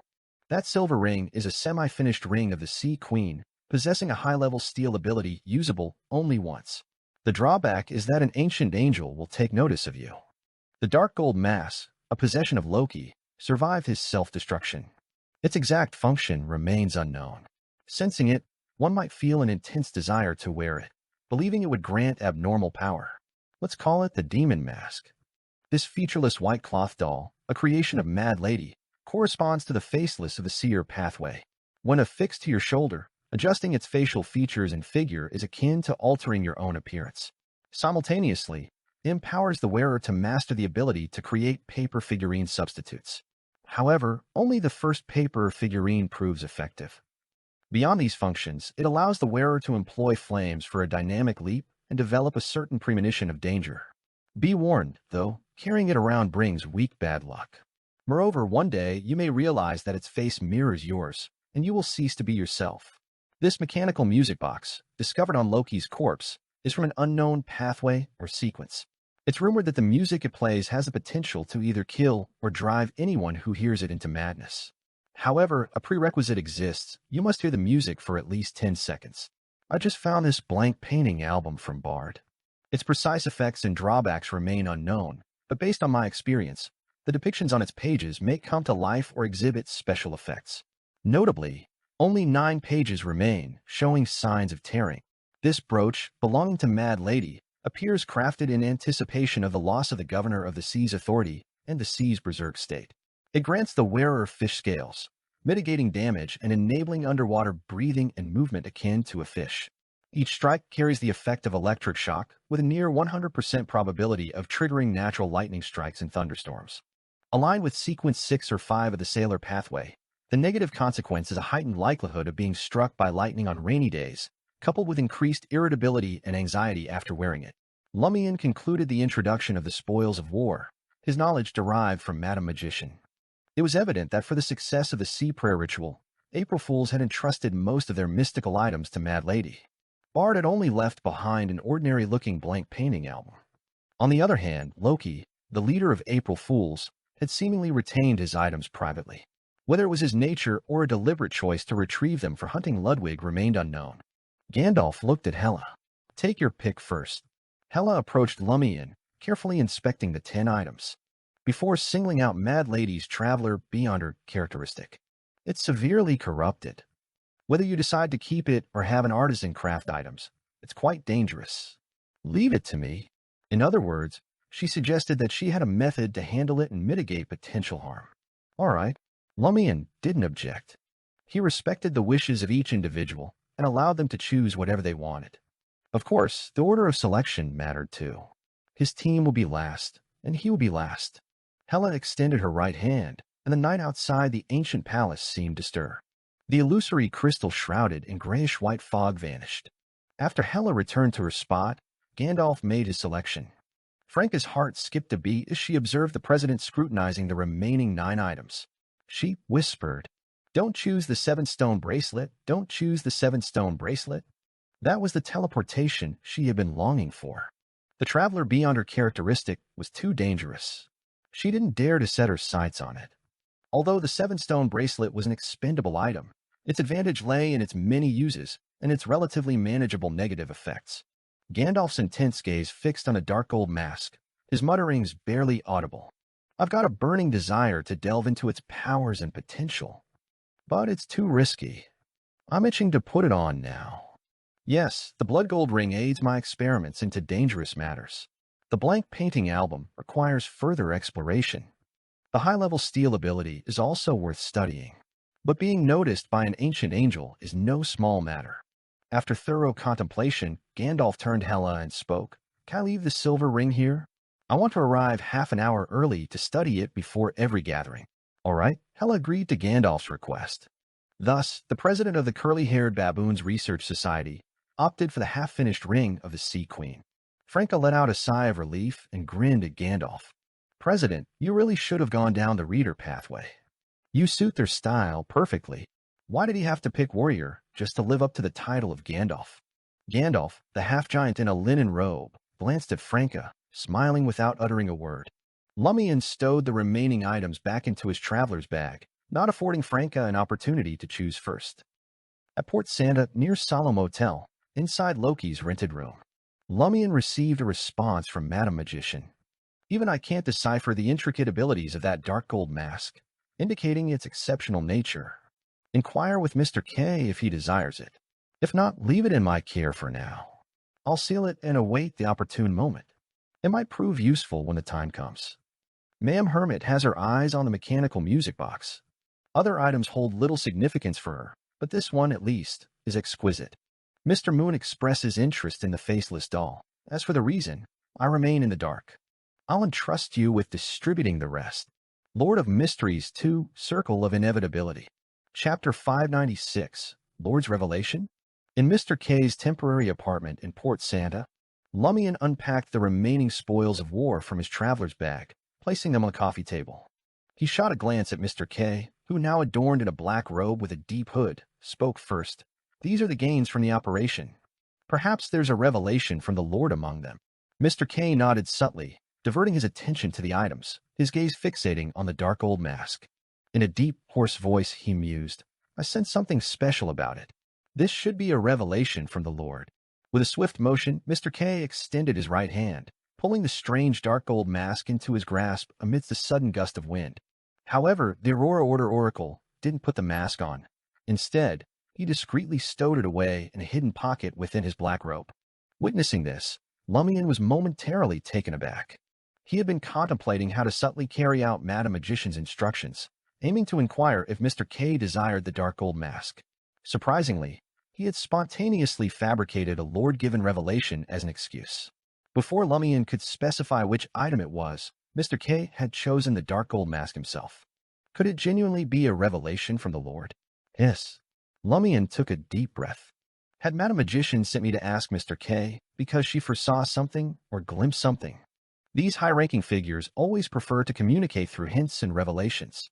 Couldn't they be more direct? Amidst his thoughts, Lumian stowed away the remaining items and earnestly addressed Mr. K. "I didn't expect the matter to escalate like this. I initially believed that with you and my sister's friends from her past, it would suffice to seek vengeance. Yet it spiraled into something of a much higher magnitude. Thankfully, my sister's allies were vigilant and leveraged their connections." The sincerity in the first half of Lumian's statement contrasted with the second half, which explained the influx of demigods, even angel-level forces this time. He subtly shifted the blame to Franca and Aurora's associates. Lumian sensed a high likelihood that Mr. K might not fully buy into his explanation. Disregarding the possibility of the Aurora Order's oracle grazing a relatively high-sequence spectator, Lumian believed that the intentional arrangements and subtle traces left behind by the entity he believed in were sufficient evidence of constant watching, listening, and awareness. As for Sequence 8 of the Shepherd Pathway, known as listeners, they often received revelations from that figure. Nevertheless, Lumian needed a plausible excuse. He couldn't just tell Mr. K outright, "Yes, I am a member of the Aurora Order, part of the Tarot Club, and also affiliated with the Curly-Haired Baboons Research Society. My major arcana card holder is an angel, and I know countless demigods who can lend a hand. Besides worshipping your lord, I also believe in Mr. Fool. Occasionally, I praise the sun and say by steam." Wasn't this equivalent to provoking him in his face? Unspoken truths didn't always need to be voiced. Mr. K subtly nodded. "Good job. Dealing with matters involving evil gods demands all your strength." Then he added, "After learning that your adversary is tied to an ancient evil god, I've already reported it to the higher-ups." At that time, our Aurora Order's angels were likely keeping an eye. If anything truly occurred, one or more would have definitely descended. Lumian's expression froze. Did the Aurora Order's angel also observe the spaceship back then? Isn't this setup too exaggerated? April Fools isn't even an organization with a single demigod. Is celestial worthy such a taboo when it comes to Madam Magician and the Aurora Order? It's understandable for the Tarot Club to give it significance, especially considering its connection to Mr. Fool's awakening. But why does the Aurora Order behave as if they're confronting a formidable adversary? Lumian pushed aside the issue of inviting an angel and 4 demigods for his revenge. He couldn't help but sigh at the Aurora Order's exaggerated reaction. Mr. K fixed his gaze on his subordinate and delivered a passionate lecture. "Just because high-ranking individuals are keeping an eye on us doesn't mean we can be lax and handle things half-heartedly. These individuals have numerous crucial matters to attend to. They might only cast an occasional glance our way. If we don't put in enough effort and work diligently, it could easily lead to complete failure. And in that scenario, death won't be sufficient to atone for our sins." Yes, you're right," Lumian echoed Mr. K without any intention of arguing. Upon returning to Loki's rented apartment, Lumian gathered the remaining 5 spoils of war and grinned at Franca, Jenna, and Anthony. "It's finally our turn to choose." Not wanting to tease the eager Franca any further, Lumian pointed to the dining table where the items were laid out. "Take your pick first." Franca smiled sheepishly, shamelessly picking up the 7-stone bracelet. She exclaimed excitedly, "I can teleport too. Aren't you afraid of overhearing something you shouldn't?" Lumian teased. Franca had already considered this issue. "It's not like I'll wear it forever. I'll only use it when I need it. And teleportation takes only a short time. If I really hear an unknown voice, the impact will be minimal. I should be fine if I remove it in time. Don't worry. The negative effects of beyonder items, similar to charms, aren't strong. They can even be considered weak." Lumian scoffed dismissively. "Have you forgotten what you have on you? Primordial Demoness figurine. Mirror world fragment. What if she heard the Primordial Demoness ravings?" Franca cleared her throat and said, "I'm now a member of the Demoness sect and a believer in the Primordial Demoness. What's wrong with listening to the voice of God? At most, it'll make me excited. When the time comes." She glanced at Lumian and Jenna, keeping her thoughts to herself. "I'll get your help." Franca immediately added, "Furthermore, my Primordial Demoness figurine and the Mirror World fragment are stored in the traveler's bag.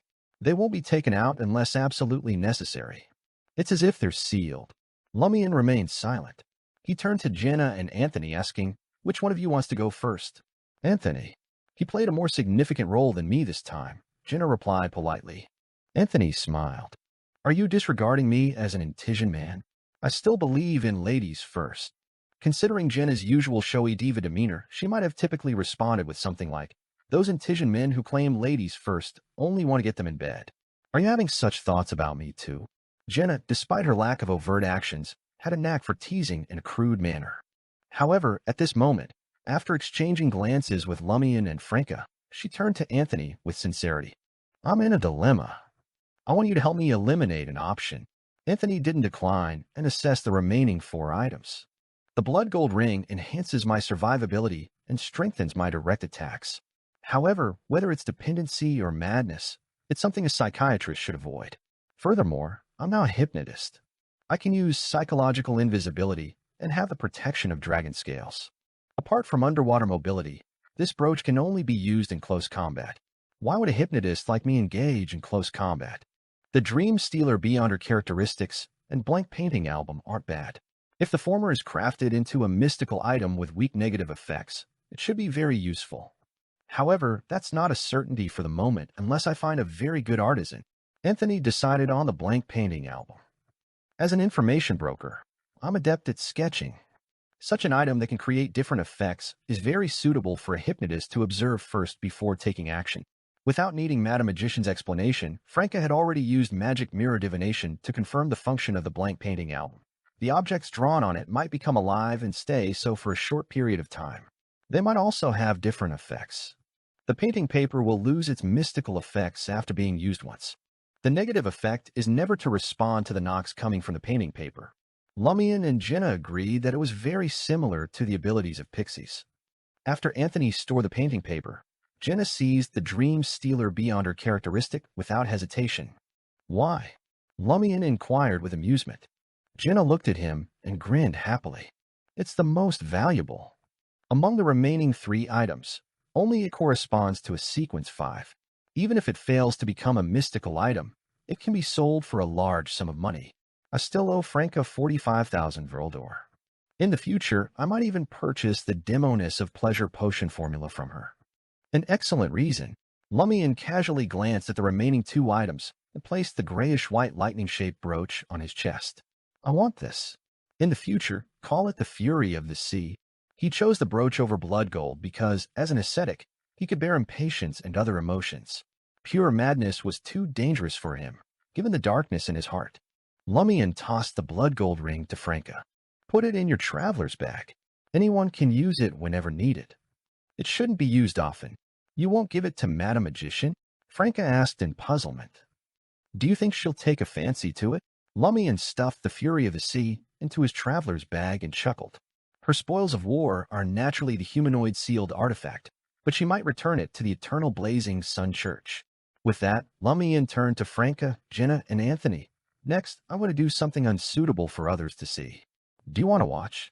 Lord of Mysteries 2, Circle of Inevitability. Chapter 597, Too Dirty. Franca's curiosity was piqued by Lumian's words. Is there anything we can't see? Are you sure you want to watch? I'm afraid it will deal a strong blow to your mind, Lumian asked in a teasing tone. Amused, Franca pointed at herself and retorted, Me? I'm not a minor. My mind is very mature. Why wouldn't I dare to look? Hell, I'm much more knowledgeable than you, boy. Jenna nodded in agreement, silently endorsing Franca's claim. Without further persuasion, Lumian left the apartment and headed to the room he had rented with a fake ID to monitor himself. Logano was staying there with Ludwig. Franca followed with Jenna and Anthony, muttering, I thought it was something major. Isn't it just going to your godson? What impact on the mind? Lumian signaled for Logano to retreat temporarily. Then he retrieved 2 gruesome items from his traveler's bag, forming a humanoid figure with them. Maintaining an unchanged expression, Lumian looked at Ludwig and pointed at the 2 parts of Mad Lady's corpse. Is it edible?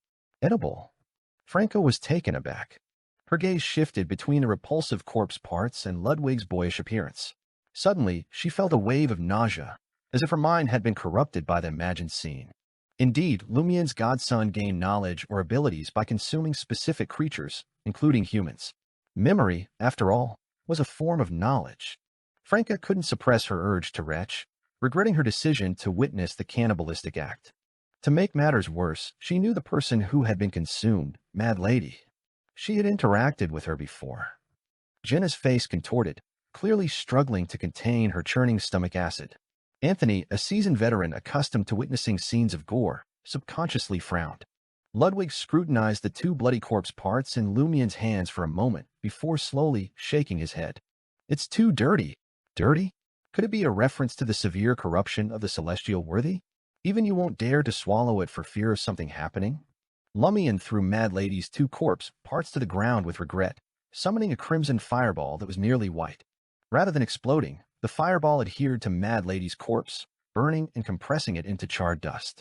Amidst the dancing flames and the burning fragrance, Franca and Jenna breathed a sigh of relief. Lumian pulled up a chair and sat down, addressing Ludwig, who was nonchalantly nibbling on a cupcake. Wasn't that person's arm dirty? He was referring to Loki. Just a little. The dirtiest part isn't on the arm, Ludwig commented casually, as if discussing which fish were poisonous and how they should be consumed. Only then did Lumian get to the point. What did you gain from that person's arm? Some knowledge, Ludwig replied, nonchalantly nibbling on a sponge cake covered in light cream, as if he preferred not to be disturbed while eating.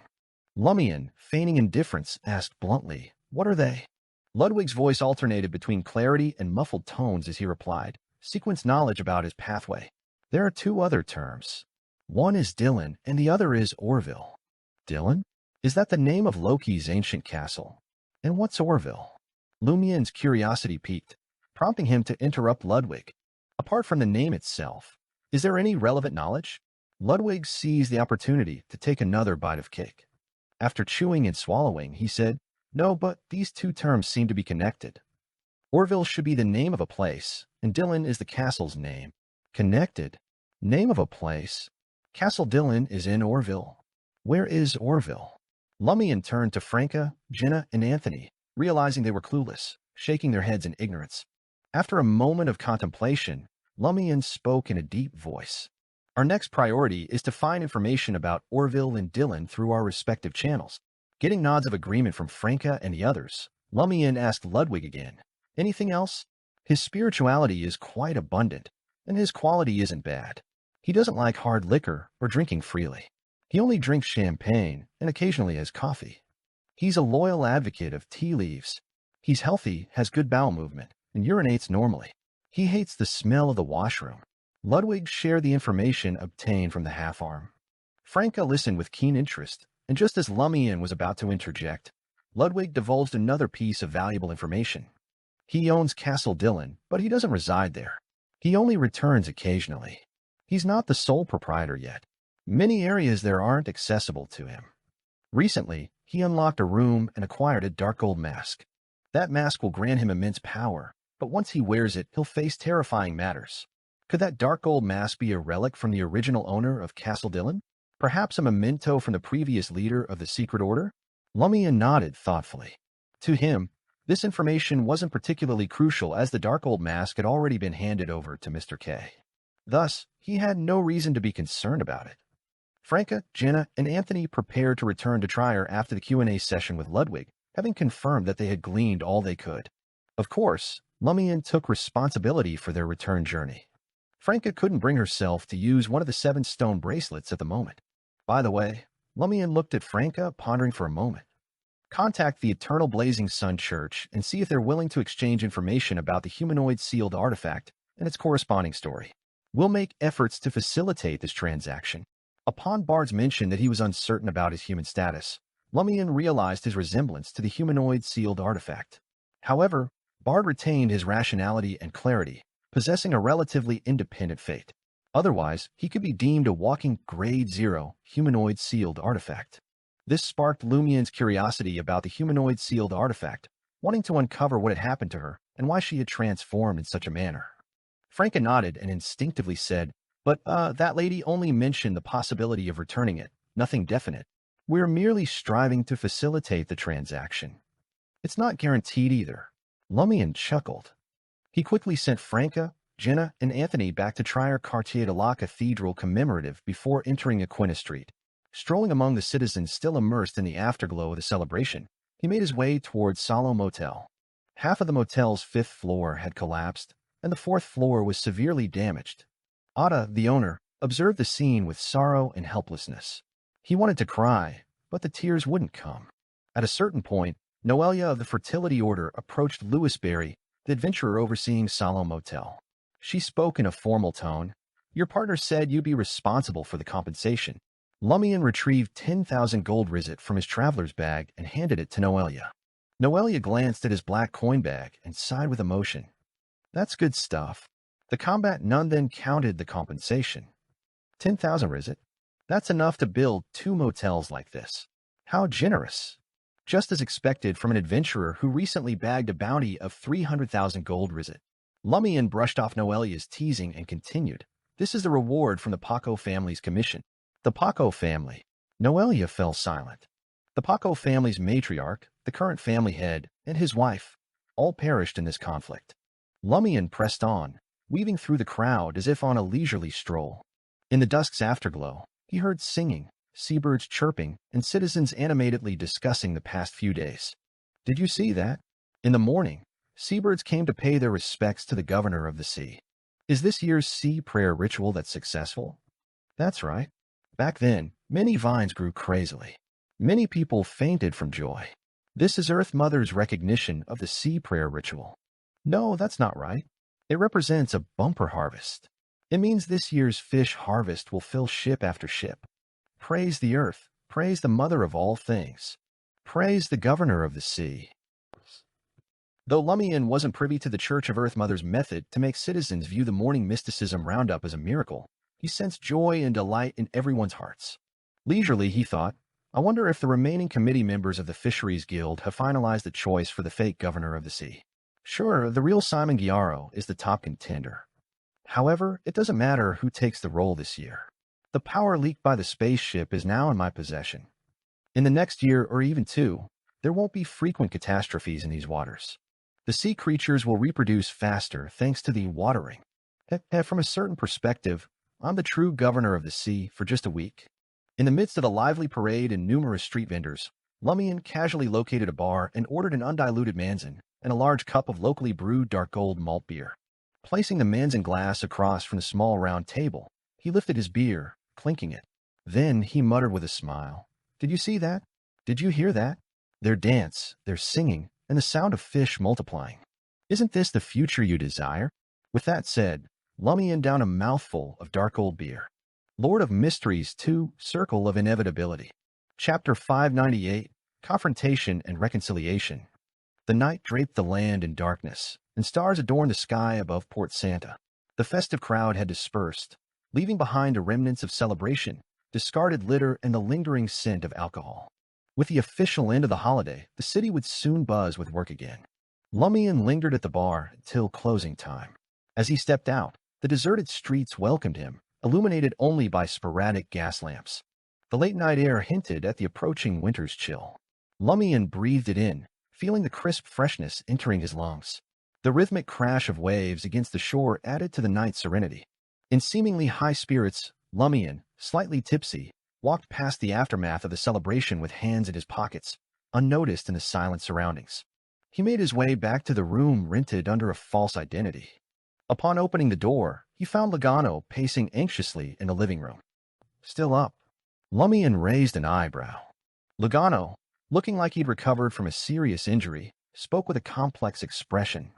An hour ago, Captain Noelia of the Combat Nuns paid you a visit. Not in armor, but a stunning dress. She is quite the figure. And then, Lumian inquired, a smirk on his face. Lugano replied with envy, She left disappointed when I told her you weren't around. Lumian chuckled.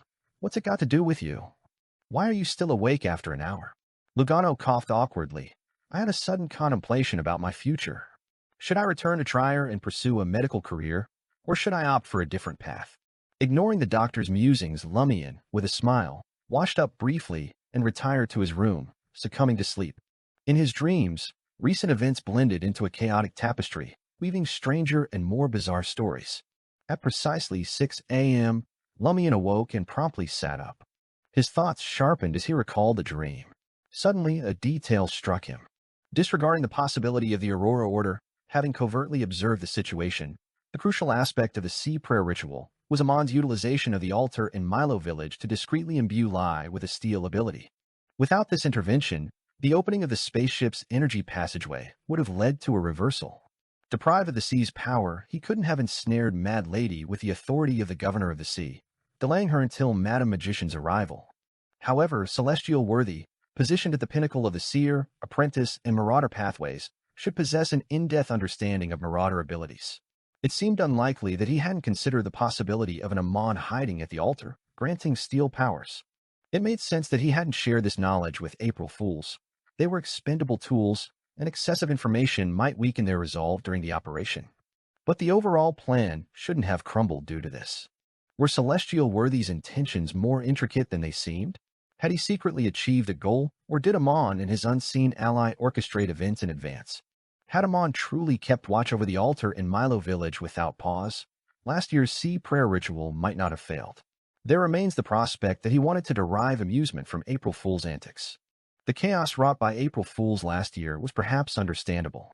Shouldn't the most straightforward approach this year involve discreetly allowing the completion of the Ring of the Sea Queen during the ancestor-honoring ritual?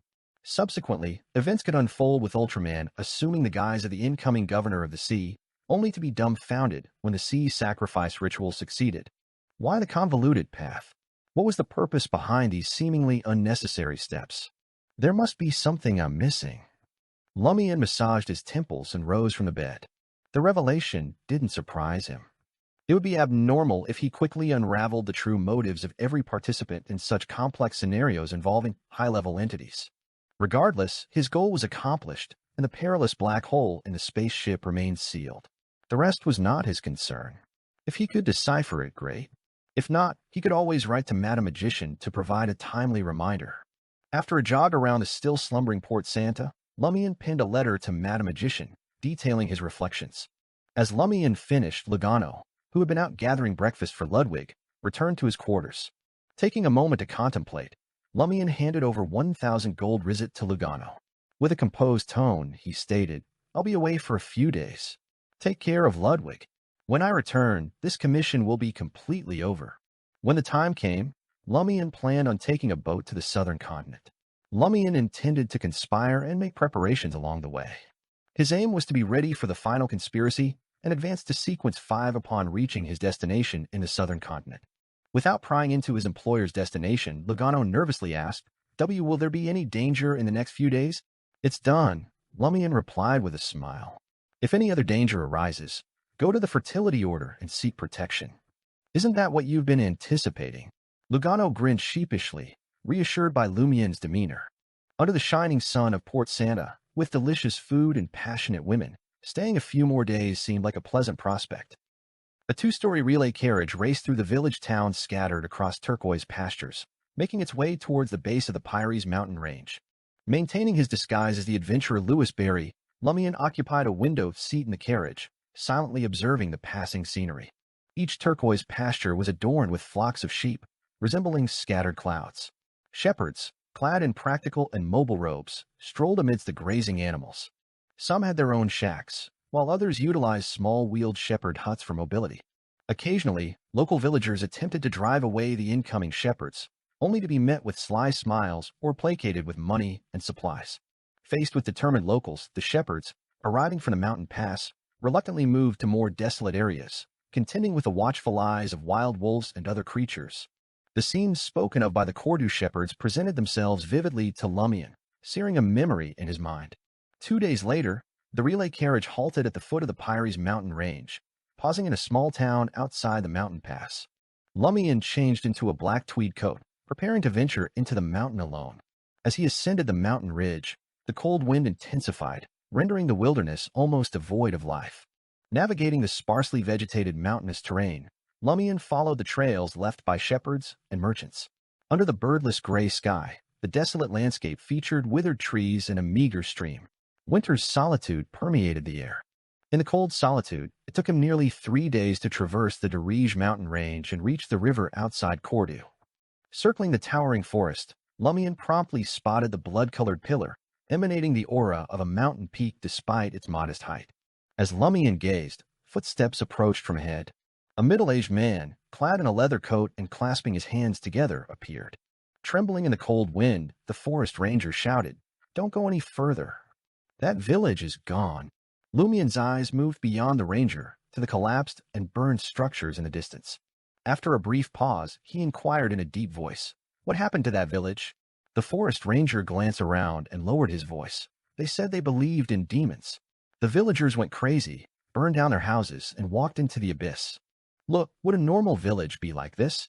Lumian fell silent for a long time. Seeing this, the forest ranger sincerely said, "In any case, those old men instructed me to prevent anyone from entering this village. They said that it's bad luck, it would provoke the demons." Lumian remained silent, refraining from further inquiry. Staring at the unfamiliar yet oddly familiar ruins, he turned away from the village entrance. Step by step, he approached the nearest alpine pasture, the wind howling around him. The grass here had completely withered, blown away by the wind, leaving behind barren patches of brown soil. Lumian surveyed the ruins of Cordu, then located a shack abandoned by the shepherds. Inside, he lay down, closing his eyes and remaining motionless. If only everything that had transpired before could be dismissed as a dream. When he woke, the alpine pasture was vibrant green once more, birds returned to the sky, an old tavern bustled with farmers and herdsmen. His sister persistently urged him to study, while Raimund, Ava, and the others pondered uncertain futures, unaware of the life awaiting them. The sun shone brightly, yet the air in Port Santa had begun to carry a chill. Abruptly, Lumian stood before Lugano and Ludwig. "You're finally back," Lugano exclaimed, relief evident in his voice, as if he had encountered a savior. Ludwig's appetite had surged once more, and the 1,000 rizit had disappeared faster than anticipated. Another week, and Lugano would have to contemplate using his own funds. He couldn't allow the child to go hungry. He might resort to eating him. Lumian chuckled in response, saying, "The commission is over. I'll pay the balance now. Do you want my help to teleport back to Trier? Or do you prefer taking a boat yourself or crossing the Darige mountain range?" Lugano fell silent, seemingly grappling with a decision. Lord of Mysteries 2, Circle of Inevitability. Chapter 599. If you have power, use it. Lumian didn't hurry Lugano. He preferred to observe the doctor's decision-making. After a pause, Lugano gathered his courage and inquired, "Will you be bringing Ludwig along in the future?" "Of course," Lumian replied, glancing sideways at Ludwig, who was devouring a roasted octopus. Had he not received the 0-01 information from the Church of Knowledge, he wouldn't have considered keeping such a child around. However, Ludwig had proven his usefulness. In the future, he might serve as another Loki trap. Lugano swallowed and offered, "I can assist you in caring for Ludwig, so you won't need to factor him in when dealing with matters, unlike how you could simply leave whenever you pleased in the past." As anticipated, Lumian wasn't taken aback by Lugano's proposal. He raised his chin slightly and inquired, "Reason?" Lugano smiled sheepishly and explained, "During this journey, I've witnessed much and faced attacks. It made me realize that sequence 8s are still insignificant in the mysticism world. They're ill-equipped to handle risks. Yes, if I return to Trier and discreetly wield my doctor powers, I'll undoubtedly attain middle-class status. It's not inconceivable to ascend to high society, but I fear that garnering too much fame will draw the attention of official Beyonders. Trier isn't as lenient as Port Santa, which is more accommodating to wild Beyonders. Furthermore, those dangerous Beyonders are always lurking around us. I refuse to be defenseless the next time I'm targeted. If you refrain from participating in mysticism gatherings and solely run a clinic as a doctor, you wouldn't be entangled in dangerous affairs. You could easily handle ordinary thieves and bandits," Lumian countered nonchalantly. Lugano shook his head. "The Beyonder who left me his relics, enabling me to become a planter, once warned me that once I enter the mysticism world, escape is impossible. Beyonder incidents will always surround us. If I'm fortunate, I might survive until natural death, but if I'm unlucky, I'll end up like him." At first, I didn't fully believe it, but the events of the past 6 months have increasingly convinced me of its truth. I did nothing, yet Rue Anarchy collapsed, and a peculiar tree sprouted. Before you hired me, I dreamed of becoming a figure in a painting, unable to return to reality. Upon waking up, I found myself wanted. This time, all I did was care for Ludwig, staying clear of any involvement, yet I was still senselessly attacked. Lumian's expression grew more peculiar as he listened. "I seem to be the common denominator in all your tales. Yet you persist in following me. Is this another instance of Beyonders encountering mysticism incidents? You didn't encounter those incidents, but me." Lugano continued, "I've also witnessed Beyonder powers like teleportation and tsunamis. Being just a sequence 8 no longer satisfies me. I believe I'll find more opportunities by following you."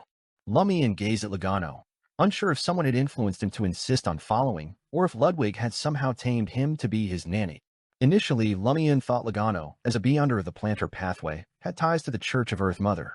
However, despite paying close attention, he hadn't observed any additional communication between his guide and the Fertility Order or the Church of Earth Mother's clergyman. Furthermore, Lugano seemed like a stranger. Seeing Lumian stay silent, Lugano smiled ingratiatingly and proposed, "I have a gift for languages. I can self-learn Dudanese from the southern continent. As long as you pay me 300 Vroldor a month and promise me a share of the spoils, I can continue to be your guide, private doctor, child caregiver, and be half a fighter." "Sure." Lumian handed over a total of 10,000 Vroldor.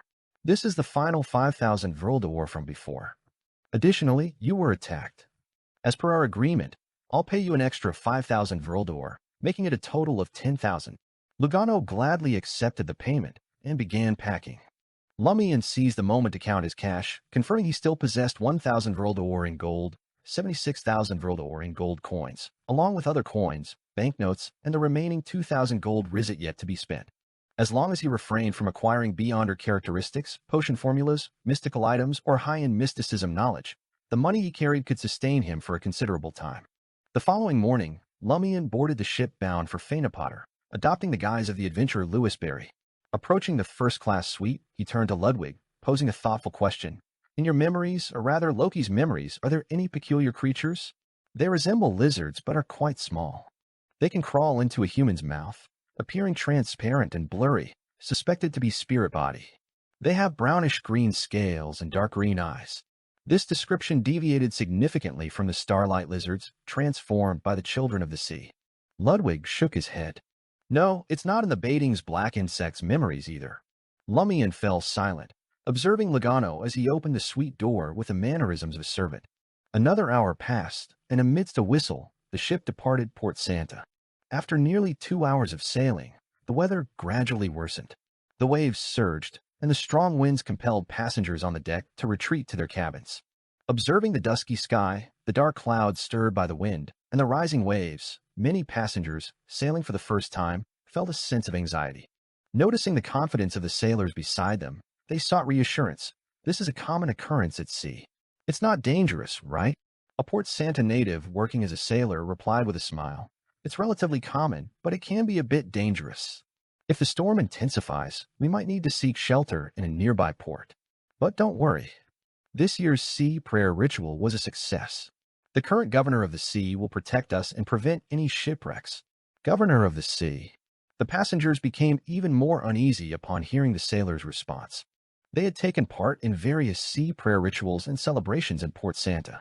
While enjoyable, they didn't truly believe that the governor of the sea could exert any significant influence on the waves. Amidst their unease, they were astonished to find that the rising waves suddenly subsided. Despite the dark clouds and strong winds, the seawater seemed to be pressed down by an invisible force, showing no noticeable fluctuations. The Port Santa natives erupted in cheers. Long live the governor! Praise the governor of the sea! Witnessing this, the passengers exchanged glances, momentarily speechless. In the first-class suite, Lumian relaxed in a recliner, sipping undiluted Manzan. On his lap lay a Southern Continent Dutanese introductory textbook. Clenching his right hand into a fist, he pulled it downward. A section of the dark clouds in the sky descended, forming a formidable funnel. Sunlight penetrated the massive hole, brightening the cabin and highlighting Lumian's book. Retracting his right hand, Lumian flipped through a page of the book. He found the governor of the sea's abilities truly advantageous at sea. Unfortunately, he could only use it for one more day. Late at night in Trier, Angoulême returned to his residence and habitually switched on the radio transceiver. Before long, a telegram arrived. Upon seeing Hidden Blade, Angoulême frowned. 2 bits of good news and a spot of bad news. Which one do you want first? I know. You must want to hear the good news first. I'll get straight to it. The first piece of good news is that the humanoid sealed artifact has been located and secured. You don't have to worry about the business trip to Phaenopotter. You can focus on investigating the Mirror People matter in peace. The second piece of good news is that after communication, we've confirmed that the faction controlling the humanoid sealed artifact might return it to you. We're willing to facilitate the matter, but you'll need to provide all the information about the humanoid sealed artifact in exchange. Of course, it's just a possibility, nothing set in stone. You won't need to make a substantial payment until we reach an agreement. Bad news. There's a traitor in your church. The humanoid sealed artifact was lost because of a mole. We're certain of this. Go 007. Your chance to render meritorious service has arrived. After reading it in one go, Angoulême felt a sense of relief. This was because after the humanoid sealed artifact was lost, the church's upper echelon suspected a traitor and conducted an investigation, but to no avail. There was indeed an issue with a case leading to the loss of the humanoid sealed artifact, but the 5 purifiers in charge of that case had been cleared of any wrongdoing during the investigation. They hadn't performed well back then and had merely encountered an accident. It seems that the mole has concealed himself well. Angoulême muttered to himself. Quartier de la Cathedral Commemorative, apartment 702, 9 Rue Orosai. Franca sat by the bed and chatted in the Telegram group, waiting for Jenna to return. Her female companion would visit the Quartier de la Maison d'Opéra once a week to watch a theater performance and only return at midnight. However, the exact day she went was uncertain. Furthermore, she would disguise herself to prevent others from noticing her travel patterns. Anthony, who lived nearby, had been busy infiltrating a circle of psychology enthusiasts, hoping to come into contact with a true psychiatrist. I seem to be the only one with time on my hands. I haven't received any feedback about mirror people. Franca wasn't the kind of person who insisted on having something on her hands. She excelled in finding joy in life. While Franca thought about Jenna, who had just finished watching the last play, put on a hat with a black veil and stood up to leave the theater, where many spectators were still lingering. At the exit, she patiently queued up and moved out. Suddenly, Jenna sensed a slight tremor from one of the items on her. Instinctively, she reached in and realized that it was the mirror world fragment from the Tamara family's tomb. Lord of Mysteries 2, Circle of Inevitability. Chapter 600, Correct Reaction. As something happened to the mirror world fragment, Jenna was taken aback for a moment before she tensed up. This was unprecedented. The mirror world fragment had never exhibited such behavior before, leaving Jenna puzzled as to its sudden activity. Her mind raced, attempting to decipher its significance. Could there be a disturbance in the special mirror world itself? Or perhaps someone in close proximity to me is closely involved with the special mirror world? Could this be a lead in Franca's mirror people investigations? Jenna's instincts urged her to scan her surroundings, searching for the source of the mirror world fragment's disturbance. Jenna controlled herself just in time as a realization hit her. If this phenomenon was caused by someone closely tied to the special mirror world, there was a high chance that the sensation was mutual. In simpler terms, while the fragment trembled slightly, there should be some anomaly on the person's body, detectable only by themselves. They too were searching for the source of the problem. Under such circumstances, hastily surveying her surroundings might lead to discovery by the other party. A thunderous strike might follow. Maintaining her composure, Jenna slowly moved out the door, her eyes fixed on the road ahead. During this process, like many spectators, she turned her head slightly and glanced at the wall clock in the theater's foyer to confirm the time, 11:05 p.m. After noting the time, Jenna returned to the foyer through the exit. The spectators around her dispersed, and the place gradually became less crowded. Jenna's mirror world fragment fell silent, no longer trembling abnormally. Just now, there was no one in the foyer, and the mirror world fragment didn't tremble when I watched the theater performance. This means that for the abnormality to happen, both parties need to be close to each other, no more than 5 meters apart, like when we were squeezing for the exit in the foyer. Now, is everything back to normal because the distance between them has widened again? Jenna's thoughts raced as she fully displayed her theatrical acting skills. Like ordinary spectators, she left the foyer and arrived on the street. She boarded a rental carriage belonging to the Imperial Carriage Company and paid 2.5 vril d'or in advance, her heart aching. If the subway and public carriages were still running at this hour, she wouldn't have taken a rental carriage back to Quartier de la Cathedral Commemorative from Quartier de la Maison d'Opéra. Quartier de la Cathedral Commemorative, apartment 702, 9 Rue Orosai. Jenna recounted her encounter to Franca and asked, "Did the mirror world fragment on you tremble slightly around 11:05? No, Franca replied with unusual certainty. Without waiting for Jenna to make a judgment, she smiled awkwardly and quickly added, "I don't think so. As you know, my mirror world fragment is stored in my traveler's bag. Even if there's a tremor, I can't sense it." As Jenna couldn't help but roll her eyes, Franca tersely acknowledged and said, "Do you suspect that the abnormality in the special mirror world caused a general change? If that's the case, even if the item is in the traveler's bag, I should be able to sense it spiritually. It's impossible to completely ignore it. Besides, when we put these two fragments together, there's never been a tremor. The probability of me encountering a mirror people is very high. Or is it a member of a specific branch of the Tamara family?" Jenna said as she walked to the full-body mirror in the living room.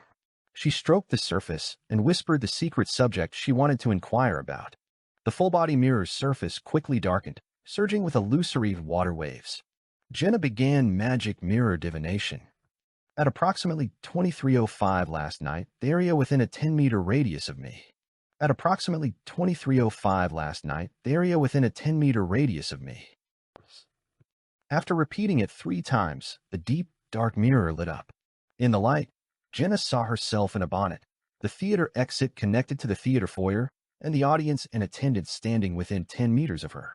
The spirit world faithfully recorded all this information. The reflection in the mirror held a dynamic quality, not static or rigid. Jenna swiftly observed a woman standing a few meters ahead, abruptly turning to survey the people around her. Donned in a black veiled hat, the lady, seemingly in her 30s, sported light eyebrows, bright yellowish eyes, and a white complexion for makeup. While not conventionally beautiful, she exuded elegance through her well-chosen attire. Despite her refined appearance, the lady appeared to lose her composure, scanning the surroundings as if searching for a lost lover. There's something off about her. She reacted to the mirror world fragment, Franca remarked as she joined Jenna, analyzing the image in the full-body mirror. But it's been over an hour, and she hasn't initiated any counter-divination. Is she careless or utterly unfamiliar with process? Jenna nodded. Can you discern anything else? Nothing more. Franca suddenly slapped her forehead. Gosh, we should have asked Anthony to take a look. A spectator would surely glean more information. You're right. Jenna was caught off guard. They still weren't used to seeking Anthony's assistance. Jenna suggested, let's get Anthony tomorrow morning. Calling him over this late might lead to misunderstandings. Besides, it's not an urgent matter. Yes, he might get the wrong idea, Franca quickly realized. The next morning, after observing the scene through the magic mirror divination, Anthony pondered and commented, her clothes were custom-made, suggesting a well-off family background. Despite looking a bit lost after surveying the surroundings, she may lack knowledge about the mirror world and its corresponding fragments. This contradicts her ability to make the mirror world fragment tremble. The answer often lies in the point of contradiction. Her walking style indicates good etiquette training, but her status at home isn't particularly high. Franca couldn't help but twitch her lips as she listened to the newly advanced hypnotist dissect the target layer by layer. It felt like she had no secrets left from him. Spectators are truly terrifying. On the other hand, Jenna listened attentively, finding similarities with character analysis in drama acting class but more concrete and detailed. In a daze, she felt transported back to theater The Lancian Cage aux Pigeons, listening to her teacher's lecture. These characteristics won't help us locate her directly. They can only offer certain clues, Anthony concluded. Understood. Character profiling, Franca replied in a professional tone. Anthony took out a piece of paper, picked up a pencil, and began sketching based on his impressions, intending to track her through various channels. Casually, Franca asked, how did you deduce that the lady's clothes were custom-made? Having once been a man and transformed into a woman with a potion, she remained fixated on the beauty of clothing and dresses. She didn't care about the store or tailor. Jenna couldn't tell either, as before becoming a witch, she hadn't reached the level to customize her clothes. Anthony looked up at the two demonesses. After becoming a spectator, especially as an information broker, I've deliberately honed my observation skills. I recognize the materials and characteristics of most of Trier's ready-to-wear shops and the styles of many famous tailors. The lady's dress clearly doesn't come from any ready-to-wear shops. Franca and Jenna revealed somewhat embarrassed expressions. Fortunately, Anthony was engrossed in his sketch and hadn't noticed their reactions. Port Santa. Nolfi, clad in a blouse and a light-colored jacket, escorted Batna to the dock. Batna, sporting a half-top hat, adjusted his rapier and cautiously inquired, "Are you really planning to stay here?" Nolfi calmly responded, "I'm already a combat nun of the Fertility Order. It's just now dawning on me that the sea prayer ritual isn't about gaining power and making a pact with an evil god. It's about protection. It's an act of self-sacrifice." In the past, members of the Fisheries Guild used their influence and wealth to entice others into becoming the governor of the sea and maidens of the sea. Now they've pledged to the Earth Mother's Church and the Fertility Order. Going forward, they'll inform potential candidates of the possible challenges and consequences beforehand, allowing them to make their own choices. I want to stay here and oversee this. That's good too. Badness sighed. Unfortunately, my destiny lies in sea adventures, and I can't remain in one place. The lovely and endearing Nolfi nodded. I understand. She asked sincerely, "Do you wish to have a child here?" "No, and never mind," Batna stammered. "I'm not mentally prepared to be someone else's father." He didn't want his child to turn into a humanoid lizard in the future. Nolfi expressed regretfully, "All right." Waving her hand, she turned around and walked away from the dock. After a few steps, she abruptly turned back, revealing a bright and beautiful smile. "Regardless, I'm grateful that you could accompany me out to sea." Without waiting for Batna's response, Nolfi redirected her gaze and hastened her pace, leaving the dock. Batna stood there, Nolfi's final smile lingering in his mind. Her words of joy echoed in his ears, and he suddenly felt a sense of loss. After Nolfi's figure vanished from the dock, the adventurers slowly boarded the ship, returning to Port Farum. In the evening, inside the ship's bar, Lumian raised a glass of amber kilju and addressed the patrons at the bar counter. "Ladies and gentlemen, I'm actually a magician. I can showcase an illusionary magic trick for you right now." He gestured towards the window. "Look outside." Instinctively, the patrons glanced out the window and noticed that the surrounding waves had surged to a height of more than 10 meters at some point, resembling a mountain. Just as they blinked, the terror-inspiring scene disappeared once again. Clap, clap, clap. The patrons applauded Lumian's brilliant magic trick.